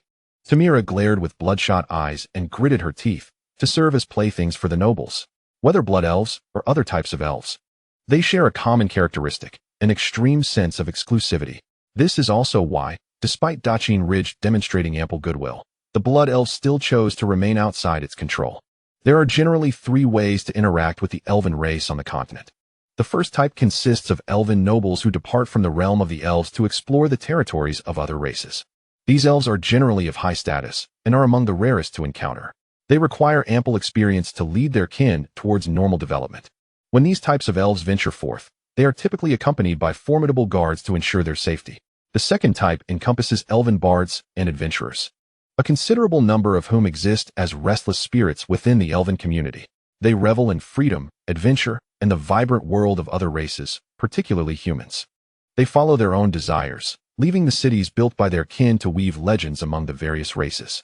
The third type, the most numerous, is scattered across the continent, whether in the dungeons of kingdoms, on the beds of nobles, or in the brothels. The fate of these elven slaves is the most tragic. In human city-states, over 70% of elven slaves originate from those who specialize in the trade of captives. 20% stem from wars with elves, resulting in elven prisoners of war. And less than 10% are elven children abducted from their territories. In simple terms, the first type of elf seeks to experience life. The second aims to broaden their horizons, while the third is ensnared through various means to endure suffering. Unlike humans, all elves are born extraordinary. Ordinary elves over the age of 100 possess strengths equivalent to the third tier of human capabilities. A single elven warrior of the same tier can contend with at least 35 human warriors. Such disparities in racial talents are starkly evident below the 5th tier. Beyond that, the advantages of racial talents diminish as tier levels increase. Among humanoid races, it is common to employ elven slaves as handmaidens, bodyguards, and enforcers. Nobles within human society exploit elven slaves to the point they become mere consumables. Consequently, a multitude of elven slaves have been cast adrift, giving rise to a variety of peculiar half-elf races. Tian, filled with curiosity about the appearance of half-elves, restrained the urge to inquire further. Their origins are already tragic enough. Asking such questions would be akin to pouring salt into their wounds. It is evident that Catherine's kin were captured by a slaver squad, and the anxious chieftain led a pursuit. Before departing, they remembered a powerful ally and sent Tamira to seek assistance. The delay of 3 days before this news reached the Qinling region raises further questions. How many individuals were in the slaver squad? How many were taken? After recounting the plight of the Blood Elves, Major General Sun began to ask for specific details, and Tian's role shifted formally to that of a translator. The clan's finest hunter confirmed that the slaver squad attacking their camp comprised over 10,000 individuals, with more than 3,000 clan members taken, most of whom were minors. How could you not detect such a large force approaching? Slaver squads typically include mage units, employing spells such as War Fog, Mirror Image, and Group Invisibility to evade detection. Did Catherine and her companions find any trace of the enemy? Unknown. When I departed, the hunters discovered numerous signs of disguise and under duress. The chieftain had no choice but to send warriors to search separately. How many warriors capable of combat do you possess? There are over 1,500 warriors and more than 1,100 mages, all under the chieftain's command, seeking traces of their kin. After a thorough inquiry, Major General Sun gained a general understanding of the situation. Upon Tian's suggestion, they decided to let Tamira rest while convening an internal meeting to determine the next course of action. This is no easy task. Captain Lin furrowed his brow, knowing that rescuing so many Blood Elves would not be a simple endeavor. As the leader of the Special Operations Team, rescuing hostages was his forte, and his words cast a weighty atmosphere over the meeting. The majority of the Sunset Forest is classified as a primitive wilderness, and the warriors have been undergoing adaptive training, ensuring their combat readiness. Colonel Mao Wenlong, commander of the newly assigned 1st Heavy Armored Brigade at Qinling, promptly expressed his commitment. He had outmaneuvered several brigade commanders from the Dragon Kingdom to secure his position at Qinling, and the excitement had kept him awake for 3 days and nights. Just as he arrived, he was immediately faced with a combat mission, which would undoubtedly keep him restless tonight. Colonel Mao, the focus of this mission is not combat, but rescue. Your brigade's armored vehicles cannot maneuver swiftly in a jungle environment. The forest terrain is disadvantageous for us, but it equally impedes the slaver squad. Although there has been a 3-day delay, they likely have not traveled far in such harsh conditions. Yes, rescuing is akin to extinguishing a fire. We must swiftly locate the slaver squad and bring the Blood Elves back, Tian decisively stated. I will devise a plan for special operations. Major General Sun, please prepare a combat strategy promptly. Of course. Major General Sun felt no burden as he set to work under Tian's guidance, whose rank as a lieutenant colonel was significantly lower than his own. However, rank does not always dictate authority. In the territory of Qinling, Tian, as the governor, is the true figure of command. Nominally, the governor could oversee both military and civil matters in Qinling, yet Tian was not well versed in such matters. In most instances, he acted as a hands-off administrator. Had this situation not involved Blood Elves, he might not have participated in the military conference at all. Is the governor at risk of being sidelined? Tian was unconcerned. Bound to the teleportation array, he trusted that the high-ranking officials of the Dragon Kingdom would not engage in actions that would harm allies or please enemies. Chapter 68. The Dark King knocks at the door on Ice Fire Island, outside the Lich King's palace, as Tamira sought assistance. A colossal teleportation array materialized upon the ancient ice plains. The array pulsated with light, and towering black knights, each 4 to 5 meters tall, continuously emerged from it. Clad in heavy armor, wielding spears in their right hands and heads in their left, the black knights formed an orderly line around the array, awaiting the arrival of their sovereign. The brilliance of the teleportation array intensified, and a head the size of a truck emerged, exuding an unsettling chill. The head muttered as a massive hand pressed down on the array. A flash of red light signifying the emergence of a colossal figure with a human body and a horse's tail. The headless knights around it sang in unison, "Our king, our king." The truck-sized head grinned widely, exclaiming, Let us go settle accounts with my old friend. The enormous body, 10 times the size of an ordinary Black Knight, surged towards the palace towering at the center of Ice Fire Island. Lich King, you bone fragment, come out and face me. Outside the palace, the massive body of the Meat Mountain soared far, crashing into the walls of the palace, forged from millennia of ice, creating a gaping hole over 1,000 meters wide. Having suffered a setback in Qinling, the Lich King further reinforced his physique. With the current strength of his body, he was confident he could retreat unscathed from an attack of that magnitude. However, before this colossal headless knight, he felt his once proud form was as fragile as porcelain. Finselny, are you not going to make a move? Are you waiting for your master's punishment? Struggling to free himself from the pit, the Meat Mountain roared at Finselny, who floated above, arms crossed, watching the unfolding drama. You need not concern yourself, Finselny softly responded, summoning a dragonbone staff towering as high as 2 men. With a rapid incantation of an obscure magical spell, he exclaimed, Frost Crystal Explosion. Countless shards of ice and snow encircled the formidable form of the Headless Knight, visibly encasing his body in frost. The Headless Knight scoffed. Is that a forbidden spell you dare to cast? Quite impressive. Upon uttering the final word, he transformed into a colossal ice sculpture, utterly immobile. Boom! Finselny called out, and the ice sculpture detonated as if it were laden with explosives, resulting in a cataclysmic explosion. Alas, it was still somewhat lacking. As the icy mist dissipated, the Headless Knight stood unscathed in his original position. Finselny furrowed his brow, raising the dragonbone staff once more. Finselny, withdraw. You are no match for him. The voice of the Lich King echoed from the palace. The Dark King truly regresses with age, bullying the younger generation. He chuckled. So, the frozen bones have finally emerged? The Dark King thrust his knightly spear, which spanned 100 meters, into the ground, causing a fissure hundreds of meters long to spread toward the palace. Do you truly believe my bones have rusted? With a disdainful snort, the crack visibly sealed itself back. Now speak. What brings you here? Surely, you did not come merely to bully the young? Bring it forth. The Dark King extended his massive palm, beckoning. I have already informed you. The mana gem is not with me. The Lich King smiled lightly. If you desire it, you must retrieve it yourself. A purple icy flame floated from the palace. Resting upon his palm, the spatial coordinates are provided. Whether you can reclaim it depends on your own prowess. The Dark King grasped the icy flame, sensing it intently, and after a moment declared, Indeed, it is not within this icy cavern. I shall trust you this once. He then turned to his subordinate, the Headless Knight. Sacrifice. Activate the interdimensional teleportation array. As you command, my king. Amidst the army of Black Knights, 6 squads formed a precise formation, galloping across the vast ice plains, creating an enormous hexagram magical array. Master, will you not intervene? Do you truly consider this place to be his home? The gravelly voice of Meat Mountain resonated through the mental link, reaching the Lich King. At this moment, the Lich King was in a difficult predicament. The injuries sustained in the Greater Qin Mountains showed no signs of recovery. Were it not for the Dark King's incursion, he would have preferred to remain hidden. Now, this muscle-headed fool was seeking his own demise, and no one was there to stop him. The Headless Knights halted, casting their severed heads into the magical array, which then erupted in a shower of crimson light. Lich King, I shall return. The Dark King's figure vanished amidst the teleportation array after leaving those words behind. Confirming the basic tone of the meeting, Tian was the first to exit the conference room. The subsequent military deployment and planning were beyond his understanding.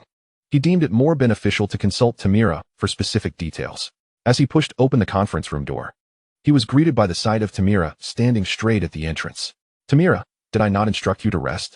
She shook her head. I have not received a definite answer. We shall not rest. Rest assured, as you have just heard, the Greater Qin Mountains have decided to send troops to assist you. Tian, fearing she might misunderstand, quickly clarified. Our private meeting earlier focused on the specifics of our operational plan, which we will share with you once confirmed. Upon hearing this, Tamira solemnly nodded and took a few steps forward, kneeling before Tian. Before coming to assist, the chieftain instructed that once it is confirmed that the divine envoy is willing to send aid, I shall become the divine envoy's follower. Follower? What does that entail? She requested, please extend your hand to me. Without further explanation, she made a request instead. Confused, Tian extended his hand, placing it before Tamira. She took his somewhat rough hand in hers, and with her other hand, her sharp fingernail grazed his palm, causing crimson blood to flow forth. Before he could inquire about the reason, Tamira pressed her bleeding palm against her slightly cool forehead. Before his astonished gaze, The vivid red blood seemed to possess a life of its own, spreading from Tamira's brow and engulfing her face within seconds. Simultaneously, Tamira began to chant softly, "With my blood, I bind your soul, the blood pact of the blood elves." As she continued to chant, a sphere of sanguine light emanated from her, with countless crimson patterns resembling vines extending through the palm resting on her forehead toward Tian. He felt his blood boiling, his bones cracking, an indescribable force surging wildly within him. The duration of the blood elf pact was not long. Within a minute, the intense reaction gradually subsided, replaced by a powerful energy flowing through him. Once the pact concluded, Tamira weakly withdrew her hands, the intricate blood patterns on her face fading, leaving behind a diamond-shaped crimson mark between her brows. Notification, blood choice, phase 1 task completed. The sudden appearance of the system prompt failed to capture Tian's attention, as the transformations occurring within him consumed all his focus. His skin became as smooth as a peeled egg, his height surged, and his senses sharpened. What is this? He assisted Tamira to her feet, puzzled. Am I undergoing a second maturation? My lord, the pact I invoked earlier is unique to the Blood Elves, known as the Blood Elf Pact. Blood Elf Pact? What is that? The Blood Elf Pact is a unique blood covenant belonging to our race, from which we derive our name. Once a blood covenant is established, the covenanter can bestow their power upon the contracted individual. Each blood elf can only use this covenant once in their lifetime. Upon the establishment of the pact, a bloodline connection is formed. When one thrives, so does the other. And when one suffers, so does the other. The use of the blood covenant significantly weakens the blood elf's own power, and most blood elves are reluctant to invoke this covenant throughout their lives. Are you willing? For the sake of my kin, any sacrifice is worthwhile. Those capturing slave teams sought to take you for the blood covenant? That is impossible. Tamira shook her head. Establishing a blood covenant requires the complete devotion of the blood elf. Any hint of hesitation would lead to failure. What happens if the covenant fails? The mild consequence is a regression in power, while the severe consequence could mean instant demise. Tian began to understand. Catherine had sent Tamira not only to act as a follower, but also to establish a blood covenant. This was not merely a plea for assistance, but rather a formal commitment. Tamira held a significant position within the blood elf contingent, and the majority of the blood elf guards Catherine had brought previously were under Tamira's command. It could be said that Tamira was undoubtedly a trusted confidant of Catherine, commanding more than half of the armed forces of the blood elves. Establishing a blood elf pact with Tamira signified their full allegiance to the Greater Tian Mountains and the Dragon Kingdom behind it. No wonder the system had indicated that choosing Task 1 would yield the loyalty of the blood elves. From the information provided by the system, it was evident that gaining their complete recognition would not be an easy feat. Otherwise, the blood choice task would not be segmented into several phases for completion. Let us proceed. I shall escort you to rest. After learning the dire consequences of the blood covenant from Tamira, he urged, your condition is far from optimal. If you do not rest properly, you will lack the strength to deal with those wretched foes later. We will require some time to prepare. During this time, you must swiftly regain your strength, as my future safety will depend on you. As you command, my lord. Regarding Tamira's respectful demeanor, Tian could only acquiesce. In the pursuit of rescuing thousands, the tasks at hand are overwhelmingly numerous, and now is not the time for trivialities. After ensuring her comfort, Tian hastily returned to Blue Star to gather reinforcements. Tamira insisted on accompanying him. Only under the duress of a firm command did she reluctantly comply and rest in bed. Meanwhile, the military conference in the meeting room was in full swing, with heated debates among the strategists and military leaders. This marked the second battle for the Blue Star Army after their arrival in the alternate world, and it involved the lives of thousands of allied blood elves. Hence, every detail warranted meticulous attention. Engaging in combat with other forces from the Otherworld was significantly more complex than facing the mindless undead. Any carelessness could lead to dire consequences. The meeting continued for several hours, during which various plans were proposed. After an hour of refining the details, the final battle plan was established. As others departed the meeting room, Major General Sun cast a glance at the silently contemplative Minister Wang and softly inquired, Minister Wang, is it truly wise for Tian to act so recklessly? Oh, where is the recklessness? Minister Wang adjusted his glasses, adding, from now on, do not call me minister. I am here as the vice-governor. He continued, war is merely a continuation of politics. To recklessly initiate a conflict with the indigenous kingdom could jeopardize the future development of the Daqin Ridge. Chuckling, Vice-Governor Wang remarked, Old son, it is commendable that Tian harbors his own thoughts. Our target is the slave-catching brigade. In Blue Star, This is merely a law enforcement operation, and they do not represent the interests of the kingdom. Moreover, we lack experience in dealing with alien races, but are well-versed in engaging with humans. The indigenous peoples are still human, and we have ample means to contend with them. With that, he rose and made his way towards the exit. Since the decision to engage in warfare had been made, there was much to prepare on the Dachin Ridge, and as vice-governor, he had numerous responsibilities. What do you political types ponder all day? Major General Sun grumbled, being the last to leave. Upon his swift return to the Blue Star base, Tian promptly contacted the higher-ups of Longwa to report the unexpected events surrounding the Blood Elves and the newly emerged system tasks. He was acutely aware that any developments in the Dachin Ridge would regularly be reported to the three esteemed leaders. Such a significant matter as the Blood Elves seeking assistance would undoubtedly reach them before he, the governor, could relay it. Understanding was one thing. Personally reporting was another. This approach ensured mutual benefit for all. Furthermore, with the system task undergoing changes, he was the only one privy to this knowledge. He firmly believed that the leaders could uncover insights beyond his comprehension. The three leaders promptly set aside their current tasks and, after listening to his report, responded, "We are already aware of the developments occurring in the Dachin Ridge. Given the challenges in establishing contact with the Gondwana world, we unanimously agree that the Dachin Ridge retains the prerogative to decide actions pertaining to the Gondwana world. All operations from the frontline command can be autonomously determined, with Longwa serving as a robust support for the Dachin Ridge, providing formidable assistance." Elder Zhao particularly emphasized the importance of ensuring the safety of the Blood Elves while successfully completing the rescue mission. After the successful rescue, considerations for the proper placement of personnel must be made to prevent similar incidents from recurring. Tian was well aware of the significance of the two key words emphasized by Elder Zhao. The system had laid out clear requirements, and Catherine had proactively offered Tamira's assistance. Elder Zhao had explicitly stated that if Tian failed to grasp the necessary actions, the Dachin Ridge would eventually be troubled by his oversight. After reporting to the higher-ups, Tian reached out to Chenjin to inquire about the production status of the rotorcraft. The response indicated that approximately 500 units had been produced, with 350 already delivered and stored in the ground warehouse of the Tianyuan base. 350 units? That's rather insufficient. Tian promptly sought out Chief Huang to discuss the rotorcraft situation. Fresh from the Dachin Ridge War conference, Huang, still catching his breath, immediately stated, "I will arrange for the base personnel to transfer the rotorcraft this instant. The remaining 150 units will be delivered as quickly as possible, and I will contact additional factories to produce a supplementary batch. Can we produce them in time? Leaving the Sunset Forest will significantly escalate the difficulty of the rescue." Tian expressed concern. "Trust in our military factories. They can accomplish even the most arduous tasks when necessary," Huang concluded, hurriedly departing with several officers. Chapter 70, Hellish Rescue. A note on recent issues. Tian did not linger in Blue Star, but activated the teleportation array to return to the Dachin Ridge.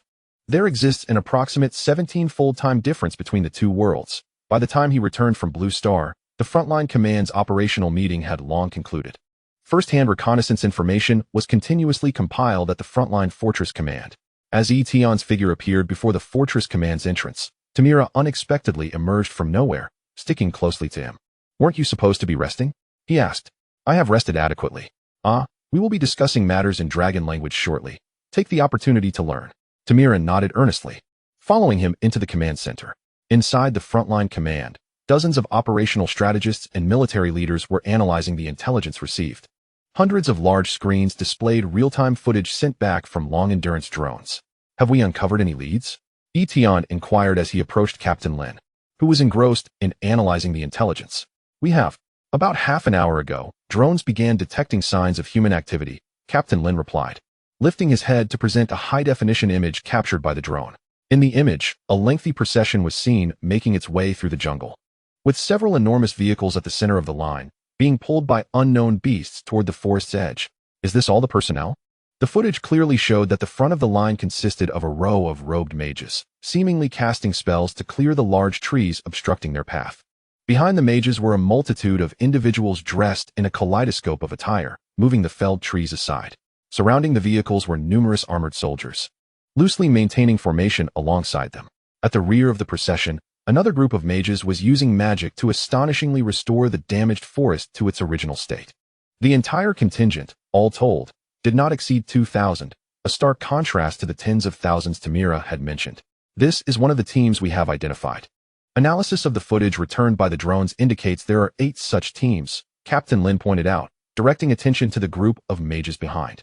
What are these individuals doing? How is their combat capability? His inquiry was directed not at Tian, but rather at Tamira, and upon translating the question, she promptly responded. Mercenaries. Their combat capabilities vary widely, potentially ranging up to level 36, depending on how much the slave-catching brigade is willing to pay for their services. Level 36? Note that down, using level 5 as a reference. One of the operational strategists took out a similar photograph, marking it with a large 5, using a felt-tip pen. They managed to restore the damaged forest to its original state in such a short time. That is the mirror art, an illusion technique. Unless one happens to find traces of the team's passage, it is exceedingly difficult to discern, even for the most skilled hunters. Mirror art? How long can it last? While visual identification may be challenging, surely traces, scents, or magical fluctuations can still lead us to them. It's quite difficult. This slave-catching brigade is exceptionally professional, with strong counter-tracking capabilities. The methods you mentioned would indeed work, provided there is a substantial presence of spellcasters. The chieftain has only about 1,000 mages scattered across such a vast forest, making it a daunting task to locate them in a short time frame. A series of questions left Tian feeling somewhat despondent. The difficulty of this rescue mission was nothing short of hellish. Conversely, Captain Lin appeared to gain a measure of confidence, pondering aloud. The nearest of the 8 teams is 220 kilometers away, while the farthest is 280 kilometers. If we can resolve the issue of troop deployment in a short time, the other problems will be easier to tackle. Captain Lin produced a thick stack of operational documents and handed them over. Upon seeing the voluminous battle plan, which resembled a hefty tome, Tian's head began to spin. Just give me a brief overview. By the time I finish this plan, my capture team will have long vanished without a trace. We have formulated 7 operational plans, which can be broadly categorized into 2 types. Captain Lin retrieved a tactical tablet, demonstrating as he spoke. One approach involves waiting for the 8 teams to converge and then launching a comprehensive assault. The computer simulated the movement trajectories of the 8 teams, revealing that their target lay over 400 kilometers away at a human settlement. That location appeared to be a temporary encampment, which had not yet been detected by high-altitude reconnaissance balloons during their last survey. As you can see, the terrain around the human settlement is flat, with only low shrubs, making it quite suitable for our teams to set up an ambush. That won't do. The stronghold of the capture team is typically guarded by high-level mages. Even if we have an advantage in range, unnecessary casualties could easily ensue. Tamira immediately voiced her dissent upon learning of Captain Lin's plan. In her estimation, the weapons wielded by the divine envoy's subordinates boasted considerable range and power. However, those soldiers were too fragile. Without sufficient distance, they could easily suffer heavy losses. Given the presence of high-level mages at the capture team's base, striking enemies within a few kilometers is not impossible, but this proposal is overly perilous. Captain Lin, I have some unrefined ideas. Perhaps you might assist in refining them. Tian, lacking military knowledge, sought the insights of those more experienced in the command room. Upon articulating his thoughts, Captain Lin immediately slapped his thigh and exclaimed, "What a splendid idea! Had I known about this sooner, we would not have been at such a loss. Let us act separately and immediately draft the 8th operational plan based on this foundation."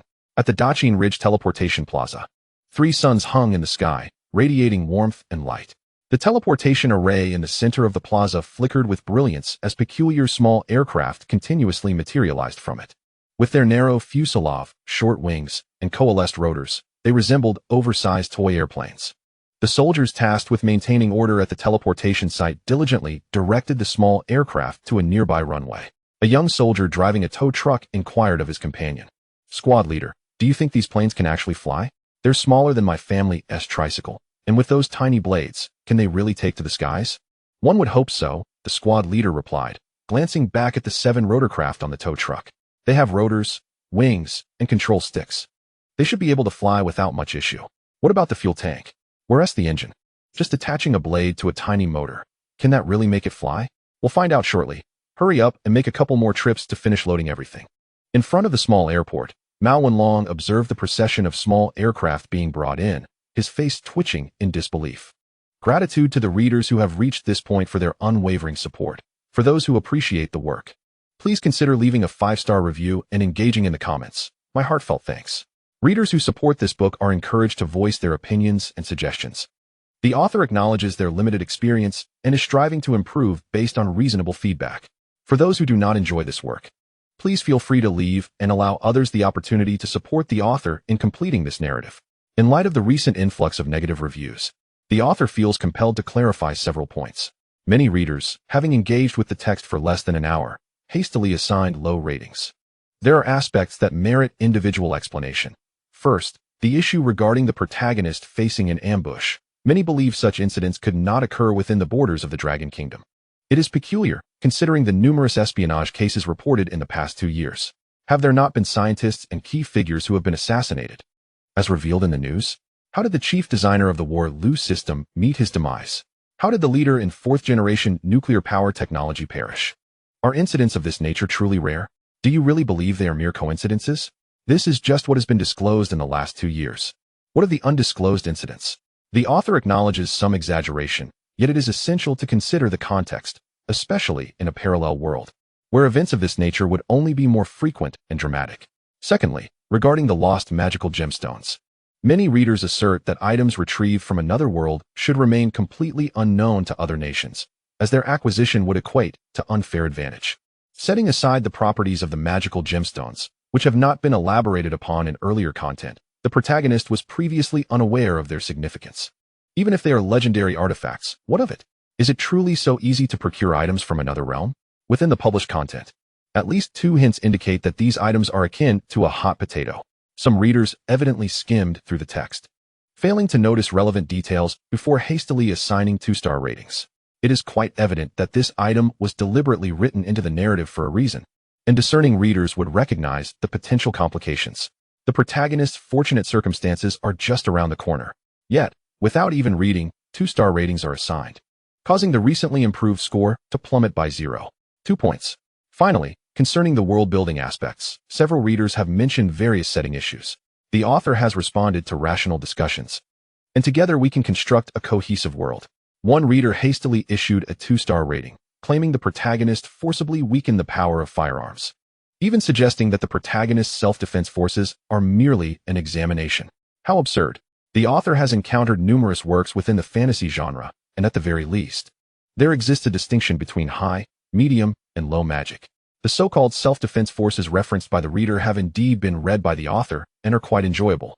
Yet their setting clearly leans towards low magic and harem themes.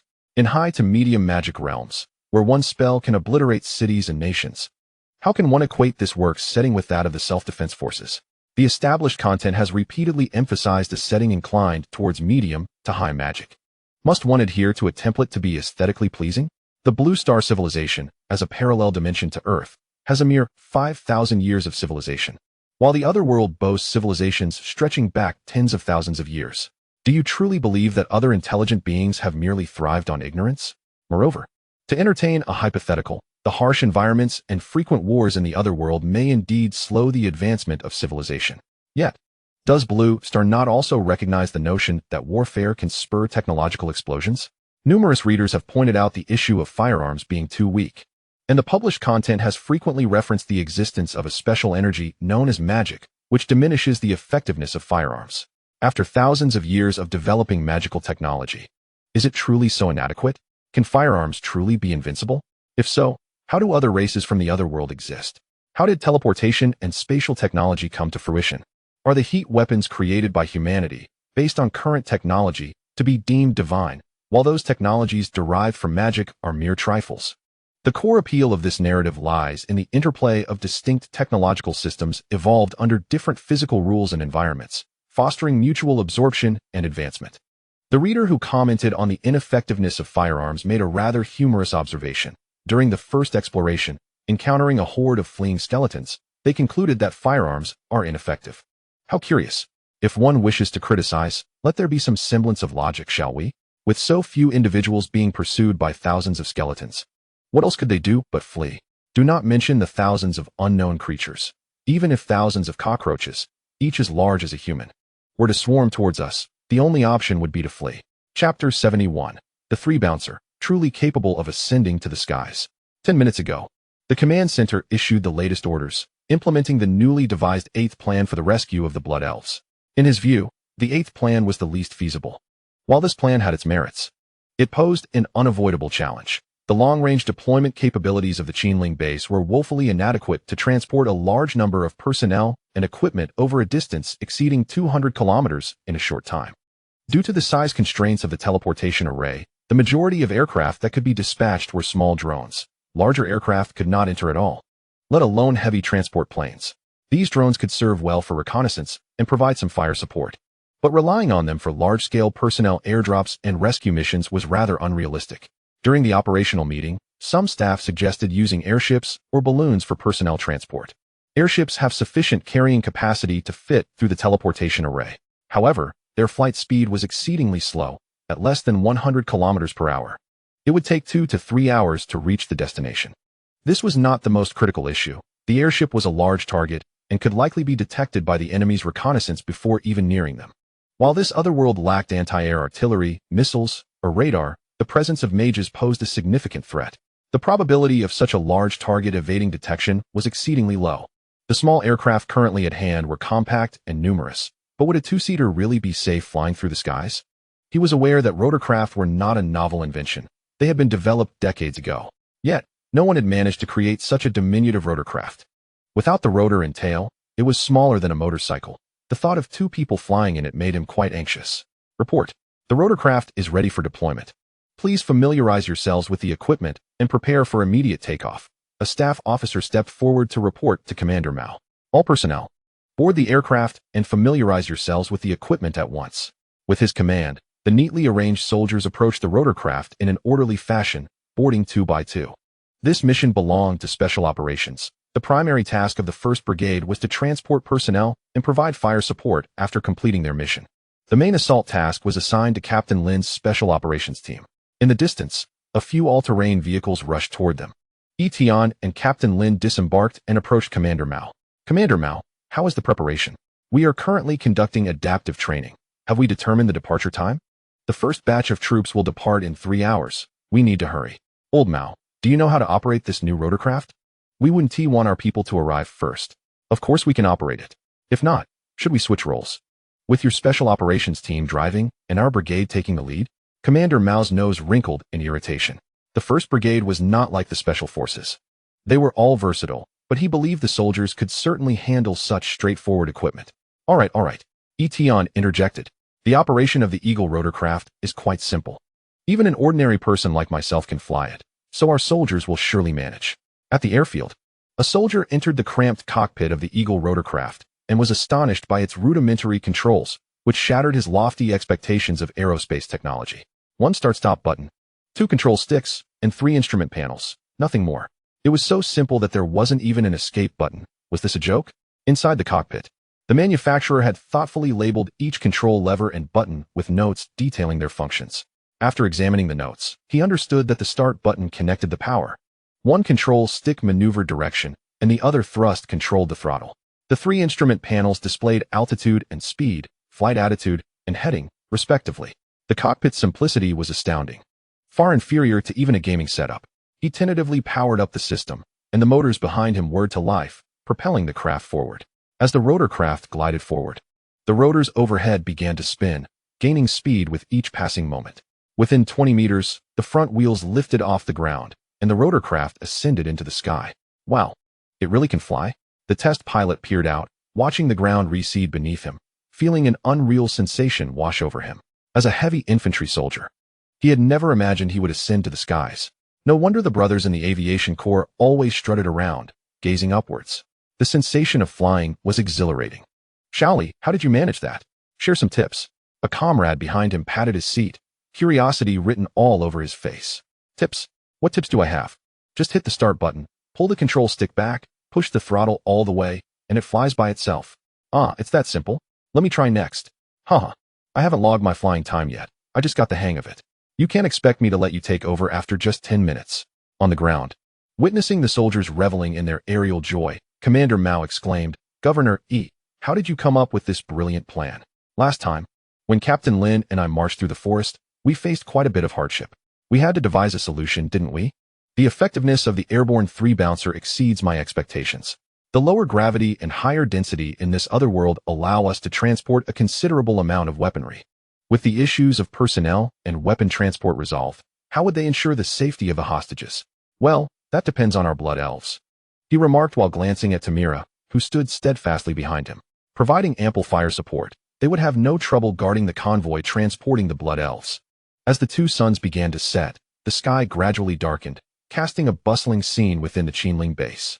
The last rays of the sunset illuminated the neatly arranged rotorcraft, casting long shadows on the ground. Thousands of rotorcraft, adorned in military green camouflage, were equipped with various calibers of cannons, mortars, and ammunition boxes. These weapons had been dismantled from the all-terrain vehicles and were primarily light arms, as this was the first group heading to rendezvous with Catherine's forces. The three-bouncer had a designed carrying capacity of approximately half a ton. During the recent test flights, Commander Mao discovered that its carrying capacity had increased by about 182 times in this otherworld. This additional weight capacity would significantly reduce the rotorcraft's round trips, providing a robust assurance for tonight's combat operations. With all preparations complete, they awaited the time for takeoff. Chapter 72, The Iron Birds in Reinforcement. Tian stood beside the leading rotorcraft, anticipating the moment of departure. The rotorcraft's flight equipment was exceedingly rudimentary. Makeshift installations of small radar and low-light night vision devices had been added to ensure nighttime operations. Each side of the rotorcraft was fitted with a 30mm caliber cannon. But these formidable weapons were not intended for use on the rotorcraft itself. The craft's sole purpose was to transport them. According to the command center's directive, Tian was supposed to remain at the command center as a stay-behind officer, considering that contact with Catherine's side was currently impossible. Other than him, no one else could effectively command Catherine and the Blood Elves, making his presence necessary. After reiterating that he would not be on the front lines and revealing Tamira as his personal bodyguard, the command center reluctantly agreed to let him go to Catherine's location. Climbing into the cockpit, he meticulously checked the instrument panel and, finding everything in order, called out, "Tamira, get on board. We are heading to find Catherine." Tamira squeezed into the cramped rear cabin with some difficulty, remarking, "Sir, the space is rather tight." Struggling to fit her long legs into the cramped cabin, her knees nearly touching her chin, she felt a sense of grievance and turned to request some improvements. The design of the rotorcraft aimed to conserve space and enhance flight capabilities, tailored to the average height of Chinese individuals, approximately 1.7 to 1.8 meters. Even sitting in the relatively spacious pilot's seat felt confining. For tall Tamira, squeezing into the even smaller back seat posed a considerable challenge. As the signal light illuminated, everything was set, and he made a final adjustment to the seat angle to afford Tamira more comfort. "Let us depart." A faint hum of the electric engine filled the air as the propellers spun rapidly behind them, propelling the aircraft forward. The large rotor blades began to whirl above, lifting them into the inky black sky. The rotorcraft took off in succession, forming a massive formation behind Tian, soaring at an altitude of several hundred meters above the treetops. Ahead of the flying formation, a cluster of 20 unmanned attack drones hovered in the sky, waiting for the assembly to complete. These drones primarily coordinated with previously deployed early warning drones, high-altitude communication balloons, and reconnaissance balloons for battlefield surveillance and escort missions. The skies of this foreign realm were anything but serene, occasionally interrupted by colossal flying beasts. Most of these aerial creatures preferred the daylight, with only a few solitary ones venturing out at night, theoretically posing little threat to the flying formation, given the limited number of rotorcraft, each capable of transporting just over 1,000 people. Moving a contingent of over 3,000 individuals and their gear would require at least 3 or 4 trips. The vast aerial fleet, comprised of hundreds of rotorcraft, sped swiftly along, skimming about 100 meters above the treetops. The timid creatures above scurried in all directions, while a few formidable beasts bared their fangs and claws at the enormous formation passing overhead. Recognizing the significant disparity in numbers, the majority of the beasts chose to retreat. Before nightfall, the first squad, led by Tian, appeared in the skies just beyond Catherine's encampment. "Chief, a flock of iron birds is flying toward us from a distance. What should we do?" A hunter rushed over, startling Catherine from her momentary repose. "What is all the fuss about?" she replied, opening her eyes and standing to scold. "Explain clearly. What iron birds?" "Chief, there are many iron birds in the distance. Come see for yourself. Let us go climb." The two agile figures leaped through the branches, soon reaching the highest canopy of a nearby tree. With Catherine's keen eyesight, she quickly spotted the rotorcraft approaching. Those iron constructs were all too familiar. as they had once helped repel the undead calamity during their time in the Great Tian Mountains. They have arrived. Tamira truly invited the divine emissary's forces. In that moment, she sincerely praised the divine emissary, tears streaming uncontrollably down her cheeks. For days, she had felt no respite, the information gathered leaving her in despair. The slave-hunting brigade, numbering in the tens of thousands, was equipped with teams of mages, elite guards, and numerous mercenaries. They had identified 3 such squads, with the total number of discovered individuals barely exceeding 13. With her own 2,000-plus warriors, she could launch an attack against any of the discovered squads, easily rescuing those poor children.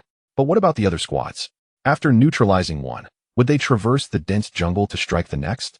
If any member of the attacked squad escaped or had means of covert communication, the remaining ones would be prepared, making subsequent assaults exceedingly difficult. Those captured kin were hostages in the hands of slave traders. Any minor disturbance could place the rescue effort at a disadvantage. Seeing the swiftly approaching fleet of rotorcraft, a great weight lifted from Catherine's heart. With the divine emissary's forces at their side, many challenges could be adeptly addressed. As they maneuvered the rotorcraft to land in a clearing, Catherine hurried over with her warriors. Esteemed divine emissary, we are grateful for your assistance. Now is not the time for pleasantries. Come quickly to receive the supplies. Supplies? Catherine looked up at the iron birds hovering at treetop level, continuously dropping items into the canopy below. After unloading the weapons and ammunition attached to their bodies, they immediately turned to fly back the way they came. What is this? Weapons. Indeed, jungle warfare significantly impacts our combat capabilities. To rescue your kin, we must rely on your subordinates. What do you require of us? Just command us. Before Tian and his group arrived, the frontline base had established communication with Catherine and her team through drones. With linguists like Tian taking on translation duties for the first time, the dialogue was somewhat clumsy, but through repeated exchanges, Catherine and her team gradually understood the overall plan. Tian activated his spatial ring, producing numerous tactical headsets. Have your people gathered? They need to wear these for coordinated command. How do you use this? Catherine had seen many warriors from the Great Tian Mountains wearing such devices, but was unaware of their specific functions. Like this. Tian gestured for her to crouch and placed a tactical headset on her pointed ear. Oh, your ears can move? Curious, she touched the tips of her ears, finding the sensation quite pleasant. A blush crept from her ears down her neck, inconspicuous under the evening light. He had always wondered how the delicate ears of a blood elf felt. This was finally his chance. Chapter 73, Blood Elf. Arm yourself. Esteemed one. This device feels somewhat uncomfortable. Uncomfortable or not, you must wear it. Do not underestimate this headset. It could determine the success or failure of our mission. Tian's eyes widened as he continued. Press this protrusion to activate communication. Press it again to deactivate when not in use. For ease of communication, the tactical headsets for the other blood elves will only have receiving capabilities. You and I can converse. We merely need to relay commands from the operational command center. It's quite simple. As he spoke, he tapped the headset on his ear. The tactical headsets, through the drone relay, allowed for communication within a 3-kilometer radius. Upon hearing this, Catherine no longer found the headset bothersome. As an expert in jungle warfare, she understood the critical importance of maintaining real-time communication among combat squads when visibility was obstructed. This is a low-light night vision device, useful for seeing objects in the jungle at night. Esteemed one, blood elves possess night vision. This should not be an issue. Very well, then these are for our warriors. He awkwardly hung the night vision device around his neck and produced a similarly shaped pair of large goggles. This is an infrared night vision device, capable of detecting enemies hiding behind the trees. This should come in handy, right? Absolutely. It's exceedingly useful. Discovering enemies in the jungle is incredibly challenging. If wearing these peculiar goggles can reveal hidden foes, it would significantly reduce the risk of ambush. At that moment, several blood elf warriors leaped down from the trees, carrying machine guns and shouldering an ammunition box. These are the weapons prepared for you. 20 millimeters, 35 millimeters, and various calibers. Distribute them according to the different ranks of your warriors. The ammunition had been modified for convenient chain supply. They could carry as much as they could manage. Catherine's eyes sparkled as she extended her arms, asking, "What about those rocket launchers? Those have considerable power." No. The rocket launchers are powerful but lack sustained combat capability, so we did not prepare any this time. How many mages do you have left? They will need to cooperate for the upcoming raid. With a hint of solace, I glanced at the crimson mark on Tian's forehead and instructed a passing blood elf, Amy. Relay the message to prioritize the allocation of any discovered weapons to mid-tier warriors, while the lower-tier warriors continue their search for supplies. Have the Elder bring the mages for a discussion on the rescue of our kin. Amy acknowledged and departed, while Tian proceeded to elucidate some operational details to Catherine. As night fell, the rotorcraft completed 4 round trips, finally delivering the personnel and supplies needed.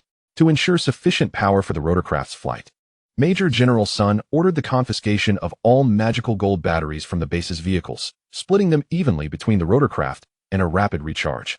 Initially, the design had taken into account the versatility of the magical gold batteries. A 500-degree magical gold battery would only suffice for a single round trip with personnel and equipment, necessitating a wait for recharging if no spare batteries were available. With ample magical gold batteries, the rotorcraft could maintain continuous flights between the 2 locations, significantly enhancing transport efficiency. The rescue operations were simultaneously dispersed across 8 sites, posing a considerable challenge for both the soldiers and the commanding personnel. Armed to the teeth, the Blood Elves perched on sturdy tree trunks, awaiting the rotorcraft's arrival. As a rotorcraft approached from afar, the pilots skillfully managed the altitude, nearly grazing the treetops as it navigated toward the forest. 2 Blood Elves exchanged glances and released 2 orbs of first-tier light magic to signal their position. Upon spotting the light signals, the rotorcraft veered toward them. When the rotorcraft reached the trees where the Blood Elves resided, they leapt forward, precisely grasping the landing gear. The pilot felt the rotorcraft lurch downward and immediately powered the electric motor, carrying the 2 Blood Elves into the pitch-black night sky. Indeed, most Blood Elves were transported in this straightforward yet effective manner, clinging to the landing gear. Initially, Tian had instructed the rotorcraft to land, allowing the Blood Elf warriors to take their seats in the rear. However, this approach proved time-consuming, and the fully armed Blood Elves could scarcely fit, with half their bodies dangling outside. Rather than have half their forms exposed, it was more practical to have their entire bodies suspended outside. Catherine then proposed an audacious yet ingenious maneuver. The rotorcraft would remain airborne while the Blood Elf warriors climbed the treetops and jumped aboard. Upon trial, this method proved viable. Thus, within this small forest, scenes of Blood Elves leaping onto the rotorcraft unfolded. Even if a jump were unsuccessful, the warriors, agile and well-acquainted with the woodland, had ample time to react, typically landing safely after a brief fall. Over the course of 2 hours, there were over 1,000 jumps, with only 3 missteps. These errors were attributed to the pilot's inexperience, resulting in the rotorcraft crashing into the treetops. However, with the Blood Elves' assistance, the pilot sustained only minor scrapes. The night in Sunset Forest descended more profoundly than in other locales. As darkness enveloped the landscape, the slave-capturing team settled in a relatively flat area. Several mercenaries clad in leather armor leaned against a large tree, munching on rations. "Damn this forest, when will it end?" one grumbled. "Quit complaining. We're under the protection of the mage this time. Our only task is to clear the debris, which is quite an easy job," another retorted. "How much do you think we can sell these elves for in Tam City?" "Hey, sell them. You underestimate the value of elves. These are premium specimens, and the nobles will be clamoring for them. Unfortunately, the merchants won't allow us to touch them. Their skin is as smooth as velvet. Come on. At least you'll snag an elf and get her safely to the city. The reward will be more than a few gold coins." "Haha, pure luck. That elf was hiding in the bushes, and we just happened to pull her out. I wonder if those fearsome elf warriors will come after us. The merchants' ordinary soldiers are no match for them. What is to fear? We have heavily armored warriors and a mage squad nearby. We just need to handle the menial tasks and be clever when it comes to the serious fighting." Above, a drone silently transmitted these scenes back to the front command center. The images, relayed from dozens of drones, formed a massive wall of screens within the command center. Captain Lin felt a twinge of anxiety. Despite his extensive combat experience, he had never anticipated orchestrating such a large-scale operation in an alternate world. Chapter 74. Lurking in the night, casting a glance back at Major General Sun, who was engrossed in the screen as if in a meditative state, I steadied my nerves, inhaled deeply, and spoke into the headset. "All units, report current status. Team 1 has entered the ambush zone and is ready to engage. Team 2 has completed operational deployment and has locked onto high-value targets." The 8 dispersed teams reported sequentially, confirming that preparations for the operation were nearly complete. They awaited the signal to unleash a ferocious assault. Gazing at the countdown in the hall, there were still 15 minutes until the operation commenced. Time check. 14 minutes and 34 seconds until action. In a dense forest, 250 kilometers away from the frontline base, Tian and Catherine stood before a computer, intently observing the footage transmitted by the drones. The screen displayed a sniper crouched on a tree branch, equipped with a silenced sniper rifle, aiming at a patrolling soldier in the distance. Report, sniper has entered position, awaiting orders. The voice of the sniper echoed through the earpiece, accompanied by dozens of comrades who had also taken their positions to eliminate the enemy's scouts before the assault began. Governor E. Have the mages on Catherine's side completed their preparations? Captain Lin's voice crackled with excitement and a hint of tension. This marked the first joint operation between technology and magic in the annals of the Blue Star military, and as the commander of this campaign, he could hardly contain the warrior spirit surging within him. The concealment spell has been released. The assault team will require 5 minutes and 17 seconds to complete assembly. Excellent. Maintain concealment. Be prepared to strike at any moment. Understood. Perched atop a towering tree, the sniper surveyed the group of chatting mercenaries through the scope, smirking at their obliviousness to the impending peril. Through the lens, he could discern their outlines. These indigenous warriors stood around 2 meters tall, their muscular frames rivaling those of bodybuilders back on Blue Star. Unlike the drug-fueled individuals, their muscles were honed through rigorous survival in harsh conditions, defined and imbued with strength. The sniper suspected that engaging in close combat with these physically formidable foes would likely result in his defeat at the first encounter. Wiping the icy barrel of his sniper rifle, a wave of reassurance washed over him with its cold touch. Behind him, an extraordinarily beautiful blood elf mage gazed curiously at the soldier, her large eyes wide with intrigue. Concealed amidst branches and leaves, they were effectively playing hide-and-seek. She had received the chieftain's dire command to protect this warrior at all costs.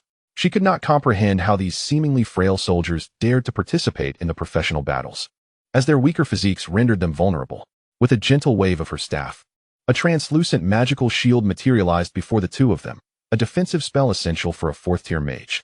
Before the magical shield is breached, any physical or magical assaults can be significantly mitigated. The damage reduction effect and duration of the magical shield correspond to the practitioner's level and the total amount of magical energy within them. The higher the practitioner's level, the more effective the damage reduction of the magical shield, the greater the amount of magical energy, the longer its duration. Maintaining 2 small magical shields simultaneously, she can effortlessly sustain them with her internal magical energy for half an hour. Just moments ago, the voice of the clan leader came through the tactical headset she wore, instructing the sniper to cast defensive magic. She chose to execute the clan leader's command unconditionally. Over the 3 years of their escape, countless bloody lessons taught her that only under the clan leader's guidance could they safely arrive here. At the center of the slave-catching team's camp, Master Anton Lin, a 5th-tier mage, felt a sense of unease. Stepping out of the luxurious tent and glancing at the guards sprawled across the ground, he shook his head. It was a grand jest to expect these individuals to achieve anything significant. Kicking aside a guard obstructing the tent entrance, he made his way toward the vehicle that held the blood elves. The vehicles were crafted entirely from refined iron, with each pillar as thick as the staff he held. Adorned with numerous runes, these inscriptions not only enhanced the vehicle's defenses, but also insulated against the conduction of magical energy, making it difficult for the imprisoned blood elves to escape easily. The DOS Consortium had indeed invested heavily, even willing to provide magical prison transports for this batch of blood elves. Circling around the prison carriage, he noted that the guards remained vigilant, dutifully patrolling beside the magical prison vehicle. Upon his appearance, the patrolling soldiers saluted him in respect for the 5th-tier mage. He approached the outermost magical prison carriage, peering through the gaps in the bars to see dozens of filthy blood elves huddled together in fear, cowering in the corners. Most of the blood elves were still minors, with seeds of hatred already sown within them. Upon seeing someone approach, they glared with eyes filled with a consuming rage. Anton Lin remained indifferent. As a 5th-tier mage, he was only a step away from ascending to the 6th tier. Delivering these blood elves back to Tam City would yield him a handsome reward, allowing him to purchase the magical potions he needed abundantly. With sufficient magical potions, he was confident that he could advance to 6th-tier mage within 2 years. The status of a 6th-tier mage was incomparable to that of a 5th-tier mage. At that point, whether joining the Mage Guild or the Magical Association, he could expect a favorable treatment. No longer would he need to endure the hardships of wandering and following a slave-catching team to perform such menial tasks. After a thorough inspection, he found nothing amiss. Adhering to the principle that caution prevents greater mistakes, he cast a defensive magic array around the tent. Though it seemed wasteful, he would soon receive a considerable influx of funds, making the expenditure of casting materials negligible. Having set up the defensive magic array, he retreated into the tent to resume his slumber. At the frontline command center in the Great Qin Mountains, as the countdown reached 0, Captain Lin bellowed, "Everyone, move out immediately." The drone footage revealed the ambushed snipers striking first. With silenced rifles firing, the patrolling sentries around the camp fell one by one. The commotion drew the attention of some alert individuals who came to investigate, only to meet the same fate as their comrades. From a temporary artillery position in the distance, cannons began to unleash a barrage of specialized ammunition toward the camp. The first wave was smoke bombs, followed by flashbangs, and then concussion grenades. Chapter 75. The rescue operation commences in full swing. The specialized ammunition launched from the small cannons not only ensured the safety of the hostages, but also created sufficient chaos. Boom, sizzle, bang. The specialized ammunition exploded above the camp, leaving the bewildered indigenous soldiers in disarray, resembling headless flies caught in a whirlwind.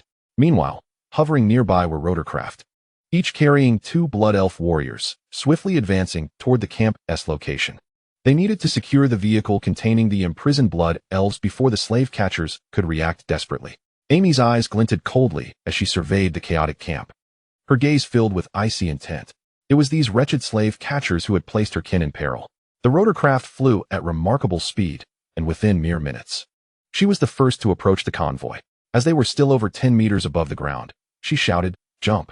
The fellow Blood Elf warrior accompanying her, upon hearing the command, unhesitatingly released his numb hands. Thud, thud. The two, clad in heavy Blood Elf armor, landed on the roof of the vehicle, creating 2 significant dents.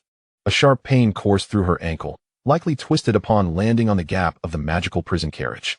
Furrowing her brow, she tore away the covering from the carriage and called out loudly, "Sisters, we have arrived. Amy, Big Sister Amy has come to rescue us. Big Sister Amy, be careful. There are many mages." Upon seeing a familiar figure, the imprisoned Blood Elves displayed expressions of overwhelming joy. "Stay put inside. We will protect you." Removing the 20mm autocannon slung across her body, she clicked the belt into the chamber, retrieving the tower shield from her back. She shielded herself in front and leaped down from the prison carriage, adopting a stance to block the vehicle. The guards, caught in the surrounding chaos, realized they were under attack upon seeing the sudden appearance of Blood Elf warriors. "Enemy attack! Enemy attack!" The alarm sounded, and the disorganized guards rushed toward the vicinity of the prison carriage. "Kill! Rush in! They are but 2 individuals. A hefty reward awaits for their capture." "Haha, what are they holding? Just a stick? Brothers, charge! The elves have delivered themselves to us." Amidst the clamor, the guards, regaining their wits, brandished their weapons and charged toward Amy and her companion.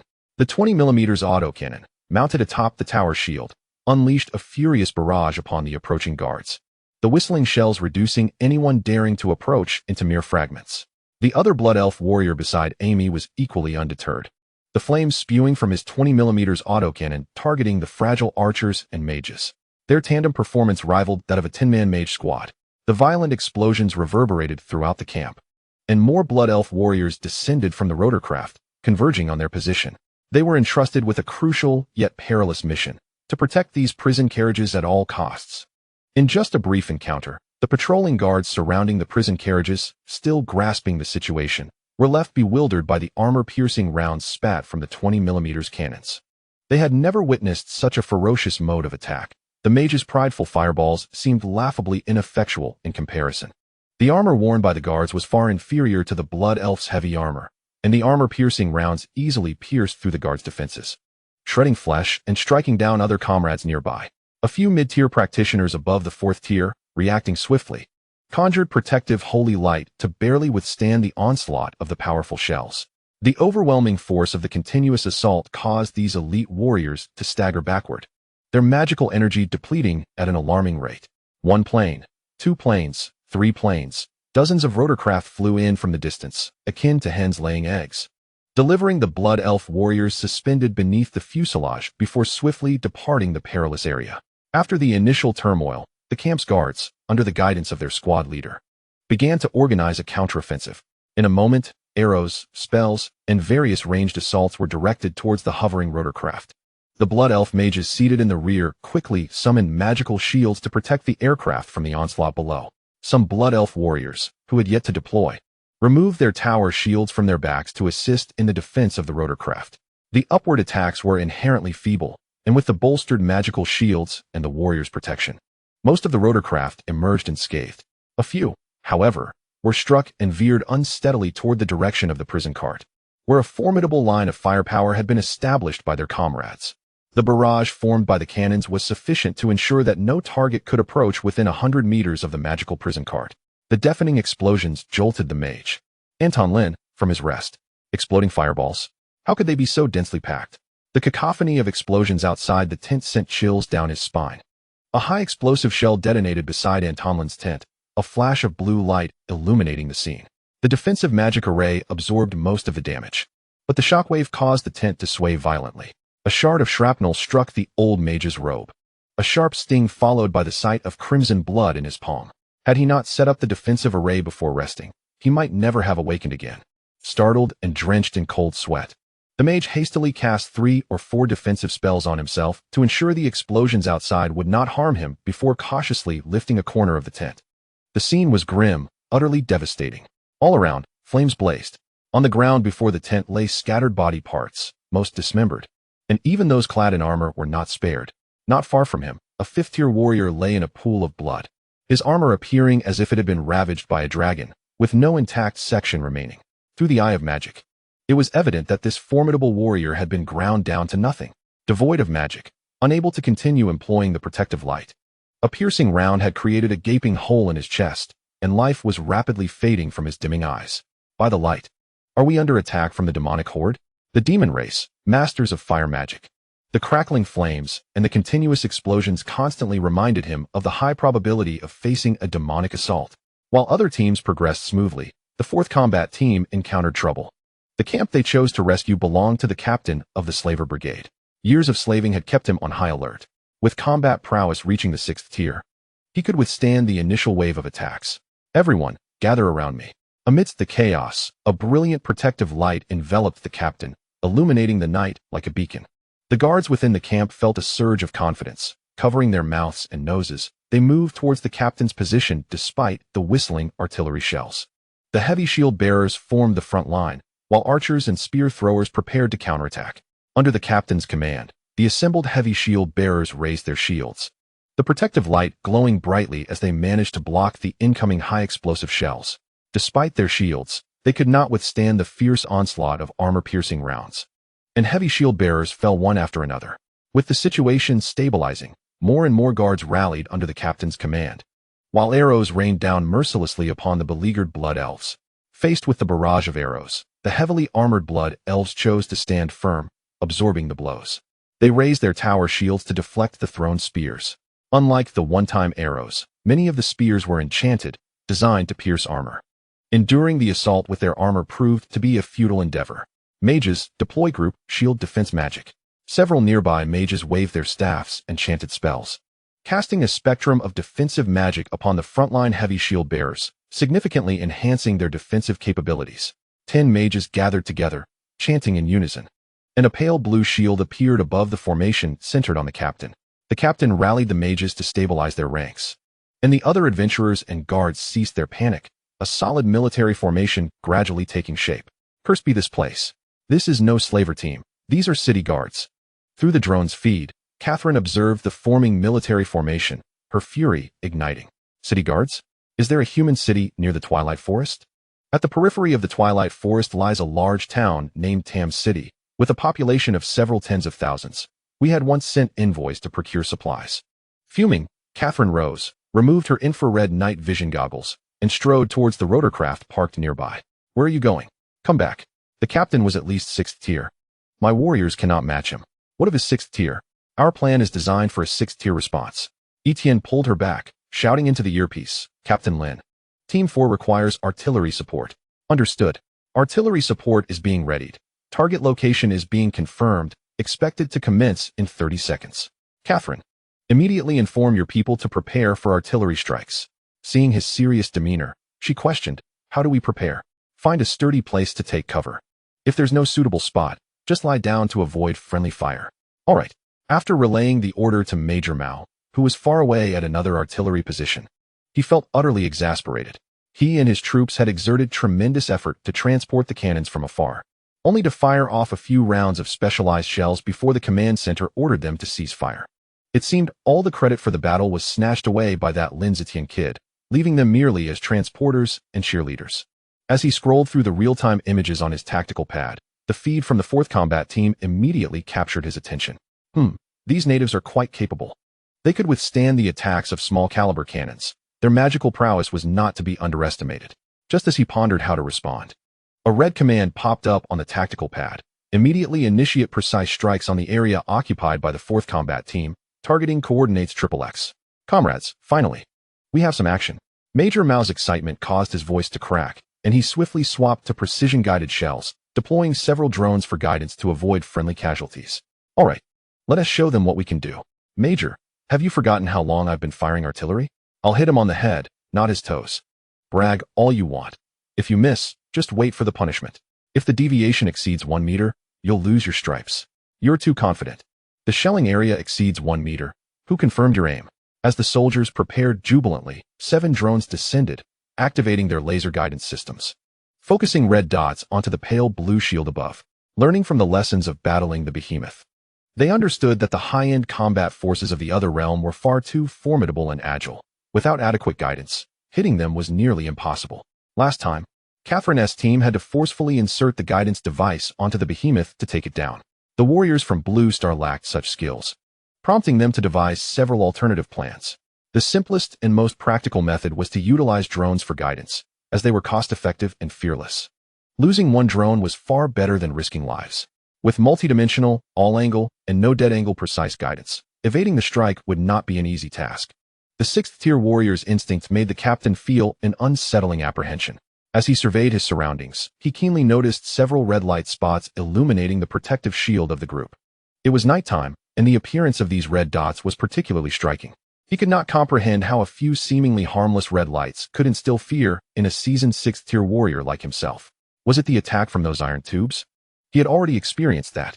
Under the full protection of the holy light, the projectiles fired from those devices were utterly incapable of breaching his defenses. The concealed weapons they shot were devastating to lower-tier practitioners, yet posed little threat to those of mid-tier or above, especially those who had fortified themselves with protective skills. Once the military formation was established, casualties within the camp significantly diminished. With thoughts of rallying more fleeing soldiers, he refrained from launching an attack on the blood elves near the magical prison carriage. An eerie silence enveloped the scene. The blood elves were tasked with guarding the carriage, and the recent fierce battle had severely depleted their ammunition. Most of the blood elves had emptied their ammunition chains and drawn their side swords, reluctant to part with them. These weapons were simply too effective. With a rapid rate of fire and overwhelming power, they far surpassed their longbows. If only such potent weapons had been available when they left the Scarlet Forest, how many of their sisters could have been spared from tragedy? They intended to carry these weapons back to share with other fighting kin. Not even death itself could seize them away. Unless, of course, it came with a thicker tube to trade. The voice of their leader crackled through the earpiece, commanding everyone to take cover behind the tower shields. The blood elves were momentarily taken aback by the strange order, but one elf quickly shouted to her kin inside the magical prison, urging them to lie down. This elf had evidently participated in the previous battle against the Blue Star humans, and the memory of that scene, akin to a forbidden spell descending upon them, was still vivid. Chapter 77. The Choice of the Blood Elves. The blood elves obediently prostrated themselves on the ground, with those behind the tower shields guarding the magical prison to protect their kin from harm. Observing the peculiar behavior of the blood elves, the opposing humans laughed derisively in their own tongue. Weren't they just boasting? Why are they lying down now? Is this an act of surrender? Do elves have such customs? Doesn't seem like it. I believe they are showing us their submission. Hey, I've heard elves can be quite vigorous in bed. Many noble lords have been drained dry by them. Come on, elves are stubborn by nature. Unless you're several tiers above them, or happen upon a dim-witted elf, don't even think about laying a finger on them. Listening to the crude remarks of his subordinates, the captain's unease deepened. These elves had fought with ferocity from the moment they were ambushed. Had it not been for the mage's intervention, capturing any of these prisoners would have been in question. There was no way they would choose to surrender while still possessing the capability to fight. Did they perhaps have a hidden strategy? As this thought crossed his mind, the sound of whistling artillery fire erupted, and a tremendous explosion rendered him momentarily incapable of thought. The first shell struck the pale blue shield, appearing to sink into a quagmire, its speed visibly decreasing. The second and third shells followed in quick succession, and within but a heartbeat. Dozens of shells of varying sizes appeared on the shield. The mages, in a state of terror, realized that with each shell that struck, their internal magic diminished slightly, causing the color of the protective shield to fade. As the relentless bombardment continued, the mages could see their magic reserves dwindling. Before they could exhaust their magic entirely, the fuses of the shells detonated, instantly shattering the protective shield to pieces. The deafening roar of explosions sent the people within the protective barrier sprawling. If the 20mm caliber ammunition could still be withstood, the explosions of shells measuring in the dozens or hundreds of millimeters were beyond the capacity of mere flesh to endure. The captain, endowed with the robust physique of a sixth-tier warrior and bolstered by the protective holy light, dashed through the rain of projectiles, desperately seeking a less densely bombarded area. Unfortunately, his hopes were dashed as the relentless barrage struck down upon him, turning every inch of ground he occupied into a furrowed battlefield. The only area untouched by the chaos was near the magical prison carriage. He faced a harrowing choice: either charge towards the carriage for a momentary respite, hoping to evade this onslaught and devise another strategy, or flee the battlefield entirely, abandoning his comrades and the captured blood elves to return to Tam City, where he would face the wrath of his lord, the Viscount. Without a moment's hesitation, he opted for the latter. Confronting the Viscountess' ire might not lead to death, but remaining here, the prospect of survival was a mere illusion. The area where the blood elves were positioned remained unscathed, but who knew if the unknown enemy had additional tricks up their sleeve? While there's still a green mountain, there's no fear of running out of firewood. This adage might not exist in this otherworldly realm, yet its wisdom was understood by most. In a state of disarray, he abandoned his team and swiftly plunged into the forest, vanishing into the night. With their leader lost and suffering through a merciless bombardment, the remaining defenders were stripped of their fighting spirit. Some perished, while others fled, and soon the battlefield fell silent. Other skirmishes were faring far better than this one. The Blood Elves attracted the enemy's fire before the Special Operations team concealed themselves in the towering trees, launching surprise attacks from above. Most of the campus defenders, still confused about the source of the attacks, had already met their demise. A handful of mercenaries and spellcasters who had located the Special Operations team faced relentless opposition from the Blood Elves shielding them. A beautifully executed ambush resulted in the loss of 3 Dragon Kingdom warriors during the aerial drop, struck directly by enemy magic. The remaining 10 or so warriors sustained various injuries. Some were knocked down by beasts mid-flight, while others twisted their ankles or scraped their arms while evading attacks. The casualties among the Blood Elves were significantly higher, with each camp suffering losses. The 4th camp alone recorded 10 fatalities. As the battle concluded and the battlefield was surveyed, a total of 21 Blood Elf warriors had perished. Catherine knelt before the fallen Blood Elf warriors, their bodies arranged in a circular formation, seemingly performing some form of ritual.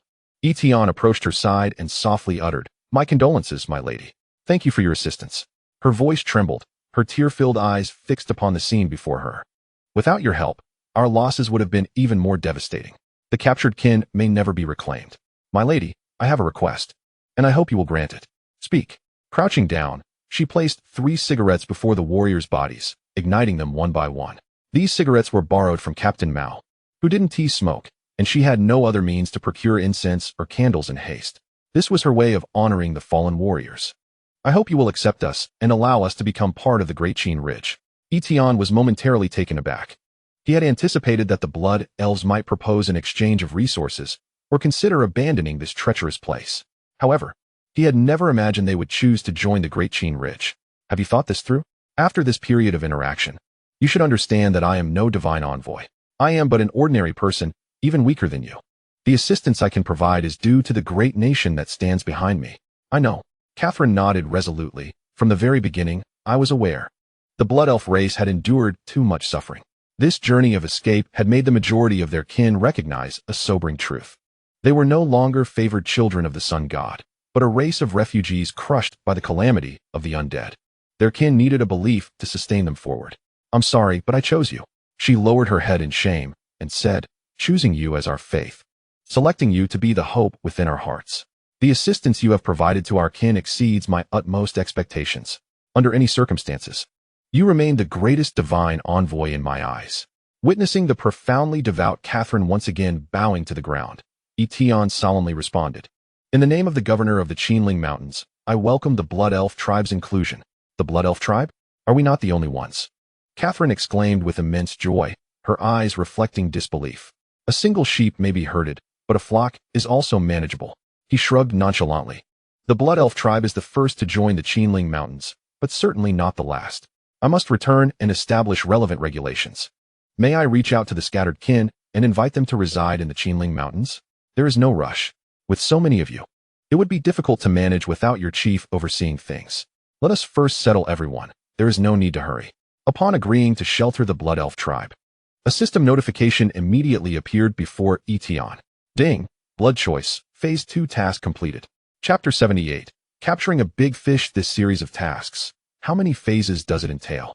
Having completed 2 phases in succession, yet still not finished.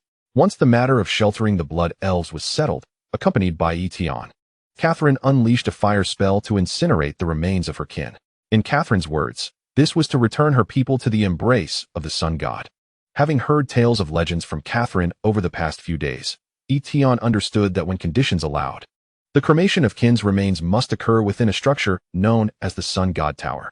However, given the current limitations, the typically elegant Blood Elves opted for a simplified approach. The battlefield was nearly cleared. The indigenous people either perished or fled, with some astute ones choosing surrender.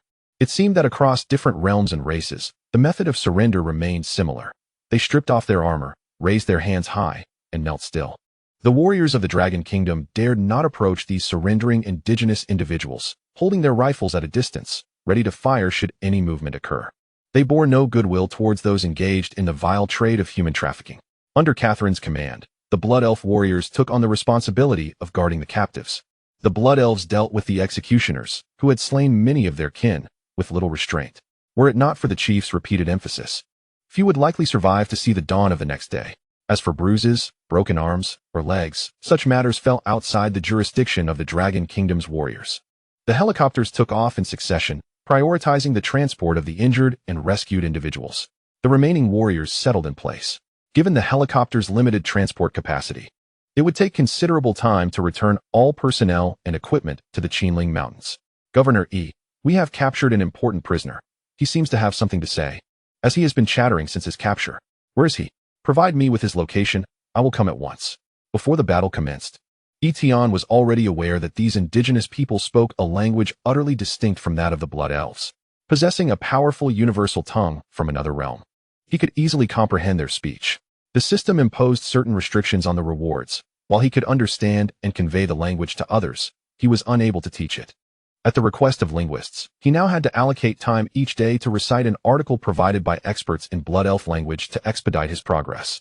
Now, with an additional indigenous language, it seemed his recitation duties would only increase. After a brief period, Tian, Catherine, and Tamira boarded a helicopter and arrived at the location of Commander Mao.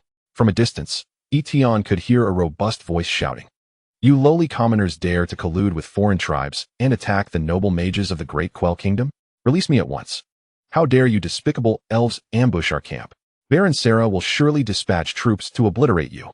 Let me go? I am a 5th-level mage." According to the kingdom's agreement with the Mage Association, mid-level and above spellcasting professions enjoy war immunity. Upon seeing the 3 approach, Commander Mao stepped forward. "Governor E, please help. What is this guy rambling about? He has been causing a commotion all night." "Ah, it seems you have caught quite the prize. A 5th-level mage, 1 rank above Catherine. A mage? No wonder he emerged from such chaos with merely a scrape." Commander Mao, upon realizing the individual was likely a spellcaster, was astonished to discover he was indeed a 5th-level mage. "What else has he said? He has been shouting for us to release him and claiming war immunity." Tian snorted. Working for the slave capture team and expecting immunity?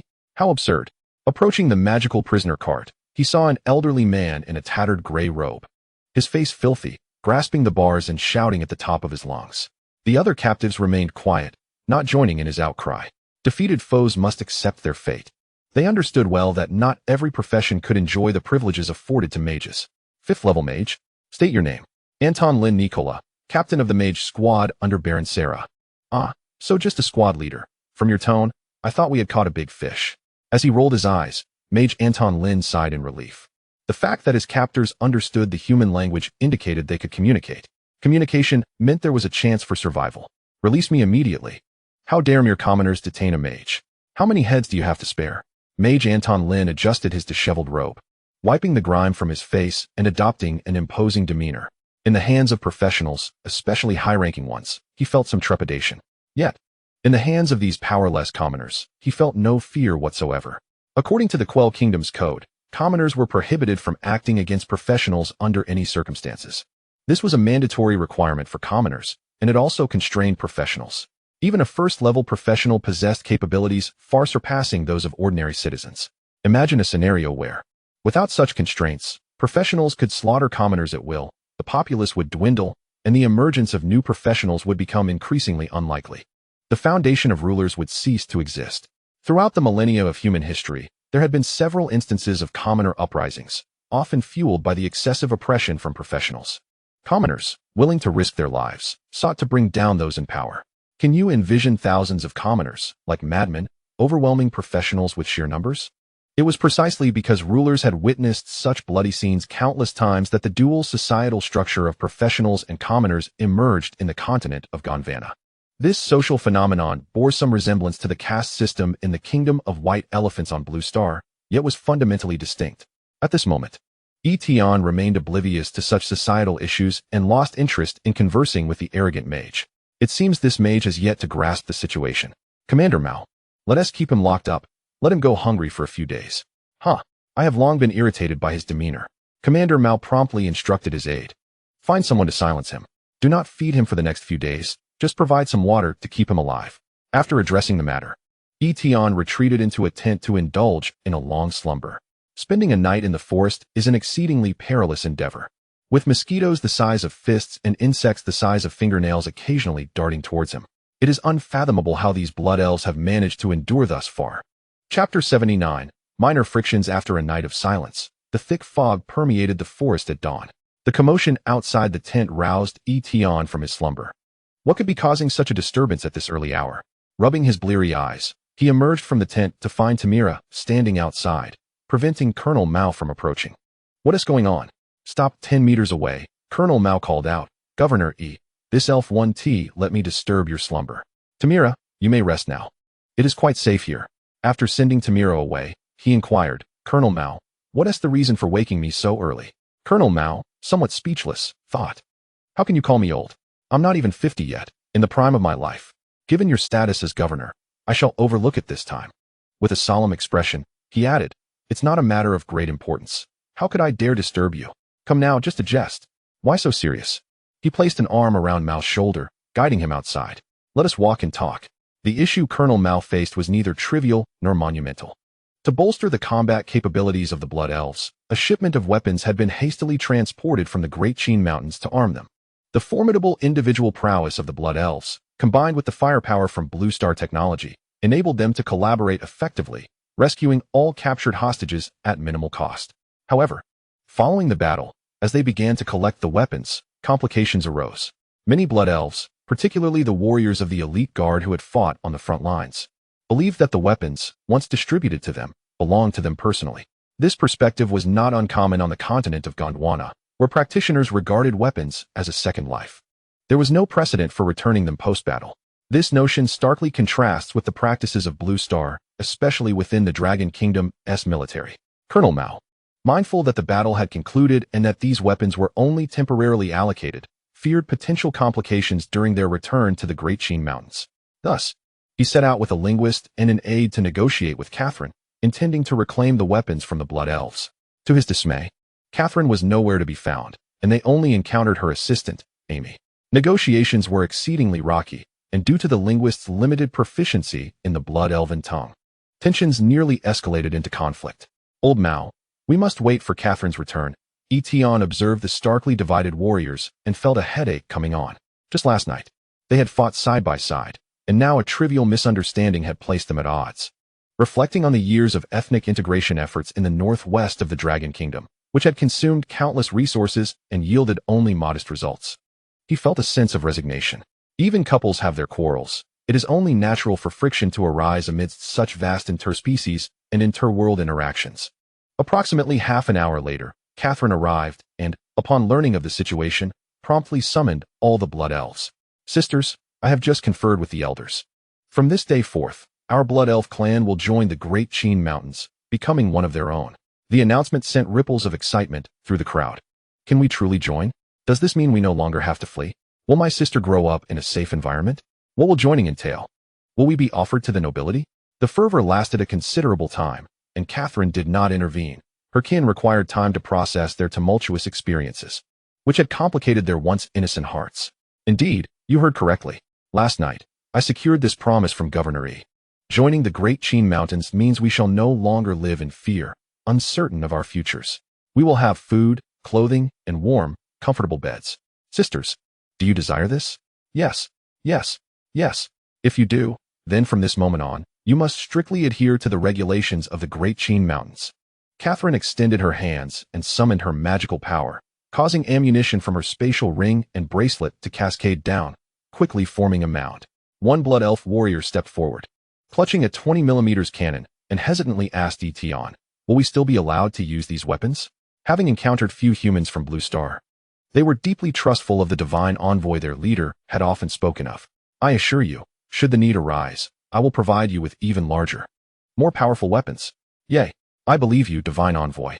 With the divine envoy's promise, she no longer hesitated and carefully placed her weapon among the pile of ammunition.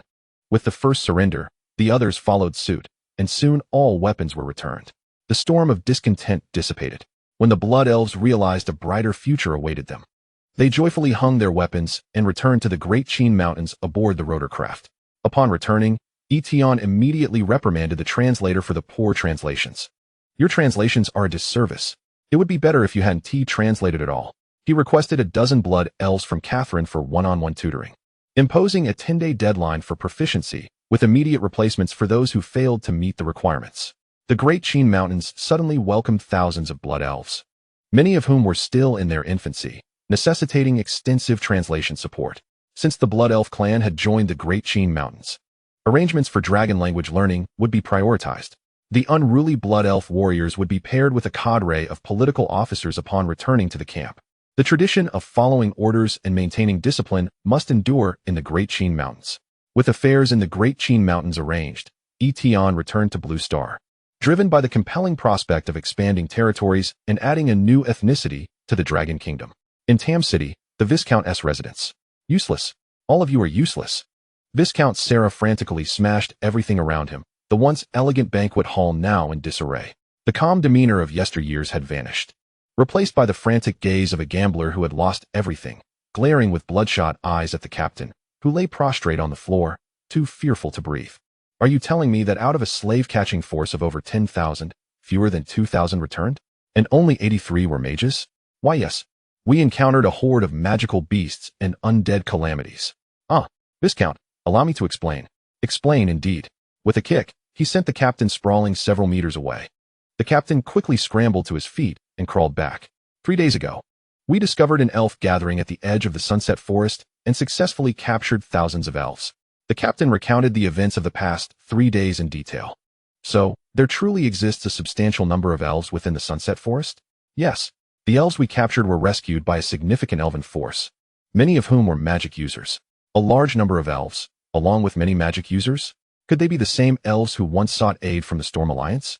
The Viscount returned to his opulent chair, rhythmically tapping the table. Clearly, a personal visit to that location was warranted. Chapter 80. The Great Crisis of the Cherry Blossom Kingdom in a Hidden Laboratory in the Cherry Blossom Kingdom. Professor Mizuda's eyes were deeply sunken, bloodshot and encircled by dark shadows that obscured half of his face. He was certain that the blue gem on the laboratory bench was not a product of Blue Star. He speculated that it most likely originated from a meteorite of an unknown planet or from a highly advanced civilization. Regardless of its source, the research value of this object was immensely significant. For nearly half a month, he had been engulfed in an overwhelming fervor, dedicating himself to various studies on it. With his total sleep amounting to no more than 40 hours, he was preparing for the 137th charging experiment. His parched throat emitted words that made his assistant doubt whether their superior might collapse at the experimental table at any moment. Did the professor truly intend to conduct such an experiment? The military could no longer withstand the pressure from the U.S. and would send someone to retrieve it if no useful results were produced by tomorrow. Professor Mizuda's bloodshot eyes were fixated on the blue gem, which seemed to possess a certain allure, constantly drawing his gaze. Until the final moment, he refused to relent. With a roar that emerged from his throat, an astonishing strength erupted from his frail body as he pushed aside his assistant and personally activated the charging switch. Crackling sounds erupted as blue arcs of electricity danced around the gem like serpents, while the specially laid superconducting cables around the base sparked with energy. Vast amounts of electrical power surged into the blue gem, causing the entire base's lights to flicker erratically. Within the gem, a red magical circle projected itself into the air, solidifying and slowly descending to the ground. A mysterious voice emanated from the circle, plunging everyone in the base into a profound state of panic. It was a fear that resonated from the depths of the soul, leaving no one unscathed. As the instigator of this chaos, he fell into a frenzied state of terror, staring blankly at the enormous hand emerging from the portal. Haha, it has arrived. I can feel it. I have accomplished the greatest feat in human history. A new chapter in human history has begun. A hand the size of a room groped in the air for a moment before descending. With a resounding slap, Professor Mizuta, lost in his delirium, was reduced to a mere pulp. What a dreadful world. As the monstrous hand discarded the remnants of its previous victim, it struggled to extricate its massive form from the portal. The colossal head emerged in the cramped confines of the underground laboratory, its dark eyes immediately fixating on the enchanting blue gem, eliciting a joyous reaction. Haha, the Lich King did not deceive me after all. Not long ago, the Dark King had personally led an army to Icefire Island to demand the magical gem from the Lich King. As a dark creature skilled in summoning and transformation, the Dark King faced an embarrassingly significant issue. The limit of magical power within itself was far too low. Most dark creatures were immensely powerful. Their magical attributes aligned with dark forces, and their spells predominantly focused on summoning, transforming, and weakening. However, their innate shortcomings necessitated a substantial amount of magical power to maintain their formidable physique, resulting in a constant struggle to contain enough magic within. This leaky magical constitution meant that after casting a large-scale spell, their magical reserves would quickly deplete, rendering them incapable of prolonged warfare. This unique condition left the Dark King in a rather precarious position among the 9 kings of the Cataclysm Legion. In terms of individual combat capability, it could rank among the top 3. However, in terms of sustained combat and Legion performance, it would likely fall to the bottom. As the ruler of dark creatures, the Dark King, constrained by its innate limitations, inevitably resorted to using its powerful physique in battle. Despite its imposing presence leading thousands of Dark Riders on Icefire Island, it was acutely aware that those Dark Riders had taken millennia to accumulate. Every bit consumed was a bit less to replenish, making it nearly impossible to meet the demands of high-intensity warfare. The Lich King, for reasons unknown, had entered a state of weakness, with only 2 fledgling undead to guard him, providing the Dark King with an opportunity. The most effective way to shed the moniker of the King of Early Rest was to obtain the magical gem from the Lich King. The magical gem, an artifact of ancient magical civilization, could absorb and store vast amounts of magical power, perfectly compensating for its physical deficiencies. This gem was originally a sacred relic of the Blood Elf clan, which had recently been seized by the Dark King after an assault on the capital of the Crimson Forest. For some time, it had been pursuing the whereabouts of the beautiful gem, not expecting it to end up in a world devoid of magic. Gently, it removed the blue gem from the laboratory bench and carefully embedded it on its forehead. A surge of magical power flooded into its being, the replenishment rate finally exceeding the depletion rate required to maintain its formidable physique. What a delightful sensation. The Dark King's eyes glazed over in ecstasy, relishing the fact that the Lich King had kindly filled it with magic. In a buoyant mood, the Dark King rose from the portal and began surveying its surroundings.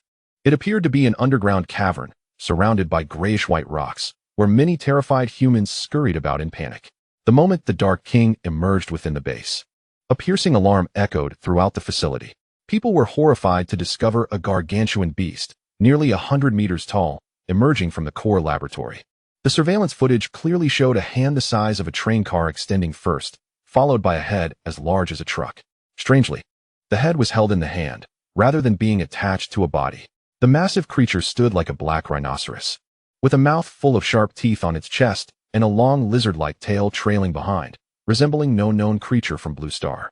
Its towering form stood as tall as a 30-story building. Had the underground laboratory not been sufficiently vast and deep, it might have burst forth into the open air. When the colonel, who had come to inquire about the experiment's progress, saw the super monster suddenly appear in the core laboratory, his spirits plummeted. The core laboratory?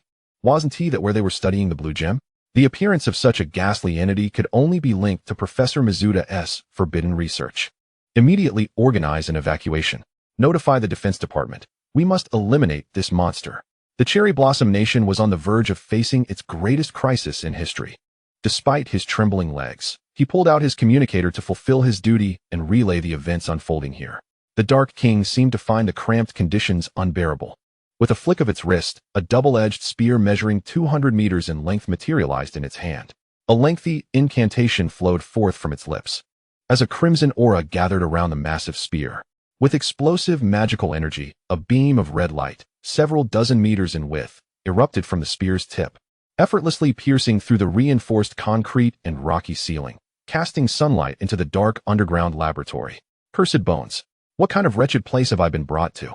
The Dark King sprang forth from the ground, surrounded by a chaotic throng of people clad in garish colors, fleeing in terror. Chapter 81. The frustrated Dark King emerging from the underground cavern. The Dark King soon realized a grave issue. This world bore no trace of magical power. The absence of magical energy indicated that the magical gem could not be replenished. Initially, it had thought that being underground might have resulted in a lack of magic due to some unknown interference. However, it was becoming increasingly clear that magic simply did not exist in this realm. With a growl of utter frustration, the Dark King howled at the sky, proclaiming its arrival while simultaneously venting its inner turmoil. Although the magical gem was now in its possession, the most pressing dilemma before it was how to return to the world of Gondwana. The world is indeed a harsh place. In an environment devoid of magic, its internal magical energy is perpetually depleting, with no means of replenishment. At this rate of dissipation, even the vast reserves of magical energy contained within the magic gem will not sustain for long. The direst issue is that activating the cross-dimensional teleportation array will require considerable time. Upon departure, the command given to its subordinates was to simultaneously activate the teleportation arrays upon receiving the spatial coordinate signal. Thus arises the question, how to gather sufficient magical energy in a magicless environment to transmit spatial coordinates to its subordinates. Gazing at the panicked crowd, the Dark King felt a surge of delight. Indeed, dark creatures possess hearts too. In this world devoid of magic, living beings are far from scarce. Utilizing sacrificial rites to amass the necessary magical energy for spatial coordinate markings poses no insurmountable challenge. During the restoration period of the cross-dimensional teleportation array magic, ample time is available to collect magical energy through sacrifices. Retracting the twin polearm, it deemed such a feeble world unnecessary for such a weapon. With a colossal finger pointing towards the crowd, the sacrificial magic was unleashed, transforming dozens into a mist of blood that dissipated into the air. In its view, motes of magical energy floated from the blood mist, absorbed by the gem upon its forehead. Weak, utterly weak. The magical energy collected from the initial sacrificial incantation was nearly negligible. A mere pittance, indeed. Perhaps employing the sacrificial magic array would yield swifter results. Recognizing the viability of this method, the Dark King became invigorated. With a flick of its finger, dozens of skeletal soldiers emerged from the blood mist. Unlike the undead creatures summoned by necromancers or liches, the dark creatures it conjured were pitch black, as if they had plunged into ink. These ebony skeletons rose from the ground, bowing respectfully towards it. Go, prepare the sacrificial magic array. The skeletons shuffled away, disappearing from sight. Too few, too few. The Dark King muttered, casting 2 large-scale spells. Plague Spread, Mass Summoning. The former can infect ordinary beings, transforming them into dark creatures akin to zombies, while the latter can summon vast hordes of dark beings using the remains of the deceased. These 2 potent spells demand an extensive amount of magical energy, and to expedite its return to the continent of Gondwana, it is all or nothing. The Dark King's strategy was simple. A multitude of dark creatures would expedite the construction of the sacrificial array.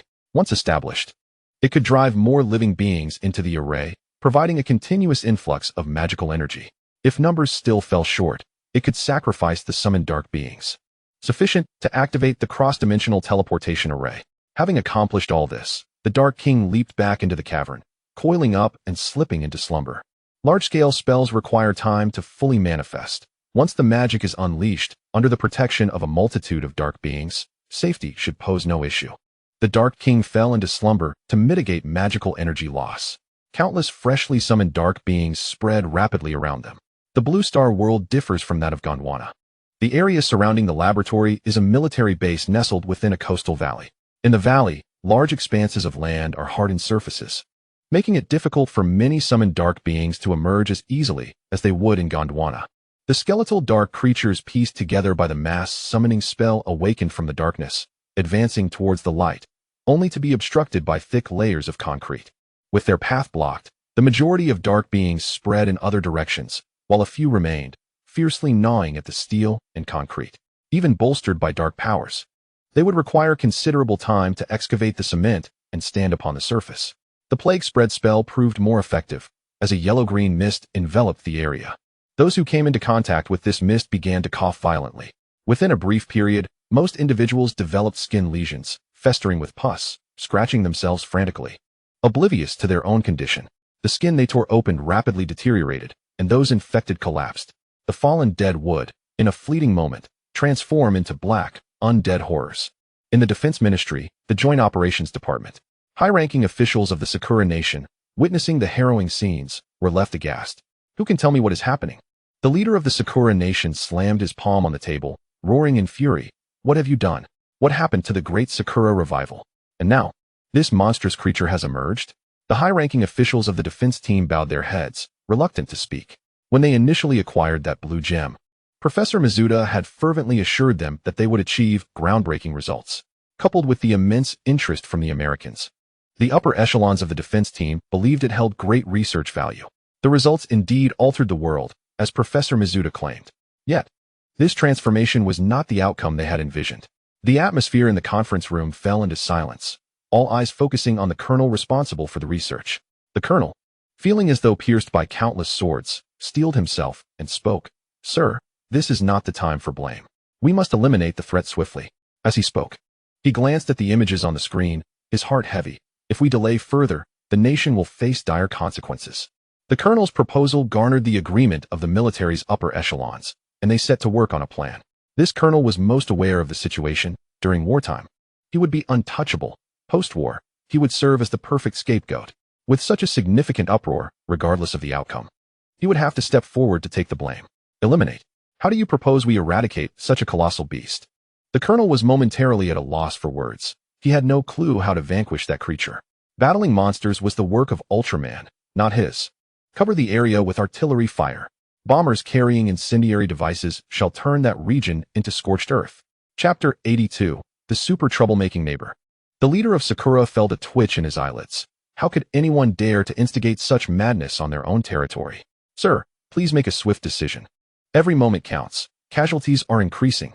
A military chief stepped forward. Every second, the casualty numbers are escalating. On a large screen in the operations department, a series of numbers fluctuated wildly. Before the meeting, the statistics were in the hundreds. Halfway through, they had escalated to the 5-figure range. If this pace continues, he would surely be drowned in the spittle of the electorate. The nation immediately activated its armed forces mobilization mechanism. A complete evacuation from the area where the demon appeared was organized. The defense team promptly initiated self-defense measures. Orders were issued, and the Sakura Nation mobilized entirely. Hours prior, Tian emerged from the teleportation array, reaching out to the leaders of the 3 provinces to convey the situation in the Daqin Mountains. Tian, you have done well. Zhao Laosheng expressed, we have yet to establish a foothold in the Otherworld, and we must cultivate good relations with the local inhabitants. The forces behind the slave-catching teams you mentioned should not be a major concern. Prepare well and proceed with caution. They are unlikely to present any real challenge. Zhao Laosheng spoke with conviction. Ever since the discovery of the Otherworld, weapons and supplies had been continuously transported to the Daqin Mountains, revitalizing many domestic enterprises on the brink of collapse. Although the Daqin Mountains cannot yet support the domestic economy, they have stimulated production capacity and revitalized local economies. It is foreseeable that for a considerable period ahead, the Great Qinling will emerge as one of the most significant expansion bases for the Dragon Nation. Tian, your previous actions at Kyoto University were rather presumptuous. Old Huang's expression darkened as he reprimanded. Broadcasting the Blood Elf language in a public setting attracted foreign special forces, nearly costing you your life. Indeed, had it not been for the Dragon Security Department covering for you, we elders would have been at a loss on how to conclude this matter. Tian expressed his apologies, saying, Old Huang, I am sorry. I didn't think it through at the time, assuming that no one on Blue Star would understand the Blood Elf language. Enough, Old Huang. let us not dwell on this.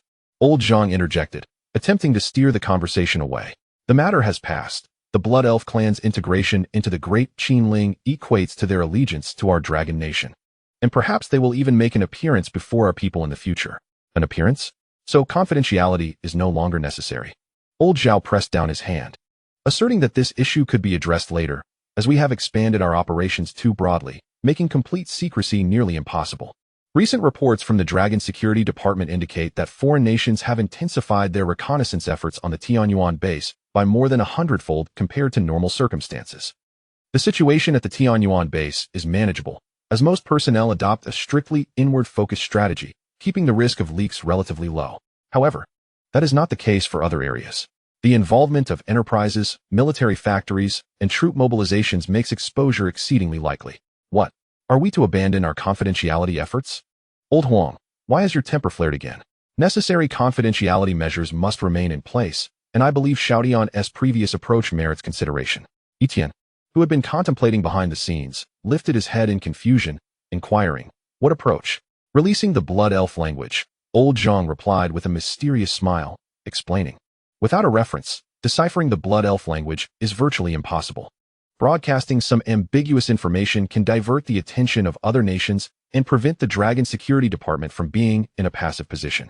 Old Zhao's eyes lit up with realization. Indeed, Xiaodian lost a gemstone, did he not? According to the clues obtained by the Dragon Security Department, it should be located within a military base near Kyoto in Sakura country. Once they acquire the gemstone, they will undoubtedly conduct research, which could yield significant findings. We must prepare our countermeasures in advance. Old Zhao raises a valid point. Did we not just retrieve the Shenzhou spacecraft from space? Perhaps we could explore solutions in that regard? Old Zhang proposed. Excellent. Lure them towards space and alleviate the pressure on the Tianyuan base. The three dignitaries began discussing the feasibility of this plan in their video call, entirely disregarding Tian as an outsider. Before long, a preliminary plan was established. Increase investment in aerospace endeavors and propose a lunar exploration initiative to capture the attention of various nations towards space development. As for the gemstone, we will present a unified narrative that it originated from a meteorite discovered in the West. The plan, while simple, is remarkably practical. The increased investment in aerospace is genuine. Several rockets and accompanying satellites are indeed under construction. However, these rockets and satellites are intended for future applications in the Gondwana world. According to astronomers' calculations, the current rocket thrust is insufficient and requires further optimization. We must enhance the number of rocket engines and increase the body size to successfully launch the satellites. Setting aside the fact that the portal cannot transport such large rockets, even if it could be transported now, it would still require several months for testing and assembly. The lunar exploration plan is also genuine, with a target set for 20 years hence, allowing ample time for rocket construction and technological validation. Tian realized he had encountered the concept of strategic deception. A seemingly unrelated matter is portrayed to other nations as interconnected. Such subterfuge could only be conceived by those at the pinnacle of the Dragon Nation's hierarchy. The three dignitaries exchanged dialogue, solidifying the framework of the strategic deception plan, while the specifics and execution would be delegated to other personnel. Their responsibility was to finalize this matter and maintain control over the overarching strategy. Just as Tian began to feel drowsy, the Secretary General hurriedly entered, interrupting the enthusiastic discussion of the three dignitaries. The Secretary General whispered a few words into Old Zhao's ear, who quickly noted the somber change in his expression. He waved his hand, signaling the Secretary General to leave, and with a grave countenance, Old Zhao stated, "The issue we were just discussing must be temporarily set aside. Our neighbor is facing a monumental crisis." The other three men looked at Old Zhao, puzzled, hoping for clarification. Old Zhao sighed, explaining that the blue gemstone Xiaodian lost had led to a significant disaster during research in Sakura country. The specifics would be clarified by General Li Weigua. As soon as he finished speaking, General Li's extremely serious face appeared on the communication channel. "I apologize for interrupting your meeting," he said after saluting. 5 minutes ago, I received an urgent report from the Satellite Monitoring Center indicating that Sakura country is experiencing an anomaly. As he spoke, the Secretary General displayed several satellite images. The satellite footage was exceptionally clear, showing a military base in Sakura country. One moment, everything appeared normal, and the next, a red beam of light shot up from the ground, piercing the clouds. Chapter 83. Emergency Convening of a National Union Meeting. The satellite images revealed an extraordinarily massive creature emerging from underground, roaring towards the sky. What is that? Unclear. The command center is cross-referencing all biological data on Blue Star and has found no comparable species. Preliminary assessments indicated that the unknown creature exceeded 110 meters in height and approached 200 meters in length, comparable to the latest class of naval destroyers. Gasps of astonishment spread throughout the conference room as everyone was taken aback by the creature's size. Wait. I recall Tian previously reporting encountering a similar creature in the Great Qinling. Noticing the collective gaze converging on him, Tian shrugged, acknowledging the enormous head captured on the satellite, which, based on proportional calculations, was nearly 200 meters. Viewing the satellite images, he could not help but feel a sense of foreboding. Could this creature have emerged from the blue gemstone? If the gemstone were still at the Dragon Science Institute, the Dragon Nation would likely be paying a heavy price now. As information continued to pour in, the catastrophic events unfolding in Sakura country were laid bare. Initially, only one colossal creature appeared, but within an hour, strange beings began to swarm around the military base. As time progressed, bizarre incidents spread to densely populated areas. Dark, skeletal creatures occasionally emerged from sewers, roadside flower beds, and park grass, driving people toward the military base. Some individuals, while walking, suddenly went mad, attacking those around them as if they were characters from a game produced by a Sakura gaming company. The higher-ups in Sakura country initially intended to act decisively, seeking to eliminate the suddenly appearing monster as swiftly as possible. However, the enormous creature, despite undergoing relentless bombardment, emerged unscathed, leading a vast army of dark beings and advancing towards the capital of Sakura country. This left the higher-ups of Sakura country in a state of shock. They hurriedly organized evacuations for the island's residents, while simultaneously contacting the Eagle Nation's supreme leader to request an emergency National Union meeting. Upon learning of the situation, the supreme leader of the Eagle Nation rejected the immediate request for intervention, ordering all Eagle Nation troops stationed in Sakura country to depart, awaiting further instructions. The peculiar circumstances unfolding in Sakura country remained unclear, making any rash involvement highly imprudent. The two aircraft carrier fleets belonging to his homeland, with tens of thousands of soldiers, would certainly lead to the collapse of his leadership if lost. In the League of Nations conference hall, the ambassador of the Cherry Blossom Nation, Suzuki Keisuke, waited anxiously for the arrival of representatives from various countries. After receiving notifications, the representatives appeared in clusters, whispering and discussing the agenda for the day. Suzuki's eyes were bloodshot as he fixated on the slowly ticking clock, eagerly anticipating the commencement of the meeting. The once swiftly moving hands of the clock seemed to crawl like a snail today. He was acutely aware that with each tick, thousands of lives were being lost back home. The attendance at today's meeting was sparse, and Suzuki was particularly concerned about the two ambassadors from other nations. The ambassador from Eagle Nation had arrived early, while the ambassador from Dragon Nation, Kai Shaolin, was notably absent. Just as the scheduled meeting time approached, Kai Shaolin appeared at the last moment, taking his seat. Suzuki, unable to contain his urgency, rushed to the podium, neglecting to test the microphone, and implored in a voice tinged with desperation. Esteemed ambassadors, the Cherry Blossom Nation is facing the most severe humanitarian crisis in its history. I earnestly request your assistance to help us navigate through these dire circumstances. Upon uttering these words, he scrutinized the reactions of the assembled diplomats, nearly choking on his own frustration at the response from Dragon Nation. The Eagle ambassador, with a grave expression, was well aware of the catastrophic situation facing the Cherry Blossom Nation, having received a plethora of intelligence before attending the meeting. Kai Shaolin looked up at the ceiling. Noticing what seemed to be a cobweb, the sanitation had deteriorated recently. Was it due to some country defaulting on its funding? The ambassador from the Stick Nation wore an expression of discomfort prior to the meeting. A special envoy from the Cherry Blossom Nation had discreetly informed him of the grave crisis occurring just a sea away from their own country. Should the situation spill over, their nation would be the first to suffer. While harboring disdain for the Cherry Blossom Nation's hypocrites, they were compelled to align with them in this meeting, striving to resolve the crisis expeditiously.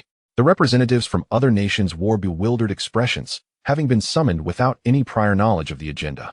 Humanitarian disaster? Such calamities were unfolding in every corner of Blue Star. Was it necessary to convene a special meeting to discuss it? As all eyes turned towards him, Suzuki spoke rapidly. I represent the Cherry Blossom Nation in requesting military assistance. Before this meeting was convened, our country was under fierce attack from unidentified entities. In a mere 7 hours, their numbers surged from 1 to over 1 million. An uproar ensued, with representatives regarding him as if he were a fool. 7 hours, escalating to millions? Such a scenario seemed implausible. One representative stood to challenge. Cherry Blossom representative, this is a serious League of Nations assembly. You cannot spout such nonsense here.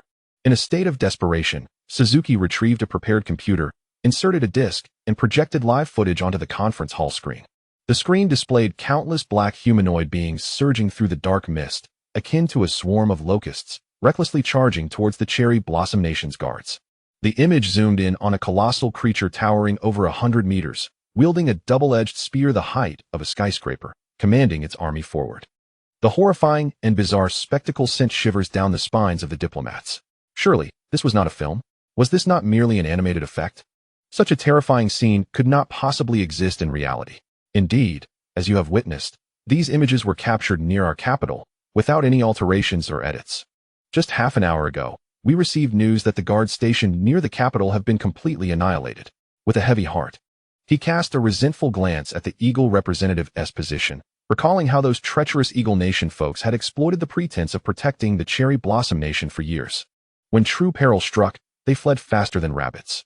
Within an hour of the incident, realizing the situation was spiraling out of control, the high-ranking officials of the Cherry Blossom Nation urgently sought assistance from the Eagle soldiers stationed in the port. However, upon assessing the situation, the soldiers were terrified, exclaiming, "Oh my God!"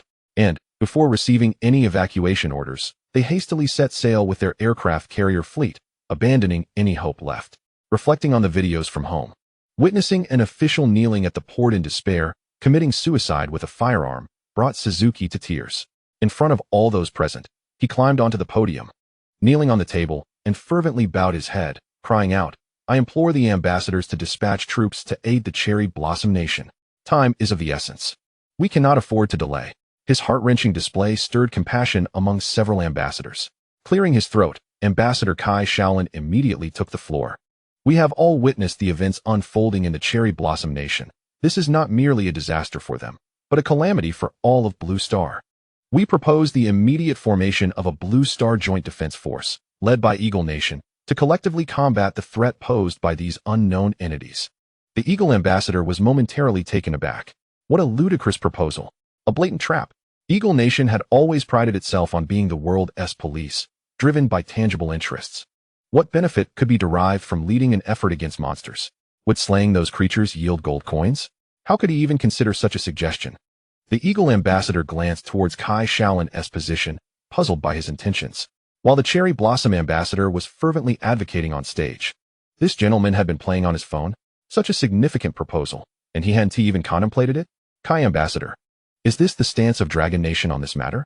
Kai Shaolin, putting away his phone, took the microphone and solemnly replied, "We have just received the latest news from our homeland and express our sympathy for the Cherry Blossom Nation's plight. In the spirit of humanitarianism, we propose the establishment of a joint defense force and are willing to offer assistance within our capabilities. However, adhering to our long-standing policy of non-alignment, Dragon Nation will not participate in the joint defense force." Upon hearing this, the Eagle ambassador's complexion turned a deep shade of red. This was a blatant conspiracy. Dragon Nation was clearly placing them on the hot seat. Agreeing to this would yield no benefits. The only advantage would be to eliminate those creatures, making them the Cherry Blossom Nation's savior. Refusing, however, would leave their own fleet stranded, with no assistance forthcoming. Should the situation escalate, it was plausible that the Cherry Blossom Nation's bases and military ports could be lost. Contemplating this, it became evident that only Eagle Nation could occupy such a pivotal position. As the undeniable hegemon of Blue Star, despite recent decline, its influence remained formidable. Should the Blue Star Joint Defense Force be established, Eagle Nation would rightfully gain command. With such legitimacy, many matters would become significantly easier to navigate, such as organizing another joint military operation akin to decades past on the peninsula. Such thoughts flitted through his mind. Decades ago, the disparity in strength had been so great that the joint forces nearly faced expulsion from the sea. Now, Dragon Nation possessed the capability to challenge Eagle Nation directly. It seemed implausible that another such military endeavor could occur. It would be better if Dragon Nation refrained from involvement. The principle of one mountain cannot accommodate two tigers is well understood by him. After some contemplation, the American ambassador, seeking to mirror this understanding, took out a secure phone to contact his homeland. Soon, a response came from the American leadership. the formation of a Blue Star Joint Defense Force was permissible. But America must retain command, with each nation covering its own military expenses, while the bulk of the funding would fall on the Sakura nation. Armed with this authorization, the American ambassador exuded newfound confidence. If the Dragon Nation chose not to cooperate, that was of little consequence. With numerous allies at their disposal, the absence of one would hardly affect the course of the Blue Star. As for the matter of preserving the dignity of the superpower of Blue Star, it would have to be endured, especially as the Dragon Nation was no longer the feeble entity it once was. I propose we proceed with the vote for the establishment of the Blue Star Joint Defense Force immediately. Following the vote, a closed-door meeting of the permanent members should take place. The American ambassador invoked the privileges of the permanent members and initiated an urgent vote. After swift preparations and counting, the results were freshly unveiled. Over 80% of nations consented, while the remaining 20% abstained, including the Dragon Nation and the Bear Nation. With the vote concluded, the Joint Defense Force was officially established, and the American ambassador rightfully claimed command. After a brief recess, the closed-door meeting of the permanent members commenced. The American ambassador wasted no time in confronting Ambassador Kai, stating that reliable intelligence indicated that the blue gemstone responsible for the humanitarian crisis in Sakura Nation originated from the Dragon Nation. Upon hearing this, the other three ambassadors turned their gazes towards him. Even the Bear Nation's representative showed signs of confusion. I am sorry, Ambassador Kai responded, shrugging his shoulders. I am unaware of the matters you speak of. All I know is that a key scientific figure from our nation was recently attacked. The American ambassador's expression darkened. Why bring up such a sensitive issue? The Bear Nation's ambassador interjected, asserting that this was not the time for such discussions, as resolving the crisis in Sakura Nation was of utmost priority. The American ambassador suppressed his ire, acknowledging the validity of the statement. You are correct. Our nation proposes immediate military assistance to Sakura Nation. The French ambassador promptly inquired, will this be direct assistance or indirect? Of course, it shall be direct, exclaimed the American ambassador. The speed at which these bizarre creatures have appeared is alarming. If we do not act swiftly, other nations and regions may also be affected. As he spoke, he cast a meaningful glance towards the ambassadors of the Dragon Nation and the Bear Nation, both of whom were nearest to Sakura Nation and likely shared concerns regarding the situation. We agree to provide direct military aid, with 3 army groups stationed in the Far East and the Tranquil Sea Fleet ready to deploy at any moment. The Bear Nation's ambassador quickly expressed his stance, stating that prior to the meeting, he had contacted his homeland and received the highest authorization. Sakura Nation is alarmingly close to us, merely 10 kilometers away. We cannot afford to gamble. If those terrifying creatures managed to cross the strait, who would the Bear Nation turn to for help? Ambassador Kai, remaining composed, stated, we agree to provide direct assistance, but what? Several other ambassadors asked in unison. Everyone understood that unresolved historical grievances between our nation and Sakura Nation could incite public unrest if the populace learned of our unreciprocated military aid. Ambassador Kai gestured as if counting money. Our nation is currently in a difficult period, with a significant financial shortfall. If Sakura Nation is willing to contribute even a small amount, we would be more than willing to offer compensated military assistance. This is not an act of malice. It is merely to provide an explanation to our citizens, so please understand. The ambassadors present exchanged incredulous glances. Understand? What nonsense. Over a quarter of Sakura Nation's territory had fallen, and its capital was in imminent danger, yet the Dragon Nation still dared to covet the meager resources within their coffers. How shameless. Chapter 85. A great turmoil. Ambassador Kai truly had the audacity. Every dragon citizen vividly recalled the misdeeds of Sakura Nation from years past. Not taking the opportunity to remind them was already a gesture of mercy. The notion of providing unreciprocated aid was out of the question. The American ambassador, upon hearing this, felt a weight lift from his chest. If the Dragon Nation was willing to relent, then there would be no issue. Our nation could act as a guarantor for all expenses related to military assistance, but there was no way we would foot the bill ourselves. With this matter settled, the American ambassador turned to the British representative, asking for their nation's plans. The British ambassador, sweating profusely, stammered, well, our nation is quite distant from Sakura Nation. By the time our fleet arrives, the situation may already have deteriorated. Thus, we will provide what direct military assistance we can, along with some indirect support. How does that sound?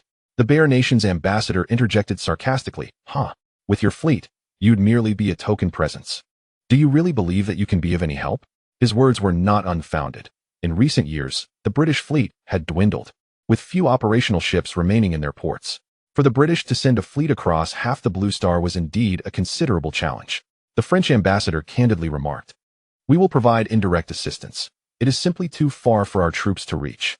"Very well," the American ambassador replied with satisfaction. 3 of the permanent members are willing to send troops. The remaining 2 may not contribute manpower, but financial support is still welcome. Our nation will contact the South Korean nation and several neighboring countries to form a joint fleet for military assistance to Sakura nation. As he spoke, he glanced at Ambassador Kai, who shrugged nonchalantly. "It does not matter how you perceive it. Our military retains the right to act independently. You may arrange matters as you see fit. Additionally, for the sake of a legitimate deployment, we hope you will have the leadership of Sakura nation officially invite our forces. Otherwise, we cannot send our troops." "No problem. We will contact them immediately after the meeting." After the meeting concluded, Ambassador Kai returned to the resting area and connected with his homeland. "Old Zhao, are we really doing the right thing? Haha. If we don't give the Americans something to occupy themselves with, they will always be fixated on our territory. The chaos in Sakura nation serves as a perfect diversion." On the screen, Old Zhao produced a document, saying, "Look at this." As soon as the topic of military assistance was mentioned, the generals below nearly erupted in excitement. Upon learning that they would have the autonomy to act and could freely attack Sakura's territory, they all scrambled for this assignment. "Old Zhao, we are certainly playing a grand game this time." Ambassador Kai had only recently learned about the Heaven's Gate plan, and the enormity of such state-sponsored endeavors genuinely astonished him. With the relentless pursuit of various nations' intelligence personnel, the plan was on the verge of exposure. Now, with such turmoil erupting in Sakura nation, the focus of the world had shifted entirely towards them, leaving little energy to address the affairs at the Tianyuan base. Often, he wondered if there truly existed the concept of national fortune. If one were to inquire Old Zhao about this matter, he would undoubtedly respond, "The so-called national fortune is neither mathematical probability nor the mystical principles of geomancy, nor is it a matter of destiny. It is a nation's and a people's grasp of trends, the resources and effort expended toward their objectives, the courage to make sacrifices at critical junctures, and the wisdom of choices made." After the closed-door meeting of the permanent members concluded, the American ambassador communicated the final resolution to the high-ranking officials of Sakura nation. The ambassador of Sakura nation, filled with despair, transmitted this news back home, causing the leadership of Sakura nation to nearly choke on their fury. To publicly invite the Dragon Nation's military presence, while also requiring Sakura nation to pay corresponding compensation? Such a proposal could only come from the shameless Americans and the Dragon Nation. "Very well. If they wish to make our lives miserable, I shall see how this unfolds." The leader of Sakura nation gritted his teeth and ordered, "Notify everyone to invite major global media outlets for a press conference." Despite the high command's efforts to tightly seal off information regarding the events in Sakura nation, reporters and media from around the world, like sharks drawn to blood, are tirelessly seeking any traces of the incident. Despite their diligent efforts, the information obtained under the comprehensive lockdown remains exceedingly scarce. They have a general awareness of a severe humanitarian catastrophe unfolding in the land of cherry blossoms. Yet the specifics of this calamity and the extent of its severity are shrouded in ambiguity. Just as they were racking their brains for more information, an invitation from the officials of the land of cherry blossoms arrived, filling them with unexpected delight. The press conference hall was abuzz with journalists and online media from various nations, all eagerly awaiting the arrival of the representatives from the land of cherry blossoms. Their anticipation was not in vain, as the leader of the land of cherry blossoms made a personal appearance at the venue. Amidst a flurry of flashing cameras, the leader solemnly announced, "It is with great regret that I inform the esteemed journalists present that Blue Star is facing an unprecedented disaster. Humanity is confronted with the looming threat of an apocalyptic event. While many may find it hard to believe, further words are superfluous. Let us speak through the evidence." At his gesture, footage captured on-site began to play. The images displayed a sky obscured by ominous black fog, teeming with countless dark entities. Towering colossal creatures exceeding 100 meters in height, and cities reduced to ruins. What the audience witnessed was not a film, an animation, nor mere special effects. These scenes were unfolding in the land of cherry blossoms. "We implore the major military powers of Blue Star to extend military assistance to safeguard the capital of the land of cherry blossoms. Thank you." The leader bowed deeply. Concluding this brief, yet shocking press conference, the media was left astounded. They had anticipated sensational news, but never to such an extraordinary degree. After a brief moment of stupor, they hastily retrieved their recording devices, eager to disseminate the conference's content and the startling images with the most sensational headlines possible. The apocalypse is upon us. How much time remains for humanity? The fire cannot be concealed. The leadership of the land of cherry blossoms awakens conscience, seeking global aid. The land of cherry blossoms, the first victim of the apocalypse. Under the ruinous grip of monsters, the land of cherry blossoms awaits rescue from military powers. With the release of these news pieces, the land of cherry blossoms swiftly became the focal point of attention across Blue Star, igniting a frenzy across the internet. An overwhelming cacophony of discussions, doubts, and condemnations flooded every corner of the world. The media, ever eager to stoke the flames, converged like flies drawn to foul odors, embellishing the events occurring in the land of cherry blossoms, exaggerating and sensationalizing the narrative. Many onlookers, reveling in the unfolding drama, remained detached, as long as they were not personally affected. While a majority of netizens expressed sympathy for the land of cherry blossoms, they speculated about the origins of these creatures and why they bore such striking resemblance to beings from films, animations, and games.